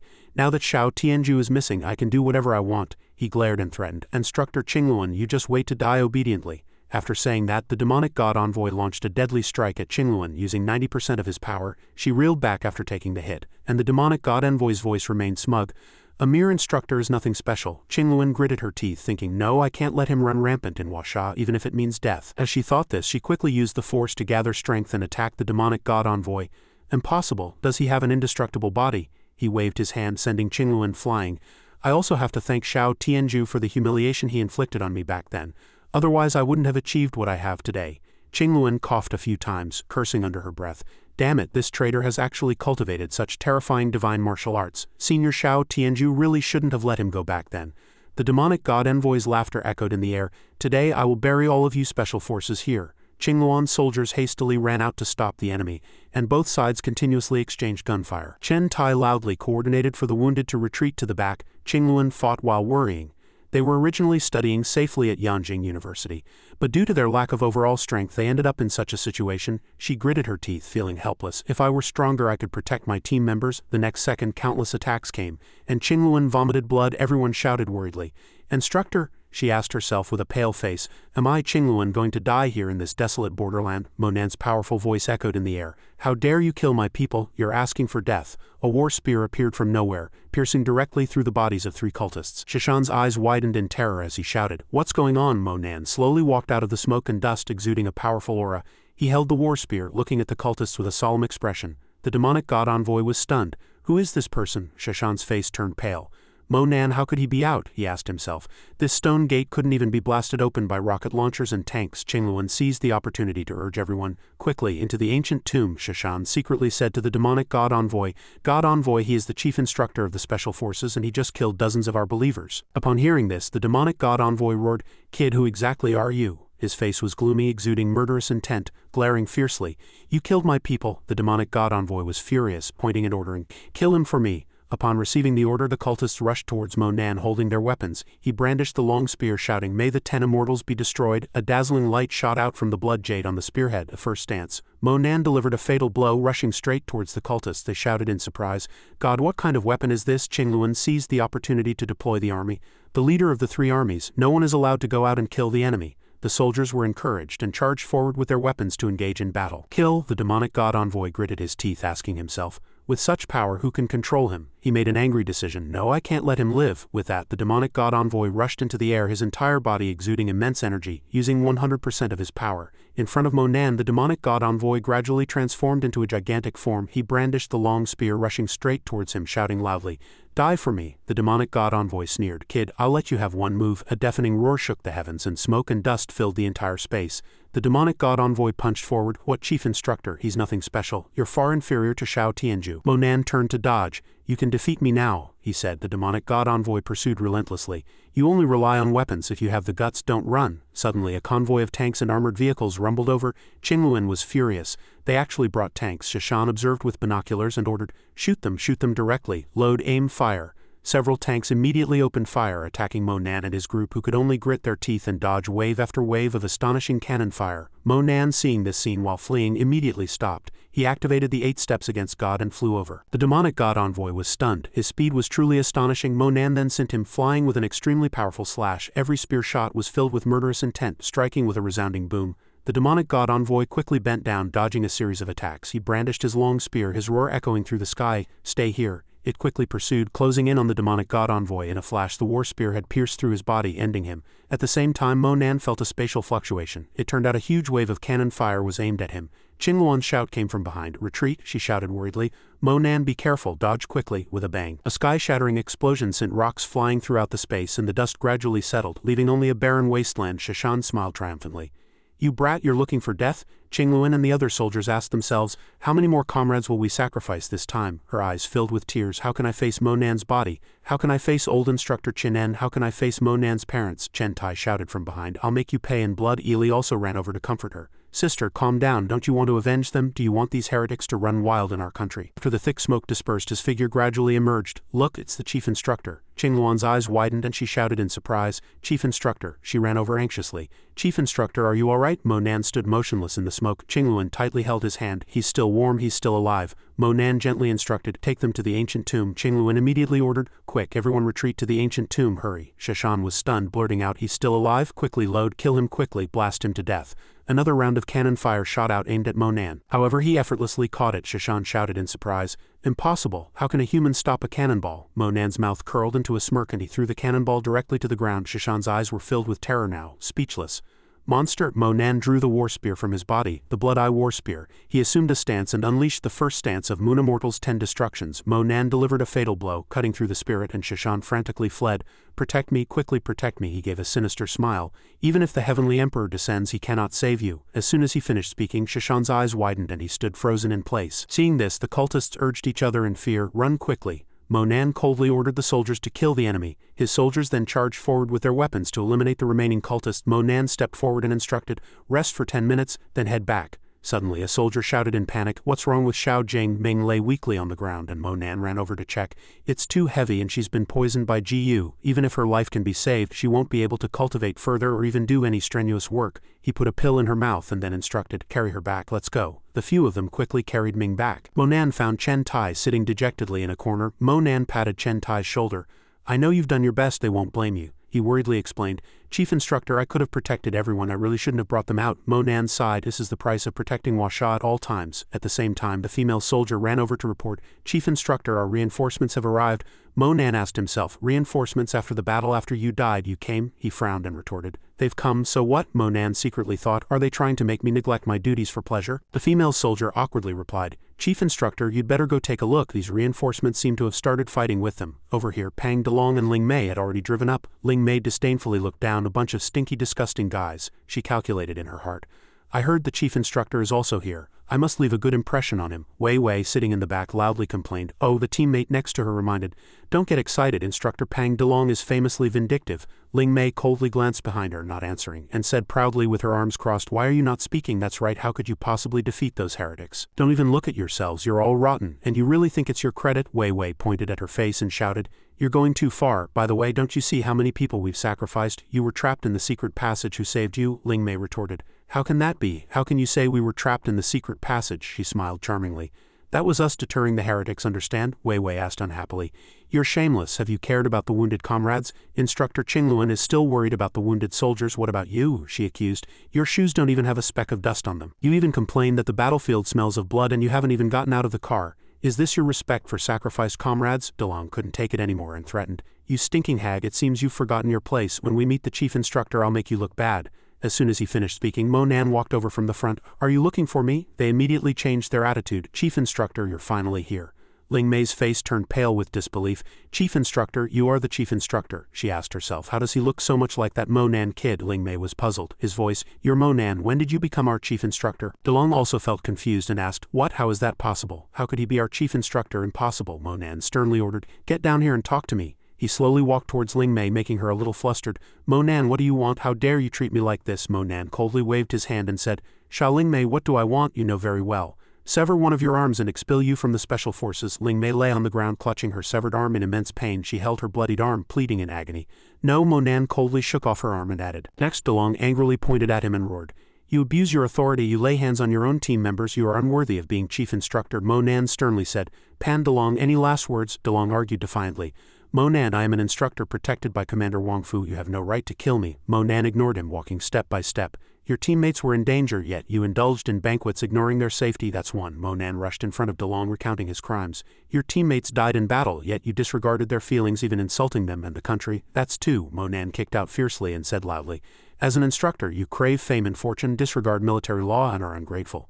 Your crimes deserve death. DeLong rushed forward defiantly. Everyone saw it. The Chief Instructor made the first move. I am acting in self-defense. Before he could finish, Mo Nan punched him in the mouth. 14 heaven-mending hands. Fourth stance. Mo Nan turned and flung DeLong behind him. Not only that, Mo Nan continued to finish him off with an immortal execution hand. He stood up casually. I am your Chief Instructor, Mo Nan. Anyone who dares to joke about the Special Forces flag again will be beheaded. The soldiers present, hearing Mo Nan's order, felt cold sweat on their foreheads. The next second, they stood solemnly in a saluting posture.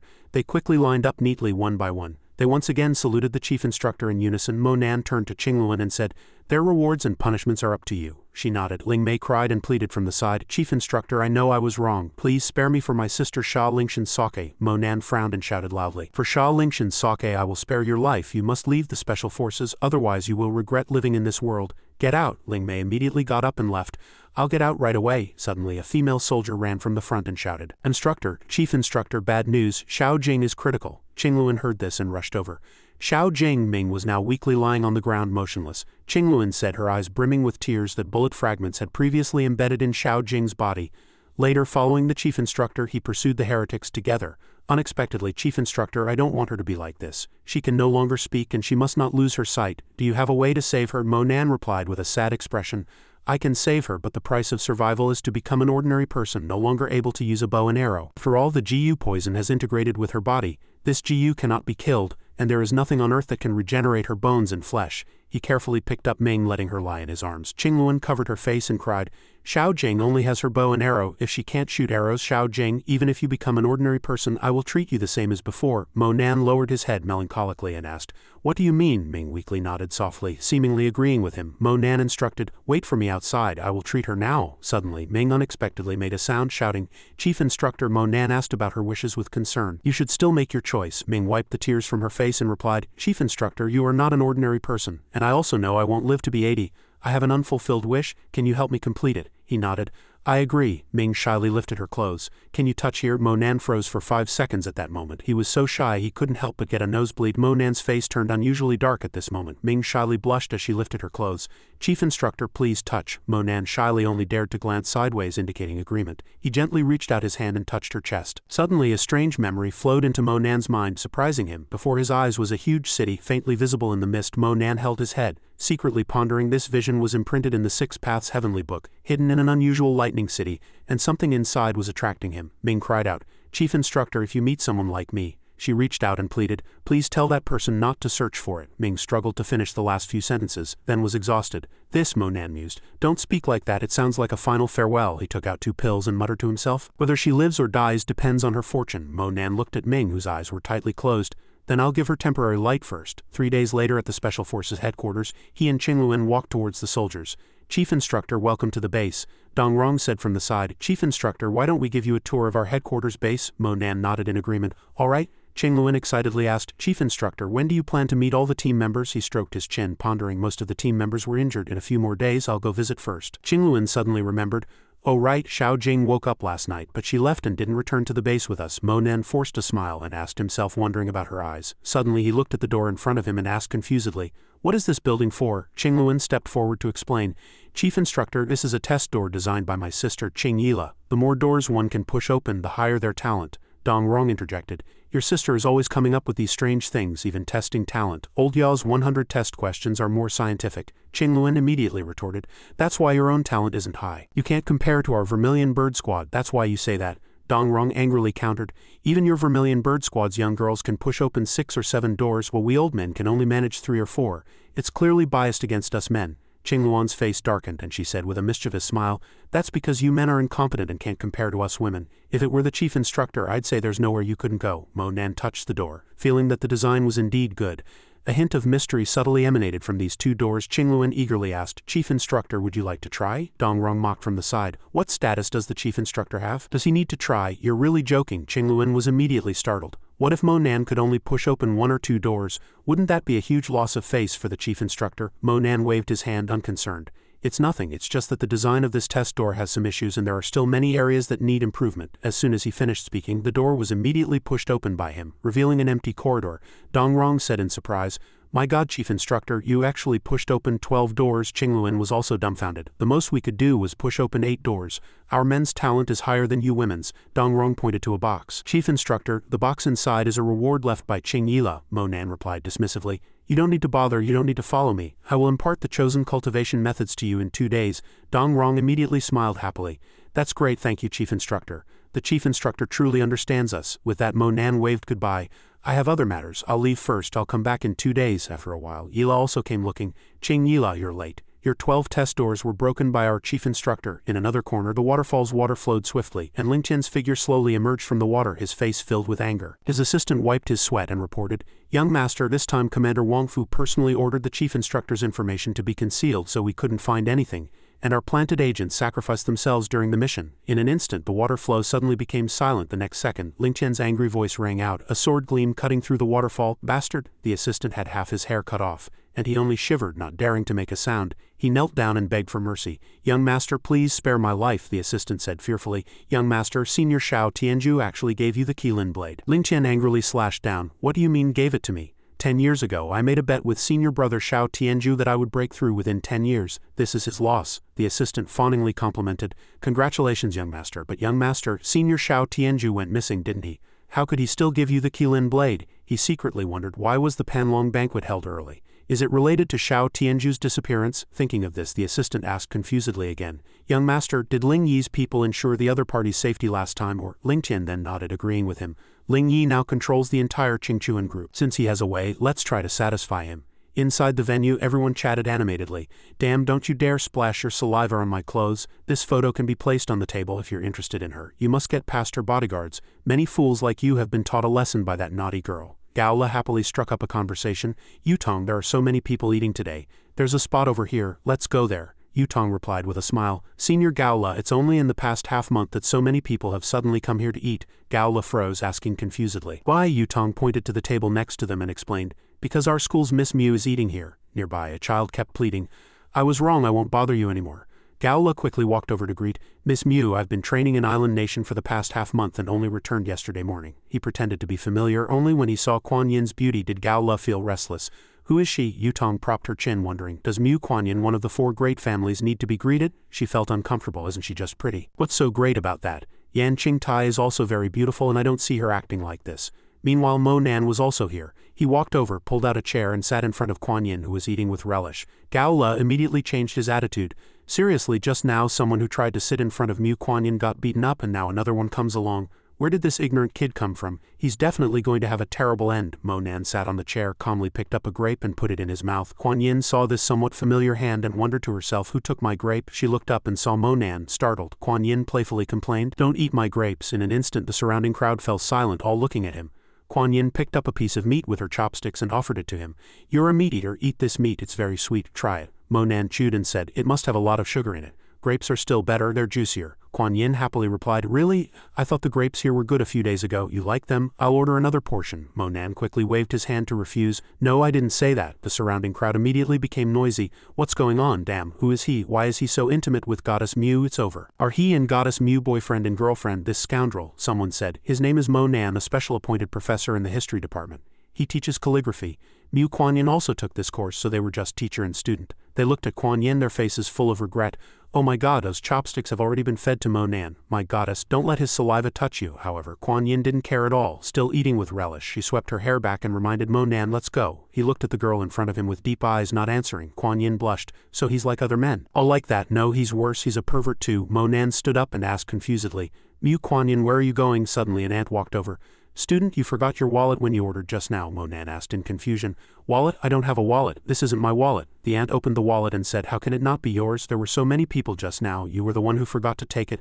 Look, the photo inside is of you. Suddenly Kuan Yin snatched it. What? This wallet is mine. She blushed intensely, so embarrassed. How could she even drop her wallet? This bad guy saw it. Mo Nan smiled happily. Thank you, Auntie. Auntie, this wallet is hers. Goodbye. The surrounding crowd again started discussing. Oh my god, damn, and they still say it's just a normal teacher-student relationship. They cried powerlessly in their hearts. Give me back our goddess. Kuan Yin blamed herself in shame. How could I be so careless? I even forgot to bring my wallet when I went to eat. She happily remembered, oh right, I'll buy him some spirit seeds to drink later. Kuan Yin's mind was now split into two thoughts. No, Lu Huan said not to be too soft-hearted. He also left without waiting for me to wake up. On the other hand, she was very confused, but he looked so weak now. He said it was because he used up all his strength. Kuan Yin looked around for him. Where is he? Why isn't he catching up by now? She was a little unhappy. How come I can't even see the female bodyguard? Did something happen? Suddenly Mo Nan's voice rang out. Kuan Yin, are you looking for me? Kuan Yin was startled and turned around, saying loudly, Mo Nan. She shyly asked, when did you get in front of me? He reached out with concern. Kuan Yin, give me your hand. Kuan Yin's heart suddenly pounded. Mo Nan unexpectedly held her hand tightly. Kuan Yin's mind was a mess. Oh my god, this bad guy is so bold, he smiled with satisfaction. Looks like you've recovered well. Kuan Yin understood. So you were checking my body? Mo Nan pondered carefully. Kuan Yin's cold body had improved. Now with cultivation, the cold body could be used by Kuan Yin. This cold body was also the main reason Cao Lingqian wanted to obtain Mu Kuan Yin. Thinking of this, he suggested, your cold body is completely healed. How about I teach you to cultivate? Kuan Yin then shyly nodded in agreement. She quickly changed into her uniform. Then let's begin. Kuan Yin shyly asked, which one should I hit? Is this wooden dummy used for Wing Chun? Will it hurt a lot to hit it? She glanced at the wooden dummy, then at the sandbag. I'll hit that sandbag, it looks less painful. Mo Nan pointed to the sandbags in the corner.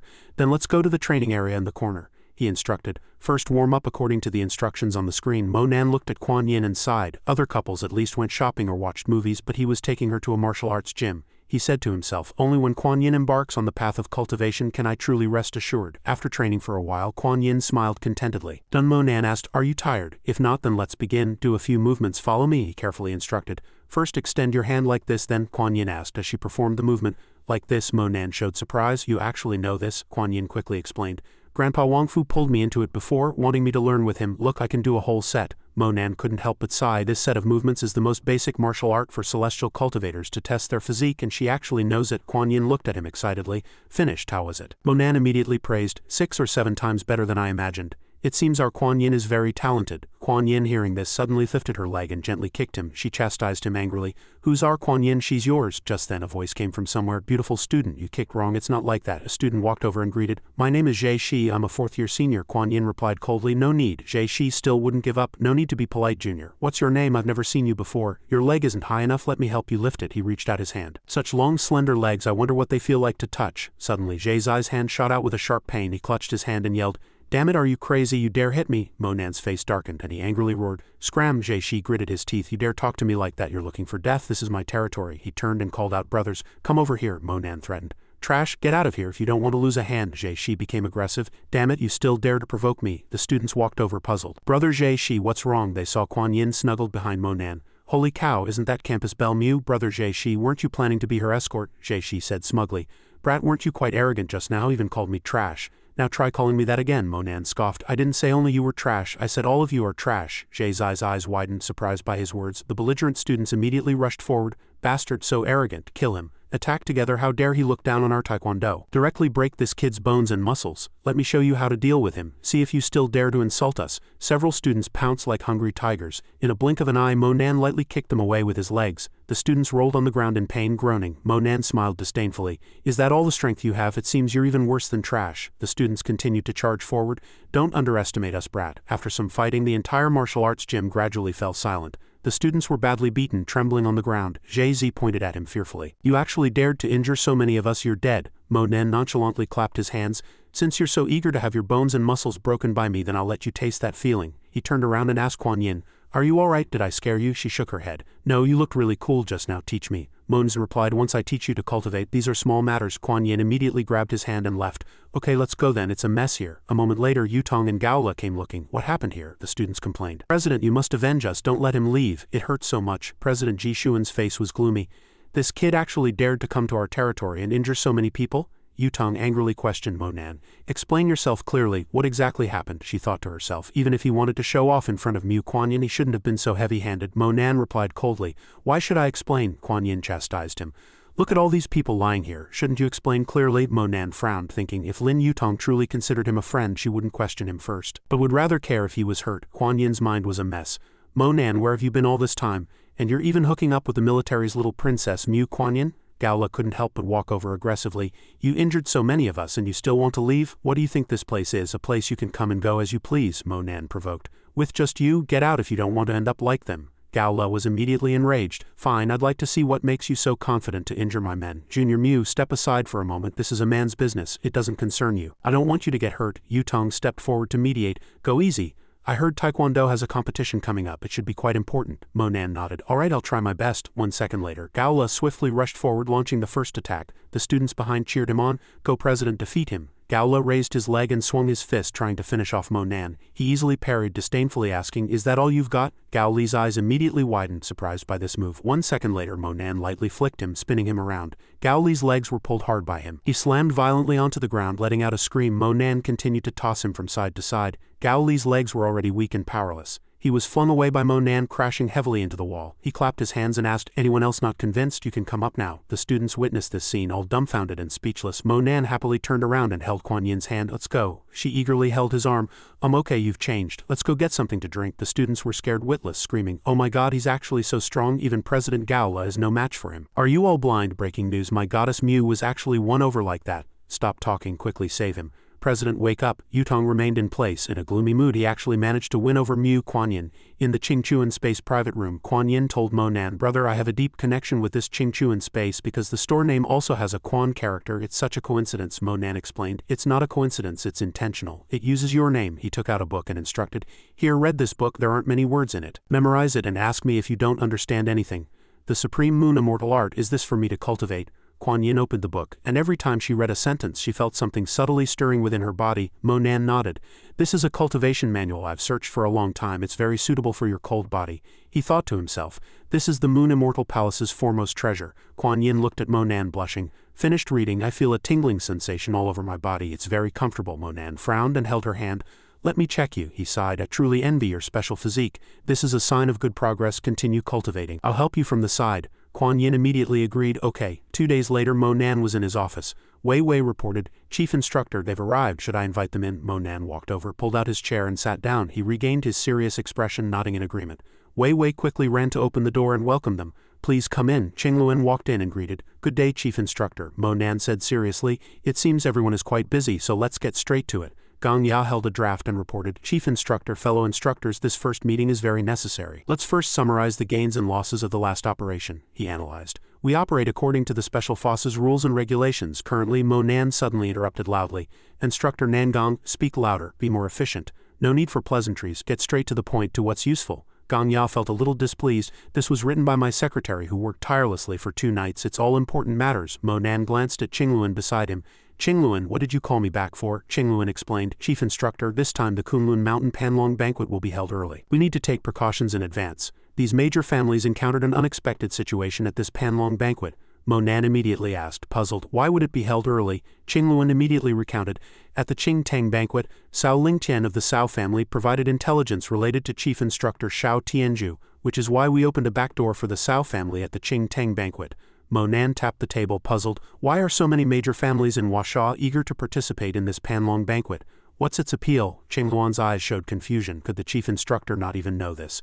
Qingluan carefully explained the fame and fortune. Each faction has to pay a 1 billion entry fee, and the top 3 will be awarded based on points. In addition, there's the Pill Association's pill trade. These pills are usually not sold by the Pill Association. Finally, and most appealing to everyone, the top 7 can enter an ancient martial arts family to cultivate. Mo Nan nodded understandingly. I see. Suddenly, his gaze seemed to detect something unusual. Mo Nan pointed to the empty seat on the table and asked, Whose seat is that? Qingluan explained. That's my sister Qing Yila's seat. She's also an instructor of the Vermilion Bird Squad, but due to health reasons she couldn't attend the meeting. Mo Nan sighed, waving his hand. If there's nothing else, then the meeting is adjourned. He took out a book. Oh right, this is a cultivation method I prepared for you all. After leaving the chief instructor's office, Gong Ya said his goodbyes. Chief instructor, thank you for the cultivation method. We'll go back to cultivate now. Wei Wei walked over and handed him a report. Chief instructor, several brothers from the unit have come to visit. Would you like to see them? Mo Nan looked inside, puzzled by the name Yan Yaofeng.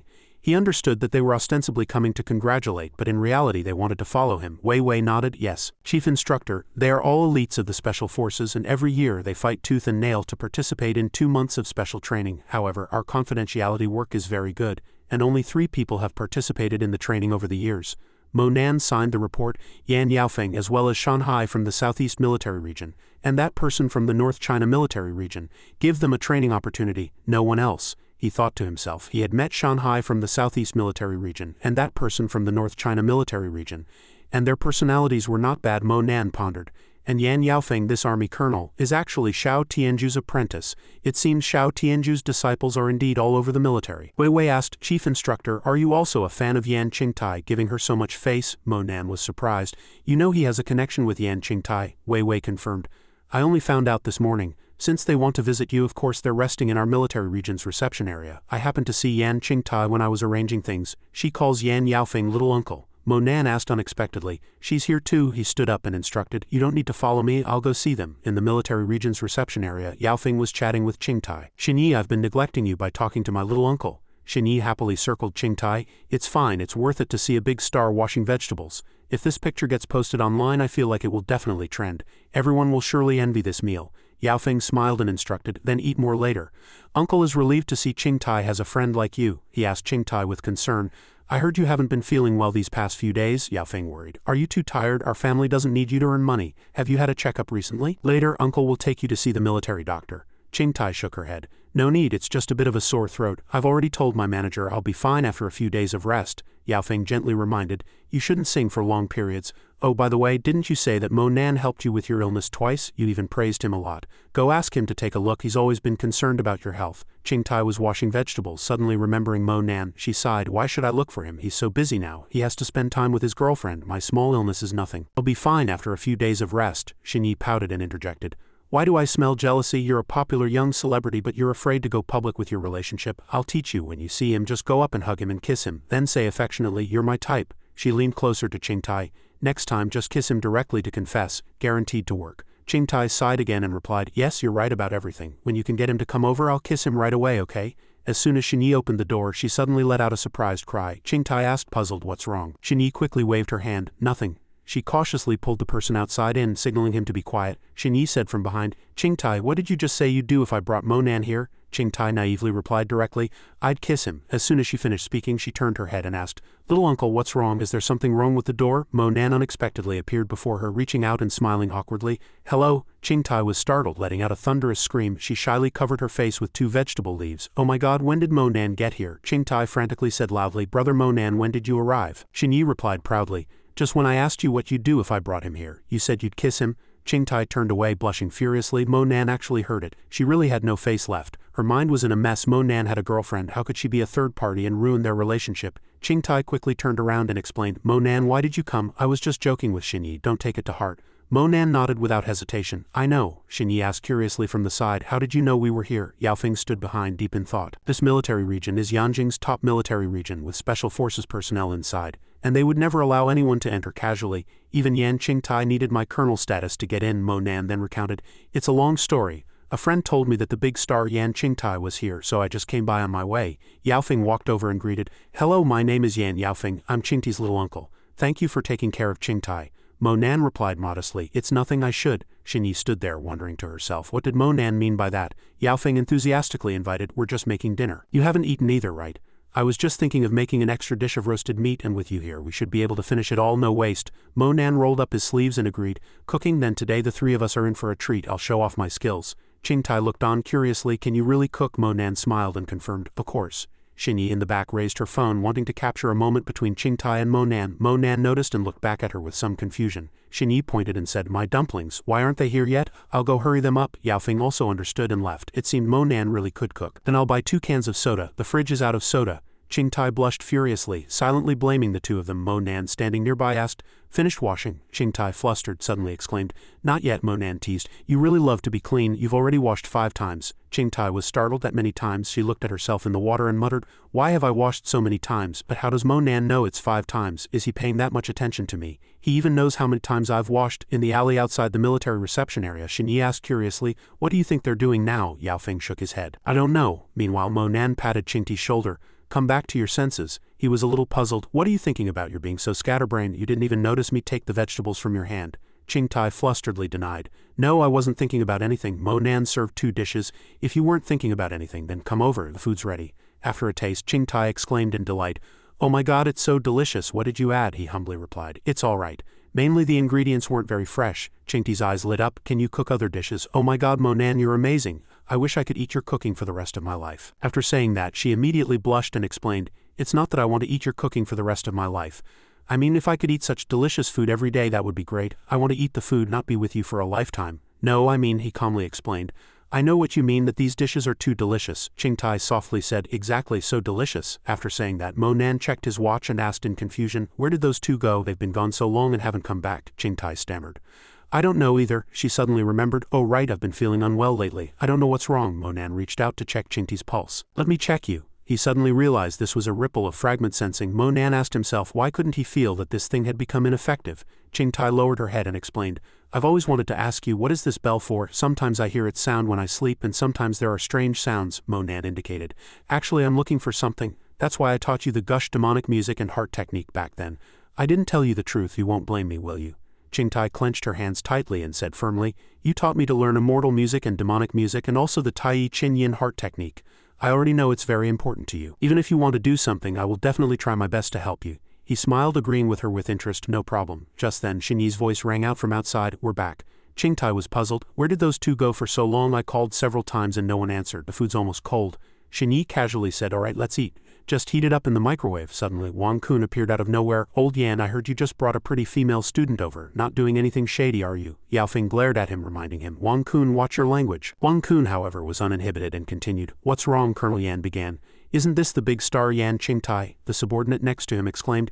It really is her. It's really old Yan. She's not your woman, is she? Peeved. She looks so delicate. Her skin must be very smooth to the touch. Yaofeng angrily stood up and drove them away. Get out, all of you. Don't force my hand. Wang Kun and his group shamelessly retorted. We just came to see a celebrity. Why are you stopping us? Exactly what kind of celebrity doesn't let people see them? Come sing a song for us here. Qingti's face darkened in the back and she gritted her teeth, cursing. Mo Nan quickly stepped forward, patted her shoulder and comforted her. Leave it to me. He frowned and asked Wang Kun's group, Who is your superior? That person scoffed and laughed. Want to go complain to our superior about us? Want our superior to punish me? Do 10 push-ups or 20? Mo Nan retorted bluntly. Not to punish you, but to punish your superior. He roared in a deep voice, You want to hear a song? Right as you wish? With a loud bang, Wang Kun and his group felt as if something had struck their ears. He clutched his head and begged for mercy. No mercy, stop shouting, please spare me. We were wrong, brother, spare our lives. Qingtai exclaimed. This is too exaggerated, isn't it? What sound did Mo Nan make? Xinyi was also curious. Why did she only feel a little uncomfortable while Wang Kun and the others were in so much pain their ears were bleeding? Yaofeng stepped forward and asked,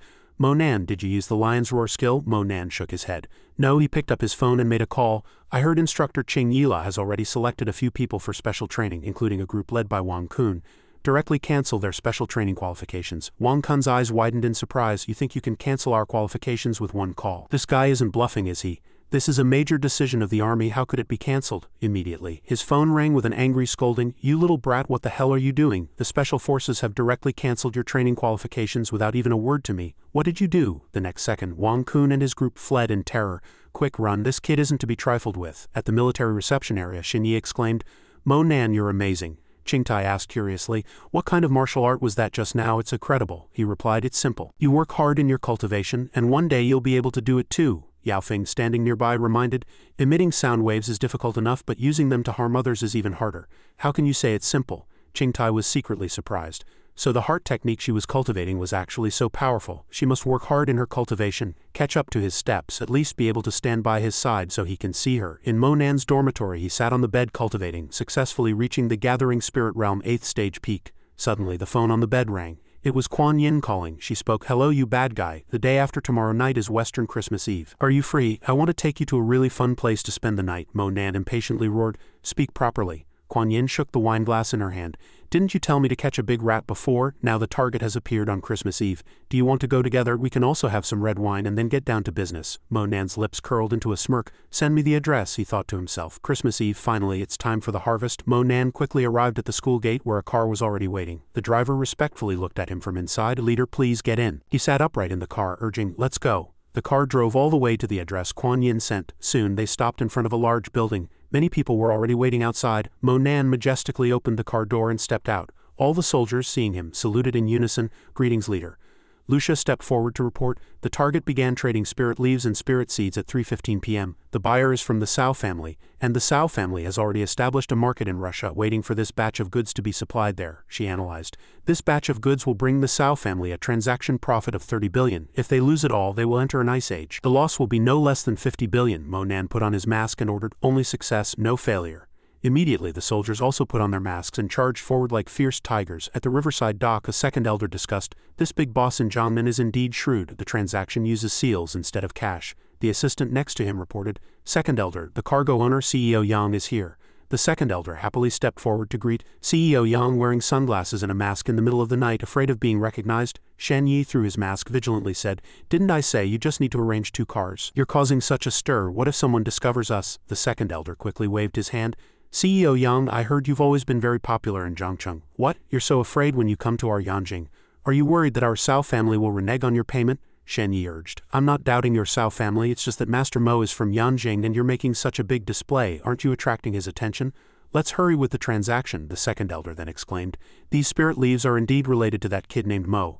No wonder he repeatedly provokes our Cao family and shamelessly approaches Mu Kuan-yin." He nodded. "All right, CEO Yang, this information of yours is good. Another day, I'll invite you to our mansion and treat you well." Shan Yi waved his hand and declined. "Forget it. After this transaction we'll do another one in half a year. I'm afraid Master Mo will discover us." The second elder angrily retorted, "Half a year? Don't you even want to make money anymore?" Shan Yi chuckled. "Who said I'm not making money? The target I'm currently eyeing is no ordinary person. Once I catch her in half a year I can openly sell the spirit leaves to you," he urged. "Let's complete the transaction now. Give me the seal, and after that, all matters related to Master Mo are none of my concern." The second elder scoffed coldly and said cunningly, "Master Mo, what the hell, if he doesn't come then so be it. If he comes, I'll decide if he lives or dies." As soon as the document was taken out, a familiar voice rang out, "A mere ant dares to speculate about my life and death." The crowd quickly shouted, "Look, someone's coming on the water." In front of the two of them, Mo Nan and his group were rushing forward. Shen Yi was startled and shouted, "Enemy." The second elder roared an order. "Where did these stray dogs come from? Report your names." Mo Nan's soldiers coldly threatened. "Dark List is handling business. Those who obstruct will be killed without mercy." The second elder smiled contemptuously. "Dark List, it's you again. Do you think our Cao family is afraid of you?" After saying that, he leaped onto a nearby dock boat. The second elder arrogantly said, "Dark List, come on up. I'm waiting for you here."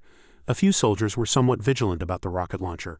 "That thing will kill people," Mo Nan calmly reminded his soldiers. "Leave it to me." After saying that, he clasped his hands together and a powerful current of air gradually gathered in his palms. Mo Nan roared and clapped his hands onto the sea. River-splitting wave, the water surged and sprayed, startling the second elder. Quick dodge, the surging water obstructed his vision. Mo Nan's soldiers seized the opportunity and charged forward shouting, "Kill!" That night on the white boat, the scene became chaotic. The second elder loudly jumped down, confronting Mo Nan head-on. He held a sword burning with flames. "Dark List, you dare to ruin our Cao family's big plans. It seems you don't know who has been supporting you all these years." Mo Nan didn't answer, carefully observing the second elder's every move. Charged over, wielding his blade, wanting to end it with one move, Mo Nan cautiously blocked with his hand. This blade was a bit strange, the second elder said smugly. It's too late to react now, my blade has already arrived. Today I'll use your blood to consecrate my blade. Meanwhile, Xianxia laboriously floated up from the seawater. He swam over, struggling to climb onto the yacht. Seeing the notebook in front of him, Xianxia was overjoyed. I found you. My notebook. He reached out to grab it. This thing is still mine. Once I get this money, I can naturally rise. Suddenly a foot came out of nowhere and kicked Xianxia directly. Damn you, how dare you steal my treasure. He was kicked off the ship and screamed repeatedly. Old Zhu, carrying his stick, said with a sinister smile, You've got some nerve. Xianxia, clinging to the railing, muttered to himself, I need to run quickly, otherwise he'll kill me. Old Zhu continued to bother him. Still moving? He looked at the ship, which was constantly exploding, indicating a fierce battle over there. In another corner, the second elder, holding his burning blade, continued to charge over. Lucia loudly warned, Be careful, that's Xiao Tianju's heavenly wolf blade force. Absolutely do not take it head on, the second elder said confidently. You know your stuff. It's your honor to die by my heavenly wolf blade force. He slashed with his sword and flames shot out, illuminating the entire ship. The second elder belligerently shouted, You think you can fight against me? Die. Immediately after, a hole appeared on the ship. Monan quickly identified his position. The wine cellar is scrapped. Raging flames surrounded the two of them. The second elder loudly said, You buried me in a sea of fire. Monan remained calmly standing there. It ends here. The second elder swung his blade. Die, heavenly wolf blade force. Monan also charged forward holding his war spear. Lunamortal's 10 destructions. Second stance. Sever the heavenly river. The distant soldiers were worried. Oh my god, the ship is sinking, leader. Lucia tried to rescue them at this moment but was blocked. Her opponent said, Your opponent is me. She shouted, Leader? Lucia furiously finished off those minor enemies with one move. She instructed Wang Zhen. Bihuan, go down and see how the leader is doing. Bihuan immediately left quickly. Okay, countless bubbles suddenly emerged from under the water. He majestically leaped out of the water. Bihuan shouted joyfully, Leader? Monan's soldiers were still fighting those minions. He gave a deep order to the soldiers. Quickly finish them, they responded in unison. Flames erupted again, illuminating the entire sky. Lucia reported, Leader, all the Cao family members at the dock have been killed. Monan replied with satisfaction. Good. Meanwhile, old Zhu Lei Shen arrived. Boss, I caught this turtle and brought him back. Monan took off his mask and said coldly, Young Xianxia, you disappoint me greatly. Xianxia trembled. Master Mo, it's really you. You knew all along? Monan sighed. It's a pity that in Qingchuan group you and Miss Ming could both help me. Xianxia quickly bowed. Master Mo, don't kill me. I was wrong. I'll never dare again. Please give me another chance. I'll definitely change. He trembled and explained. Monan, listen to me. Your mother and I truly love each other. If you kill me, your mother will definitely be very sad. You wouldn't want your mother to live alone, would you? Monan completely ignored him. I got evidence from the sisters who secretly protected your family. She visited your home and was directly rejected. There was no true love at all, old Zhu, standing nearby, suggested. Boss, do you need me to break all his fingers and toes? Monan stared at young Xianxia. It was clear at a glance that this guy was lying. You're so clever, treating everyone else like fools, yet you still don't want to die. I'll give you one chance. Xianxia quickly seized it. Okay, Master Mo, I'll do whatever you ask. Monan extended his hand. I just need you to deliver a message to Cao Lingtian. He instructed young Xianxia to tell Cao Lingtian. Tell him to bring the marriage contract. I'll be waiting for him at the Panlong banquet. Now get out. Old Zhu handed him a paper listing the spoils of war. Boss, here are the spoils. Boss, I still think we shouldn't let that turtle get away so easily. Monan smiled confidently. I never said I'd let him live. Monan handed Lucia a box containing spirit leaves. Take this, distribute it to your subordinates. Lucia teased. This ring is so convenient it can even hide a beautiful woman naked. Before she could finish, Monan had already slipped away, enraging Lucia. Hey, I wasn't finished. She turned and called out to old Zhu. Stinky pig, clean this place up, I'm going home. Old Zhu was surprised. No way, why is this always my job? Deputy Captain, you're not a night owl. What are you going home so early for? Lucia angrily twisted old Zhu's ear. Can't a single woman like me celebrate Christmas? Don't be lazy. I know you've been secretly stashing money, he yelped in pain. Auntie, I'll go. At this moment, in the Cao family's villa living room, Shen Hong enthusiastically greeted. Zilling, you're so beautiful. Look, our Lingtian can't take his eyes off you. Yu Chu chimed in.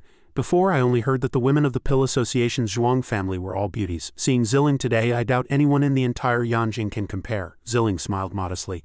Yanjing is a land of talent. I also heard that one of the 4 great families has someone named Mu Kuanyin. So beautiful that even those of us in alchemy were surprised. I also heard she's Lingtian's fiancé. Is that true? Lingtian explained coolly. I've known her for many years. Our relationship is just platonic. He turned and asked, What, Zilling, are you interested in my private life? Zilling replied a little awkwardly, I just asked casually. This Panlong banquet will be held soon. The Qilin son is the most anticipated. It seems he wants to maintain his first-place position. Yu Chu took the opportunity to flatter. Our young master Lingtian easily won last time. This time no one can shake his position. The others nearby echoed. Exactly, this time young master Lingtian will definitely enter the ancient martial arts family. We will continue to support young master Lingtian wholeheartedly as always. Lingtian cupped his hands in thanks. Thank you for your kindness. As long as I, Cao Lingtian, am here, I absolutely guarantee the safety of your families, sharing both blessings and hardships. Suddenly, Cao Lu rushed in frantically, reporting, "This is bad," he cried. "My father was killed by people from the Dark List. Young master, young madam, you must avenge my father." Lingtian slammed the table, asking, "Xiao Lu, what happened?" Cao Lu pointed at the door, his face filled with indignation. "There's a man outside named Xianxia. He's the one we were trading with. He said he has something to report," he narrated. "The butler told him to wait for you in the study."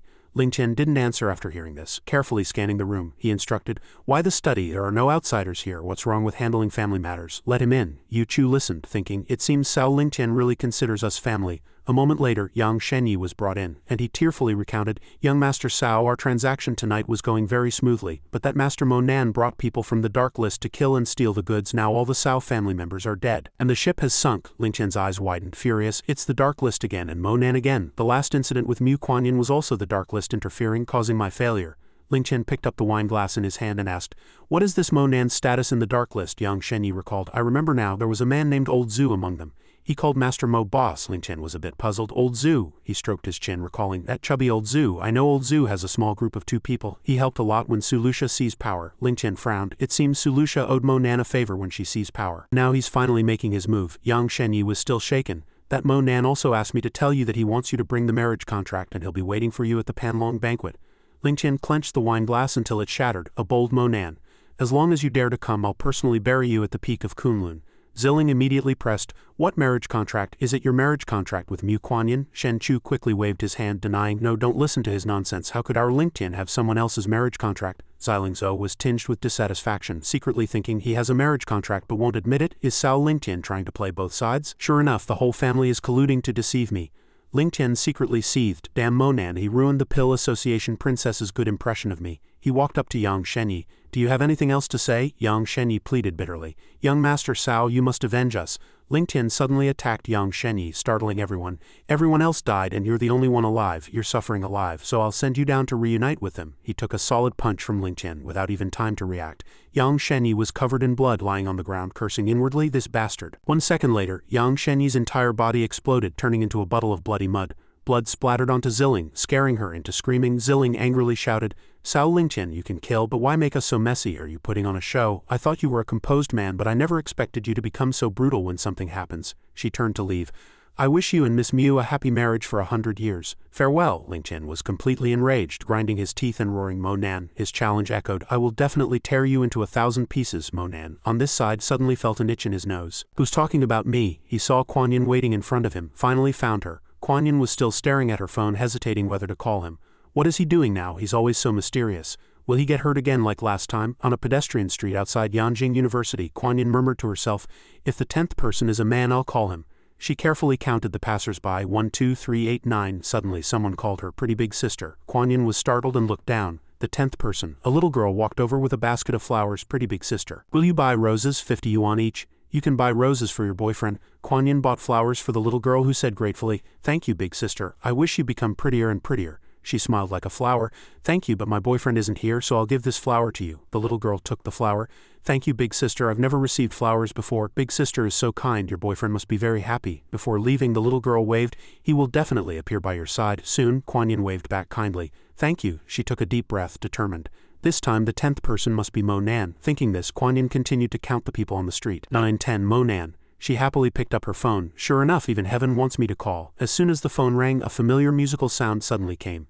It was Mo Nan's usual phone ringtone, and he slowly walked up to Kuanyin. She abruptly turned around to look for him. Mo Nan was already standing there waiting to say, "Kuanyin, I'm here." Kuanyin's face immediately brightened, calling out his name, Mo Nan. She excitedly quickened her pace towards him. Kuanyin flung herself into Mo Nan's arms, hugging him happily. During the day, on a pedestrian street outside Yanjing University, Kuanyin's bodyguard stepped out to report. "Miss, I apologize for disturbing you. I received a call from the Patriarch insisting that I must take you home before 7 a.m. The time is now, so we can depart." Kuanyin asked curiously. "Did Grandpa say why?" The bodyguard nodded. "Yes, it's about your engagement with the Cao family. The Cao family said they might agree to annul the engagement. The Patriarch wants you to return as soon as possible." Hearing this, Kuanyin jumped for joy. "That's great, Mo Nan. Did you hear that? That's great." Mo Nan also looked very happy. "That's great." However, his expression grew thoughtful. "Will the Cao family really agree to annul the engagement? This matter surely isn't that simple." Kuanyin's bodyguard reminded, "Miss, please get in the car. It's already 6:40. Mo Nan urged. Go on, I'll also return to the Mu family. Kuan Yin was a little worried. Mo Nan, do you really want to come back with me? Actually, I can handle it myself. He's my grandpa. What can he do? Mo Nan waved his hand. It's fine. The Sao family people are here. I also want to meet them, Kuan Yin cautioned. Then you'd better be mentally prepared. Our Mu family considers the reputation of the 4 great families, and Commander Wang Fu has adopted me as his god-granddaughter, so our family will be eager to meet you. She held Mo Nan's hand, stating with certainty. However, I don't interfere with family matters, and they shouldn't expect to interfere with mine. No matter how powerful others are, it has nothing to do with us. The car gradually drove to the Mu family's gate. Silly girl, in this life I will never let anyone take you from me. Mo Nan saw that the Mu family was already standing there waiting, thinking, so many people, are they trying to intimidate me with their presence? As soon as he got out of the car, the Mu family's expressions changed. Is that Mo Nan? His aura is completely comparable to those in the family. Mo Nan walked forward, opened the car door, and helped Kuan Yin out. His eyes were filled with concern, extending his hand to support her. Come out. Kuan Yin also extended her hand, taking his. Okay, the two of them happily walked out together, standing before the Mu family. Those around them whispered, is that Mo Nan? Sister Kuan Yin's boyfriend is so handsome. He really is a heartthrob. What's going on? How is it that after only a few days this guy has completely changed? Big brother, I don't think this Mo Nan is as formidable as you say. How can this person be the boss of the underworld? Kuan Yin's younger sister also said enviously. Sister, is your boyfriend a big star? He's even more handsome than a big star. Brother, if you ever break up, remember to tell me. Kuan Yin playfully chided. You're only 8, what do you know about boyfriends? Hurry back inside, she introduced. Grandpa, this is my boyfriend Mo Nan. He happened to be free, so he brought me back. Elder Mu spoke from the front. Mo Nan, it seems your professor's mind isn't working too well when it comes to understanding others. You're certainly better than before, but you still don't have the qualifications to pursue my granddaughter. Kuan Yin was startled and reminded him disapprovingly. Grandpa, Mo Nan frowned, directly replying, qualifications? I've also said that I absolutely have the qualifications to make you all bow before me, but none of that matters. As long as Kuan Yin thinks I'm qualified, that's enough. Elder Mu said disdainfully, you're dreaming. What do your titles of Jiangnan Province's top figure and Yanjing University professor mean to our Mu family? He said scornfully. What virtue do you have to be worthy of my granddaughter? She's not even 18 yet, you've just tricked her. Suddenly someone walked over. Elder Mu, your words aren't quite right. This Master Mo in front of you, I hear his cultivation is so high that even the Kyushu heavenly ranking is about to reserve a spot for him. Kuan Yin's mood immediately brightened. Liuli, why are you out here? Liuli walked out waving and greeting. It was too boring waiting for you inside. I heard Master Mo was coming, so I came out to see, and sure enough I found Master Mo. During the day, in front of the Mu family manor gate, Elder Mu braced himself, unable to believe it. He can also enter the heavenly ranking every year. A bunch of people say so, and so can enter the heavenly ranking, but how many actually make it in the end? 5 years ago, even Cao Lingqian had this qualification, Liuli calmly replied. This heavenly ranking will naturally be announced after the Panlong banquet, but I believe Master Mo definitely has this qualification. A girl next to them asked curiously, Yi Liuli, did you say he's Master Mo? Liuli teased, you don't know, do you? Master Mo, you're really good at keeping secrets. She turned, her tone firm.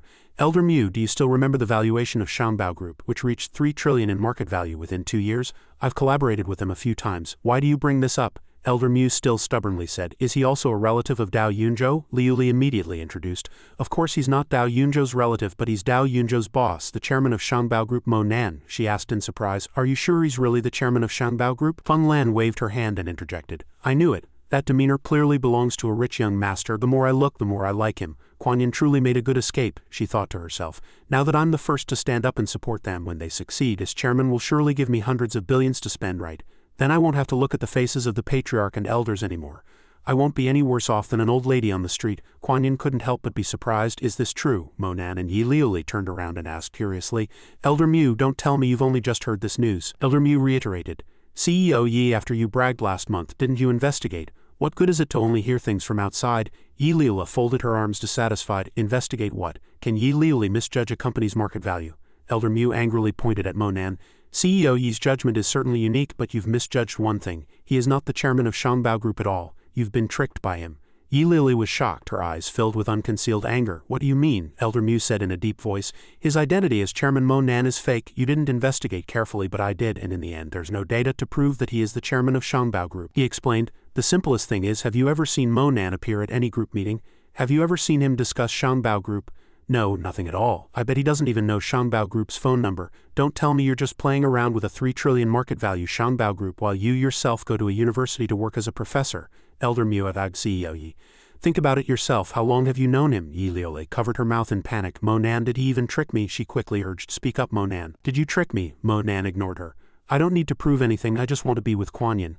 The name Mo Nan alone is enough. he thought to himself. The special force's confidentiality is truly excellent. It seems the information Mu Zhenghua found was all fabricated by the special forces. Yi Liuli instead was enraged, shouting, "What do you mean you don't need to prove anything, Mo Nan? I considered you a good friend, yet you made me misjudge you." Feng Lan and the others sneered. "So he's a lying scumbag, actually daring to deceive our Mu family.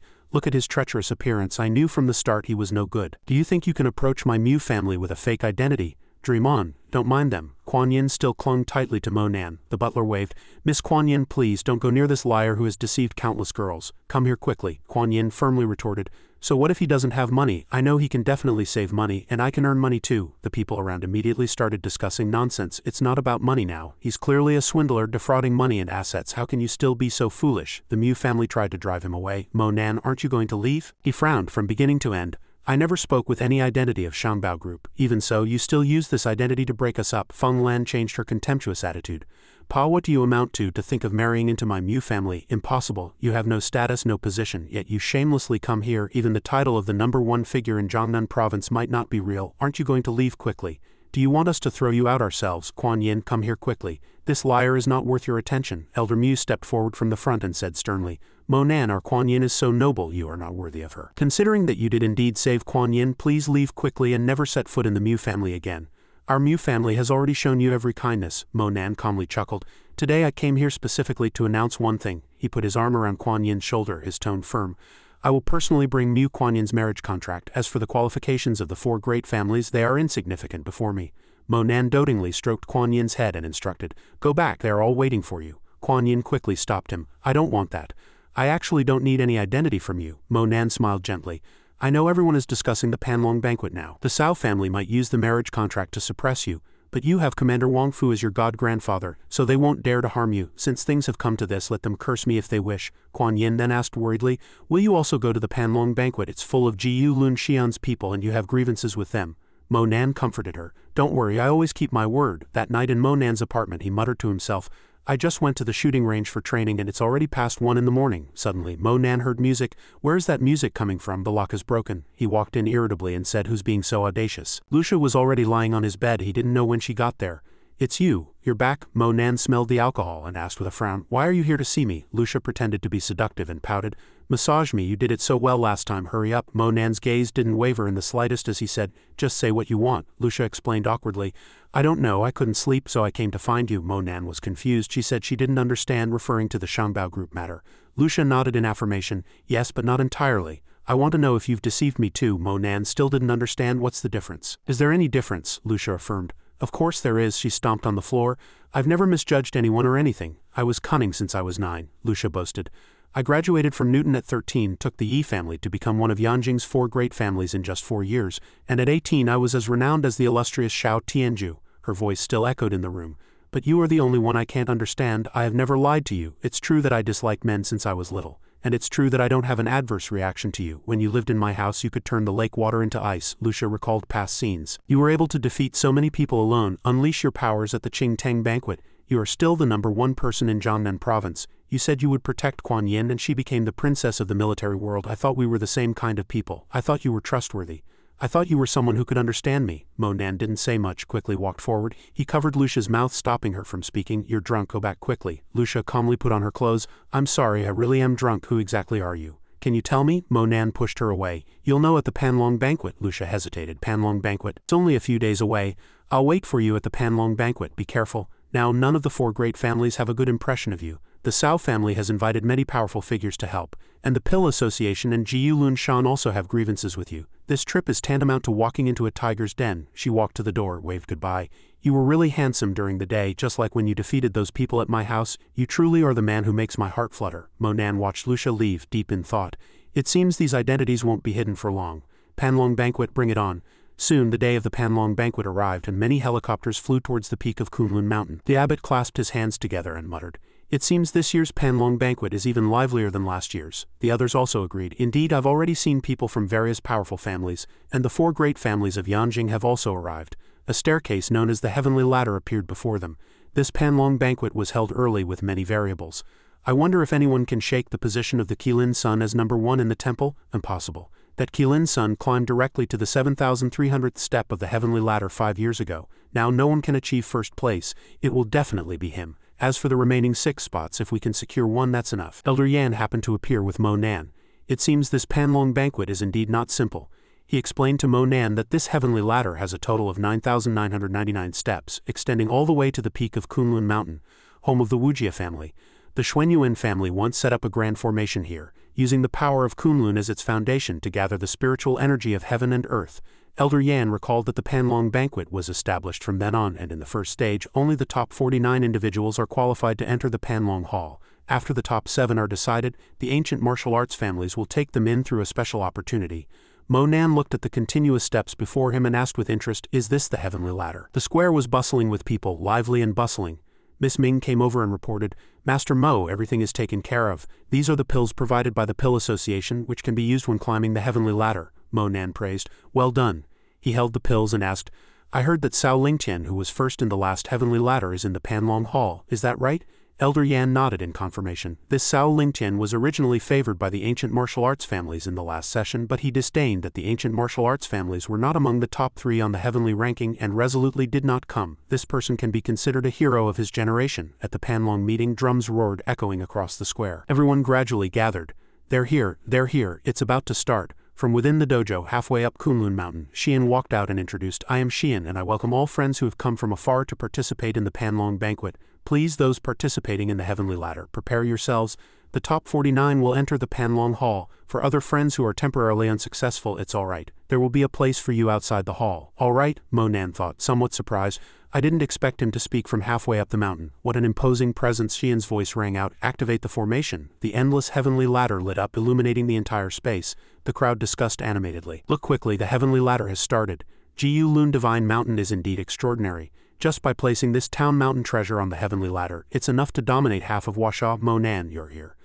A few people pointed at him. "He's the one who wants to challenge Cao Lingtian Tang Ching. It's him, that arrogant young man." Mo Nan looked around. Besides Kuan Yin, many acquaintances had come. Nile was smiling contemptuously. "He really came, excellent. This time not even the King of Heaven can protect him." Shen Chu folded his arms, annoyed. "This little beast almost killed me. Hasn't he already offended the Pill Association in Kunlun Mountain? Quickly send someone to inform them. I'd like to see what else he can do." Feng Lan was also staring. "Elder, this kid is causing trouble again. He clearly came to harass Kuan Yin. Find an excuse to drive him away." Elder Mu waved his hand. "No need, so many friends are here today. I must act like a distinguished family. Just focus on those from our Mu family who are participating." Soon, Xian announced that the heavenly ladder was lit, and everyone began to ascend. The participants immediately rushed up competitively. "Watch me take first place directly. We're not in a hurry. Is that fool thinking this is an ordinary staircase? Just take it one step at a time." Mo Nan also followed everyone onto the first step of the heavenly ladder. Immediately, he felt a pressure. This was an oppressive force. Mo Nan slightly bent his knees, feeling as if he was being weighed down by a heavy object. How could such an oppressive force appear on Earth? Could it be the power of the ancient martial Xuanyuan family? But this was clearly the power of a celestial formation, combined with some ancient totem primal force. He calculated, based on his experience in his previous life, his master, Immortal Priestess Jayli, had also passed through Earth. Commander Wang Fu knew celestial martial arts, and there was actually such an oppressive force here behind him. Miss Ming asked worriedly, "Master Mo, what's wrong? Are you all right? The pressure on this heavenly ladder will become heavier and heavier as you go." Elder Yan recalled, "I heard that by the end it feels like carrying a truck." Mo Nan, trembling all over, comforted her. "I'm fine, don't worry, stand up," he muttered to himself. "What's the connection here? It seems only the people of the ancient martial Xuanyuan family know." Thinking this, Mo Nan ran up with force, instantly falling behind. Miss Ming observed and speculated, "The last person, Mo Nan, with your cultivation from Jiangnan province, you dare to come to our Kunlun Mountain to lose face?" Elder Yan continued. "With his cultivation he killed senior brother Silong at the Qing Tang banquet. This good for nothing, I could kill him with one palm." On the Kunlun Mountain sect side, Xian asked, "Brother Lingtian, are you determined to win first place at this Panlong banquet?" Lingtian nodded in confirmation. "If I get first place, I can enter the Xuanyuan family for cultivation." Suddenly, Xiling's voice rang out. "What arrogance, aren't you afraid of biting your tongue?" she provoked. "There's a group of people down there waiting to challenge you and you're dreaming here." Xian quickly bowed in greeting. "Ziling, you're always joking. Why didn't I see your grandfather today?" Ziling complained. "Grandpa is only focused on alchemy and saving people. How could he participate in such a boring competition?" Zhuangzheng bowed his head and replied, "Big brother is indeed busy with alchemy, so he could only send me in his stead. Brother Xian doesn't dislike me, a small alchemist, does he?" Xian smiled and said, "Alchemist Zhuangzheng is too humble. It's not our first meeting, of course we welcome friends from afar." They looked at the leaderboard and speculated, "The Pill Association disciples sent this year are also very strong." Zhuang Yan is currently in first place, already at level 640, which is to be expected. Is Mo Tian going to challenge Cao Lingtian? Lingtian laughed triumphantly. Mo Nan last place. Lingtian. You can rest assured I have never paid any attention to such trash. Zhuang Zheng frowned and continued. This kid killed our Pill Association's 5th grade alchemist. This time we must settle this score with him. Xian also showed hatred. He also killed our Kunlun mountain people. Rest assured we won't let him die immediately. He turned and looked at an officer behind him. Instructor L, you won't record what we're saying, will you? L turned around coldly. The chief instructor has given orders. Everything that happens on Kunlun Mountain today will not be filed. Xian tentatively asked. That's best. That chief instructor of yours is so mysterious. What kind of divine figure is he? L did not reveal anything, cannot say. At the same time on the Kunlun steps, several contestants arrogantly looked at the leaderboard. Look at that kid, he's been stuck on the first step for half a day without moving. I think he can only climb to level 100 at most. We overestimated him too much. If he can climb to level 8, I'll call him Grandpa. Monan ignored them, still working hard to run forward. The two small fry were full of themselves. He said in a deep voice, I don't have grandsons like you. The two immediately became furious. In the blink of an eye he reached level 100, yet he dares to insult our Kunlun disciples. Zilling behind couldn't help but exclaim. Monan is moving so fast. Miss Ming also showed interest. His movements are truly fast. Monan pressed on, counting in his heart as he walked. 500 steps, he successively surpassed other contestants. 800 steps, Monan's nimble legs easily stepped onto the 1000th step. A few people who were left behind couldn't help but curse. Damn it, how can he be so fast? How can we lose to him? The leaderboard immediately changed, surprising Zhuangzheng. What? Monan has surpassed the first place. Xian still sneered. He's just accumulated strength and burst out all at once. Kuan Yin loudly encouraged from below. Go Monan, I know you're the best. Suddenly his whole body stiffened and his face turned grim. Kuan Yin immediately felt uneasy.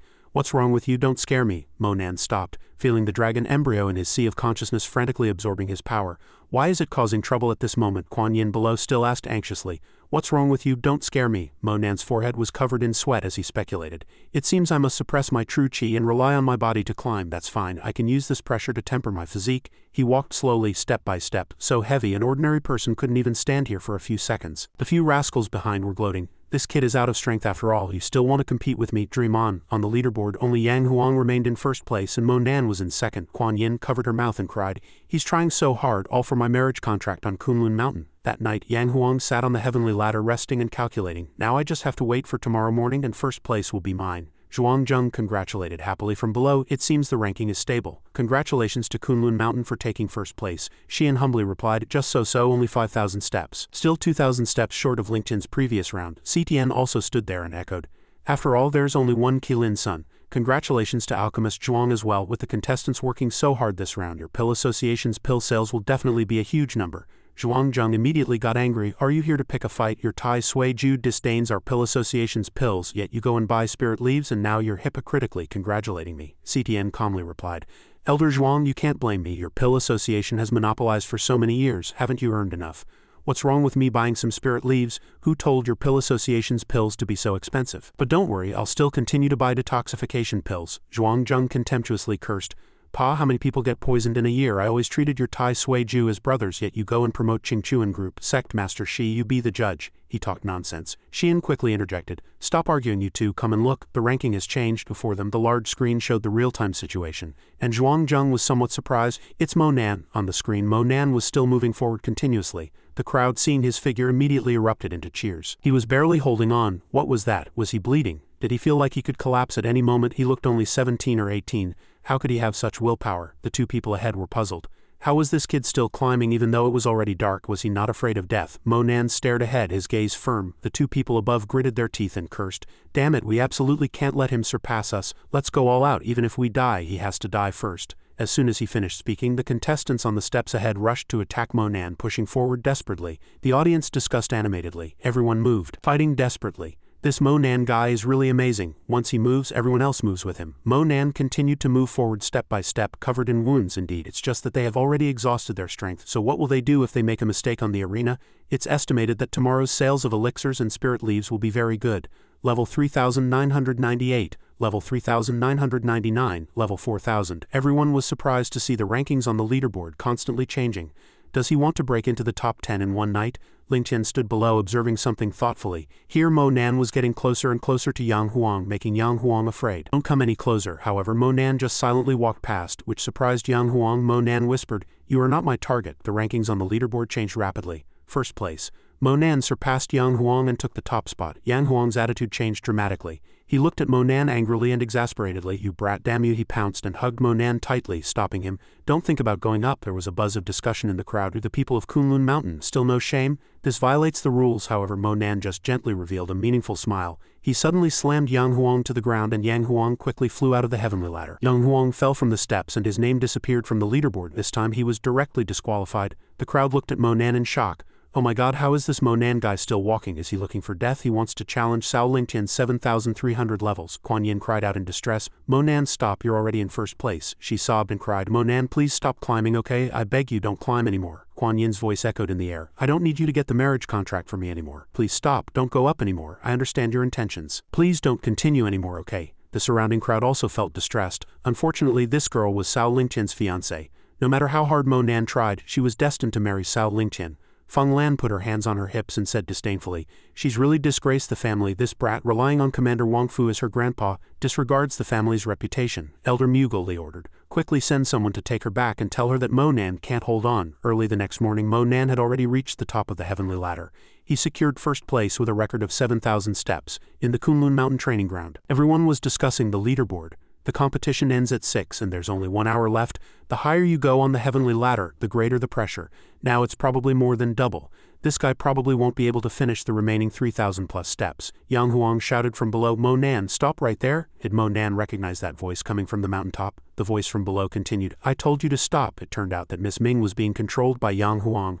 "Let go of me, you scoundrel," he laughed triumphantly. "Do you see this woman? She's from Jiangnan province, so she must be your woman. If you take another step up, I'll break one of her fingers," Xian shouted loudly, trying to stop him. "Yang Huang, what do you think you're doing? There are only 20 minutes left until the end of the competition.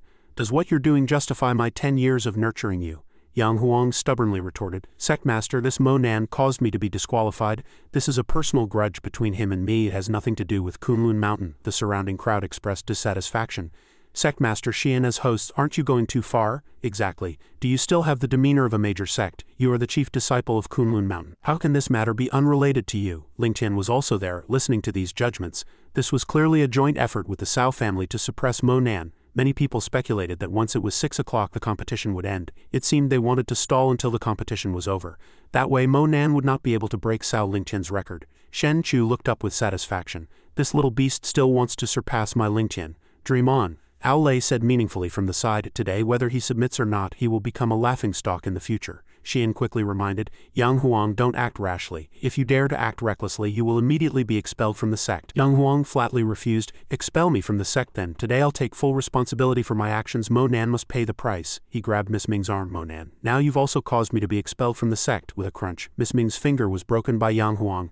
Miss Ming's painful scream reached Mo Nan, his eyes filled with murderous intent, and he growled, "You're looking for death." Mo Nan stomped his foot violently, using the force to leap down. Yang Huang was still gloating. "Now I've changed my mind. You immediately withdraw from the competition, otherwise I'll break all her fingers." Before he could finish, Mo Nan's hand was already gripping his throat. She referring to Miss Ming. Yang Huang was startled. "You, how could you?" Mo Nan said coldly. "Die." Xian quickly reached out to stop him. "Immortal Master, wait, let's talk. I haven't finished speaking yet." He had already directly sent Yang Huang to the square at the foot of Kunlun Mountain to eat raw chicken, a rough, possibly idiomatic translation for a humiliating defeat. Xian's voice echoed, "All disciples of Kunlun Mountain, quickly gather at the training ground on the mountaintop." The disciples quickly assembled. "All disciples of Kunlun Mountain, quickly gather at the training ground on the mountaintop." The voice kept announcing, "Mo Nan killed my chief disciple of Kunlun Mountain using a Kunlun sect weapon." The disciples immediately rushed up the heavenly ladder. The heavenly ladder formation was already closed. Disciples at the foot of the mountain, quickly come up the heavenly ladder. "Hurry, hurry, hurry." Kuan Yin anxiously pleaded with Grandpa, "Please save Mo Nan." Feng Lan interrupted discontentedly. "Mu Kuan Yin, shut up. You want to drag our Mu family down? I absolutely won't agree." Yan Yan arrogantly chimed in. "Isn't your pretty boy very powerful? He even dared to kill a Kunlun sect member. Why do you, a woman, need to worry about him?" Kuan Yin continued to plead desperately. "Grandpa, please save him. I don't want him to die. I'll do anything you want. From now on I'll follow all your arrangements." Elder Mu sighed wearily after hearing this. He shook his head and refused. "Little girl, you have good taste. This Mo Nan indeed has great potential and might become a second Shao Tianju in 20 years, but he is too arrogant and reckless. He doesn't know when to advance or retreat, and he doesn't know how to adapt. It's not worth sacrificing the Mu family's future to protect him." The Mu family members accused Kuan Yin. "She's forcing the patriarch to push us into a fire pit again. We've really raised you for nothing." Feng Lan put on a dignified air. "It's come to this, I hope you'll consider the family's position." Suddenly her eyes widened as if struck by lightning. Elder Mu was stunned. Kuan Yin, what are you doing? I've already said I won't save him. You're so old now, can't you be more mature? Kuan Yin respectfully knelt and kowtowed. No, I'm not making things difficult for you, old patriarch. She stood up, her head bleeding, and said frankly, this kowtow is to thank you for years of nurture. From now on, Kuan Yin has no more ties with the Mu family. Kuan Yin's words left everyone in the Mu family speechless with shock. She coldly turned and left in front of everyone. Take care. She ignored everyone's dissuasion, Kuan Yin worriedly thought. Don't be afraid, brother Mo Nan. She quickly stepped onto the heavenly ladder. Kuan Yin is here. The Mu family members desperately tried to stop her. Kuan Yin, you're leaving. Come back quickly. If you dare to leave, I will truly never let you step foot in the Mu family again. Come back quickly. At the top of the Kunlun Mountain training ground, disciples surrounded him, accusing, Mo Nan, my disciple Yang Huang was merely playing a joke with that spirit leaf merchant, yet you directly killed him. As sect master, I must avenge him today, he replied coldly. That Yang Huang was clearly insane. Are you only allowed to kill my people at Kunlun Mountain and I'm not allowed to save my own? Xian angrily retorted. When did she become yours? She's not your relative or your wife, just a representative from Qingchuan Group who came to sell spirit leaves. Mo Nan scoffed disdainfully. It seems the sect master wants to abuse his power. You know she's from Qingchuan, but you didn't bother to find out. Whose subordinate is Qingchuan? Suddenly, a group of people rushed out from nowhere shouting, get out of the way, we are from Qingchuan Group. Miss Ming stepped forward to assure, many families here know me. You all once asked me who the boss of Qingchuan is, right? Today I'll tell you all. The person who controls Qingchuan Group is none other than Immortal Master Mo Nan. CTN should be CTN as in previous text, was astonished. Elder Yan, aren't the spirit leaves from your Yan family? Elder Yan directly announced. Everyone, the true owner of the spirit leaves is none other than the #1 Immortal Master of Jiangnan Province, Mo Nan. Kuan Yin arrived just in time, still breathless. She froze for a moment, unable to believe it. The boss of Qingchuan is Mo Nan. Miss Ming stood up without hesitation. The name Qingchuan, Ching is taken from Immortal Master Mo's mother's name, and Quan is derived from the girl he loves, Mu Kuan Yin.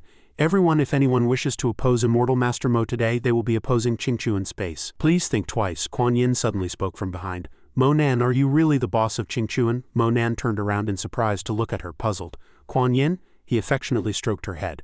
Not only is Qingchuan Space Group mine, but from today onwards it also belongs to you. At the foot of Kunlun Mountain, the waiting disciples saw everything. They marveled. Mo Nan is the owner of the spirit leaves. Spirit leaves couldn't possibly belong to a wealthy family like the Yan family, but if he's the #1 person in Jiangnan Province, then everything makes sense. Elder Mu was stunned. How is that possible? Could our Mu family's investigation have been wrong? He actually possesses such an identity. Mo Nan confidently asked Xian, Sect Master, as the boss of Qingchuan, do I have the right to save Qingchuan's people? The old man swallowed his pride, secretly cursing, damn it, because of Mo Nan's identity, most families will choose to stand with Mo Nan for their own benefit. Xian did not seem to intend to surrender.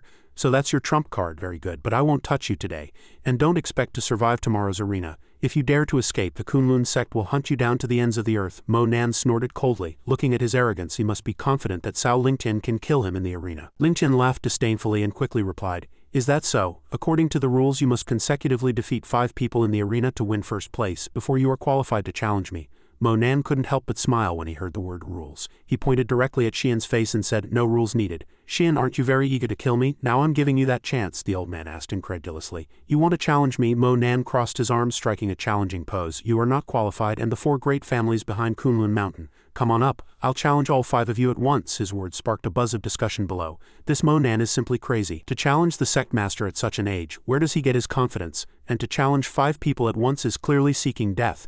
Elder Mu also felt confused. If he had been given more time, he would certainly have achieved something. But now he was overestimating himself by challenging 6 powerful figures. Shen Hong seized the opportunity to gloat. You little beast, you're really eager to die. In the Kunlun Mountain training ground, Xian gathered the various families. Today I trouble all elders to avenge the disciples of Kunlun Mountain with me. The old man exuded a terrifying, murderous aura. Xian affirmed, this kid doesn't know his limits, let us show you what true power is. The few outside speculated. Sect Master Xian and these 4 elders from the Pill Association, Tianhai family, Shen family and Yang family are all experts who have broken through from the Earth Realm to the Elixir Realm. Instructor L, how long do you think this Mo Nan can last? Instructor L replied coldly, seemingly not caring much. I don't know. Mo Nan stood before them full of vigor. You truly are a bunch of talkative fellows. He summoned a powerful pressure in the training ground. Mo Nan clenched his hands, gathering a surge of power. Xian praised. Mo Nan, you're very good. You can even pretend to be calm. However, before the old man could finish speaking, he was already struck by a punch. Xian was directly sent flying several meters by a punch, and the elders were so shocked they couldn't close their mouths. They pinched their faces and asked, am I dreaming? It hurts, so it's not a dream. After taking a punch, Xian regained his calm expression. You're looking for death. He adopted an offensive stance, glaring at Mo Nan in front of him. But Mo Nan closed in on Xian in the blink of an eye. He said contemptuously, is this the Kunlun Mountain sect? It's nothing special. Elder Rakshasa saw this and shouted loudly, Monan, don't be so arrogant. He pounced like lightning, rescuing Xian. Rakshasa stomped his foot fiercely, causing the ground to crack. He jumped up and said fiercely, just in time to avenge your killing of the Pill Association's 5th-grade alchemist last time. Die Monan. However, Monan still easily dodged, which startled Rakshasa. He dodged again, Monan then provoked. Is that all you've got? That's too embarrassing. I can take care of you with one kick, Rakshasa screamed in horror. No, Monan mercilessly unleashed a tiger's roar-like punch. Rakshasa was immediately sent flying tens of meters away, disappearing from sight. Monan clenched his fist, full of confidence. Next punch, life and death are on your own. A dazzling light emanated from behind him. 9 heavens. Monan punched into the air with a divine fist. Immediately, the ground at the top of Kunlun Mountain shook because of him. Monan loudly challenged, Cao Lingqian, come and face your death. In the training ground, the crowd discussed in shock. This kid actually won. It's truly eye-opening. What realm has his cultivation reached? He must be in the Earth realm. At this age and realm he's already qualified to enter the heavenly ranking, Zhuangzheng angrily cursed. You inhuman beast, we compete to a certain extent. We never sought to kill you, yet you are so malicious. Today we absolutely cannot let you leave alive. Some disciples couldn't help but rush forward. Disciples of Kunlun Mountain. Our sect master was killed by this beast Monan. We are not gentlemen if we don't avenge this. They swarmed towards Monan like a tide. Monan, you damn beast, you killed our Tianhai family's elder and our Shen family's. Monan, you must pay with your life for the life of our Yang family's elder. Lingqian watched the chaotic crowd from above. Those who kill will be killed. Monan, your sins are heinous and you can't even protect yourself. It seems I still can't fight you, he pretended to plead with his friends. Monan is still young. For my sake, please spare his life. I beg you. Kuan Yin quickly ran down to stop them. Stop, she stood in front of Monan to protect him. My grandpa is Commander Wang Fu Yu. If any of you dare to touch him, you'll have to kill me first. Tomorrow morning my grandpa will bring the army to flatten your families. Monan looked at Kuan Yin with interest, thinking, is this girl really not afraid of death? These prominent families in front of her won't give her face. They all know that as long as they don't harm Mu Kuan Yin, it's fine. Zhuangzheng furiously ordered Mu family members, do you not want to live? Quickly pull your people away from me. From outside, Elder Mu reached out and pulled Kuan Yin away. She struggled and shouted, Grandpa, let go of me. I'm no longer a part of your Mu family. Let go of me. Elder Mu tried hard to persuade her. Do you think you can change anything? They are determined to kill Monan today. Outside the training ground, Elder Mu cursed. Wake up, no force dares to offend the Pill Association. Miss Ming stood by, advising, Miss Mu, you're overthinking things because you're worried and that makes you lose perspective. She happily explained. With Immortal Master Mo's cultivation he can certainly escape. Just wait quietly. Don't you understand him? Kuan Yin finally calmed down and agreed. I was too worried.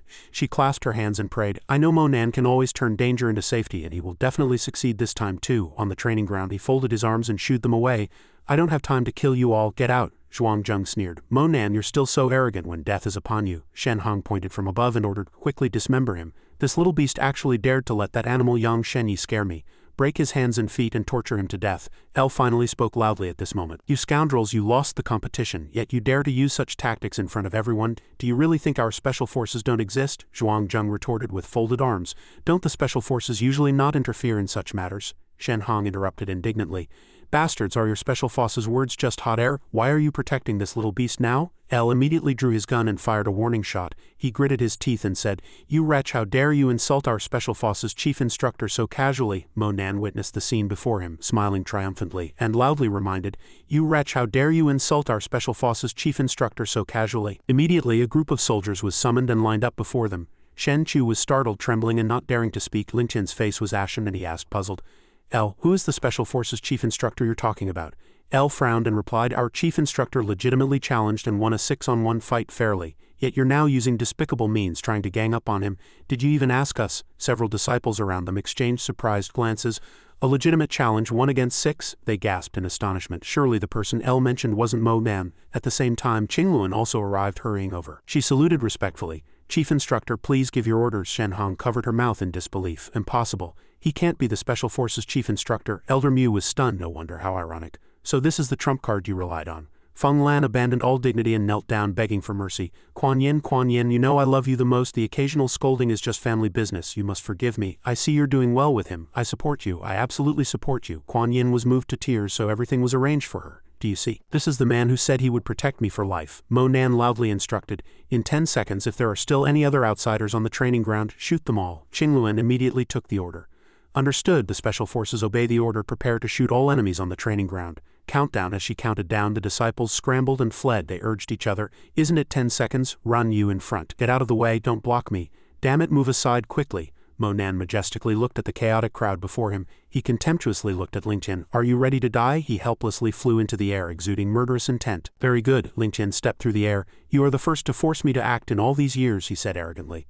I hope you don't disappoint me, Mo Nan replied with composure. I can grant your wish, but I hope. He confidently gathered a surge of power in his hand. You don't die too soon. The crowd below looked at Lingqian and exclaimed, this is Heaven's Fury Flames. Sao Lingqian has actually learned Senior Shao Tianju's Heaven's Fury Flames. Mo Nan flung his hand and shouted, get lost. He unleashed burning heaven-shattering moon slash, charging straight at Lingqian. Lingqian was not to be outdone, concentrating his power and charging forward. Lingqian's fist swiftly collided with Mo Nan's attack. A huge explosion erupted in the air. From the blast, Lingqian fell awkwardly. In the thick smoke, Mo Nan's figure gradually emerged. He roared and extended his hand, unleashing 14 heaven-mending hands. Mo Nan summoned an aura to envelop him. First stance, cloud-plucking hand. He deftly performed a series of moves. Second stance, cloud-piercing hand. Third stance, star-shattering hand. Fourth stance, immortal execution hand. Lingqian recovered from the raging flames and walked out saying, very good. He flew forward, but only very good. The surrounding disciples couldn't help but exclaim, too terrifying. I heard before that Sao Lingqian was Yanjing's top young man, and this level of cultivation is probably on par with Shao Tianju back then. He and Mo Nan exchanged blows openly like this. This chief instructor Mo Nan is probably at the heavenly origin realm. My goodness, they're evenly matched. Guess who will win? Lingqian's fist touched Mo Nan's hand and suddenly a slight burning sensation appeared. He immediately realized that his nether flame could even burn true chi. Lingqian clenched the burning flame in his hand and challenged, if this is all you've got, then let your life consecrate my flame. Mo Nan took a step back and challenged, are your sharp claws these flames? Then I'll cut off your claws first. As soon as he finished speaking, the sky suddenly changed and dark clouds rolled in. Everyone looked up as if realizing something. Is it Lingqian? They speculated. I heard Immortal Master Mo of Jiangnan has a technique that calls down 9 heavens divine thunder. Is he going to use his signature move? Mo Nan gathered strength, unleashing the 10,000 laws transforming into divine thunder technique. At this moment his entire body was surrounded by powerful bolts of lightning just as he had described on the training ground. Mo Nan summoned divine thunder to encircle Lingqian. Just a little flame, enough to break you. He instantly changed his form and rushed towards him. Kneel for me. Lingqian did not retreat, drawing his sword to meet the attack. Arrogant, he unleashed a fiery blade, blocking Mo Nan's divine thunder. Is this all you have, these petty tricks? You're not even worthy of my attention. The two techniques collided, creating a deafening explosion in the air. The entire space was filled with smoke and dust, causing Quan Yin to shout worriedly. Mo Nan, the ground was now shattered into pieces. He looked at the teeth in his hand and muttered, did it crack? Lingqian from above was relentless, still charging over with aggressive force. I alone can kill the true dragon of Kyushu. Outside the training ground, Zhuang discovered that it was a signal. The elder next to him smiled confidently. Since the Qilin son is already so confident, then we will help him achieve it. With that, the two of them disappeared from the training ground. The plan begins here. Mo Nan, holding his war spear, lunged. Sao Lingqian, die! With a loud bang, the entire space was once again enveloped in thick smoke.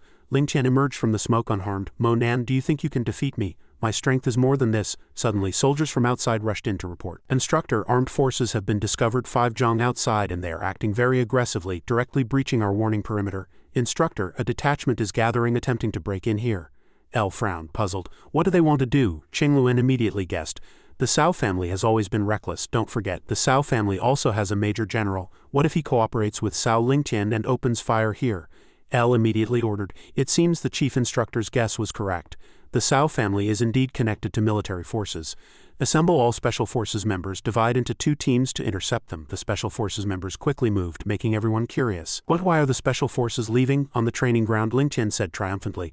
Look, who else can you rely on? Mo Nan confidently charged forward, killing. I alone am enough. Die. Rumbles continuously echoed through the space. The Kunlun Mountain disciples nearby looked up solemnly. He couldn't help but reveal a sinister smile, muttering to himself, it's finally begun. Lingqian was sent flying, crashing into the majestic Kunlun Mountain. He still stubbornly stood up and challenged, you scoundrel, don't think you can defeat me here. This stone tablet will guard Kunlun forever. Mo Nan frowned and asked himself, this pressure feels like the heavenly ladder. Do they really think this place alone can trouble me? He didn't say much, seizing the opportunity to rush forward. Mo Nan, holding his war spear, charged in front of Lingqian. Moon Immortal's 10 destructions. He summoned a series of spiritual energy chains. Do you want to break the formation directly? Daydreaming? His entire body was tightly bound by the chains, unable to move. This is a sealing formation. Shen Hong below pointed and ordered. What are you standing around for?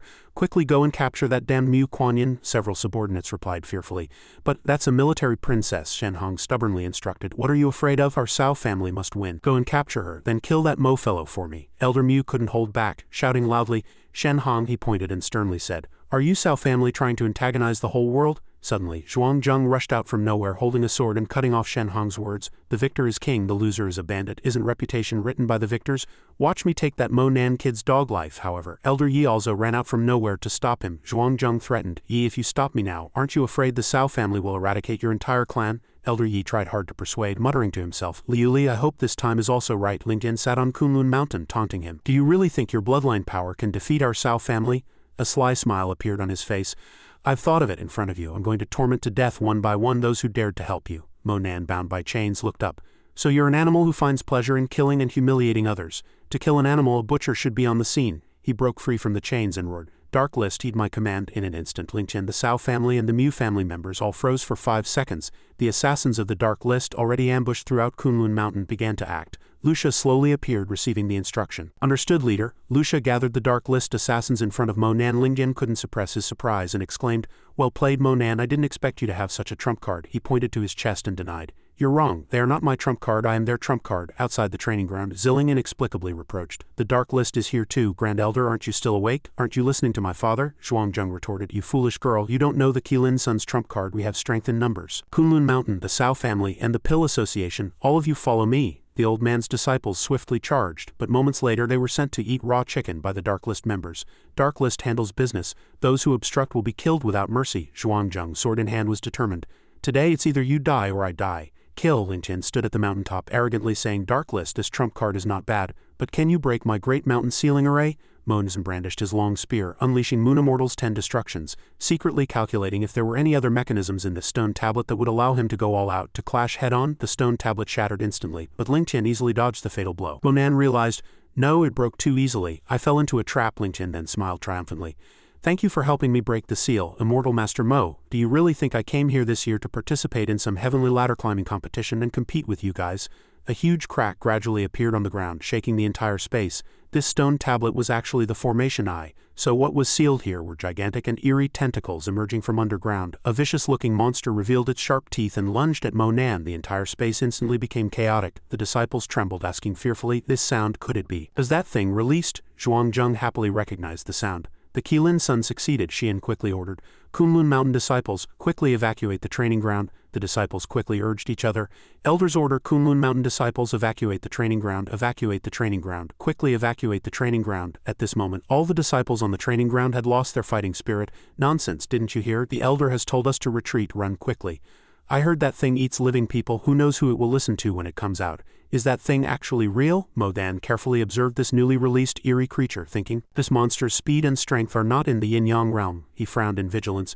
"But it seems completely devoid of consciousness." Thinking this, Monan used the momentum to charge up. "If it has no consciousness, it can't take orders. How about I teach you a lesson, big guy, and make you sit down?" Lingqian next to him didn't understand what was happening, just closely watching his every move. Lingqian carefully observed the monster in front of him.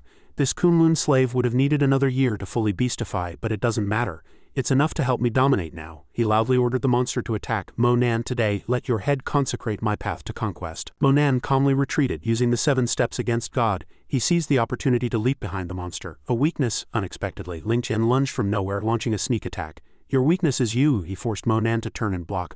"Let's see how long you can struggle." Monan's gaze suddenly noticed something approaching him. Indeed, a demon beast took the opportunity to pounce, sending Monan flying. He fell heavily to the ground and the surrounding earth and rocks shattered into pieces. Lingqian walked over triumphantly. "You scoundrel, you've lost." Suddenly, Kuan Yin's voice rang out, "No, you must not harm him." She ran over, using her power to stop Lingqian, which annoyed him. "You crazy woman, let go of me." Lingqian's face was grim as he threatened. "You forced my hand." As soon as he finished speaking, the bloodthirsty monster lunged at Kuan Yin with tears in her eyes. She activated the ice lotus within her, and the entire space was instantly enveloped in a thick layer of cold. Lingqian couldn't help but exclaim, "This ice is stronger than before." Kunlun slave. He suddenly realized that both he and the monster were frozen. "What, even the Kunlun slave?" Monan's voice suddenly rang out. 10,000 laws transforming into soul realm. When had he already leapt into the air, launching a fierce attack? In front of Lingqian, Monan directly killed the wicked demon beast. He withdrew his spiritual energy, preparing to unleash the 3rd form of dragon energy. From space, Monan's spiritual energy converged into a ferocious dragon, hidden dragon emerging from the abyss. Monan's black dragon roared and charged forward, tearing and biting at Kunlun's demon beast, making it shriek. Lingqian realized in a panic that the Kunlun slave's spiritual power was being absorbed by this dragon. He didn't stop, continuing to brandish his spear, unleashing Moon Immortal's 10 destructions, star-severing.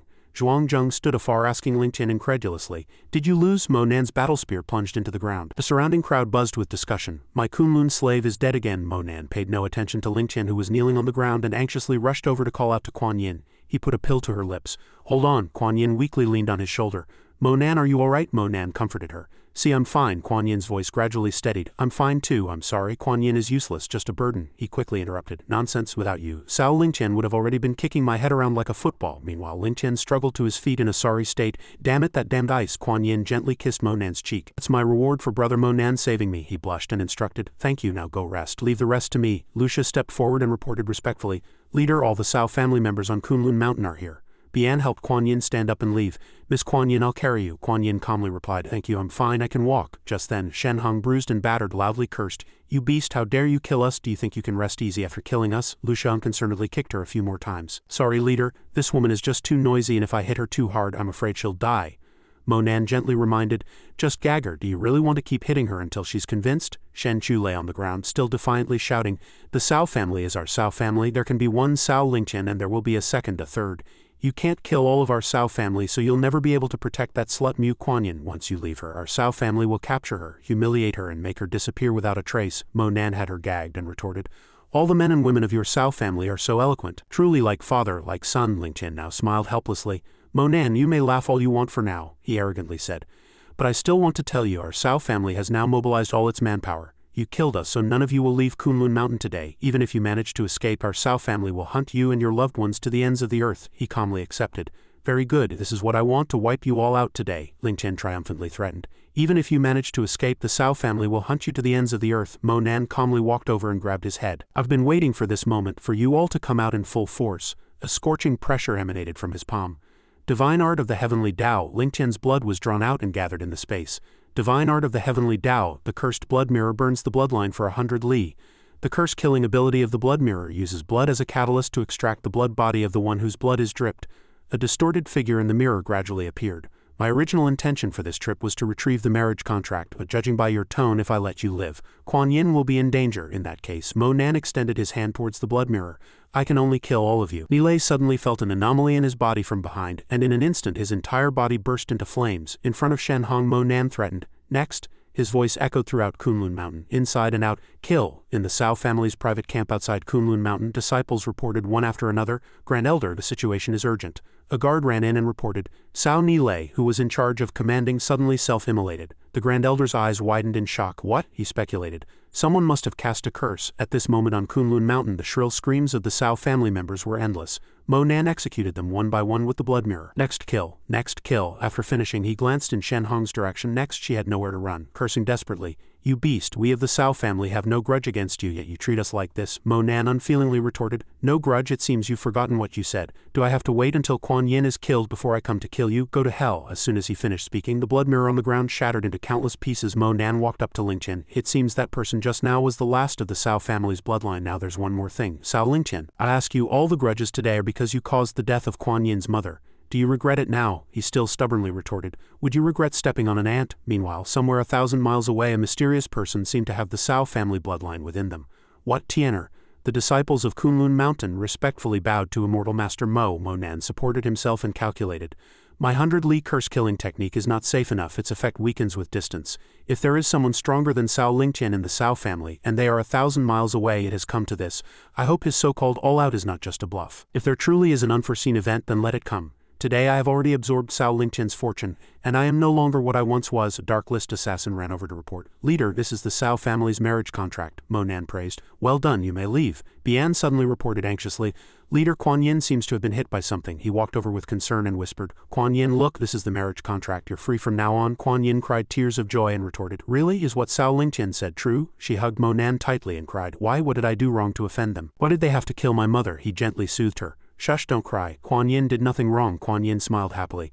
Thank you so much, Brother Monan, she thought. It's truly lucky to have met you. Just as she thought this, Kuan Yin's entire body was suddenly frozen. Monan was worried. Kuan Yin, you, he fruitlessly shook her. Kuan Yin, can you hear me? Monan guessed. Judging by her expression, she seemed to have touched upon the taboo of the grand beginning moon immortal art, and at this rate her life might be in danger. He painfully held her in his arms. No, I will never let anything happen to you. As the primordial essence flowed away, Monan immediately cast Time Flies Like the Sun and Moon. In Monan's sea of consciousness, he searched diligently through the Six Paths heavenly book, muttering to himself, Kuan Yin, wait for me.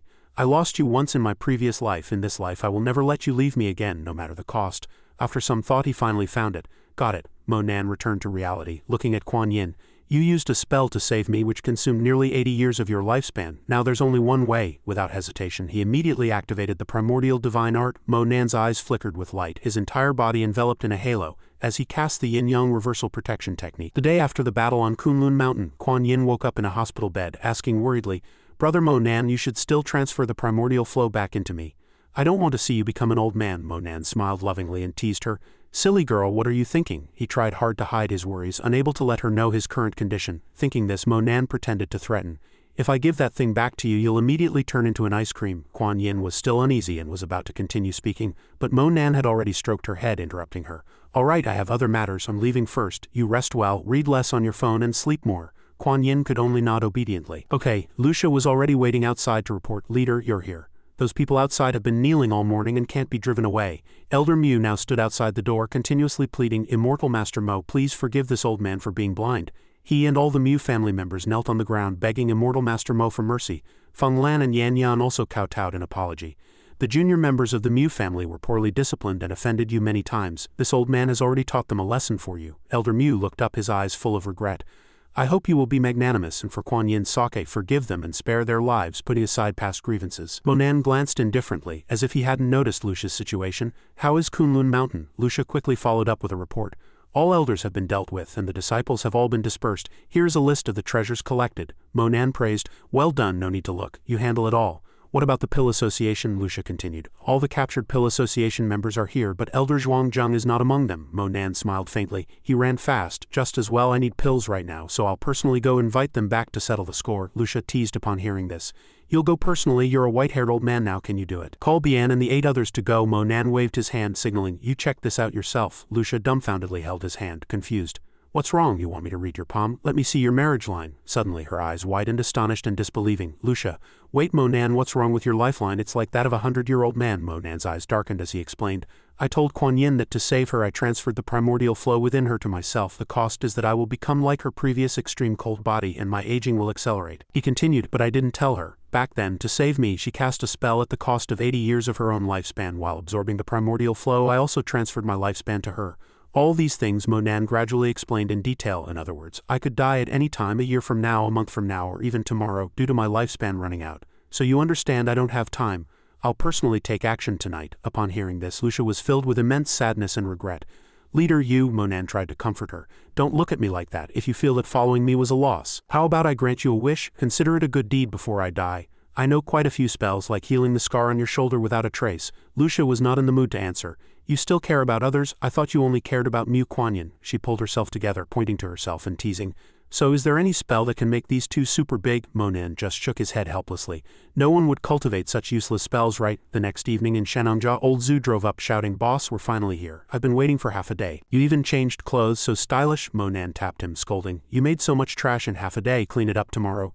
Don't you understand environmental protection?" Old Zhu stuck out his tongue and obediently replied, "Cleaning it up immediately. Boss, you can get in the car and wait for me." In the car, Lucia's voice came, "Handsome, we meet again." She blushed and teased, "Dressing so handsomely, are you on a date with me? If you didn't come soon, I'd have to come knocking naked." He frowned and said seriously, "The clothes were sent for washing. They'll be delivered to you when they're done." Old Zhu interjected, "Do the 2 leaders need me to step out? Is 15 minutes enough?" Mo Nan ignored him and asked directly, "Why are you here? What about the dark list?" Lucia sat up straight and reported, "That side has been handled, the rest is left to Bian." He asked suspiciously, "The dark list just went through a big battle, can Bian handle it alone?" Lucia then explained, "They're worried about you too. If something happens to you on this trip, the dark list will be leaderless." They walked and talked. "Why did that damned pig come too? I didn't want to come either. Big sister dragged me along, even told me she'd take me sightseeing in Xianxia, making me happy, thinking there'd be beauties after the battle. Knew I was being called to work overtime. Damned pig, shut up and drive." The leader also knows that while we gained a lot in the Kunlun War, there were also casualties. Although old Zhu was injured, he's still the best choice. Mo Nan suddenly pointed behind him and asked curiously, "What's in the trunk?" Inside, Zhuangyan was tied up, crying continuously. Lucia explained, "Remember the Pill Association disciple who climbed the heavenly ladder with you? He's Zhuangyan, the highest-ranking Pill Association disciple we caught from Kunlun. We're almost at the Pill Association's territory, so we can use him as a guide." She tried to take credit from Mo Nan.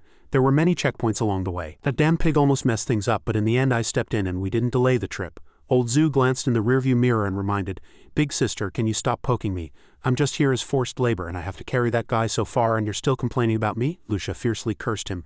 Shut up and drive. There's no car behind you. Why do you keep looking in the rearview mirror? If you look again, I'll castrate you. Meanwhile, Kuan Yin had just woken up from her hospital bed. In front of her, Elder Mu and Feng Lan were already waiting. Kuan Yin, you're awake? Have some food. Auntie made you some porridge. Kuan Yin looked at them coldly. Why are you here? Where's Brother Mo Nan? She read the message Mo Nan sent.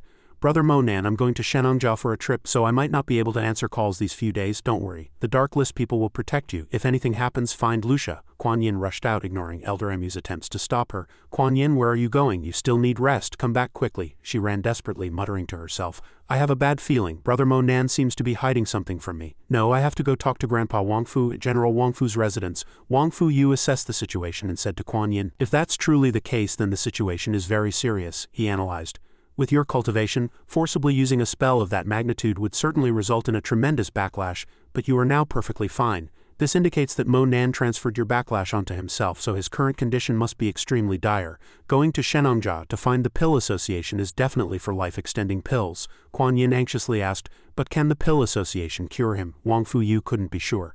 It's hard to say, but you don't need to worry too much. With Mo Nan's cultivation, it won't immediately endanger his life, and there are still solutions. Secretary Zhang, come in. Kuan Yin hesitated slightly. Secretary Zhang walked in and reported, yes, how may I help you? Wang Fu Yu ordered, cancel all tomorrow's appointments and arrange a helicopter for me. Secretary Zhang hesitated for a moment. This, may I ask where you're going? Wang Fu Yu pondered seriously for a moment, then replied, Tarim Dragon's Claw. The helicopter quickly flew towards the center of the Tarim Dragon's Claw, the Tarim Desert. Wang Fu Yu admonished Kuan Yin, remember, everything you see here must not be spoken of. She nodded obediently. Yes, Grandpa, but we've been flying for a day and a night. Can there really be spiritual medicine in this desert that can cure Mo Nan? Wang Fu Yu immediately replied, you'll know soon enough. Kuan Yin thought to herself, Mo Nan, you must be okay. Suddenly she gripped the glass window tightly as if she had seen something. Kuan Yin looked around, marveling. There's such a large city in this desert, and why are the people here dressed like that? Wang Fu Yu asked sternly. Where's the person I'm looking for? The person there immediately replied. Reporting the officer has been brought. Xianxia hospitably stepped forward to greet Brother Wang Fu. Long time no see. What brings you here? Wang Fu Yu smiled and replied. Long time no see, Brother Xianxia. You're looking more robust. And your cultivation has broken through again? Xianxia humbly said. Oh, not at all, still far from it. Wang Fu Yu extended his hand to Kuan Yin, introducing her. This is my newly adopted granddaughter, the little girl from the Mu family in Yanjing. Mu. Kuan Yin respectfully bowed her head. Greetings, Uncle Yan. Xianxia nodded in satisfaction. Her cultivation isn't high, but she is indeed well behaved and clever. Brother Wang Fu has a keen eye, he said. Brother, you came to see me in such a hurry. What's the matter? Don't tell me you want me to introduce a prince to your granddaughter as a grandson-in-law? Wang Fu Yu sighed and said straightforwardly, I want to see General Kai Lei. Xianxia's eyes seemed to hesitate. Here, I can arrange for you to see anyone you want at any time. But General Kai Lei, Wang Fu, why do you suddenly want to see him? Wang Fu Yu quickly explained. It's a long story. My granddaughter has encountered some strange illness. Time is pressing and this matter concerns her life. Even in the Kangwu domain, only General Kai Lei can help. Xianxia reluctantly agreed. All right, I'll arrange for you to see him now. You're really lucky he's going back in a few days and won't be out for 3 to 5 months. This matter is not easy. 2 bottles of gourd spirit seeds won't be enough. Wang Fu Yu was startled.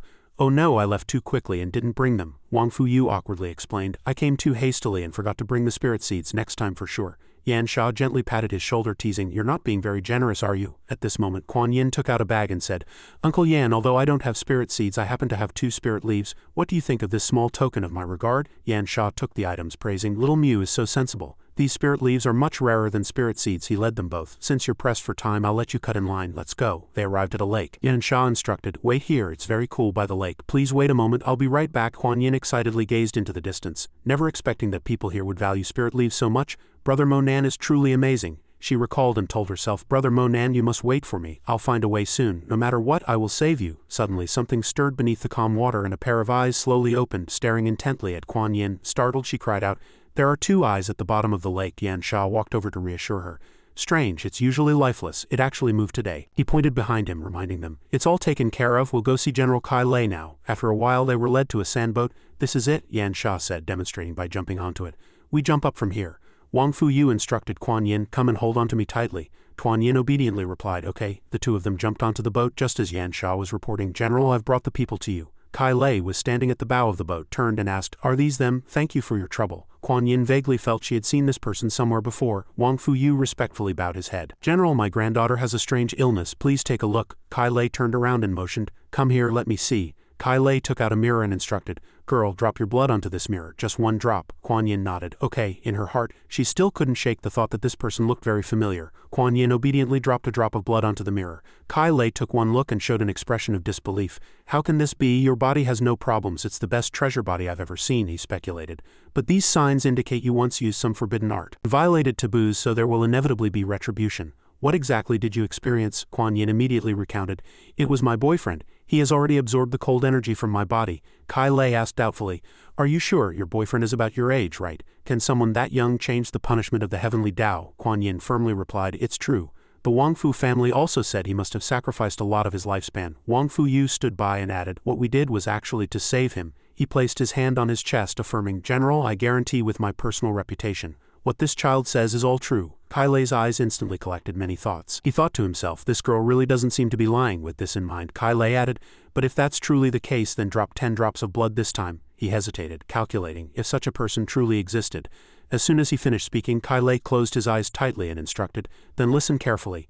I conclude, to keep you alive he consumed at least 80 years of his lifespan, and this is merely the loss from your use of forbidden arts. If he also changed the punishment of the heavenly Tao, then his life is now flowing away at a rate of 1 day for 3 years. Kuan Yin only heard this much and covered her face, unable to stop crying. She recalled Monan's instructions to her. Silly girl, if I give this back to you, you'll immediately turn into an ice block. Back then, to save you, I transferred the initial flow of energy into myself, and the cost is that I will age quickly, perhaps becoming an old man in a few years. Kuan Yin grabbed Kai Lei's hand and pleaded, General, you can definitely save him, right? Please save him. I don't want him to die. Kai Lei calmly assured her, I can save him. Kuan Yin cheered as if grasping a sliver of hope. Really? That's wonderful. As long as you save him, I'll do anything you ask. I'll give you anything. Kai Lei gently lowered his head and said, I only have one request. Kuan Yin's eyes became vacant again when she heard his request. I only ask you to marry my son. She hastily shook her head and refused. No, anything but that.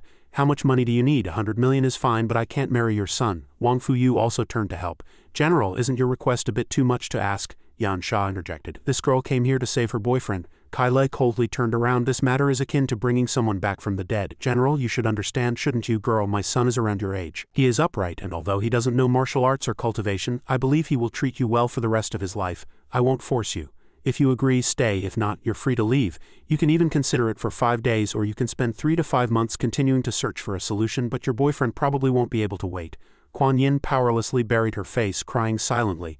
Wang Fu Yu walked over and patted her shoulder, comforting her. Kuan Yin, are you all right? How about I take you? Suddenly, Kuan Yin spoke. General, how can you guarantee you can save him? Kai Lei solemnly explained. Listen carefully. The punishment of the heavenly Tao you endured is that your lifespan will gradually diminish. 1 day for 3 years, eventually exhausting your lifespan and leading to death. He guaranteed, as long as enough lifespan is replenished, it can be reversed. Make him take this. It will absolutely replenish the lifespan lost due to the heavenly Tao's punishment. I dare say you won't find a second tree like it on your earth. Kuan Yin made up her mind, telling herself, Brother Monan has always silently helped me from behind. This time it's my turn to help him. With this thought, she immediately nodded in agreement. Okay. Kuan Yin's eyes were filled with determination, affirming, I agree to your request. Kai Lei contentedly handed over the medicine bottle. Very good, I like your personality. You'll be a good daughter-in-law. He instructed, from now on you'll live here. Once I bring my son over, the two of you will get married. Kuan Yin reluctantly held Wang Fu Yu's hand. Grandpa, I'm counting on you. He comforted her. Don't worry, I'll definitely hand him over to him. Another person on the boat encouraged Kuan Yin, Girl, it's actually a great honor to become the general's daughter-in-law. She sadly took a step back and replied, Thank you, uncle, but I'm very tired. Wang Fu Yu also bid farewell at this time. I'll leave that child to you, farewell. His mind was racing. Kai Lei, what kind of trick are you playing? That child is probably suffering more than death right now. Here Kuan Yin lay in the empty room, tears streaming down her face. Brother Monan, she pulled the blanket over herself, deeply saddened. Kuan Yin will never see you again. Who can tell me what to do? Outside, Xianxia asked Kai Lei in confusion. General, I've never heard you mention a son. Aren't you single? Kai Lei immediately interrupted. What do you know? I had a son and a daughter before I came to Kangwu Domain. I just haven't seen them for many years.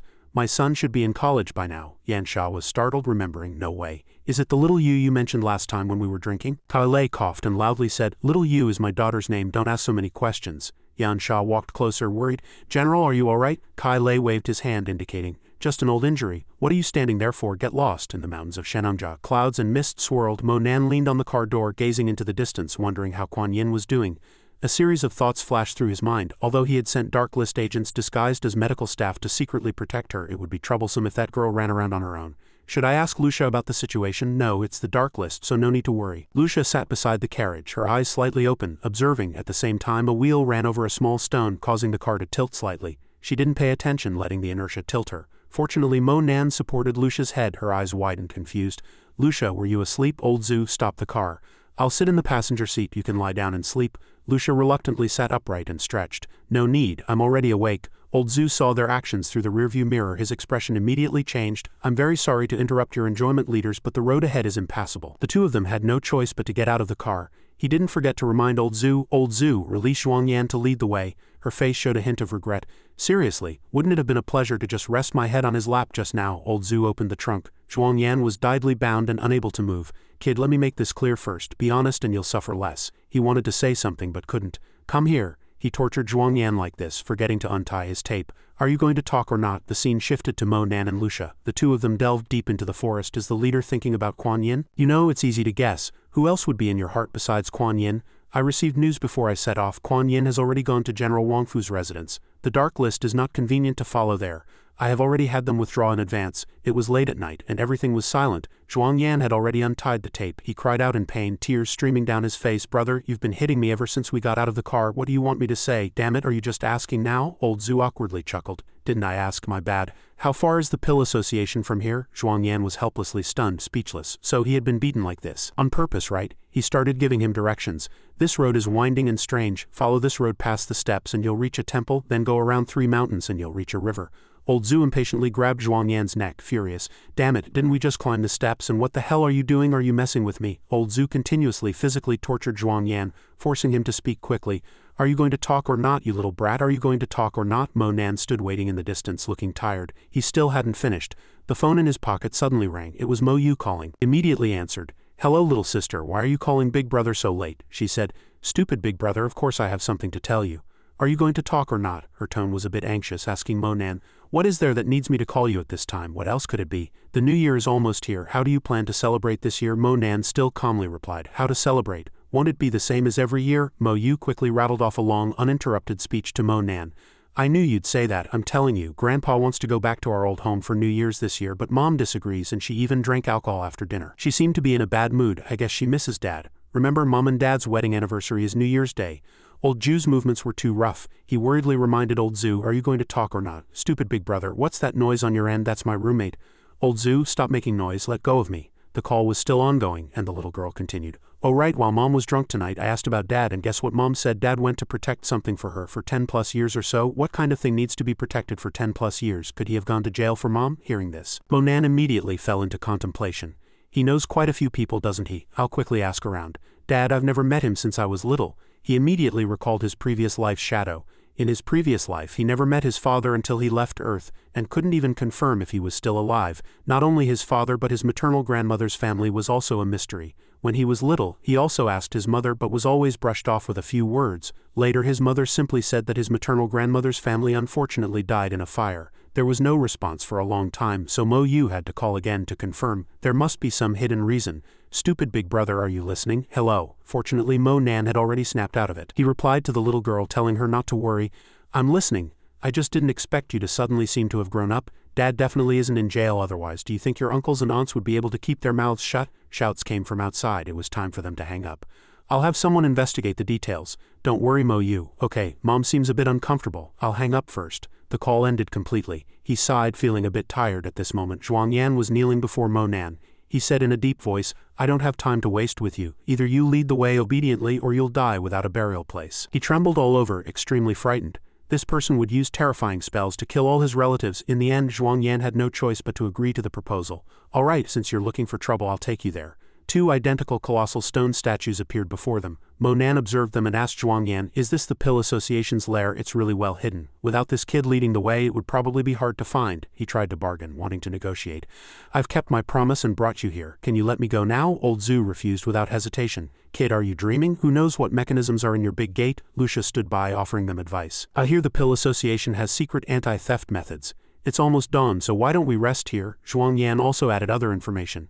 Even if you are the Dark List leader and the Special Forces chief instructor, it's best to wait until daylight to come to the Pill Association. He extended his right hand to Mo Nan again, signaling a handshake. Kid, you've got an attitude now that you're at the Pill Association's door, eh? Mo Nan asked disdainfully.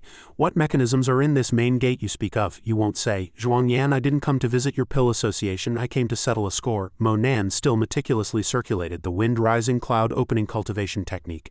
At this moment in the Pill Association's council hall, Xianxia angrily slammed the table, roaring, "Useless, you're actually the Pill Association princess. We lost so many people on Kunlun Mountain, and you don't even have the courage to get revenge." Xianxia remained steadfast, unwavering. "You can live in cowardly submission, but I cannot. Mo Nan must die." A teacup suddenly flew out, smashing against the wall and shattering. Xianxia also realized he had spoken a bit too harshly. Zilling, however, pointed at him without hesitation and pursed.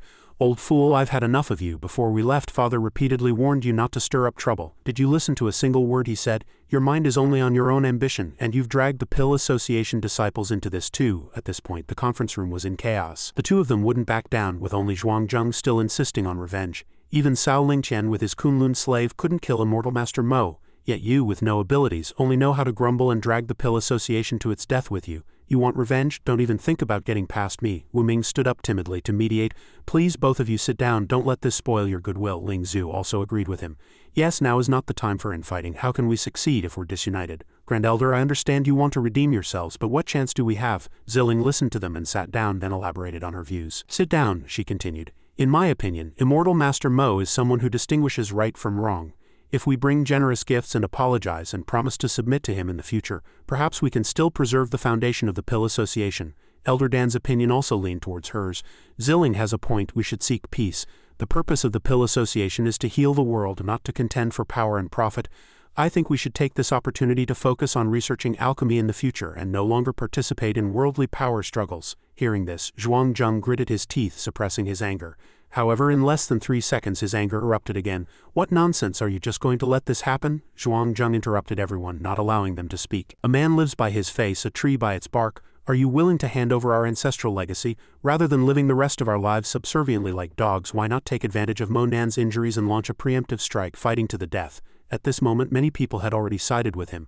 "Kill Mo Nan, avenge our Pill Association disciples." The birds in the forest suddenly scattered in panic, circling the Pill Association statue as if foreboding something. Xianxia felt a hint of unease and asked his apprentice, "What's happening?" "Elder, it's bad. Someone has trespassed into the Pill Association." Xianxia revealed an eerie smile. "Perfect, they've come knocking again." He led a group of people out of the council hall. "Kill him, avenge our Pill Association brothers, everyone follow me." In the council hall, only Elder Dan and a few others remained, who said helplessly, "This is practically destroying our Pill Association." Mo Nan, Lucia, Old Zhu, and Xianxia were venturing deep into the Pill Association. "Let's go." "Well done." He dissolved it with one palm. "The boss is so cool." An unfamiliar voice caught his attention. "Bold, who dares to make trouble on Pill Association Mountain?" Xianxia shouted for help from below. "Grand Elder, save me. They not only threatened me, they also hit me. And said they're going to raise the Pill Association." Xianxia sternly accused them. "How dare you, threatening to raise the Pill Association? What big talk?" Mo Nan sneered, seeming to recognize an acquaintance. "Xianxia, you ran so fast at the Panlong banquet. Turns out a dog was looking for its master, eh?" Xianxia was furious and speechless, so he ordered his disciples, "You're excellent. He was severely injured at the Panlong banquet. Let's work together to capture him, and with the big fire, kill Mo Nan, avenge the Pill Association, and then the Pill Association will finally belong to me." Cries of "Kill Mo Nan, avenge the Pill Association" echoed through the Pill Association. Lucia's tone was somewhat mocking. "So your Pill Association had already planned to be enemies with my Dark List, eh? Good, very good. How should we deal with this person?" Lucia crossed her arms in a threatening pose. "So Lucia, your position was also seized. If we kill you, naturally a new leader will replace the old one, and then the new leader might even—" She, however, paid no attention to these words. "What on earth are you thinking, you, a mere nobody?" Mo Nan exuded a strange aura, saying disdainfully, "Daydreaming, you refuse a toast only to drink a forfeit." Xianxia's people rushed forward one by one. "Brothers, bring out your best moves, kill." Lucia wielded her longsword. "Tonight's entertainment is set." The three of them rushed forward fearlessly to join the fun. "We only seek Xianxia's life. Don't blame me if my fists and feet are without eyes for others. Good dogs don't block the way." Xianxia's disciples vied with each other. "His head is mine. Charge, you're all too slow. You dare to compete with your senior brother with such speed. Watch me cripple his eyes first." Mo Nan scoffed at them disdainfully. Foolish and arrogant, he wielded his long spear and charged at them. Mo Nan sent them all sprawling with just one strike, making them pay the price. Old Zhu and Lucia hadn't even had a chance to act, and their eyes widened, full of admiration. "The boss is so handsome." Xianxia frowned, channeling internal energy in front of him. "Immortal Master Mo, do you really dare to kill people in my Pill Association?" He Zhuangzheng launched an attack and his disciples also rushed forward to kill him simultaneously. Monan deflected the attack with a light swipe, saying disdainfully, "Is that all the skill you have?" Lucia and old Zhu were incredibly excited by Monan's moves. "He's hogging all the glory. My god, is the boss possessed by Lu Biyu this time? This battle spear is even stronger than a square sky halberd." He thrust straight forward and dust filled the surroundings, cries for help echoing continuously. "Don't come any closer. Help, SOS!" Monan stopped, standing in front of the Pill Association's council hall. He sternly warned, "Pill Association President, come out quickly." Elder Dan and 4 others walked out. "Stop, Immortal Master Mo, spare them," Zilling also ordered. All disciples stop. Zhuangzheng, however, stubbornly opposed, acting on his own initiative. "No one is allowed to stop without my order. Kill him." Seizing the moment when no one was paying attention, he turned and ran. "That's right, you must stop that scoundrel even if it costs your lives." Hearing Monan's words, Ziling's face was filled with grievance. "It seems you, the Pill Association Princess, are nothing but a puppet." Monan fiercely thrust his long spear into the ground. "You think you can run? Did you ask my spear?" The next second, many sharp long spears erupted from the ground. 10,000 laws transforming into a forest of spears. The spears grew longer and longer and blood splattered more and more. "Help save me, senior brother." None of the disciples were spared. Elder Dan couldn't help but curse. "Do you have any humanity left? Immortal Master Mo, you are a mass murderer." Monan remained fearless, crossing his arms and calmly looking at them. "Humanity when you people were trying to kill me. Why didn't you talk about humanity with me?" The ground beneath his feet suddenly trembled. The long spear spun in the air, instantly returning to Monan's hand, his tone full of provocation. "For your own benefit, everything you did at the Panlong banquet, why didn't you talk about humanity then? If you dare to kill one of my people, I will exterminate your entire family." As dawn gradually broke, a familiar voice rang out, "Immortal Master Mo." Zhuangzheng held Qing Shui hostage. She had become his shield.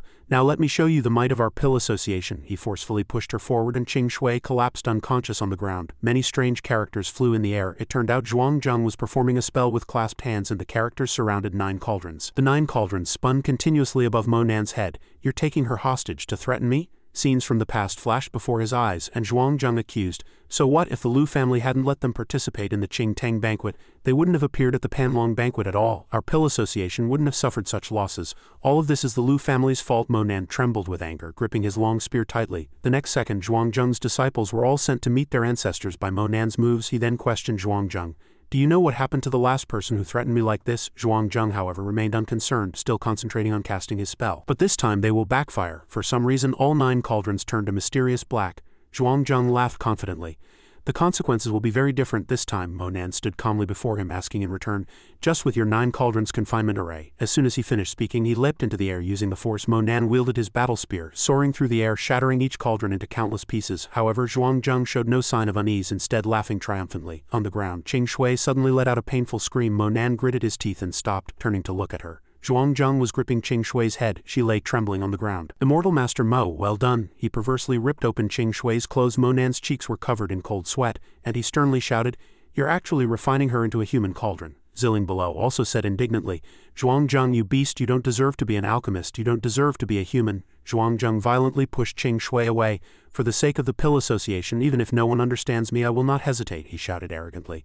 "Aren't you high and mighty, both Dark List leader and chief instructor? Now kneel for me. Kowtow 9 times to our Pill King ancestors and swear allegiance to my Pill Association as your master." Lucia and old Zhu cursed from below. "This old geezer, this dying old man." Monan suddenly fell silent, gripping the battle spear in his hand. His entire body slowly descended and his oppressive aura gradually receded. Just 1 second later, Monan landed on the ground without any resistance. Zhuangzheng secretly gloated in his heart. "Truly satisfying," he provoked. "If you dare to miss a single kowtow, I'll kill her instantly." Old Zhu hastily tried to stop him. "Leader, don't kneel," Lucia also anxiously pleaded. "We have other ways." Zilling, however, felt powerless, her eyes dim. Monan still stood there, his face grim, not saying a word. Monan calmly put his hands in his pockets. "You want me to kneel to your ancestors? Are your ancestors worthy?" Zhuangzheng sternly said.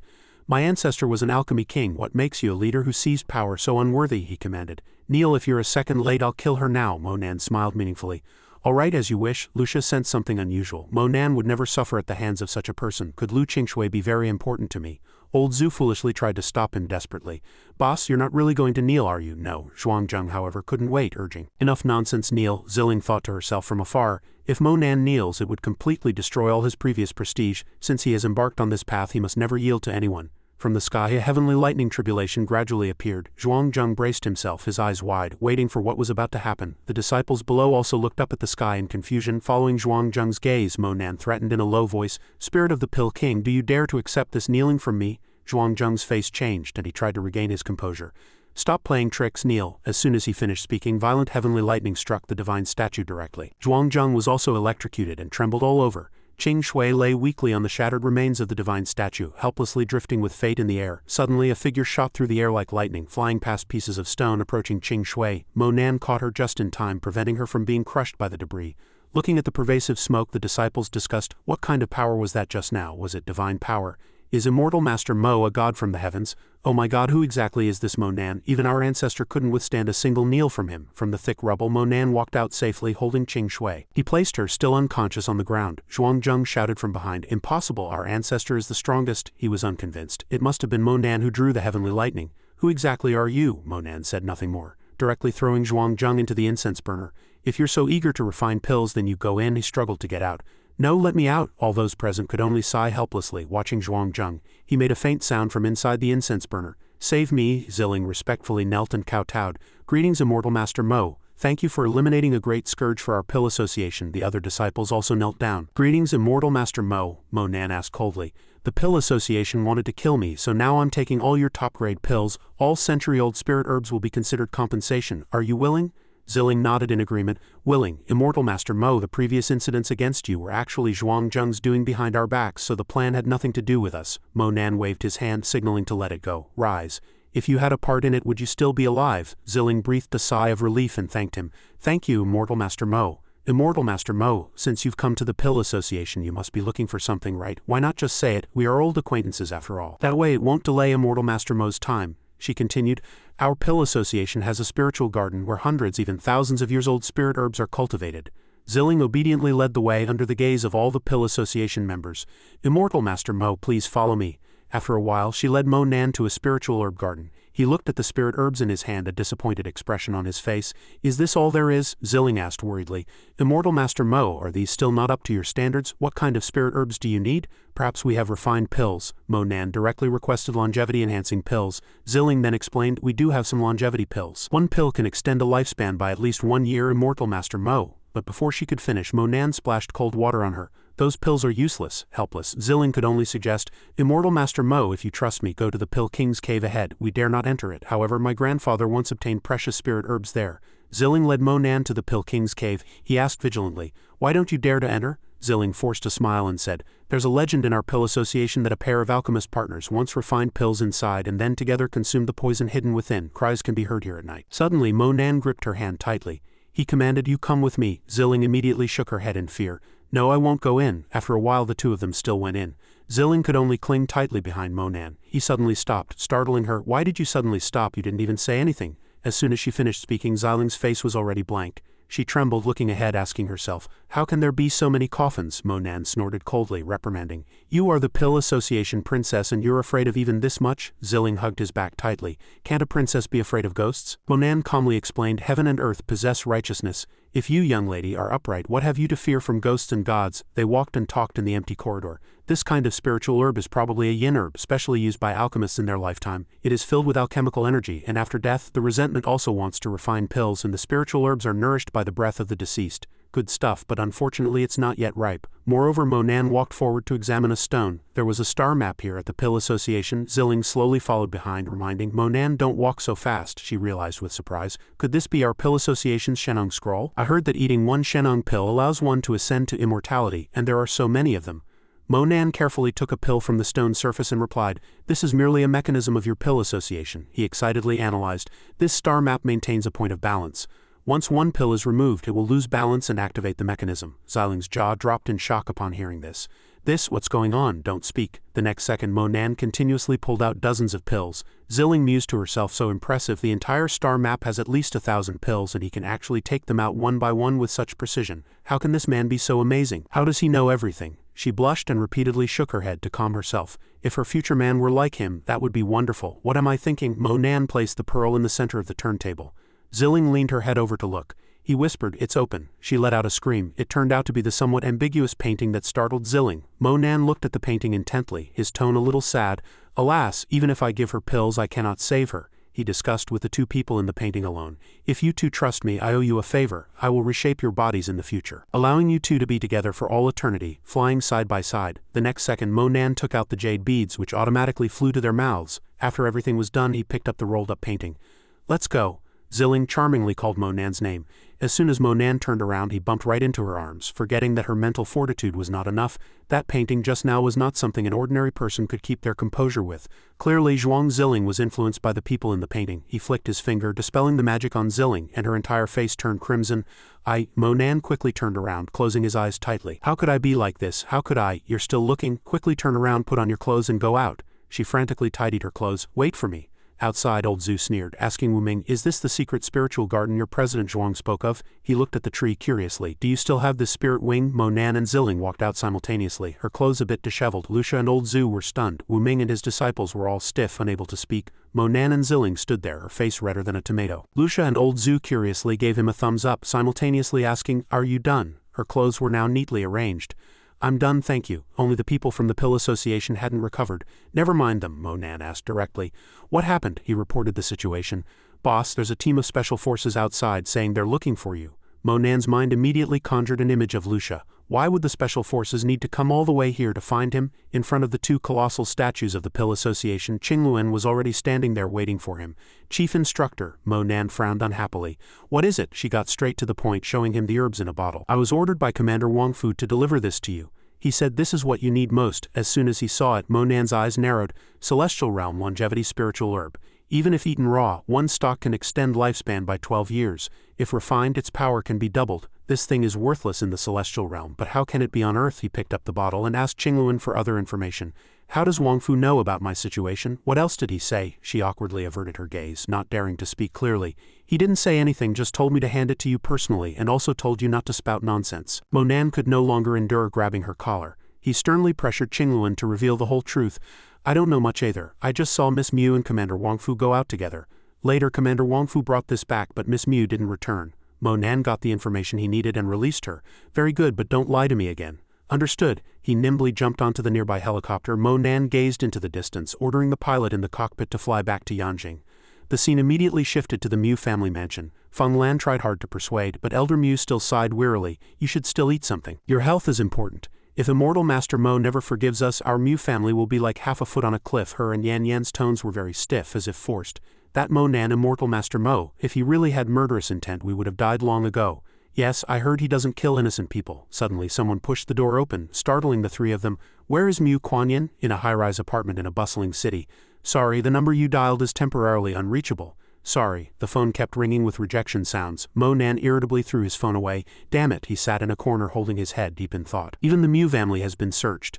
Wang Fu and Xuanian have both disappeared. Silly girl, where did you get the immortal herb from? That pill must be a very precious item. The pills obtained from the painting are enough for me to break through from the gathering spirit realm to the yin-yang realm. Once I break through, my lifespan will increase to over 200 years.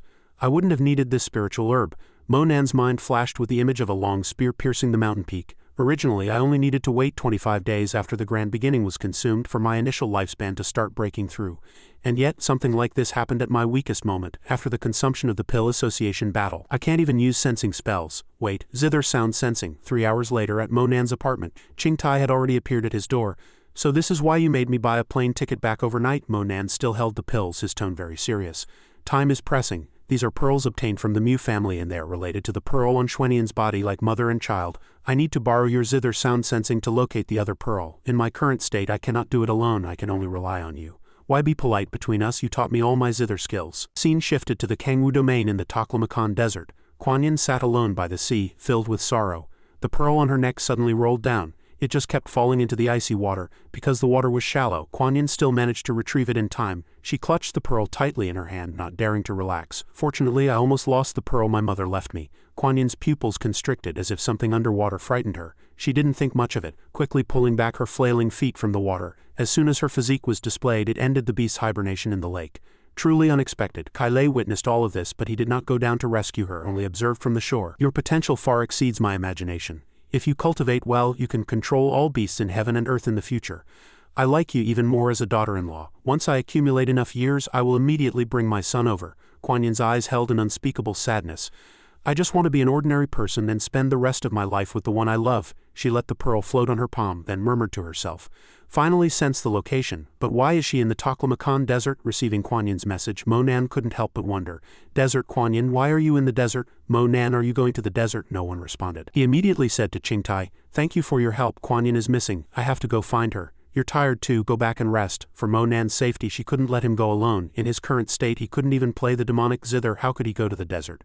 No, I must go with him. Mo Nan's tone immediately became a bit agitated. No, that's a dangerous desert. A girl like you can't go. No more discussion. Go back. A hint of fear flashed across Qingtai's face and she had no choice but to obey him. Then you be careful. With that, Qingtai also closed the door and left. Only then did Mo Nan realize his mistake. He could only apologize silently in his heart.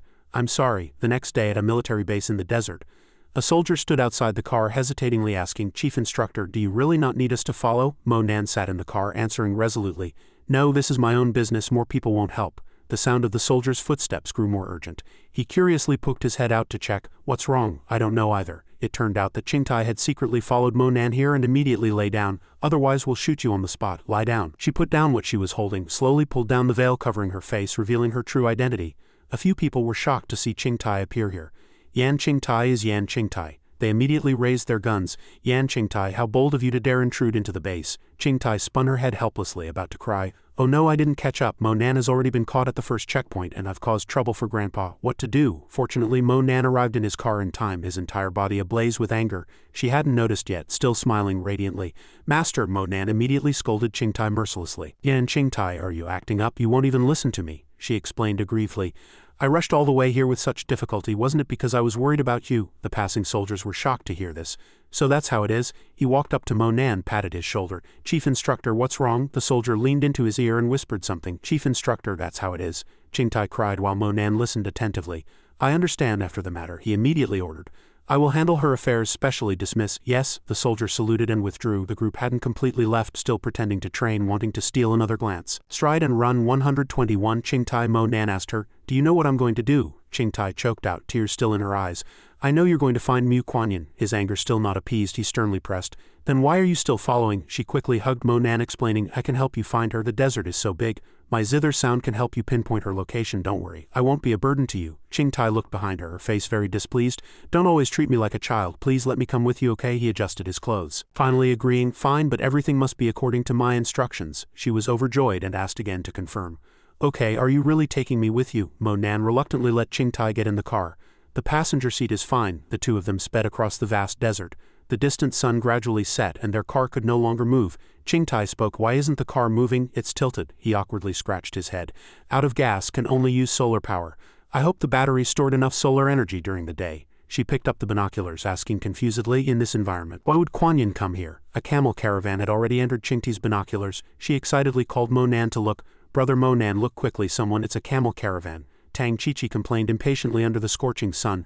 Wang Yingji, are you still defending them? Did they kill my camel and make me walk in the desert? Yingji was not to be outdone. He immediately retorted, Tang Chichi, I told you long ago. Yingji put his backpack on the ground. He sternly accused her. We are already lost in the Yi family and now we have no food. Among us you are the lightest. Why don't you just ride one camel with me? The approaching car attracted Baizi's attention. Brother Jia, there's a car over there. The two held guns, their faces full of excitement. Perfect timing, quickly go get black big guy, we're taking delivery. Yingji immediately fired a shot into the sky as a signal. Qingtai's wide eyes looked blankly. Master, why are they shooting? Mo Nan sneered, probably guessing something.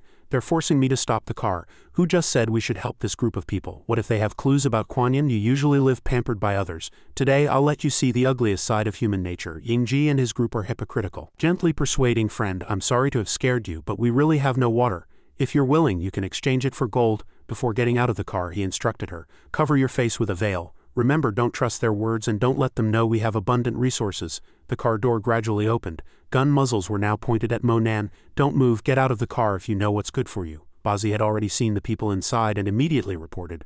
Brother Jia, we're so lucky. There are only 2 people in this car and the other is a woman. He angrily ordered them.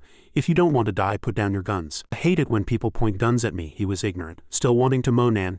Damn it, only 2 people dare to be so arrogant. Get down here. Chi-Chi suddenly walked over to stop them. Wang Yingji, quickly put down your gun. This is Professor Mo from Yanjing University, known as Immortal Master Mo, the #1 person in Jiangnan. Yingji's face was filled with disappointment. If he really is the #1 person in Jiangnan province, then a frontal confrontation would probably leave us helpless. Damn it, he's actually Qiqi's acquaintance. He immediately ordered Bizi. Su Bizi, let's go, we've met an acquaintance. Brother Yingji, she said respectfully. Professor Mo. Do you remember me? I'm Tang Qiqi and I'm really sorry for scaring you two. We'll be having a barbecue tonight. You two should join us as an apology. With Qiqi's appearance, Mo Nan finally got out of the car with peace of mind. This little princess of the Tang family is still so thoughtless. Never mind, perhaps I can get some clues from the Tang family members. Then we respectfully accept. Qiqi sat by the campfire asking confusedly, Professor Mo, who is this beautiful lady? Mo Nan smiled faintly and introduced. Speaking of which, you two are both alumni of Yanjing University. Qingtai also spoke up to greet. Hello Sister Qiqi, I'm Yan Qingtai. At this moment Wang Yingji cursed under his breath outside. Damn it, who are all these people? Qiqi knows, Bizi whispered. Brother Jia, we've been in this godforsaken place for half a month. Isn't that Yi Liuli messing with us? Yingji folded his arms and denied. Impossible, use your brain. Why would she follow us here just to mess with us? Mo Nan handed a photo to Qiqi. Qiqi, have you seen this girl in the desert? She hesitated for a moment, then shook her head. No, I haven't. Is she the teacher's girlfriend? I thought you all came to the abyss of Kangwu. So you're looking for someone? Mo Nan feigned incomprehension. Can you find her with just a few of you? Qiqi immediately reported the situation. No, we originally followed Sister Liuli into the desert. If Sister Liuli were here, she would definitely be able to lead us to Kangwu Abyss. She added that if their large group hadn't encountered a sandstorm earlier, they might have already arrived by now. We've been separated for a few days and haven't been able to contact her. Upon hearing this, Mo Nan propped his chin, pondering. No wonder he didn't see her at the Panlong banquet. It turned out she was here. These people probably came to this isolated place before the Panlong banquet began, which is why they weren't afraid of him at all. He glanced at Yingji behind him thinking it was good, knowing his strength might make them hold back information. Qiqi proposed, then let's go together. If that beautiful lady is really in the desert, then Kangwu Abyss must have a clue. Mo Nan readily agreed. I'll consider it. Unexpectedly, Yingji suddenly interjected loudly. Consider what? Have you asked me, the team leader, about this?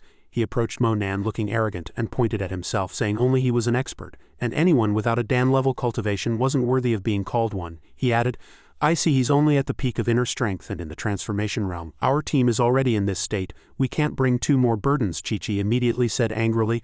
Mo Nan is very powerful. He once took down a whole bunch of Cao family members at the Yi family. Didn't you know about this? Yingji laughed contemptuously. If he were really powerful, he should have died when I pointed a gun at him just now. Just then his subordinate walked in with several skewers of meat. Brother Jia, I've cut the meat.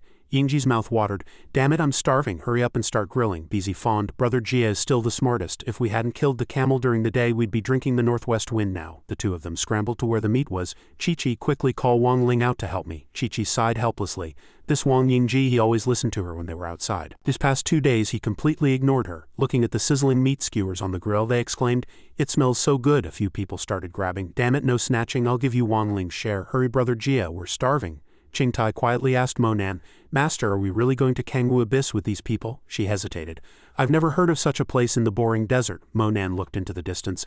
Actually, it's my first time hearing about it too, but if this matter is related to Yi Lioli, then its credibility is still very high these past few days. Xuanian's sensation has never left this desert. It's very likely related to this Kangwu Abyss. Qingtai tugged at Mo Nan, explaining, Master, I've never heard of a place like Kangwu Abyss in the Taklamakan Desert. Mo Nan crossed his arms, speculating. It's my first time hearing about it too, but this place is very likely to have clues about Kuan Yin, he worriedly said. Kuan Yin has been missing for many days, and every extra day means more danger. My current situation prevents me from pinpointing Kuan Yin's location. Although these people are not trustworthy, they are the best choice. Yingjia called out from behind with meat skewers. Come here, Qiqi, this is yours. Qiqi politely invited Mo Nan. Immortal Master Mo, come quickly and eat some meat. Yingji suddenly flared up. Qiqi, what are you doing? I haven't agreed to them joining yet. Qiqi couldn't help but retort. Wang Yingji, you're so annoying. I'm just sharing my portion. You're being too nosy. She angrily ran over and grabbed Qingti's hand, pulling Qingtai to her side. Qiqi said angrily, Yan Qingtai, ignore that stingy guy. Come quickly and eat some meat. A few people nearby suddenly recognized her true identity. Yan Qingtai, I think I know her. Is that the big star Yan Qingtai really her? Qingtai awkwardly smiled and refused. But I really didn't say that. Yingji's subordinate reminded, Qiqi, you're too casual. Qingtai is a big star. She needs to maintain her figure. He approached Qingtai with a few meat skewers. I'm actually your fan. These are my meat skewers. Please accept my sincerity. Qingtai awkwardly dodged. I appreciate your kindness. Just then, Bizi whispered to Yingji, Brother Jia, I just checked their car. There are no supplies inside. Yingji sneered. So they're paupers, still trying to put on a brave front here. Thinking this, Yingji loudly called out to Mo Nan, Hey Mo. He handed over a piece of roasted meat, commanding. That girl listens to you very well. She's trembling with hunger but won't eat our meat. Give me your car and this meat is yours. On the way to Kangwu Abyss I will protect you and you'll have enough food and water. Unexpectedly, Monan directly waved his hand, sending the meat platter flying from his grasp, his face grim, and he said angrily, "Scram, don't bother me." Xianxia loudly said, "Kid, you're quite something." Qingtai, sensing an impending conflict, quickly interrupted. "Master, I'm sleepy and I can't find a blanket. You go wait in the car." Monan immediately ran over. "I'll be right there." Xianxia ignored, immediately flew into a rage. "How dare you ignore me?" He gritted his teeth and cursed. "Damn it, so he's a kept man of a female celebrity. Why does he get to have so much fun with a stunning beauty in the car?" Thinking this, Xianxia loudly called out, "Wang Ling, come to my tent." Wang Ling hastily replied, "Now I haven't finished eating yet." Xianxia angrily urged, "Hurry up." He then proceeded to engage in adult activities with Wang Ling in the nearby tent. "This slut keeps screaming louder." Qingtai lay in the nearby tent, blushing with shame. "How can there be such an annoying person?" Monan's car gradually drove through the long desert. Qingtai asked curiously, "Master, how much longer until we arrive?" He drove, assuring her that if Chi-Chi's route was correct, they should arrive soon. After a while, a city appeared before them. "Look, we can see it now," Xianxia said smugly. "Damn it, we finally made it." Chi-Chi next to him added, "I see it too, that's Kangwu Abyss." He patted the camel's back, urging, "Beast, run up for me." The camel quickly overtook Monan's car. "Faster, faster," Chi-Chi reminded in panic. "Wang Xianxia, slow down, the camel is startled." Suddenly, the sand beneath their feet collapsed, sucking the camel's legs. Xianxia panicked. "Oh my god, it's quicksand," Chi-Chi accused in panic. "Didn't I tell you to slow down?" Monan seemed to find the appearance of quicksand too coincidental. Qingtai sighed, admonishing, "That fool, master, should we get out and help?" Monan flatly refused. "No, this quicksand isn't that simple. You stay in the car and keep watch." With that, he quickly jumped out of the car. Monan timely grabbed Xianxia and Chi-Chi, pulling them out of the sand pit. Chi-Chi reluctantly thanked him. "Monan, thank you." Xianxia, however, arrogantly shook off Monan's hand. "Who asked for your help? I can get out myself." He frowned, reminding, "Don't lower your guard, this isn't the time to show off." Looking at the sand pit, Monan guessed there was something strange about the quicksand. A voice came from the space. "Boss's quicksand didn't catch anyone. It seems I'll have to take action personally." Suddenly, countless bandits emerged from the sand, discussing among themselves. "That little chick looks good, brothers are in for a treat."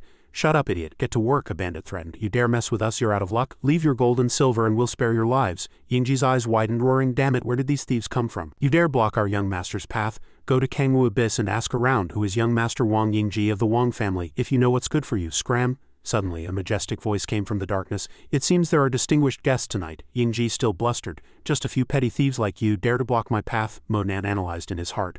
"No, with the cultivation of these desert bandits, they are not capable of controlling quicksand to form a trap. There must be someone else behind this." He stomped fiercely, creating a tremor. "If you know what's good for you, scram." The tremor caused the sand beneath their feet to instantly explode, scattering everywhere. Xianxia's attitude immediately did a 180-degree turn, trembling from head to toe as he looked up and asked, "Who are you?" The person in front of him revealed a sinister smile.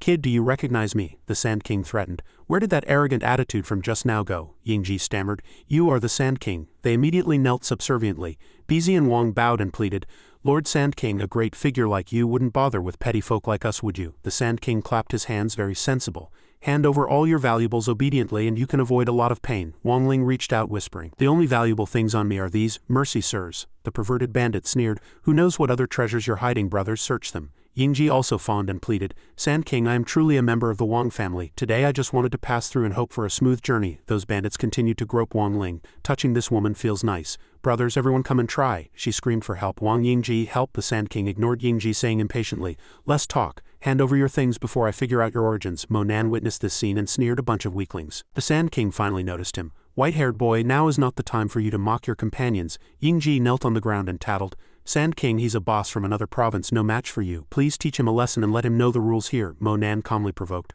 "Why is someone calling me again? I hope your skin is thick enough because everyone who told me to kneel before has been roasted." Chi-Chi uncomfortably reminded him. "Monan, this Sand King was once the senior disciple of the Flying Crane sect. After being expelled for betraying his master, he crowned himself king here." Monan nodded, instructing, "Oh, I see." Telling Chi-Chi, "Step back a little." The Sand King was immediately enraged. "Very well, it's been a long time since I've met such a stubborn fellow." He immediately summoned 2 powerful sand soldiers. "Then let me show you my sand soldiers." Monan calculated that with this person's cultivation, controlling quicksand was probably his limit.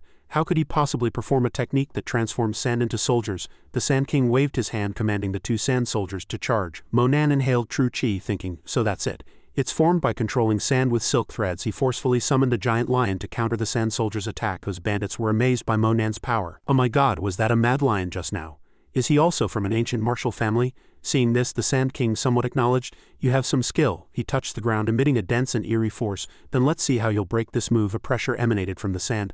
Something gradually emerged from the thick sand. A giant sand hand shot out trying to grab Monan. He reacted in time, turning and shattering its intention. The Sand King continued his moves, well blocked, but how will you block the others? Countless sand hands were summoned by him from space surrounding Monan's position. Qingtai, sitting in the car, anxiously shouted, "Master!" As the sand hands lunged, Monan leapt into the air, easily dodging the attack. The Sand King calmly watched him. I knew it wouldn't be that easy.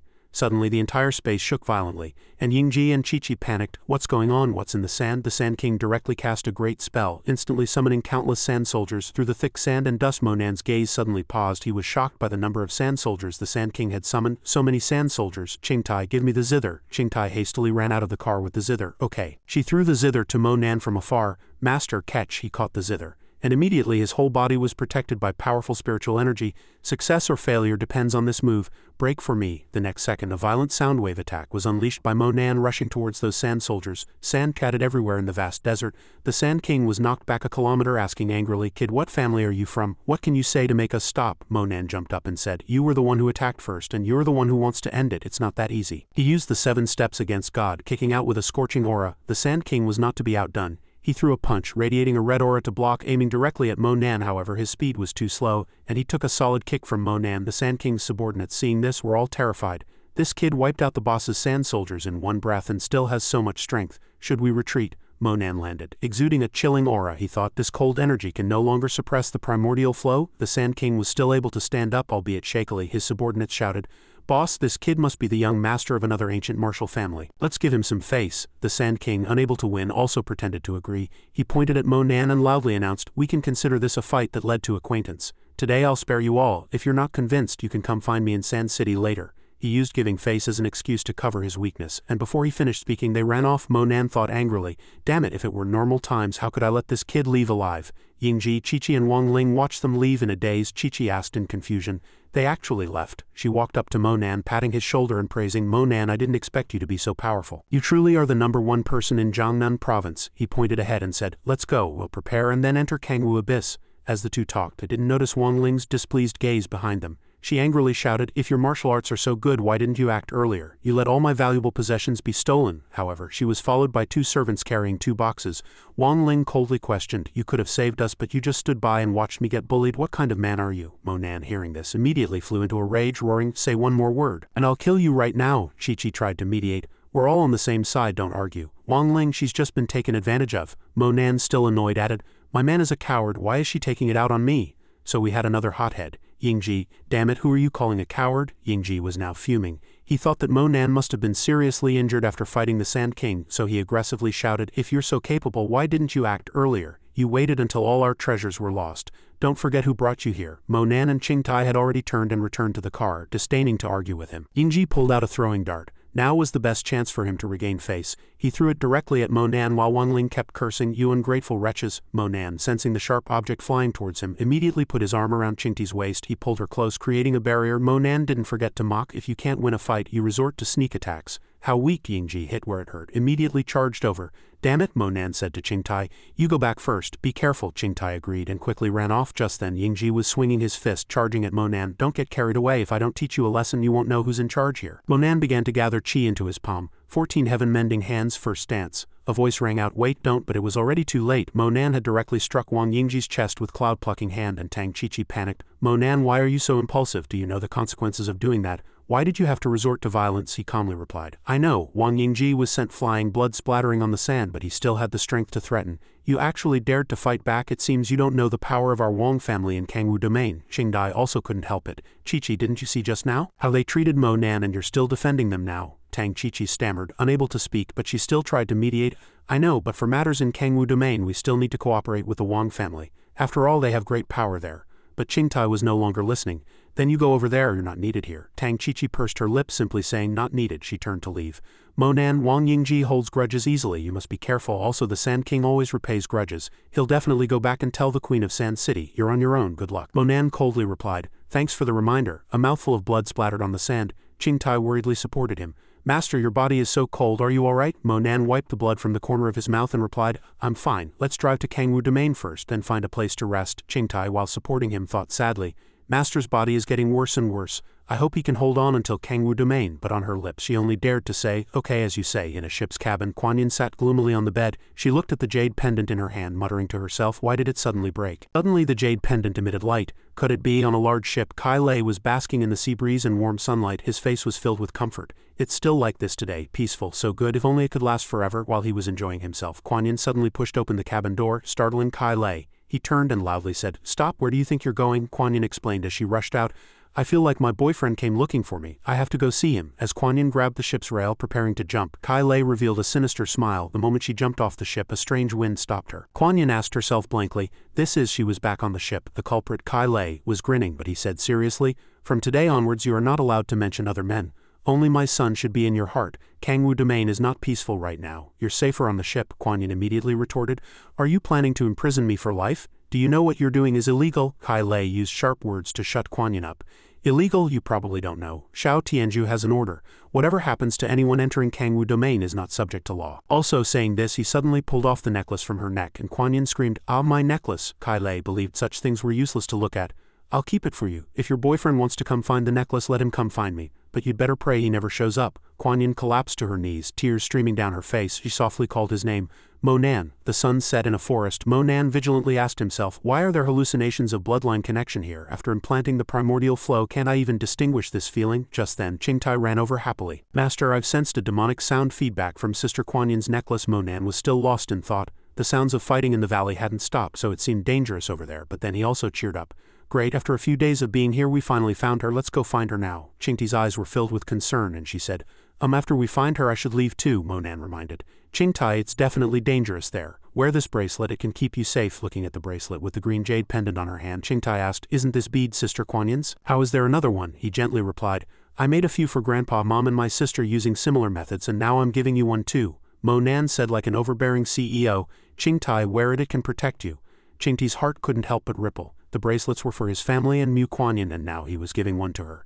Did it mean she was becoming as important to Mo Nan as they were? But then she showed a bitter smile, thinking he only sees himself as family or a sister, not with the same feelings he has for Mu Kuan Yin. Qingtai, if that's truly the case, what should I do? Suddenly Mo Nan's voice pulled her back to reality. Qingtai, did you hear what I just said? Qingtai softly replied. Mo Nan continued, okay then let's enter the valley. Remember to protect yourself well. I understand. In a place surrounded by mountains filled with strange flowers and exotic herbs, the collision of martial artists appeared on the hillside. Two hands fiercely clapped together, then pushed apart. Kai Lei spoke. Wang Zhang, after all these years you're still using despicable means to sneak attack. Wang Zhang laughed loudly. Kai Lei, you're past your prime. Go back and call old Demon Zhao to step in. Kai Lei mocked. The reputation of your Wang family is ruined by people like you. A crooked upper beam makes a crooked lower beam. No wonder your descendants are all the same. Wang Yang's mouth was just as sharp.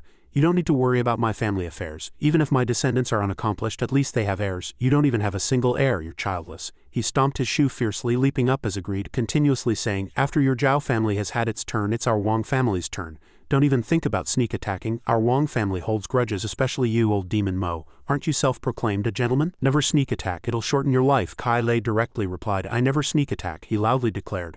I only slap faces. Wang Zhang immediately covered his face with both hands. Damn it, Bai Xing announced. If the Wang family has withdrawn, then next. Suddenly a fierce voice rang out. Who said our Wang family withdrew? Wang Yingji walked confidently. Junior Wang Yingji, new to Kangwu domain, please guide me. This time I represent the Wang family. Bai Xing looked him up and down, then nodded. Okay, then you go. You only get one chance. Junior understands. The people around began to discuss. How far do you think this kid can go? About 100 meters.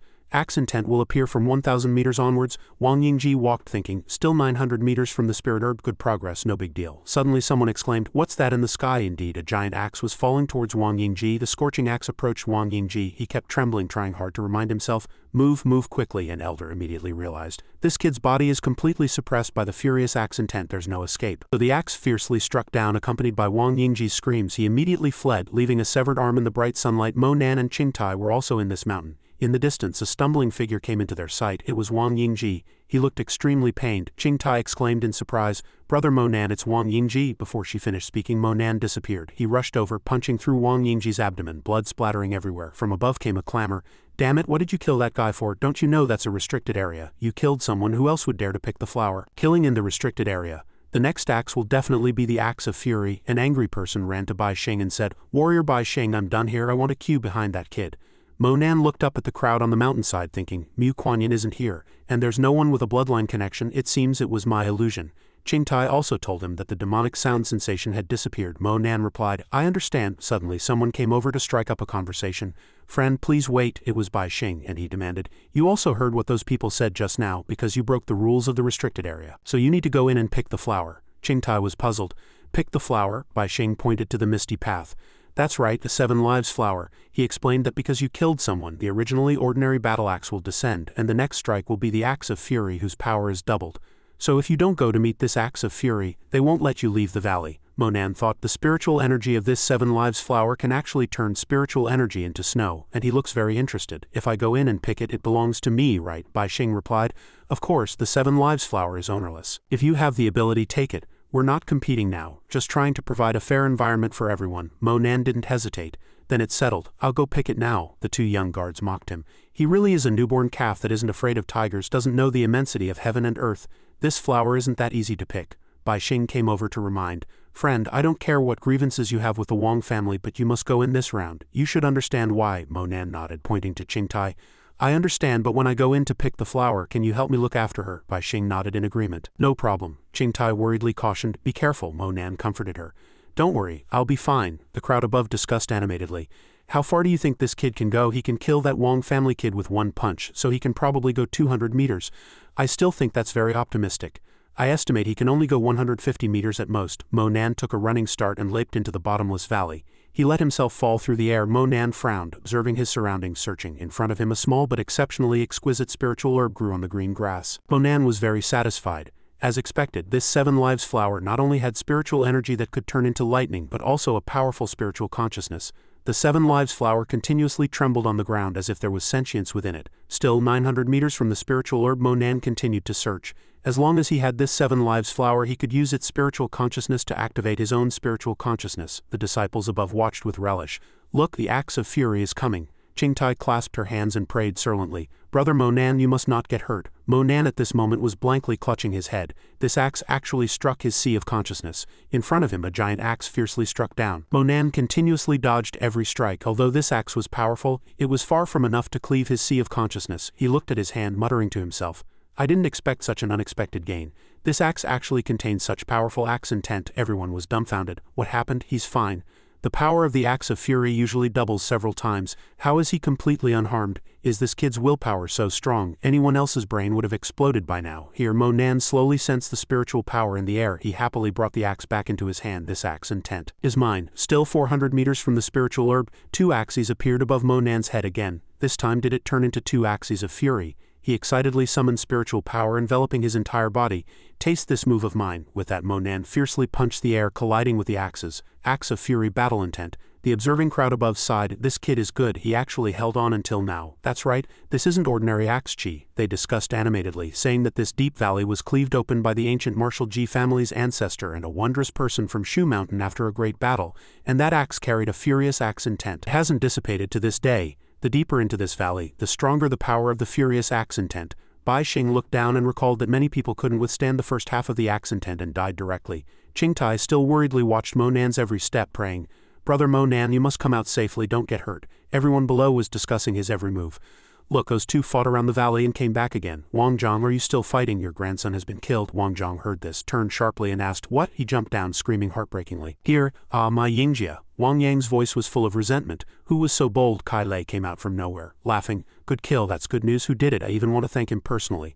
Wang Zhang immediately flew into a rage, turned and punched the old man. The abyss below was instantly filled with smoke and dust accompanied by collision sounds. Here Mo Nan was only 100 meters away from the spiritual herb. This murderous intent, is it probably the last wave? He looked at the battle axes flying towards him, confidently saying, bring it on. Everyone above was startled.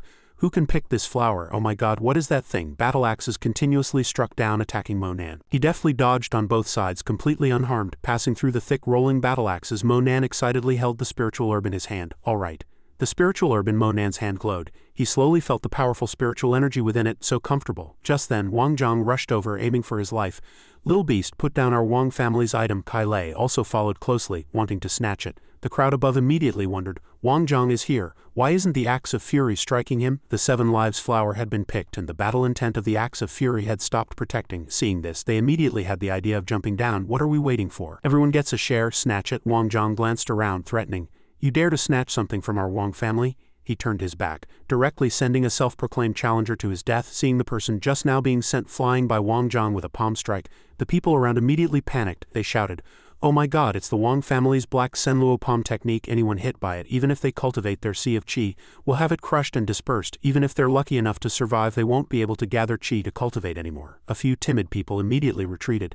"Don't take this palm, retreat quickly," Wang Zhang mockingly sneered. "A bunch of trash, little beast. Immediately hand over the 7 lives flower." Mo Nan snorted coldly, putting the spiritual herb into his embrace. Wang Zhang provoked, "What, do you think you can defeat this old man?" He belligerently rushed over, wanting to snatch it. "Give it here." Mo Nan also punched to meet Wang Zhang, still full of confidence. "Let's see how many moves you can withstand." As soon as he finished speaking, a series of palm winds came from nowhere, knocking Wang Zhang to the ground. He turned back and cursed Kai Lei. "You old invalid, what's this kid to you?" Kai Lei calmly replied, "Nothing, just thought it was a good opportunity to beat you up." Wang Zhang was speechless. Mo Nan also felt puzzled as to why this person would help him. Several voices came from behind him. "Kid, this 7 lives flower is ownerless." Several disciples found Mo Nan and said loudly, "Since we were here first, shouldn't we follow the rule of first come, first served? You've already absorbed a part of it. Now this 7 lives flower should be handed over to us. We let you pick the 7 lives flower first. You can't be ungrateful." "I just need to pick 1 flower," Mo Nan retorted. "You yourselves admitted that whoever is capable gets it. Now do you want to renege together?" Those few people shamelessly argued. "You also know that whoever is capable gets it. So what strength do you have now? Why don't we set up an arena and whoever wins, it belongs to them?" Mo Nan waved his hand and smiled contemptuously, full of challenge. "It's my property. Why should I share it?" Mo Nan confidently challenged. "Why should I give away my property?" Wang Zhang roared from behind. "What's your property?" "That's our Wang family's property," he accused. "You killed Wang Yingji and stole our Wang family's position. This 7 lives flower originally belonged to our Wang family." Kai Lei immediately mocked. "True to your Wang family's style, despicable and shameless." Wang Zhang pointed at Kai Lei and shouted, "How our Wang family conducts its affairs is none of your business." Mo Nan seemed to notice something, murmuring to himself, "Why does this person give me a familiar feeling?" Here Kai Lei continued to provoke. "He doesn't even care that his own grandson died, and now he's still thinking about that flower." Mo Nan guessed, could he be the father I've almost never seen? No, father wouldn't cultivate, and this person has very high cultivation. The disciples behind were still earnestly persuading, "Kid, be sensible, hand over the flower, we have time to waste with you here. Once you're too hungry to stand, you'll go meet King Yama." They shamelessly echoed, "Exactly, this kid also brought a girl. Where is she? Her eyes. Come here, let's go grab that girl," Mo Nan said coldly. "Do you think the axe of fury intent is used to protect this 7 lives flower?" Wang Zhang pointed and mocked. "Stop pretending there. Hand over the 7 lives flower now and I'll let you leave unscathed." Mo Nan frowned, channeling spiritual energy in his palm. "Then you'll see this axe of fury intent." He punched fiercely at the nearby mountain wall, and the rocks on the mountain wall, under intense pressure, instantly shattered into countless pieces. Wang Zhang cautiously looked up. "This is a sword." From the mountain wall, a black sword appeared with a piercing sound, and everyone screamed.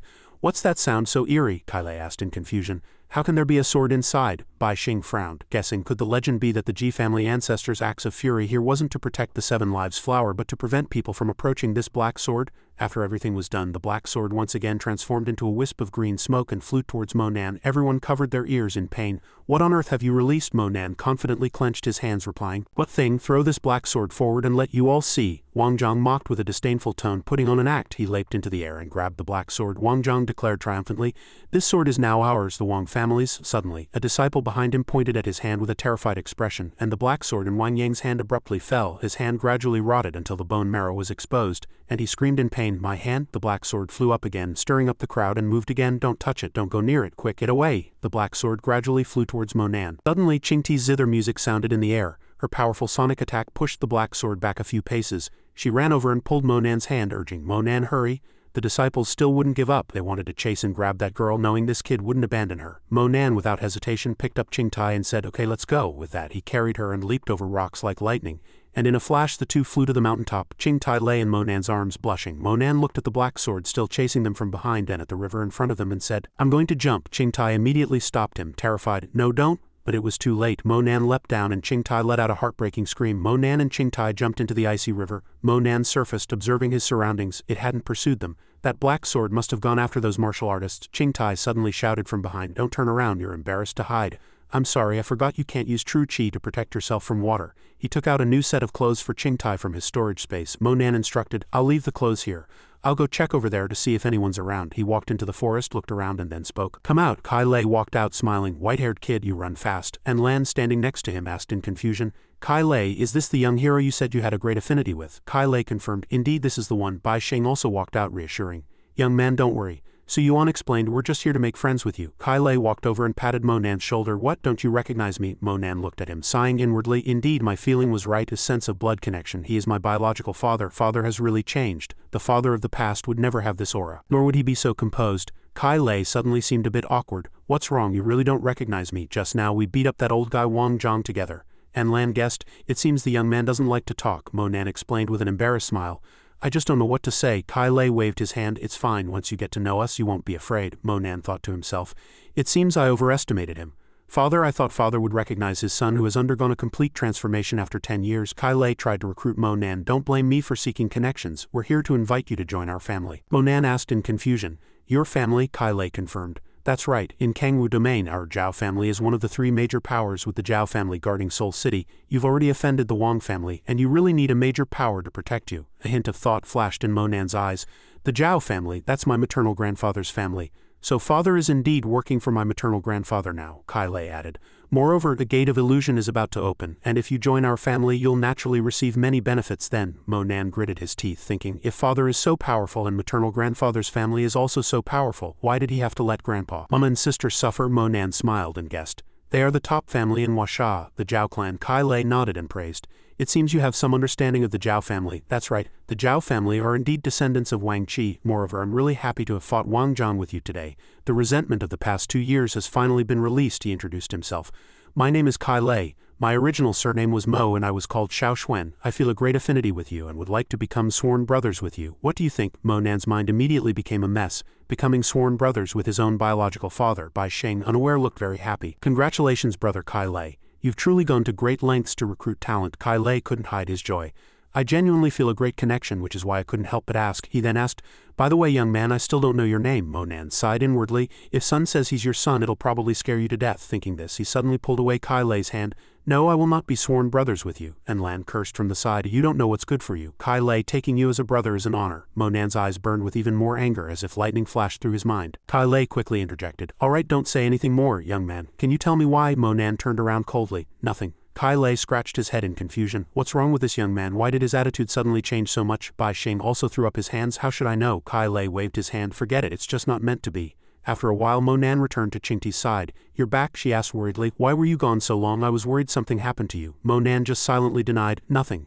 Qingti noticed his hands were tightly clenched and ice had appeared on them. She worriedly looked at Mo Nan's trembling hands. Qingti quickly ran over and touched his cheek. What's wrong? His body is so cold. She shook Mo Nan fearfully. Brother Mo Nan, what's wrong? Don't scare me. Mo Nan was still lost in thought at this moment. Is this why father hasn't come home for years? Because he has another woman? He squatted on the ground asking himself, is this the father I almost died to see several times in my previous life? Qingtai was on the verge of tears from worry at this moment. Brother Mo Nan, are you worried about sister Kuan Yin? It's okay, we'll find her soon. She must be in Kangwu Domain. Mo Nan suddenly snapped out of it. Kuan Yin, that's right, Kuan Yin. He frowned, regaining his composure. You're right, we must find Kuan Yin. Once we find her, we'll leave here together. Qingtai happily hugged Mo Nan. You're okay, that's great. I thought something had happened to you. What would I do if something happened to you? Mo Nan gently patted her, comforting her. I'm fine, don't cry. Qingtai stopped crying and nodded happily. Mo Nan wiped the tears from her face, urging, let's go. Qingtai nodded. Okay. They found the Zhao family who were guarding Soul City, and Qingtai looked up in admiration. Brother Mo Nan, is this an ancient city? I've seen them in commercials, but this is my first time seeing a real place where people live. Mo Nan immediately remembered that Soul City was the territory of his maternal grandfather, Zhao Qi. He turned and instructed, don't call my name here, call me Qinghan. Qingtai blinked, signaling, I understand, brother Qinghan. The two quickly entered the bustling Soul City, teeming with people. Qingtai looked around, asking in confusion, brother Qinghan, look, they're still using pocket watches. Does that mean they're very resistant to new technology? Mo Nan confirmed, mostly yes. The martial artists here are somewhat conservative. They believe modern technology has no benefits, but many of them truly possess genuine skills. Even an atomic bomb might not be able to kill them. The pocket watches you see are just for convenience. If a wristwatch can't withstand a few clashes, it will break. He explained that the circulation of blood in the human body corresponds to the rhythm of movement every hour and minute. Just by touching it a few times, one can tell the time. Qingtai covered her face, sighing. Really, brother Qinghan, how do you know everything? Mo Nan humbly said. Nothing, let's continue to explore this city. Qingtai pointed ahead and said, Brother Qinghan, let's go see the statue over there. Mo Nan nodded. Okay, suddenly his face turned pale and his eyes were unusually vacant. Qingtai asked worriedly, "What's wrong with you? Don't scare me." Mo Nan clutched his chest, reassuring her. "Nothing, the 7 Lives flower's medicinal effect is too strong, it'll be fine in a moment." Qingtai relaxed. "Is that so? That's good." Mo Nan was secretly surprised, not expecting his spiritual consciousness to activate at this moment. Now he could see his surroundings even with his eyes closed. After walking for a while, the two of them saw a huge stone statue on the road. The stone statue is truly majestic. Mo Nan felt the demonic sound lingering. It disappears here. Wait a moment. He suddenly noticed a hint of abnormality, a murderous intent. A loud noise suddenly erupted in Soul City. Mo Nan, quick-witted, activated his shield in time. "Who goes there?" A familiar voice came from the rooftop. "Little beast," Cao Kun pointed angrily at Mo Nan, shouting, "When you killed our entire Cao family, did you ever think there would be a day like this?" Mo Nan cautiously instructed Qingtai, "Move further back." Qingtai said worriedly, "Be careful." Cao Kun continued to attack the two of them. "Don't think of running." This strike hit Mo Nan's shield, shattering it. Immediately recognized, "You weren't killed by the blood mirror back then. You're Cao Lingtian's grandfather." Mo Nan gritted his teeth and cursed inwardly. Damn it to have a backlash at this moment. Cao Kun walked down, confirming, "That's right, the blood debt of countless people in our Cao family." He planned to continue his attack. "Today will settle every score." Mo Nan stared, resigned to fate. "If I die, I die. At worst, we'll die together." Suddenly, a dull thud interrupted the battle. Kai Lei's appearance displeased Cao Kun. "Kai Lei, you dare to meddle in my supreme sect's affairs. Are you tired of living?" Kai Lei replied contemptuously. "Is there anything about your Cao family that I can't meddle in?" Mo Nan looked at him in confusion. Kai Lei reprimanded. "Cao Kun, this is Soul City. How dare you act so arrogantly and kill here?" Cao Kun said defiantly. "What's wrong? The gate of profound realm is about to open. Do you think old demon Zhao is about to come out, giving you the confidence to start being arrogant and overbearing?" Kai Lei laughed heartily.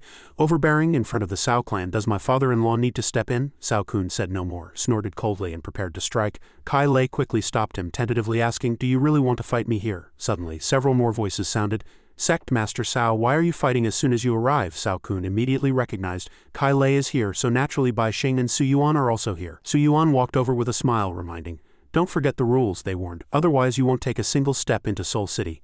Cao Kun's face darkened, and the surrounding atmosphere also gradually grew somber. He turned and fled from the place, and before leaving, Cao Kun still said, "Little beast, don't die too soon, we'll meet again." Kai Lei walked forward to greet him. "Young man, it seems we truly have a great affinity." Mo Nan didn't reply, just gave him a cold, indifferent look. Kai Lei friendly invited, "Don't be so cold now that you're in Soul City. Why not come to our mansion for a sit-down?" Mo Nan's mind was racing at this moment. "Go to the Zhao family. The most urgent thing right now is to find Mu Kuanyin." But the bracelet sensation stopped here, unable to track further. Qingtai has also helped a lot along the way, but I can't keep putting her in danger. If I can properly arrange her, I can search for Kuanyin with peace of mind. Qingtai ran over to report, "That person seems to have left. Are you okay?" Mo Nan comforted her. "It's fine now, thanks to this senior's help." Qingtai bowed her head in thanks. "Greetings, seniors, I'm Yan Qingtai. Thank you very much for helping us out of danger." Mo Nan also introduced, "I'm Qinghan, then I'll trouble you, senior, to lead the way." Kai Lei and the others nodded and stepped forward. "Okay, let's return to the mansion." "Qinghan, this name isn't bad, a bit feminine." "I wouldn't give my son a name like that." Mo Nan followed Kai Lei and his group through the streets of Soul City. Kai Lei turned and asked, "Young brother Qinghan, did you come to Kangwu Domain to enter the illusion realm? With your cultivation, entering Dragon Ruin might barely qualify you." Mo Nan shook his head and denied, "No, I'm here to find someone. My girlfriend disappeared after coming here, and I must find her." Kai Lei showed interest. "Looking for someone? I'll call my subordinates over in a moment." He described the specific situation, detailing her appearance to that person. "With the capabilities of our Soul City, finding one person shouldn't be difficult." Mo Nan nodded in agreement.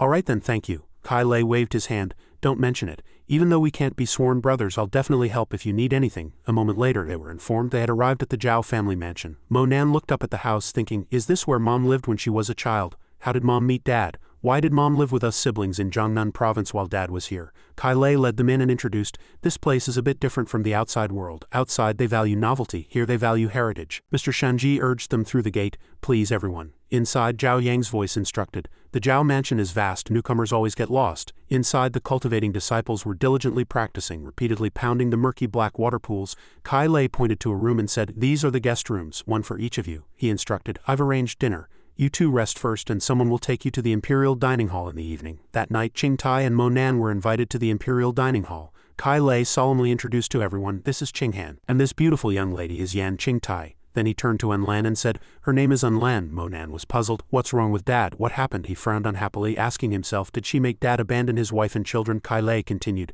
"This is Su Yuan, you two should have met him already." Su Yuan waved in greeting, "Young man, we meet again." After saying that, he urged everyone, "Let's eat." These dishes are specialties of Kangwu domain cooked with spiritual herbs. They are not only delicious but also beneficial for the body. He suddenly coughed a few times. Those cultivating disciples who were exhausted before became energized after eating one meal, and Lan walked forward worriedly. Are you all right? Kai Lei comforted her. I'm fine, Mo Nan spoke with a somber expression. General Kai Lei, still coughing, turned around. What is it, young brother Qinghan? Mo Nan abruptly stood up and asked directly. I heard you have a wife and children outside, is that true? Qingtai quickly whispered a reminder. Mo Nan, don't be impulsive, Kai Lei asked in surprise. How do you know? Mo Nan wanted to continue, but Kai Lei's coughing became more violent. A look of panic appeared on his face as he stared at his palm. There was a small puddle of blood he had coughed up on Kai Lei's hand. The next second he lost all strength and collapsed to the ground. Fortunately, Lan caught him, quickly helped him back to his room. Su Yuan said worriedly, What happened? It's only the beginning of the month, why did it relapse so quickly? And Lan guessed. It must be the old injury flaring up again after fighting that old scoundrel from the Cao family. Let's quickly help the weakened Kai Lei leave, Qingtai asked in confusion. Qinghan, what's wrong? You seem to have something you wanted to say to General Kai Lei, Mo Nan immediately denied. Nothing, let's go. The two left the dining hall and were about to return to their rooms when someone ran over. Zhao Zhang scratched his head, explaining, Apologies, both of you. The general's old injury has relapsed, so he can't continue to entertain you. Qingtai asked, Is the general all right? Zhao Zhang merely shook his head. I don't know. It used to relapse once or twice a year, but recently it's been every month. He forced a smile. Now it's even more frequent. This month it's already relapsed 3 times and we can only watch. Look at me, why am I telling you all this? Mo Nan asked. How did he get injured? A prominent family like your Zhao family can't even one person cure him, Zhao Zhang said helplessly. If we could cure him, wouldn't we try our best? We just hope that after this illusion dragon ruin opens, we can go in and find spiritual medicine suitable for him. Otherwise, he scratched his head. And I don't even know how he got injured. I heard it has something to do with the people in the secret realm. And our Zhao family's old patriarch has also been trapped in the secret realm for 10 years. Mo Nan immediately decided, Take me to see General Kai Lei. In the room, the alchemist asked in confusion, Did he just fight me? How could a Xianxia Qi coincidentally invade his old injury? And Lan recalled, He fought with the old fellow from the Cao family. Let's continue with the same method of extending his life as last time. The alchemist sighed helplessly. No, that would require too much sacrifice from you. I'll use a flaming golden needle to pierce his body and temporarily suppress it. The flaming golden needle entered his body like a devouring silkworm. Mo Nan arrived just in time to hear how it needed to be suppressed, otherwise the Xianxia Qi would spread throughout his body. Several guards at the door immediately stopped him. Who are you, kid? Don't disturb the alchemist from saving someone. Zhao Zhang awkwardly advised, Young brother Qinghan, you can't harm me at this moment, just watch and don't make a sound, Qingtai reminded. Don't talk nonsense if you don't understand. If you draw the Xianxia Qi out of his body, the poison in his old injury will spread, and then his whole body will be poisoned and rot, disfiguring him. Mo Nan frowned unhappily and reprimanded. Since he's already beyond saving, is he still worried about not being able to preserve a handsome corpse? The alchemist nodded in confirmation. Exactly, even if we suppress it this way, it's not a long-term solution. It's better to draw the poison from the old injury out of his body to relieve the pain in his heart, and he will naturally wake up, he instructed. As for later, as long as the illusion realm opens and we get the spiritual medicine, it'll be fine, and Lan also agreed. Right? The alchemist glanced at Mo Nan. Kid, you're pretty good. But drawing out poison isn't a casual matter, Mo Nan calmly replied. Then I'll do it, the alchemist hesitated. This, and Lan spoke up in support from behind. Let him do it. Since Kai Lei trusts him, I trust him too. Mo Nan immediately reached out to touch Kai Lei's body to sense. He quickly discovered toxins, Gu witch curses, and other powerful forces. These forces were like ferocious beasts trapped in a cage, constantly trying to break free. Has Dad been living like this all these years? On the sickbed, Kai Lei was still weakly gasping for breath. Mo Nan carefully examined him and said, Give me the golden needles. He picked up the needles, scanning Kai Lei's body. Mo Nan skillfully inserted the needles one by one into his body. Han Shi and Lan silently observed his every move from the side. Mo Nan inserted the last needle and muttered to himself, It took 3 hours, but it's finally stabilized. He turned around and instructed, I've stabilized his body, but for a complete cure he must have sufficient spiritual medicine. Han Shi nodded in agreement. All right. Suddenly someone came to report. Master Qinghan, our old madam heard that your medical skills are superb and wishes to see you. Mo Nan glanced at him and replied, I understand, take me to her. The person walked and led the way. Master Qinghan, our old madam is waiting for you inside. In the room an old lady was already sitting there. Are you the young man who saved my son-in-law? Thank you very much. Suddenly her gaze seemed to recognize something, and she trembled, pointing at Mo Nan, stammering. You? Mo Nan's maternal grandmother stepped forward and asked, Are you Xiao Nan? Mo Nan was somewhat confused. How would Grandma recognize me? He shook his head and denied. Grandma, you've mistaken me for someone else. He muttered to himself that he had never seen his maternal grandmother in either his past life or this one. Mo Nan's maternal grandmother grabbed his hand. So alike, truly so alike. Look of joy appeared on her face. Your eyes, the way you frown, are exactly like your mother Qinger when she was little. Mo Nan couldn't help but call out twice. Grandma. Mo Nan's maternal grandmother hugged him tightly. The last time I held you, you were only 1 year old, and in the blink of an eye you've grown so tall, she asked with concern. Come quickly sit down, she asked. How is your mother? Monan nodded in confirmation. My mother is very well. A trace of sadness flashed across her face and she added, Then did she come here with you? What am I thinking? How could she come back? Monan asked in confusion. Grandma, what exactly is all this about? Monan's maternal grandmother praised. It seems you had a tough time. If I'm to tell you, I'll have to start from the beginning. Qingtai sat beside them feeling a bit awkward, thinking, This is Brother Monan's family matter, shouldn't I? He said directly. Grandma, please speak freely. She can absolutely be trusted. Monan's maternal grandmother smiled kindly and nodded. I understand. Qingtai still sat there merely drinking tea, not saying a word. Monan's maternal grandmother recalled, Our Zhao family is the sole guardian clan. Our duty is to protect Kangwu domain and the entrance to the illusion realm, absolutely not allowing people from inside to leave freely or people from outside to enter, she continued. It seems Xiao Tianju from Huasha. He once made an agreement with Kangwu domain that people inside must not freely enter and exit various parts of Huasha, Monan confirmed.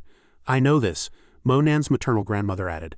The entrance must have a main guardian rotated every 10 years under extremely harsh conditions, and then it was your mother's turn. She recalled that at that time his mother was already pregnant with him, and his father naturally refused to let her guard the illusion realm, so it dragged on for several years. Monan's maternal grandmother suddenly sighed. Also because of this your maternal grandfather was trapped in the illusion realm, and later the family elders decided that your mother must be brought back, she said worriedly. However, it was your father who brought her back. At that time your father only had a little martial arts foundation, and because of this he was severely injured and his old illness has not healed to this day, Monan pondered. The matter that had troubled him for 2 lifetimes was finally clear today. Why did Dad later gain such powerful cultivation? This must be related to Dad's opportunities and possibly to the various GU poisons and witchcraft curses in her body. Suddenly Qingtai spoke up from the side. Grandma, Monan's maternal grandmother asked in confusion. What is it? Qingtai asked curiously. Then Brother Monan's father, what is his relationship with that woman named Unlan? Monan was silent, silently thanking her in his heart. Thank you, Qingtai. Monan's maternal grandmother covered her mouth and smiled, meaningfully. Silly child, did you want someone to ask about it? Your father isn't that kind of person, she explained. And Lan is from the secret realm. She insisted on following your father, otherwise both your father and she would die. Monan's maternal grandmother analyzed. This is also one of the reasons your mother was unwilling to guard the illusion realm. If your mother had guarded it, now there would be a man from the illusion realm by your mother's side, Monan asked in surprise, asking himself, what's going on?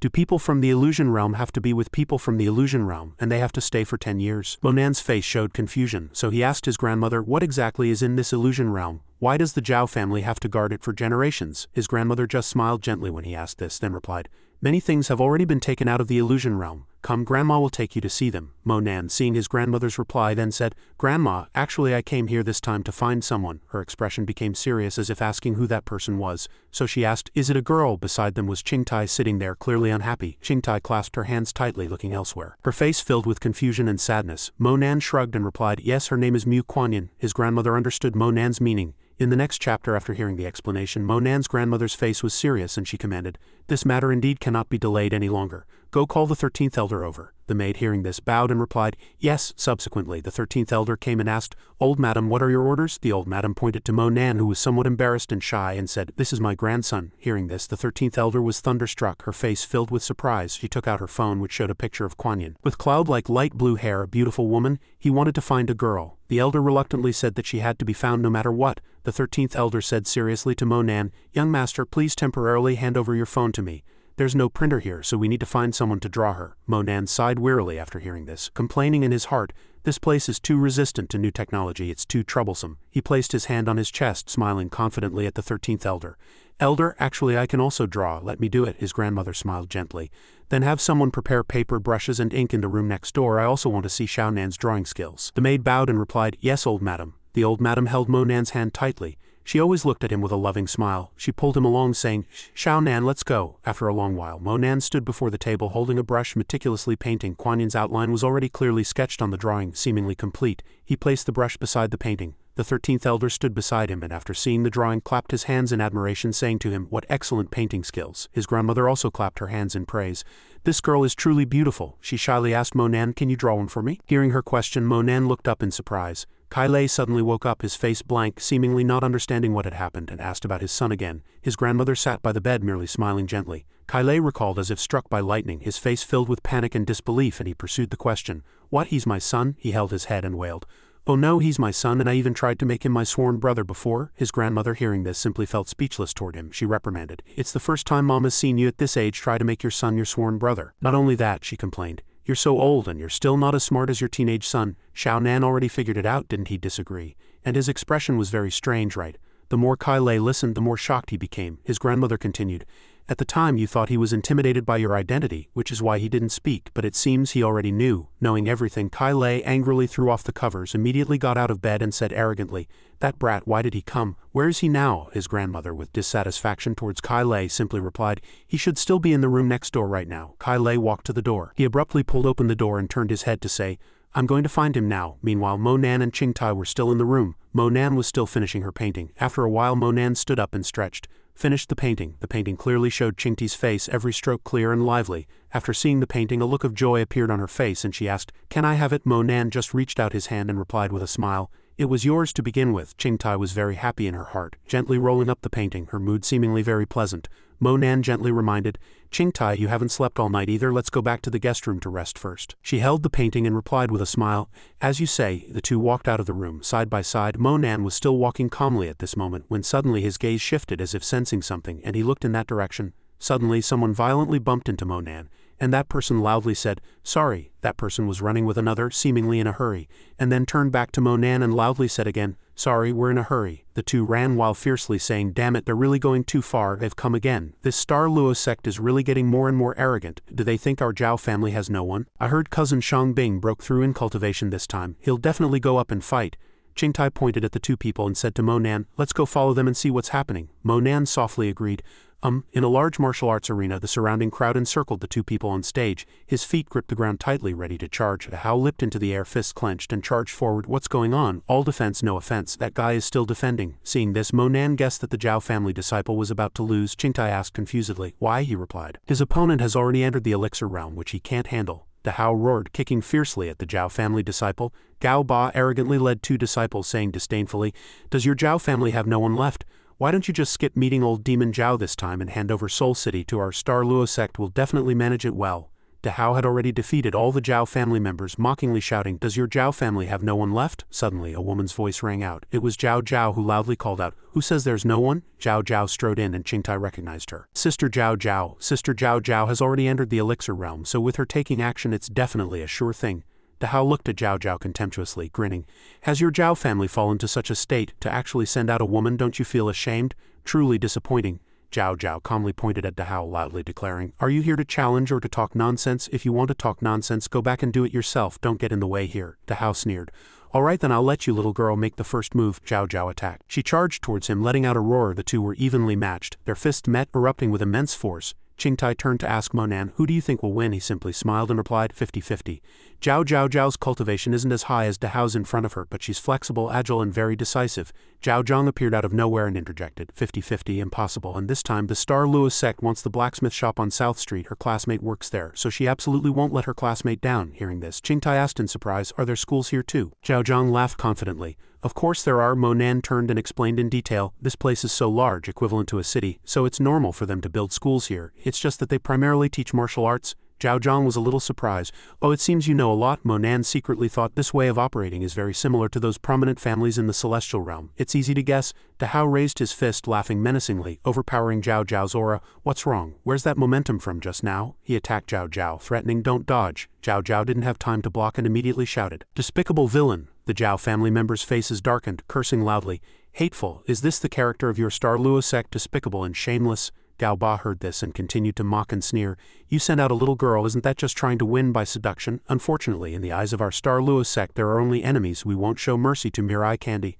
A massive ball of yellow flames suddenly appeared in Hao's hand and he waved it, attacking Zhao Zhao. Zhao Zhao could only dodge each attack with no chance to counterattack. Seeing this, Gao Ba loudly commanded, "Take her down." Hao smiled contemptuously and replied, "Yes, master." Gao Ba smiled, secretly thinking, as long as Hao wins this time we'll get another blacksmith shop. Zhao Zhao refused to be outdone. She unleashed a move, letting out a loud shout.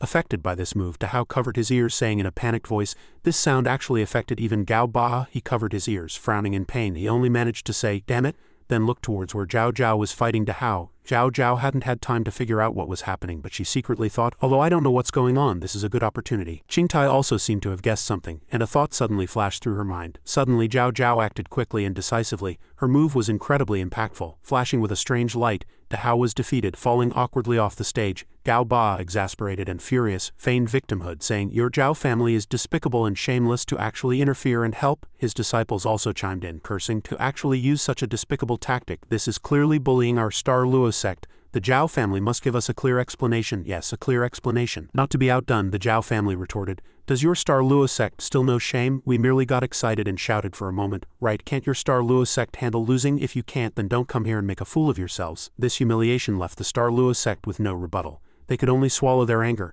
So someone walked onto the stage and gestured to Zhao Zhao. "Little girl, wasn't your lion's roar technique quite formidable just now? I want to challenge you. Come up." Seeing this, Zhao Zhang responded, "Gao Ba, you're already in the mid-stage elixir realm, while our brother Qingyan has only just entered the Qi Gang realm. And you dare to challenge him?" He pointed and loudly shouted, "If you've got the guts, challenge me." That person pointed at Mo Nan, loudly declaring, "The one I want to challenge is him. Come up, if you're a man, get your ass up here. I'll use one hand, but you have to take the blow." Suddenly a familiar voice rang out.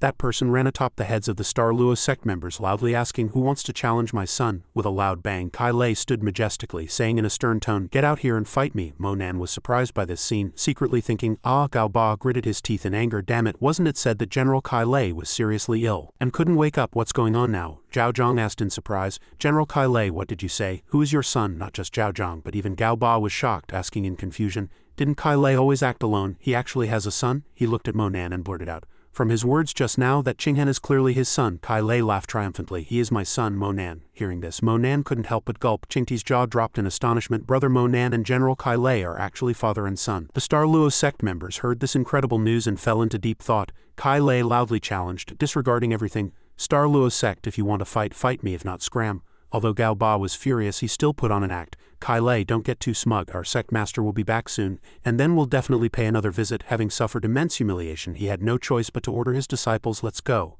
Yes, after the Star Luo sect left, everyone gathered around Kai Lei, asking repeatedly, "Kai Lei, is he really your son? Kai Lei, you're not lying, are you? Do you really have a son?" Everyone gradually became acquainted and each introduced themselves. A cousin said, "Brother Mo Nan, welcome. Thank you for your help just now, otherwise my cousin would have been humiliated." "Hello, cousin. Cousin Mo Nan's hair looks really cool, dyed like that." Kai Lei happily greeted his son, "You're here. Is everyone at home doing well?" Mo Nan dared not meet his gaze, nodding and replying, "Everyone is fine." Su Yuan put his arms around Kai Lei and Mo Nan's shoulders, saying, "You two, father and son, are really interesting. Need a hug? Let's go back to the room and talk." The three of them turned and walked towards the room with unspeakable feelings. In the spacious room, everyone sat down. Su Yuan turned and fixed his gaze on Mo Nan. He then turned to look at Kai Lei, secretly thinking, they're truly identical. Kai Lei then questioned Mo Nan, "How old are you? Why do you have long hair and you dyed it white? Didn't your mother say anything? How could she let you keep such long hair?" Seeing this, Su Yuan secretly stroked his chin, thinking, typical Kai Lei. The first thing he does upon seeing his son isn't to ask about him but to lecture him. Mo Nan was unconcerned, merely looking elsewhere and replying, "It became like this because of cultivation. It'll be fine in a few days." Hearing this, Kai Lei's expression turned slightly sad and he only said, "Oh." Mo Nan and Qingtai remained silent, not saying another word. Mo Nan suddenly spoke, "Dad is a general here, so you must know many people. This time, I primarily came to find my girlfriend. Her aura became erratic after she arrived in Kangwu Domain. Can you help me find her?" Hearing this, Kai Lei looked at Qingtai and asked, "Girlfriend?" He then loudly exclaimed, "You brat, I thought you came to see me." Kai Lei waved his hand, interrupting, "You don't need to look for a girlfriend or anything. I'll help you find someone who will bring you many benefits, and she's also very beautiful." Mo Nan was so angry he pointed directly at Kai Lei, resolutely refusing. "You don't need to worry about matters of the heart, Dad.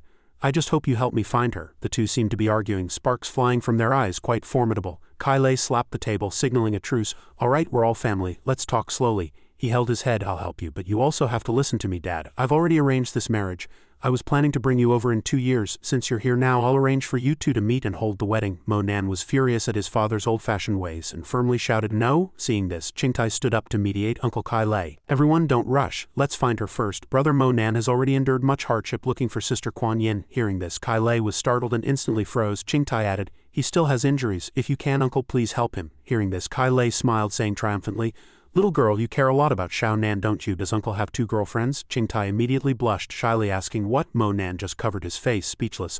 Kai Lei's face showed a determined expression with no intention of letting up. He negotiated, "All right, I'll help you find her. As for that little girl, you'll come with me to meet her." If you don't like her, I'll let her go back. Mo Nan looked at the bracelet on his hand. My girlfriend's name is Mu Kuan Yin, and she wears a bracelet like this one. Seeing this, Kai Lei naturally felt it was familiar and thought, this bracelet looks familiar. Amidst a clear sky and lush competitive flora, Kuan Yin sat lifelessly gazing at the scenery. She sat there, her face filled with sorrow, chin in hands, lost in thought, when suddenly someone called out loudly, Kuan Yin, she anxiously pressed. Grandpa Wangfu, how is brother Mo Nan? Has the primordial flow in him stopped? Is he still alive? He absolutely must be all right, Wangfu Yu gently replied. Don't worry, I've already delivered the longevity spiritual herb to Mo Nan. He'll definitely be fine after using it, he added. However, I heard he went to the desert to look for you. A faint smile appeared on Kuan Yin's face. Looking for me. Then she looked around, reminding, don't let him come here. The Zhao family is truly too powerful. If he comes, he'll definitely be killed by that general. I hope he can live well. Wangfu Yu merely sighed and replied, I know, I'll definitely find a way to find him and stop him. Then he gently stroked Kuan Yin's head, gently persuading, it's also good that he didn't come. I heard General Kai Lei has already brought his son back. Kuan Yin's body trembled slightly, listening nervously to Wangfu Yu's words. His son will meet you soon. Kuan Yin Yu, her eyes welled with tears. As long as he can live, I don't care what happens to me. You absolutely must not tell him. Absolutely must not let him provoke the Zhao family, or provoke the general, Grandpa Wangfu added.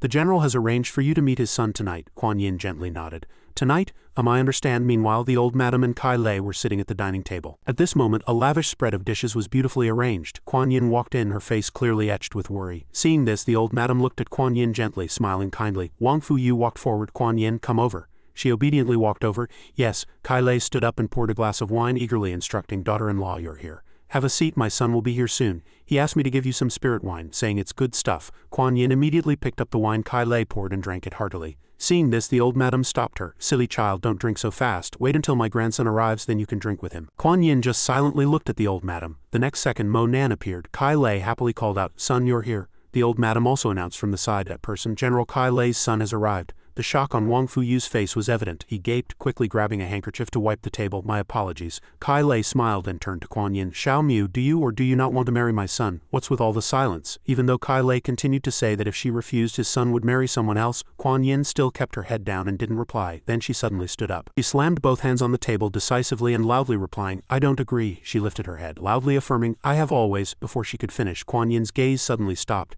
She saw Mo Nan in front of her, looking at her gently. Kuan Yin was astonished, disbelieving. It's Mo Nan, how can it be Mo Nan? Am I missing him so much that I'm hallucinating? Mo Nan smiled, softly calling her name, Kuan Yin. She rubbed her eyes, crying loudly, General Kai Lei's son is you. Saying this, Kuan Yin pushed off with her legs and leapt towards Mo Nan. Mo Nan embraced her, softly saying, Kuan Yin, you've been through a lot. Kuan Yin cried, calling his name. Brother Mo Nan. The two gazed deeply into each other's eyes. Filled with love, they expressed their feelings without hesitation.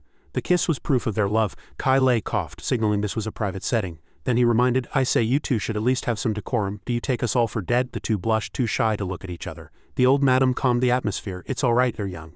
Come sit down quickly, some things still need to be made clear. So everyone sat down at the table seriously. Kai Lei asked Kuan Yin again, do you or do you not want to marry my son Mo Nan? If you don't agree, before he could finish, Kuan Yin quickly replied, I do. Kuan Yin tightly held Mo Nan's hand, turned to him and playfully complained, you scoundrel, did you know all along? You didn't tell me.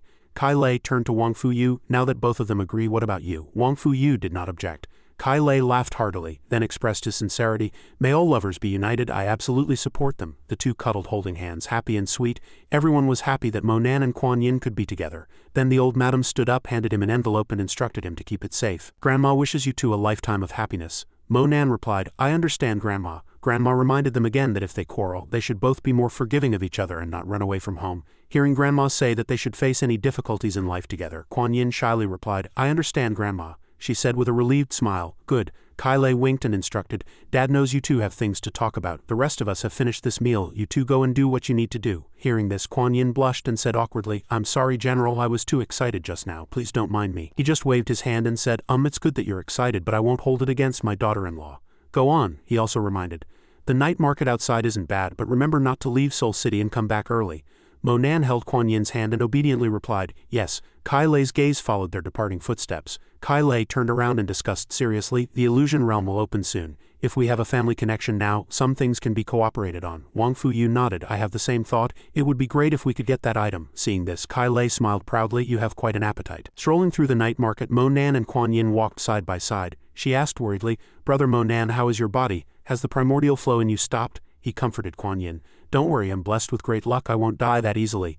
I've already found a solution, he asked suspiciously. Instead, what about you? Why did you foolishly come all the way here to seek medicine? What if you hadn't met my dad? Kuan Yin closed her eyes and happily leaned on Monan's shoulder. She playfully replied, you say I'm foolish, but why did you absorb the primordial flow from me? You're even more foolish. He chuckled at her words. Yes, I'm the big fool and you're the little fool. Suddenly, Kuan Yin asked curiously, by the way, brother Monan, how did you find your way here? Did you come alone? He explained, I originally planned to come alone, but later Qingtai also came along. With her demonic zither's help, I managed to cross the desert and get here. Kuan Yin frowned, puzzled.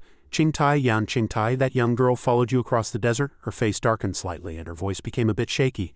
Kuan Yin looked up, a thoughtful expression on her face. Under the moonlight, their figures were shrouded in the night. Kuan Yin's voice rang out, she's so brave. The two walked towards the crowd, who were shouting loudly, Bravo! She raised a hand to shield her forehead, her eyes excitedly and curiously looking at what was being performed inside. So lively. Monan stood beside her, reminding her as he approached, don't shout so loudly. Her cheeks flushed, revealing a cute and shy expression. He suddenly lifted Kuan Yin high with one hand. Did you see? She shyly reached out and punched him. You scoundrel! Kuan Yin pouted, pointing in a direction, and blushed as she commanded, a little to the right. In such a noisy environment, she still didn't forget to remind Monan. A little to the left. Left is right, to the right. This made him point forward, confused, and question, can't you tell left from right? However, Kuan Yin just folded her arms and replied, mind your own business, a little to the right. He raised his hand to his face, trying to see clearly what was happening in the crowd. What exactly are they performing? She let out a clear laugh, mysteriously replying, I'll tell you later. She raised her hands high, shouting with the crowd, splendid, amazing, bravo. Monan endured being a stepping stone, only saying, if there's no good show later, the crowd will disperse. Suddenly, he took out a bag of snacks and offered it to her. So do you want some chips? Kuan Yin naturally took them, softly saying, yes, I haven't had them in a long time and I'm hungry. They taste good. Just then, someone suddenly shouted loudly, everyone stop. Yin Fugi walked from behind Monan, his tone displeased. Damn it, how dare you steal my stuff? He stood confidently opposite the crowd, arms folded. This instantly caused a stir in the crowd. It's Yin Fugi's men again, these scoundrels. I wonder who'll be unlucky this time. Who knows? You know what kind of person their sect leader is? Just stand there obediently. She glanced at him, her eyes full of curiosity. Brother Monan, what's wrong? He had no expression on his face, softly replying, it should be nothing, don't worry. Yin Fugi once again loudly announced to everyone present, I just had something precious stolen. That thief ran here, I saw it with my own eyes. Monan gently held her hand and whispered, why bother with him, let's go. Kuan Yin obediently didn't object at all.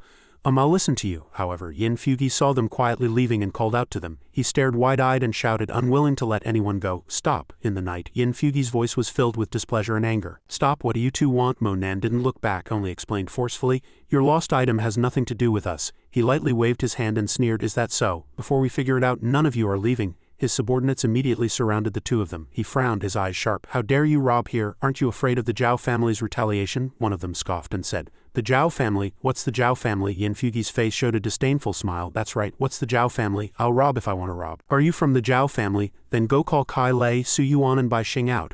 I'll wait. He didn't answer immediately but thought carefully. When the Star Lua sect challenged the Zhao family, they knew the Zhao family didn't have as much prestige as imagined. He didn't expect that even people like Yin Fugi in the city didn't take the Zhao family seriously. His subordinates were still unconvinced and wanted to add fuel to the fire. Boss, I know all the Zhao family members. This person and this girl, they're clearly not from the Zhao family. An old man with a wrinkled face and stroking his chin beard said sinisterly, Boss, this stunning beauty is truly a rare find. Hearing these words, he licked his lips with even more interest. I recognize her. She's the one who stole our stuff. Little girl, how dare you steal my things? Take her back to my room. I'm going to interrogate her. A few people couldn't help but discuss, this girl is in big trouble. Yes, such a beautiful girl is going to be ruined by these beasts. Monan's face was now filled with anger. If you dare touch her, I'll kill you. However, he arrogantly pointed at him and said, how dare you be arrogant on my territory? He suddenly ordered his subordinates, brothers, go. Cripple the man, take the woman. However, they were soon beaten to a pulp by him. Nine Heaven's divine fist. Seeing the dust billowing, Yin Fugi thought guiltily, how is that possible? He didn't say much, immediately tiptoed and charged forward, his sword pointing directly at Monan's back. Little beast, how dare you resist? You're looking for death. However, he knocked him to the ground with just one punch. Nine Heaven's divine fist. Yin Fugi flew a long distance, crashing into the wall and stirring up thick dust. However, he struggled to his feet, sneering disdainfully. Little beast, I thought you were so powerful. With just this ability, you dare to cause trouble. He lightly brushed off the dust, Yin Fugi's tone contemptuous and sarcastic. Hey kid, do you dare cause trouble with just this ability? HMPH. Faced with this unpleasant situation, Monan calmly thought, didn't the Zhao family's magic weapon kill him? I didn't expect my body to be so weak now that the Nine Heaven's divine fist could only repel this guy. He pointed at him, seriously assessing, it seems you have many treasures on you. Why don't you leave them all to me? Yin Fugi, like a mad beast, furiously pounced to attack. Die, however, as the sword tip just touched him, his figure had already disappeared. In the next instant, a faint blue spear tip pierced Yin Fugi's temple from out of nowhere. Monan completely defeated him with a simple move. Divine stealth kill. His subordinates couldn't believe this sudden turn of events and quickly called out, "Boss?" They gritted their teeth and cursed him repeatedly. "You beast, how dare you kill our boss, just you wait. We, the Yin family, will never let you go. Quickly go back and report to the family head." Kuan Yin stood by, her face showing worry at his injuries. Monan forced a smile and replied, "I'm fine, let's go back." Among the onlookers, the two walked back side by side. "I'm okay." The surrounding people, seeing this scene, began to whisper, "So they're from the Zhao family. The Zhao family dares to kill people too. When did they become so righteous? Righteous, my foot. The Zhao family is already in decline." The whispers grew louder and more exaggerated. "Everyone, look, with the Cao family, Star Luo sect, and now the Yin family. They'll definitely all come seeking revenge." The scene shifted to a luxurious villa where someone cried out, "Cousin Monan, what happened to you?" Zhao Zhao quickly rushed to his side, her face full of worry. "Oh my goodness, cousin, what did you encounter?" Zhao Yang's mouth widened at the sight of the wound on his arm. "Who was so bold as to bully you? This is simply outrageous." Kai Lei also immediately went to his son's side and asked with concern, "Monan, what happened?" Monan glanced at him lightly, calling out, "Dad." He suddenly reached out and fiercely punched the wall, righteously indignant. "Good, the Yin family, if they don't come, fine, but if they dare to come, I'll make them pay dearly." He carefully calculated. Based on the Yin family's conduct, they would definitely come to challenge and seek revenge, and they always send the younger generation to challenge. If we old guys intervene, it will turn into a family war. Gao Ba followed closely behind Kai Lei, quickly suggesting, "Everyone knows. They've long since united, hoping to use this opportunity to annex our Zhao family. This will be troublesome." However, she was a straightforward and courageous person, unafraid. "So what, if they dare to bully cousin Monan, I'll fight for him," Gao Ba finally reminded everyone.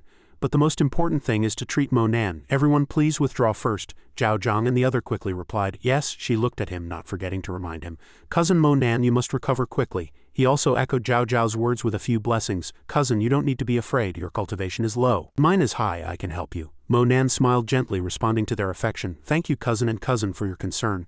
Don't worry, I'll take good care of my body." He said so outwardly, but inwardly he had already made plans.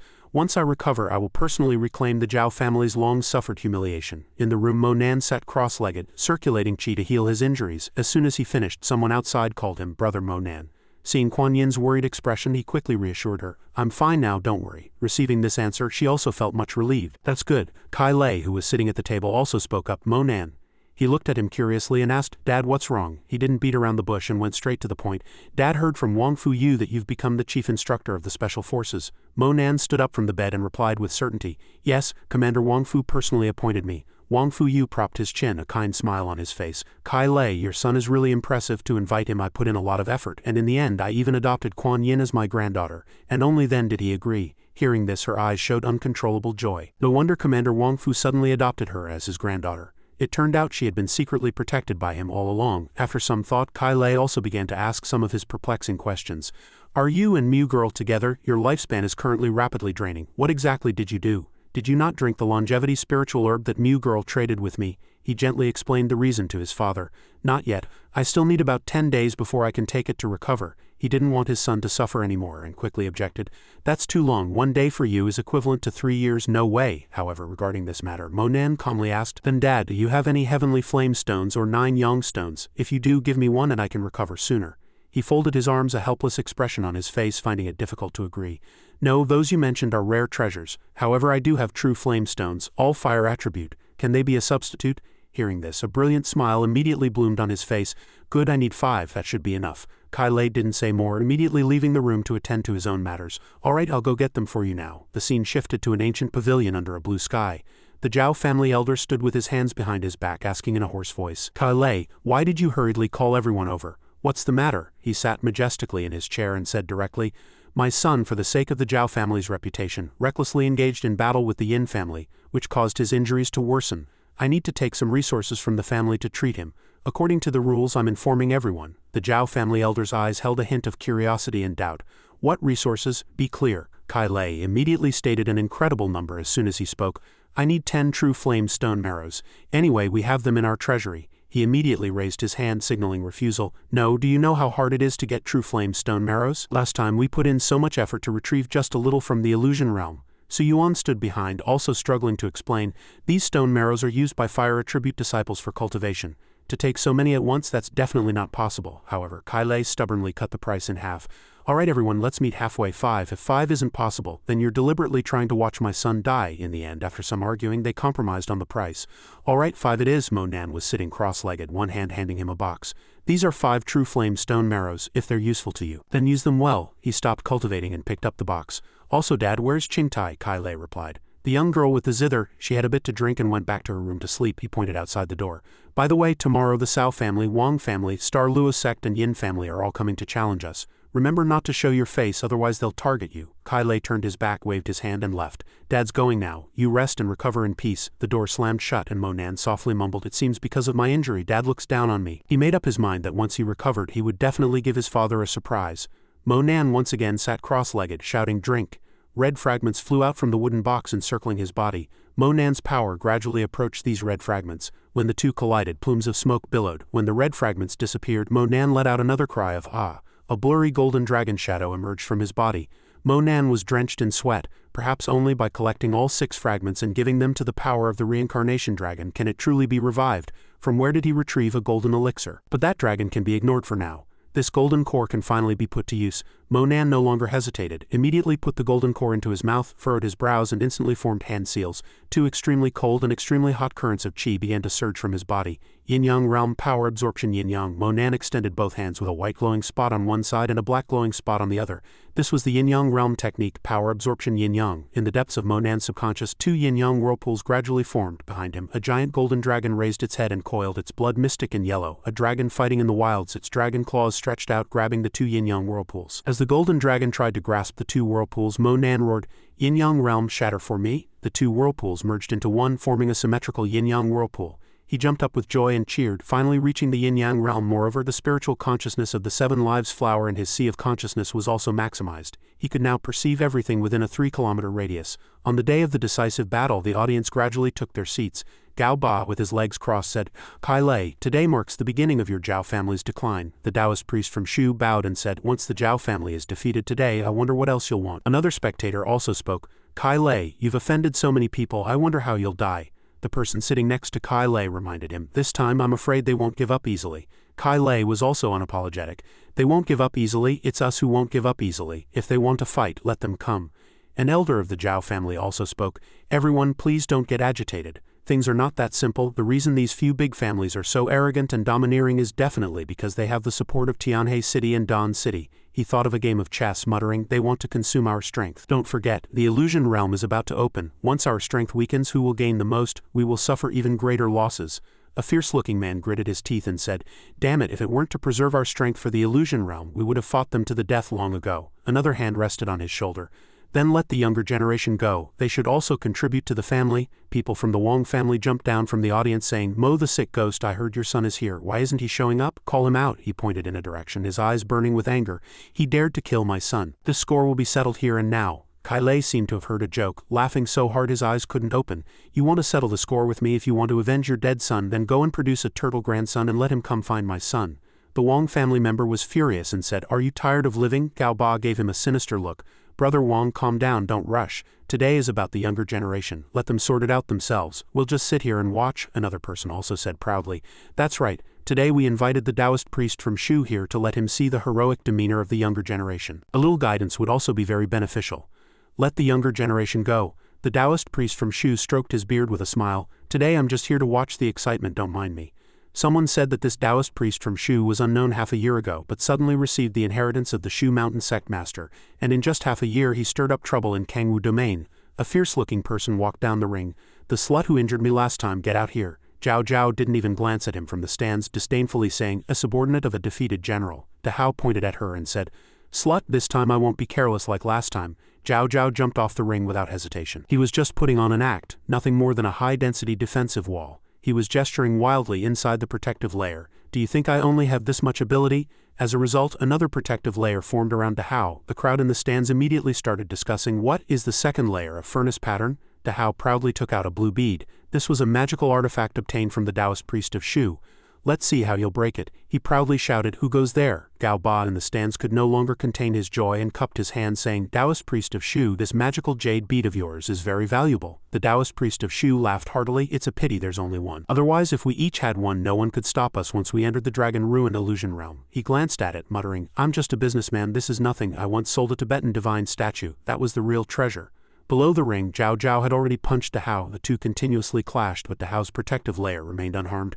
Zhao Zhao was hit by him, unable to dodge in time and could only block with her hand. She was sent flying. Fortunately, Kai Lei caught her in time. Kai Lei hastily ordered, Zhao Zhao, quickly take her back. Someone immediately responded. Zhao Zhang couldn't help but step onto the ring, roaring, Gao Dahao, I'll kill you for short. Dahao rubbed his stomach and mocked, You, a person with the surname Lu, an outsider just like that sick Mo boast, acting as a lackey in the Zhao family. Do you think it's glorious? Zhao Zhang was so angry he couldn't speak. He rushed up wanting to punch him. Dahao also got into position to counter. Today I'll kill you and let's see if the Zhao family will avenge you, an outsider. The two fists collided and Zhao Zhang gritted his teeth. What kind of pill did you take? Dahao still laughed. You can take it too. He sent Zhao Zhang flying, but Zhao Zhang was unwilling. Despicable villain, Dahao gave him another punch. It wasn't over yet. Zhao Zhang was sent flying, continuously hitting the ring, perhaps having measured the entire ring with his body. When he stood up from the billowing smoke, his body was already somewhat strained. Damn it. Zhao Zhang, covered in dust, stubbornly said, I can still fight. Seeing Zhao Zhang still struggling to climb onto the high martial arts stage, Dahao rushed up and continued to attack him, shouting as he struck, It's not over yet. Then Zhao Zhang was continuously struck in the face by Dahao, leaving him covered in blood. After enduring multiple attacks, he fell into a coma. But Dahao still didn't stop. He continued to throw punches. At this moment, Zhao Zhang lay unconscious in the center of the ring. Dahao laughed triumphantly, arrogantly saying, Zhao family, who else dares to come up? The mere younger generation of the Zhao family is nothing more than this. Gao Ba outside also stood up proudly and announced, Zhao family, from today onwards Soul City in the south of the city belongs to us. Kai Lei saw their arrogant attitude and was instantly enraged, stepping forward and shouting, Too much bullying. An elder of the Zhao family saw this and reached out to stop him, calmly saying, Don't get agitated, let the young people handle today's matter. Hearing his advice, Kai Lei suppressed his anger and replied, I understand. At this moment, the Taoist priest of Shu stood up and said, Fellow Taoists of the Zhao family, it's been a long time. I told you last time that I wanted to use the lake outside the north gate to plant trees. He walked over, smiled, cupped his hands in thanks and said, Now I won't take advantage. You can just sell me your land for a magic sword. Of course, this includes all the produce on it. Thank you. After hearing his words, Kai Lei's anger completely erupted and he shouted, Bastard, your broken magic artifact can't even buy a few western fruit trees on my land. You're too much. Faced with his aggressive attitude, the Taoist priest of Shu stroked his beard nonchalantly and said, I think it's very reasonable. At this moment, someone sitting outside spoke up, So many of us are listening here. If you go back on your word, we won't agree.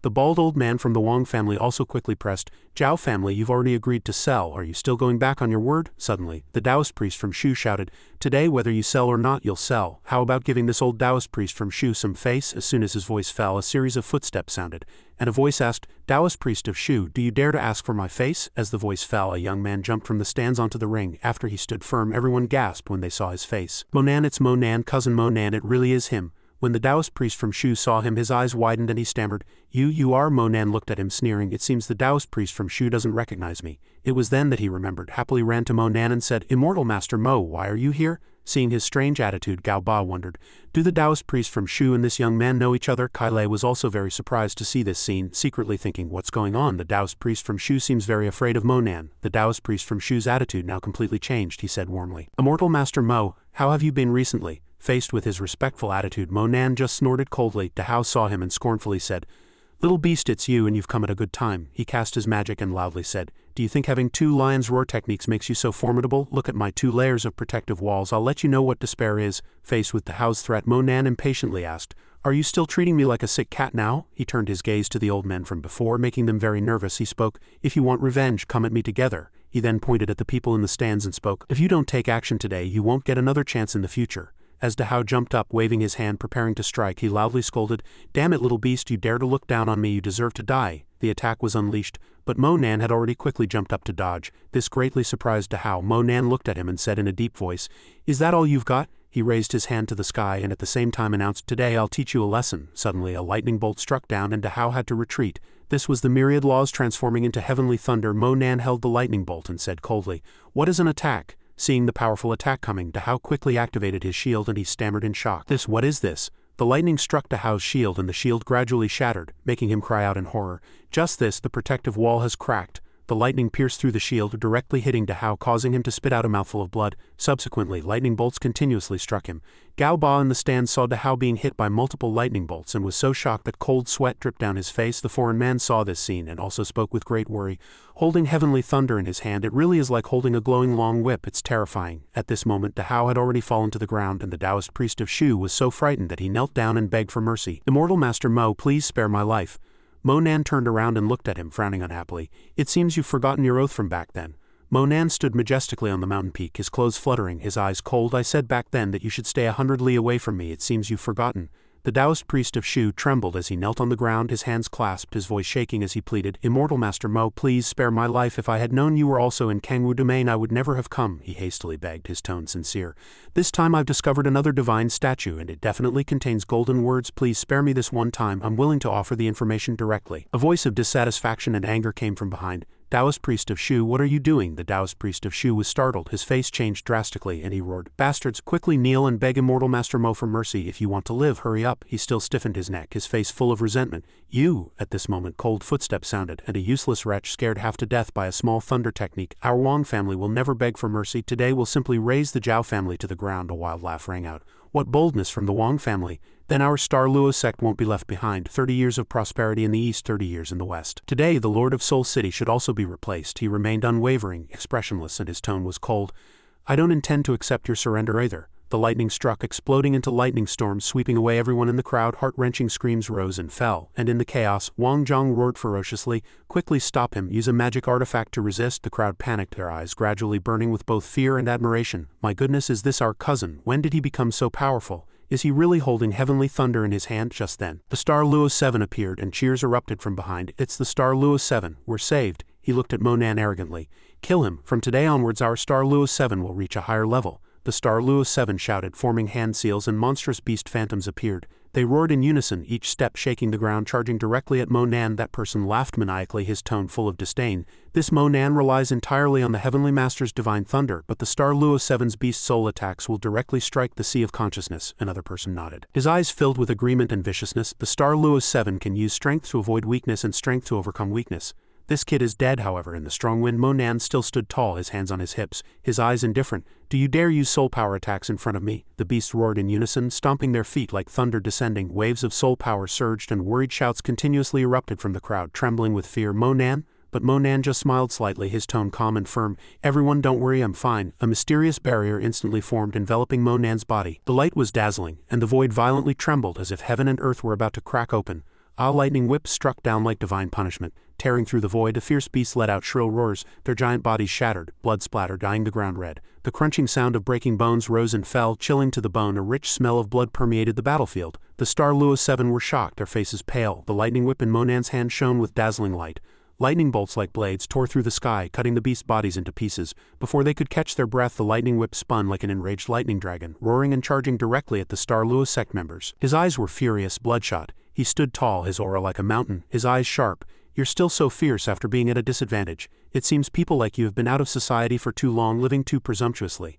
The Star Luo 7 were terrified, trembling as they raised their hands, still desperately trying to summon protective spells and barriers. A deafening roar came from afar, carrying towering hatred. "Kill him!" The crowd rushed forward in anger, brimming with murderous intent. "He killed our Star Luo 7, take revenge!" But the heavenly thunder whip in Mo Nan's hand swung out again, and bolts of lightning rained down, tearing them to shreds. "The Star Luo 7 and your Star Luo sect members all seem to be of the same ilk," conceded. At that very moment, Wang Zhang roared, his eyes bloodshot, veins bulging, charging over with murderous intent. "Little beast, today I will avenge my grandson."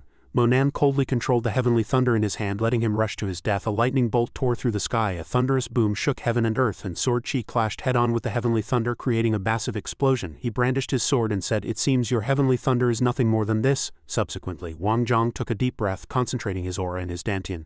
Streaks of fiery red flames rose from the void. They twisted into scorching pillars of flame, and burning fire dragons roared, charging straight at Mo Nan, their momentum as if they wanted to incinerate heaven and earth. The deafening explosion made the world tremble, and Kuan Yin shrieked in panic, trembling. "Mo Nan, how is my cousin?" The surrounding people looked up in horror, their faces pale. "Oh no, the fire is spreading this way," an elder of the Zhao family shouted in a daze, his voice hoarse with fear. "It's the blazing flame, true scripture. All Zhao family disciples retreat quickly." He widened his eyes, watching in horror as she rushed into the sea of fire. "Little girl Kuan Yin, what are you going up for? Come back quickly." Kuan Yin raised her hands. Frost Moon Ice Seal, a giant ice wall appeared, silver cold air rising into the sky, blocking the surging flames. Wang Yang's face twisted with rage and hatred as he cursed. Burning heart with blazing fire, you damn girl, you ruined my plans. He gripped his longsword, mobilizing all his spiritual power, and charged straight forward to his death. His longsword swept across, striking fiercely at the ice wall. Die! She was terrified, her body trembling slightly, instinctively recoiling, her eyes wide with panic. What? A scorching purple lightning bolt descended from the sky, exploding on Wang Zhang. How dare you touch her? Staggered, his body trembling with intense pain, Mo Nan unleashed a series of heavenly lightning talismans, his yin-yang transformation filled with anger. Wang Yang's face was pale, wailing in agony. Blood splattering everywhere, interweaving with the lightning's glow, dyeing the entire space red. Gao Ba trembled all over, his eyes wide, unable to believe the scene before him. Wang Zhang actually died just like that. Then, as if suddenly awakened, he immediately turned and fled, his face pale. I must quickly return and report to the sect master to reconsider our strategy. But behind him a cold voice echoed like thunder. Don't even think about running. Mo Nan turned his head to look behind him and said in a low voice, Dad, please look after Kuan Yin for me. I'll be back soon after I'm done, he replied firmly. No problem, go quickly. Don't let that old scoundrel Gao run away. Gao Ba swept across the rooftops, cold sweat dripping, his heart pounding. Finally he slammed down onto a large rooftop, breathing heavily. Gao Ba stood on top of a giant stone statue with an arrogant posture. Dem kid, Mo Nan, don't you think you're going too far? Aren't you afraid? Mo Nan, hands in his pockets, lightly landed on top of the opposite statue. I am going too far. What are you going to do about it? The two stood on top of two giant stone statues, staring directly at each other under the gaze of countless onlookers. A man asked the woman next to him, Zilling, look, is that Mo Nan up there? He looks very much like him. She followed the direction of the man's finger, confirming it was Mo Nan. Then she saw something appear in the young man's hand and asked the man next to her. What does he have in his hand? The man exclaimed. Oh my god, this is Kangwu Domain. Immortal Master Mo is still so bold. The two chatted back and forth. This is bad. What should we do? How can we help him? How can we help? Let's just mind our own business. If he truly has the ability, it won't be too late for us to cooperate with him. Afterwards the man turned and advised, let's go quickly. Now is not the time for us to be righteous. If he wins, we can add icing to the cake, but now we can't sacrifice ourselves for nothing. She could only turn and leave regretfully, her eyes still glancing at the young man's figure. All right, the two left the noisy crowd one after another, and above, Gao Ba was locked in a verbal battle.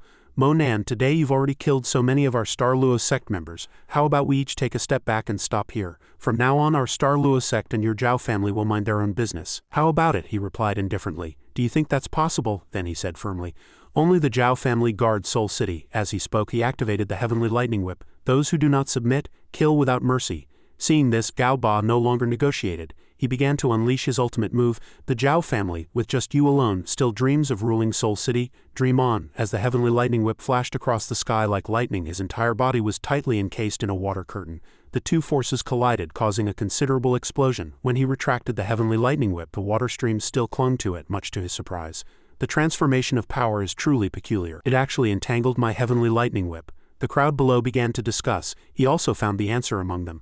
That's the ultimate technique of the Star Luo sect. Star Luo myriad forms shouldn't be about stars scattered across the sky. This is a very profound ultimate technique. When the strange water current touched his hand, he felt a bit of panic. My lightning whip. These damned weapons can actually corrode power. Gao Ba triumphantly recalled his past achievements. Back then, when a strange beast burst out from the illusion dragon ruin, this move directly trapped that terrifying beast. You absolutely cannot escape. He unleashed his ultimate move from the opposite side, and wisps of black energy began to attack, intending to tightly entangle him. Star Luo myriad forms is said to have been created by an eccentric from the Xuanyuan clan, based on the posture of a spider hunting, capable of trapping the enemy to death. Although he knew this, he still hadn't found a way to counter it. At the same time, his heavenly lightning whip also lay below. He laughed with certainty, triumphantly speaking golden words. You had a path to heaven but chose not to take it and broke into hell where there was no gate. Die! Suddenly, a man with the exact same hairstyle appeared, furiously shouting, let go of my son. But for fairness, the opponent also suddenly sent out a man with a ponytail to block the way. Not allowing him to pass, he cursed under his breath.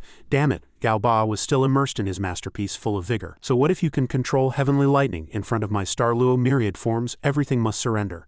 Suddenly a voice came from the black ball that trapped him. Is that so? Beams of light pierced through the black ball, shining in his panic, leaving him dumbfounded. How is this possible? Seal it for me quickly. Seal it. Seal. On the other side, the obstacle set up for fairness was also shattered by Kai Lei. After finishing, he didn't forget to praise his son. Well done, my son. Kai Lei's son will never lose like this. Those dense black energies gradually melted away by the light. He appeared in the halo. Unscathed, then like a flash of lightning, he rushed from this mountaintop towards Gao Ba, intending to kill him. He gritted his teeth and wrapped himself in black energy for defense. An explosion erupted like an atomic bomb, followed by thick smoke. The crowd below waited for the result with open mouths. Who won? Something fell from the black smoke, and it was Gao Ba's complete corpse plummeting from a great height. He held the heavenly lightning whip above, shouting loudly, Zhao family disciples, follow my command, reclaim Soul City. The onlookers, who understood nothing, shouted in unison, reclaim Soul City. Immediately after, the scene shifted to Soul City. A servant spoke, kid, this isn't a place for you to be. Another continued, get lost or I'll cripple you here today. Upon hearing this, Monan immediately waved his hand at them, so noisy, a circle of white light immediately appeared around their necks, followed by a loud bang and soaring flames. A group of servants was stunned. Then someone suddenly shouted, help, someone is killing people on our Ma family's territory. Brothers, this kid killed someone on our Ma family's territory. Everyone rushed out, angrily shouting in unison, kid, you're dead. Just then, two people landed behind him. Su Yuan shouted loudly, this is the Zhao family's territory. If anyone's rolling, it's you. An elder of the Zhao family continued, Ma Lian, today we're reclaiming our territory. You have half an hour to move out or you'll be killed without mercy. Ma Lian laughed and asked, damn it, who is so boned as to try and reclaim my Ma Lian's territory? Monan, arms crossed, immediately replied, I am. He pointed at Monan and said, you are the Zhao family's new backer, you're nothing special. My 13 sworn brothers could drown you with their spit. A white longsword flashed in Monan's hand. He immediately retorted, is that so? Seeing this, Ma Lian was dumbfounded with fear. He raised his hand and shouted loudly, heaven-burning moon-cleaving slash. A white light flashed and a loud bang shook Soul City. Where Monan had just unleashed his move, two cracks split the ground. The surrounding subordinates, seeing this scene, were all dumbfounded.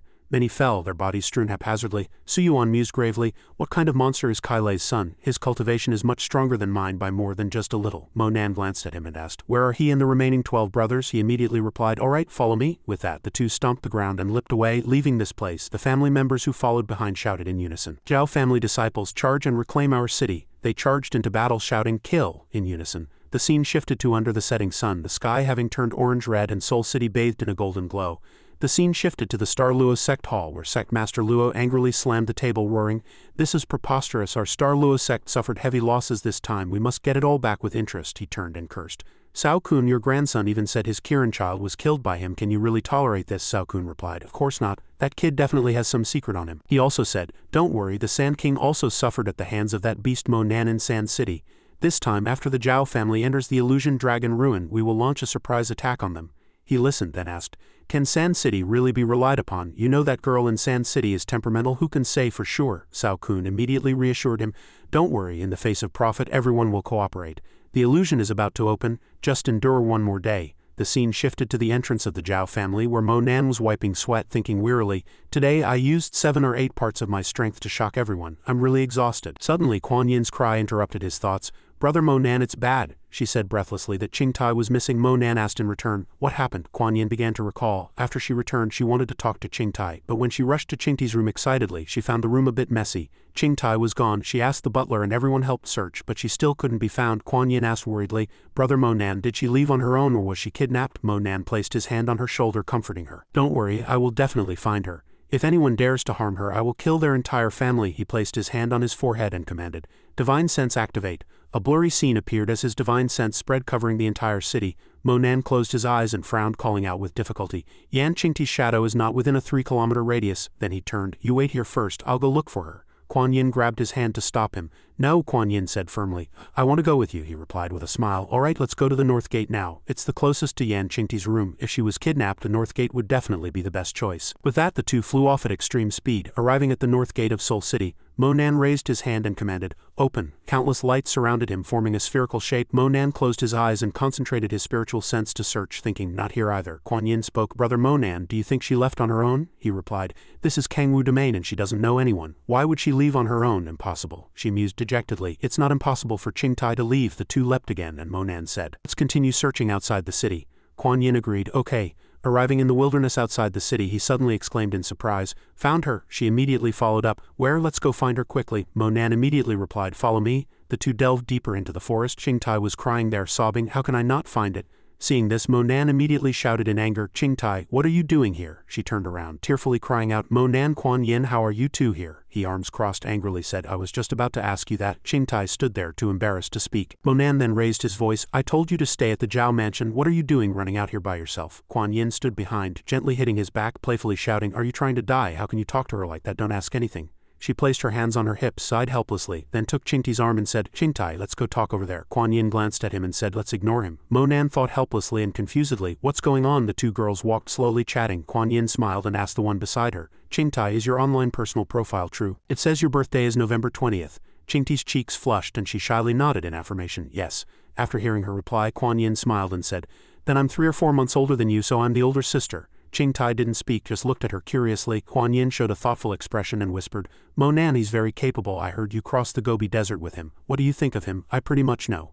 Qingtai quickly waved her hand to deny. No, there's nothing between me and Mo Nan, sister, don't overthink. There was panic on her face. Kuan Yin leaned closer to her, comforting her. Listen to me first. She held her hand. Kuan Yin's eyes suddenly serious, and she looked into Qingtai's eyes and said, My father married 3 wives and I don't even know how many women he had outside. She held the still bewildered Qingtai's hand and continued, Under the ice valley of the Himalayas I told myself that as long as brother Mo Nan likes it I won't care about anything else. Suddenly Kuan Yin's lips curved into a sarcastic smile and she said, Especially this time, I thought I was going to marry General Kai Lei's son. At that time I didn't even know that General Kai Lei's son was Mo Nan. Qingtai's face suddenly flushed when she heard her whisper, I thought I would never see him again. I thought if someone could be by his side and walk with him, then the person in my heart is you. Qingtai averted her gaze, whispering, What do you mean, Mo Nan and I? Kuan Yin smiled slightly, gently closing her eyes and saying to her, It doesn't mean anything. In short, I know you're good to brother Mo Nan and that's enough. She looked at Qingtai, her eyes sincere. In the future, if he dares to bully you, just tell me and we'll bully him together. He bullied you just now, don't blame him. He was worried about you and kept looking for you. With that, Kuan Yin glanced at Qingtai and asked softly, So sister Qingtai, what were you looking for when you came out alone? Qingtai's face was as red as a tomato and she said, very ashamed, It's the small bell Mo Nan gave me that went missing. Kuan Yin covered her mouth, deliberately snorting, and Qingtai froze, smoking all over. Night fell peacefully. Mo Nan turned to look behind him, then asked, Are you done chatting? Seeing Qingtai and Kuan Yin happily walk over, Mo Nan's face showed surprise. He scratched his face, looking at them curiously, thinking, when did they become so close? Kuan Yin happily held Qingtai's hand and walked over, saying, Brother Mo Nan, you misunderstood Qingtai. She went to look for the small bell you gave her. Mo Nan showed an unhappy expression. If you lose it again next time, tell me, don't go looking for it yourself. He raised his hand and touched his forehead. A ray of light emanated and a joyful bell sound rang out.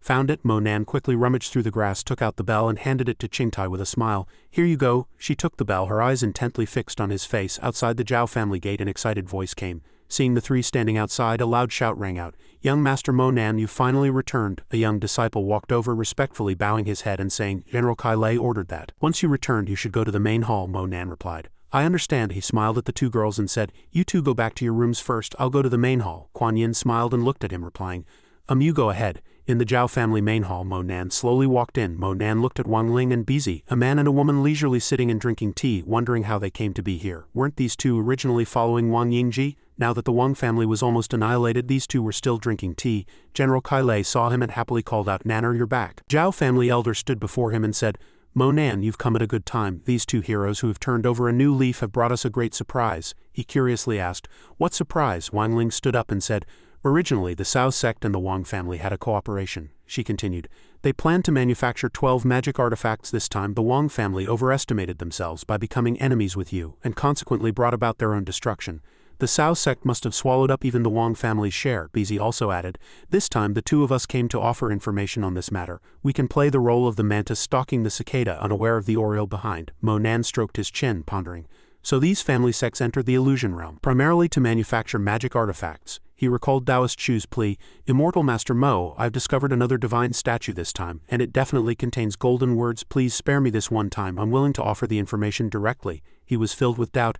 Taoist Chu once said he found golden words again. Could it be in the illusion realm? Mo Nan looked at Wang Ling and Bizi, thinking, It seems I also need to enter the illusion realm to investigate. At this moment, Wang Ling and Bizi both had fawning smiles on their faces. Seeing this, Kai Lei turned and quietly asked him, Nanner, do you have any other questions? Mo Nan bowed his head and sadly replied, No. Then he suddenly shouted in anger, You 2 are the worst kind of opportunists, fence-sitters. I'll spare your lives for now, but remember, you must never do anything to betray the Zhao family. The person quickly assured Mo Nan, Yes, we vow to serve the Zhao family to the death. He immediately waved his hand and said, All right, you may withdraw. Bizi obediently followed the instruction, Yes, General. Seeing Wang Ling and the other person leave, Kai Lei again tested his son's intentions. Nanner, do you also plan to enter the illusion realm this time? Mo Nan didn't hide it from him. Yes, to help Dad find spirit medicine and completely cure his old ailment. He also wanted to see what the illusion realm was truly like. Knowing he couldn't stop him, Kai Lei warned, The illusion realm will open tomorrow. You must be careful. After the illusion realm opens, it will only open again in 3 months, so you must time it carefully. Hearing this, Mo Nan turned to look at him, while the other was still advising, Dad doesn't want you to stay in there for 10 years like your maternal grandfather. Hearing these words, he felt curious, thinking, What power is in the illusion realm that could trap my maternal grandfather in there?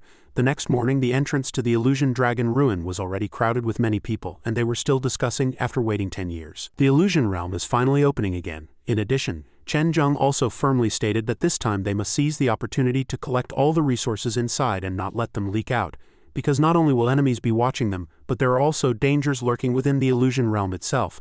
After entering, immediately gather at Amber Cliff or the Skyfire refining platform. Do not get separated or you won't know how you died. Meanwhile, Moded was deep in thought. This time, 8,000 people are entering the illusion dragon ruin. On the other hand, he also used his divine sense to examine everyone, thinking, and there are actually 3 people here with divine sense concealment skills. A moment later, Kai Lei loudly announced to everyone, "The illusion realm is open, go in." Just like that, the gate slowly opened before everyone's eyes. Soon everyone rushed towards it together. Before Mo Nan went in, Kuan Yin also reminded him, "Mo Nan, you must be careful." Then he happily agreed to her. Mo Nan was the last to rush into the illusion realm, and at this moment he was walking inside. Due to the immense power, Mo Nan had a headache and kept rubbing his forehead. Finally he fell into a large river. At this moment Mo Nan quickly surfaced, his heart pounding. 1 second later he looked around thinking, is this what it's like inside the illusion realm? To avoid wasting time, Mo Nan quickly left the water, a thought flashing through his mind. I only used to hear that the Bermuda Triangle sea surface could transport planes to another place. I didn't expect that there were such illusions in the deserts of China. In addition, he heard fighting in the distance, thinking, someone's fighting. A few seconds later, Mo Nan saw 2 experts fighting in the air, and he also saw an old man from the Mu family holding a bag, thinking, so they're fighting over treasure. Fearing he would get caught in the crossfire, Mo Nan quickly dived back into the water, thinking their strength is probably not just at the Wong realm. Just then he noticed a creature breathing nearby, making gurgling sounds on the water's surface. He opened his eyes, and a crocodile quickly appeared, opening its huge mouth. Then it fiercely bit at Mo Nan. Fortunately, he quickly flew into the air, cursing, "Beast!" Then Mo Nan flew next to it again. As before, the crocodile opened its huge mouth again, water splashed onto him, and Mo Nan shouted unhappily, "Get out of the way!" When he could no longer stand it, he took the initiative and grabbed the crocodile's tail. Mo Nan concentrated all his strength in his hands. A moment later he threw it into the blue sky. After everything was done, Mo Nan happily clapped his hands. This action inadvertently attracted the attention of the 2 experts, Elder Mu and Man Fu. Afterwards Mo Nan and the 2 seniors quickly landed on the ground. At this moment Elder Mu said unhappily, "Kid, who are you?" Meanwhile, Man Fu suggested, "So the illusion realm has opened. 10 years have passed, little friend. Do you see the treasure in this old man's arms? Let's deal with him together and we'll split it evenly." Hearing this, the old man quickly retorted, "Don't listen to this old scoundrel. We are all Washa people. We should help each other. This barbarian is a native here, relying on some martial arts specially designed to kill us Washa people." Just like that, as Mo Nan pretended to think, the barbarian loudly said, "Kid, let's kill him together. I'll also share half of the treasure in my arms with you, and I'll take you to survive and seize treasure in the dragon ruin, and we'll go out and enjoy prosperity together." And Elder Mu deliberately reassured Mo Nan, "Don't worry, I am from a reputable sect. You can definitely trust me." However, Mo Nan was thinking, neither of these 2 are good people. This old man in the Tang suit is even less trustworthy. A reputable sect and still seizing treasure. So Mo Nan decided to leave and said, "I'm not interested." Elder Mu still adamantly pulled him back, shouting, "Brat, stop right there." Mo Nan turned around and asked him gently, "Do you have anything else to say?"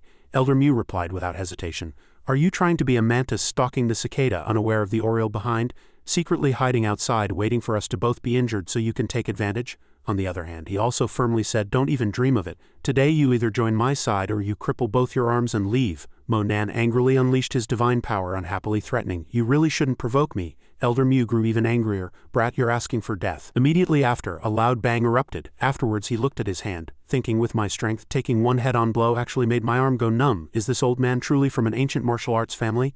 Elder Mu saw that Mo Nan could withstand his move and couldn't help but feel a little smug.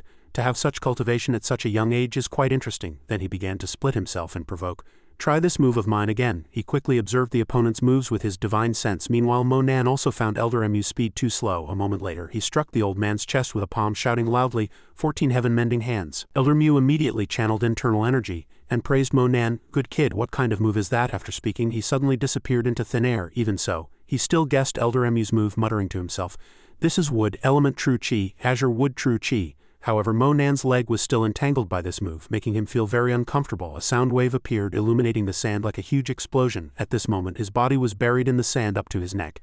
If he likes to hide underground, Mo Nan immediately stood up in a cloud of swirling sand and dust, then don't come up again. From his palm he actually summoned his unique spell, the Yin-Yang Myriad Weight Collapse. Elder Mu stood there blankly enveloped by the light of his spell. "What's happening? The ground is sinking."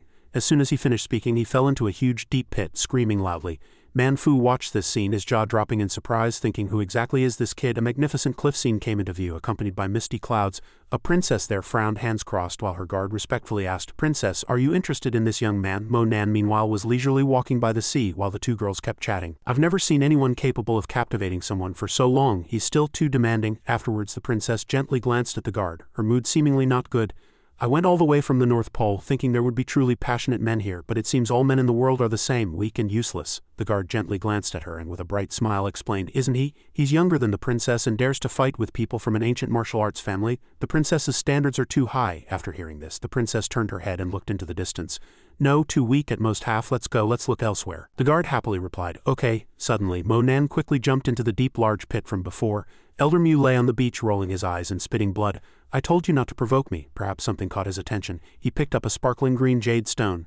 "Amber inscription stone, good stuff, just right. Kuan Yin and Qingtai don't have inscription rings. This amber inscription stone is perfect." Then he took out another one from his other hand. He looked at it, then began to ponder. This strange stone began to glow. Magnificent light enveloped everything. "This is a tri-element stone, standing in the distance." Manfu seemed to have grasped all the situations. A terrified expression appeared on his face and cold sweat began to stream down, thinking, must run quickly. This kid's strength is too terrifying. Monan looked at the stone suspended in his hand, thinking, so elemental stones are top-grade materials for making magic artifacts, no wonder. He covered his mouth with his hand, quietly analyzing. In the Illusion Dragon Ruin, all the major families come to refine magic artifacts. With these tri-element stones, I might also be able to try refining a magic artifact. Suddenly, metal clanging sounds came from the forest, and Monan couldn't help but notice the sound of blacksmithing. He curiously looked in the direction of the sound, thinking, it seems there are other people on the island. On the other side, Tang San and Chi-Chi were working diligently. The two accompanying young men also helped carry firewood. She was focused on hammering when suddenly she heard someone call her. Chi-Chi quickly turned her head to look. It was Monan. He was smiling and raising his hand in greeting. Afterwards, she excitedly introduced her companions to him. "Monan, you really came in too. Come, let me introduce you to my senior brothers and sisters." Chi-Chi also didn't forget to call her companions over. "Third sister, everyone stop for a moment, let me introduce you all. This is Immortal Master Monan." He again smiled and greeted politely. "Hello everyone." Then Tang San also politely and respectfully introduced herself. "Hello Immortal Master Mo. I am Chi-Chi's third sister. If you don't mind, just call me Third Sister Tang. I've been hearing Chi-Chi talk about you these past few days." The next second, she covered her mouth with her hand, giggling as she brought up the topic. "I heard Immortal Master Mo was seriously injured when he arrived, and it was only because Chi-Chi was there that he was able to come here smoothly." Hearing this, Chi-Chi immediately straightened her face and corrected. "Third sister, what nonsense are you talking about? It was just along the way. Monan is so powerful. Even without us, he could have come here smoothly." But Tang San was not easily convinced. She still arrogantly rattled on. "Look at what you're saying. You'll make Immortal Master Mo sound ungrateful. If it wasn't for her taking him, how could he have crossed the desert so quickly? How could he have repelled the Sand King? Immortal Master Mo would never have met his father so quickly." Then she generously turned around and asked Monan, "Immortal Master Mo, I ask you, did Chi-Chi have any contribution in this? Now that you've risen to prominence, we don't expect you to repay us with magic artifacts. But in any case, you can't erase my Chi-Chi's contribution, can you?" Unexpectedly, he also bowed his head and replied, "I am indeed very grateful to Chi-Chi for her help along the way." Tang Zan immediately beamed with joy upon hearing this. "See, Immortal Master Mo is a sensible person. My Chi-Chi, she only has this one flaw. She never asks for anything in return." Monan, for his part, did not hesitate to give them a few magic artifacts. "I don't have any top-grade magic artifacts, but I do have a few mid-grade ones. Consider them a welcoming gift." He tossed them to Chi-Chi and instructed, "These are all for you." She took the magic artifacts but still felt a bit awkward, so she said, No, I cannot accept them without earning them. It was thanks to your guidance all along that we were able to reach here. How dare I accept such precious magic artifacts from you?" No, however, no sooner had Chi-Chi finished speaking than Tang San quickly collected all the magic treasures, saying boldly, "Immortal Master Mo, why are you being so polite with us?" Then she continued to ramble on about her greedy thoughts. "If we don't accept them, it would seem like we're looking down on you, but these few items are nothing to you anyway." Meanwhile, Chi-Chi looked at Tang San helplessly. She thought, we are also members of the four great families, how could we have a third sister who is so petty, always thinking she's made some great contributions? Monan was a little surprised to see Tang San and Chi-Chi walk over. "Chi-Chi, what are you doing building a boat here?" She hesitated, glancing at her third sister. Her sister looked at him and immediately made a request. "Immortal Master Mo, we want to cross the strait. Would you like to come with us? Don't be polite, we're all family." He followed Tang San's pointing finger and saw a vast sea before them, which made him ponder. This place has no visible end. Could it be the ocean? If so, then it means this place might be more than just an illusion. Chi-Chi saw that Monan wasn't speaking, so she continued to persuade him. "Even though we can't see the other side, this isn't the ocean, just a strait. Our Tang sect has a way to get to this island together. Then she assessed the completed boats. The boat's materials were all prepared using amber storage stones, and once built it would take about 3 to 4 hours to cross. At this point he asked about their purpose. So where are you going by crossing this dangerous strait? Chi-Chi didn't hide the location.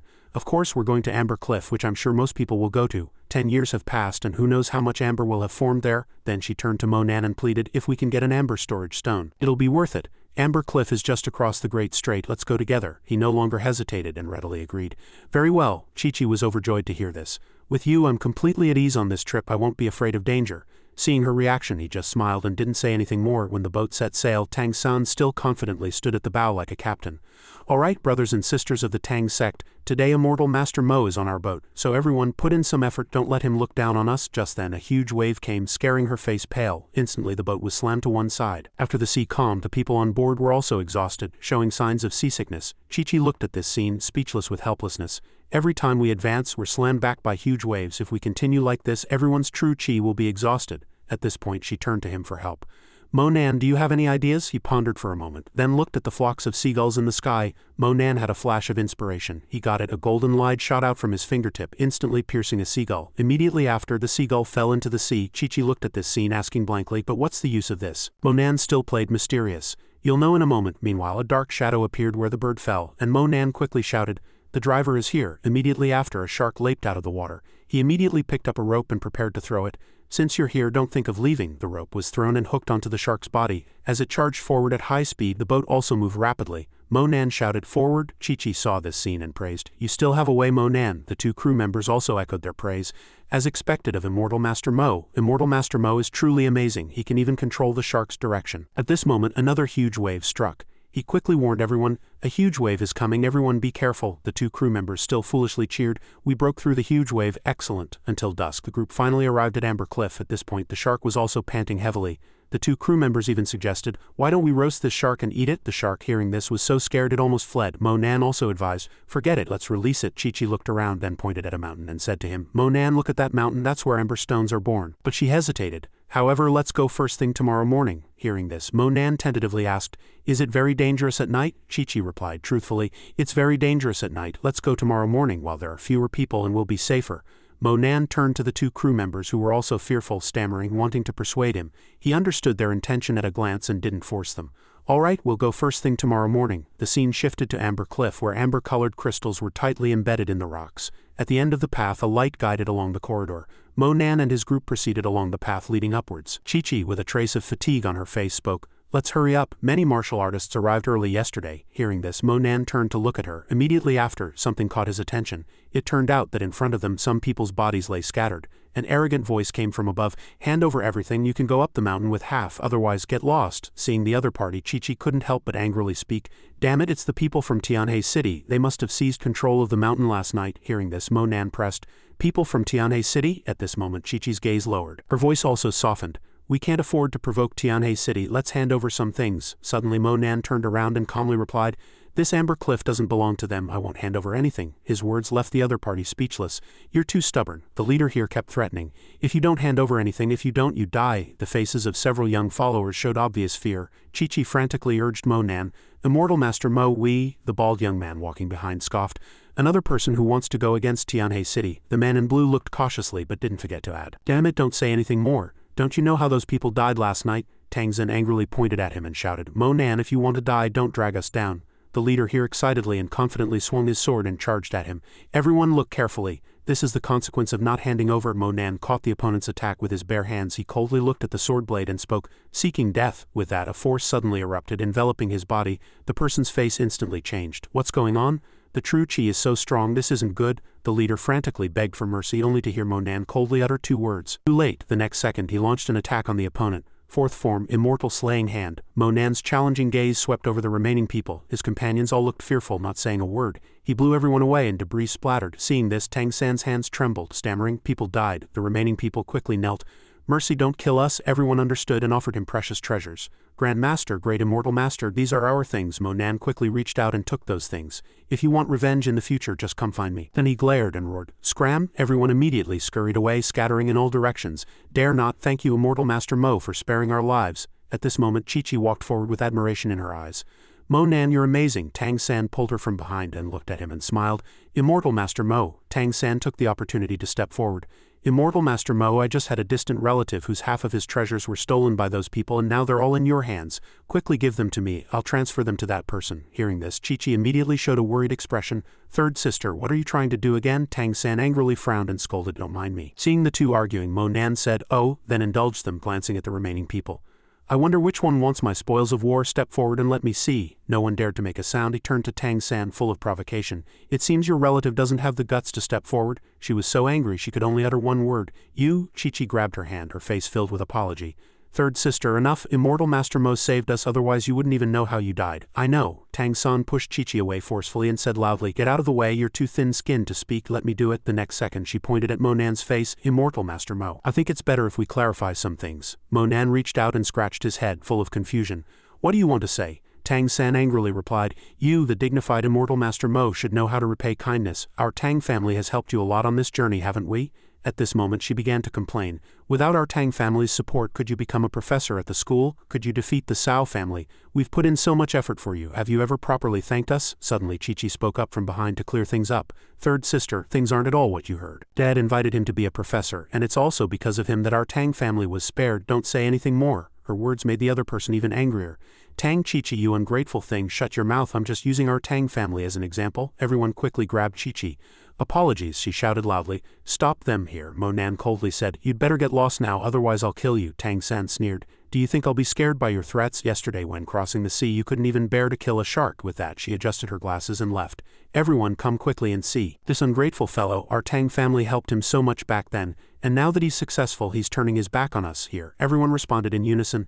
I didn't expect Mo Nan to be this kind of person. Mo Nan frowned when he heard this. Shameless, Tang San was secretly pleased. Fighting me, I'll ruin your reputation. Suddenly a hand quickly reached into Tang San's pocket. She was caught off guard and angrily shouted, Mo Nan, what are you doing? She chased after him, continuously shouting, give it back to me, where is it? Robbery. Mo Nan coldly used his ability to push her away. Scrammed, he looked at the bag in his hand and said, utterly greedy, I'll make sure you get nothing. He clenched his fist tightly, and colorful lights shot out from between his fingers. Precious treasures were quickly released and scattered on the ground. Everyone's eyes shone with greed. So many treasures, they quickly rushed up to snatch them. Give it to me, it's mine here. Tang San was in a panic. No, stop it, no snatching, Mo Nan, you damned beast. With that he turned and called out, Chi-Chi, let's go our own way, farewell. After speaking he flew away. Below she shouted at Mo Nan's retreating figure. Here Mo Nan landed on a rock. Below a tattered cloak lay scattered and a clump of flowers caught his attention. Who threw such a precious spiritual herb here? Mo Nan slowly sat down, intently looking at the glowing flowers in his hand. Suddenly he noticed a familiar figure lying motionless in a pool of blood in front of him. Mo Nan quickly walked forward. He carefully observed the sword beside the victim, then calmly spoke, isn't this the attire of a Pill Association disciple? Suddenly Mo Nan frowned deeply, his voice now with a hint of determination. Did the people from the Pill Association encounter some disaster ahead? Meanwhile a battle was happening not far away. Everything here was almost completely burnt down. Zilling, with a grim face, was trying hard to counter the opponent's fatal blow. Suddenly the Sand King came from nowhere, slowly suggesting, surrender, little princess of the Pill Association. In the blink of an eye he was already standing behind Zilling. The Sand King shouted, Zilling, never mind, let's go first. If we don't leave now, no one will be able to leave. Faced with the opponent's aggressiveness, Zilling calmly stated, no, I absolutely cannot abandon them. If we go together. Just as she finished speaking, a bald man beside her quickly advised, little princess, just surrender obediently, will make you feel good. These words enraged Zilling. She gritted her teeth, growling word by word, shameless. Suddenly a giant roar came, instantly shocking the Sand King. Sand King, die. The owner of this voice was Mo Nan. He rushed over holding a sharp battle spear. Just like that, a huge explosion instantly occurred in this place. This sent the Sand King flying in the blink of an eye. The moment she saw Mo Nan, Zilling showed a satisfied expression. She excitedly called out, Mo Nan, just as she finished speaking. He calmly replied from the opposite side, I'm here. At this moment a group of white-clad people shouted with joy, great Immortal Master Mo is here. Only the Sand King maintained a stern expression. He lightly coughed. So it's you. I didn't kill you last time. It seems you still haven't learned your lesson. Soon he loudly ordered his subordinates' brothers charge. Not long after, an unnecessary conflict broke out between the two sides, appearing extremely fierce. Suddenly the elder grabbed Zilling's hand. He loudly said, Zilling, hurry up. However, she quickly shook off his hand. Steely voice kept ringing. No, if you want to go by yourself. I'm going to fight the enemy with Mo Nan. Zilling, with a grim face, firmly declared, brothers and sisters of the Pill Association, follow me and kill all these beasts. Suddenly a harsh sound came from behind her. Kill! Monan rushed over from nowhere, heading straight for the Sand King, emphasizing, Sand King, die. In just an instant, Monan continuously launched attacks at the opponent. At this moment he was using Moon Immortal 10 extinctions. This sudden and dense attack sent the Sand King flying backward, and he subconsciously let out a shriek, speechless. Before long he shakily got up from the billowing smoke. The Sand King couldn't help but say angrily, damn it, when did this kid become so strong? Soon he leapt up and fled in a panic. The Sand King ran while shouting, you surnamed Mo, just you wait, my Sand family city will never let you go. However, Monan in the distance quickly detected the opponent's unusual movement. He subconsciously raised his arm high, and then the sharp battle spear in Monan's hand shot forward with astonishing speed. It quickly pierced through the Sand King's chest, making the Sand King let out a miserable shriek. No, not only that. The spear tip also heavily pierced the ground not far away. As the Sand King fell, a familiar voice kept ringing, I'll tell you one more thing, you're not going to live. At this moment Monan stood there majestically. He boldly declared, the Sand King is dead. Hearing this, the people in front of them stammered and whispered, this kid is too terrifying. In the blink of an eye they fled the scene, leaving only a panic-filled remark, go report to the queen, let her handle it. Suddenly Zilling walked over from behind. She softly called Monan's name. She bravely expressed her feelings. Thanks to your timely support this time. I represent the Pill Association in thanking you. Faced with these praises, Monan responded somewhat awkwardly. It's nothing, the Sand King and I already had a grudge. Zilling suddenly showed a sad expression, muttering, was that so? Immediately after, she gently lowered her head, her cheeks instantly flushing. Her voice also gradually became flustered. Then, but soon, Zilling composed herself. She slowly asked the other party, where do you want to go next? As soon as she finished speaking, she received the other party's answer.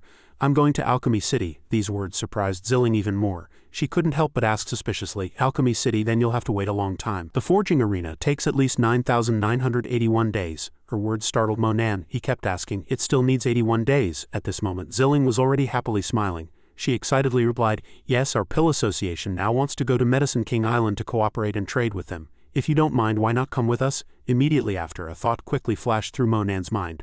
Medicine King Island, I came in this time precisely to find the spiritual medicine to cure Grandma's old ailment. A moment later, he calmly agreed to the other party's request.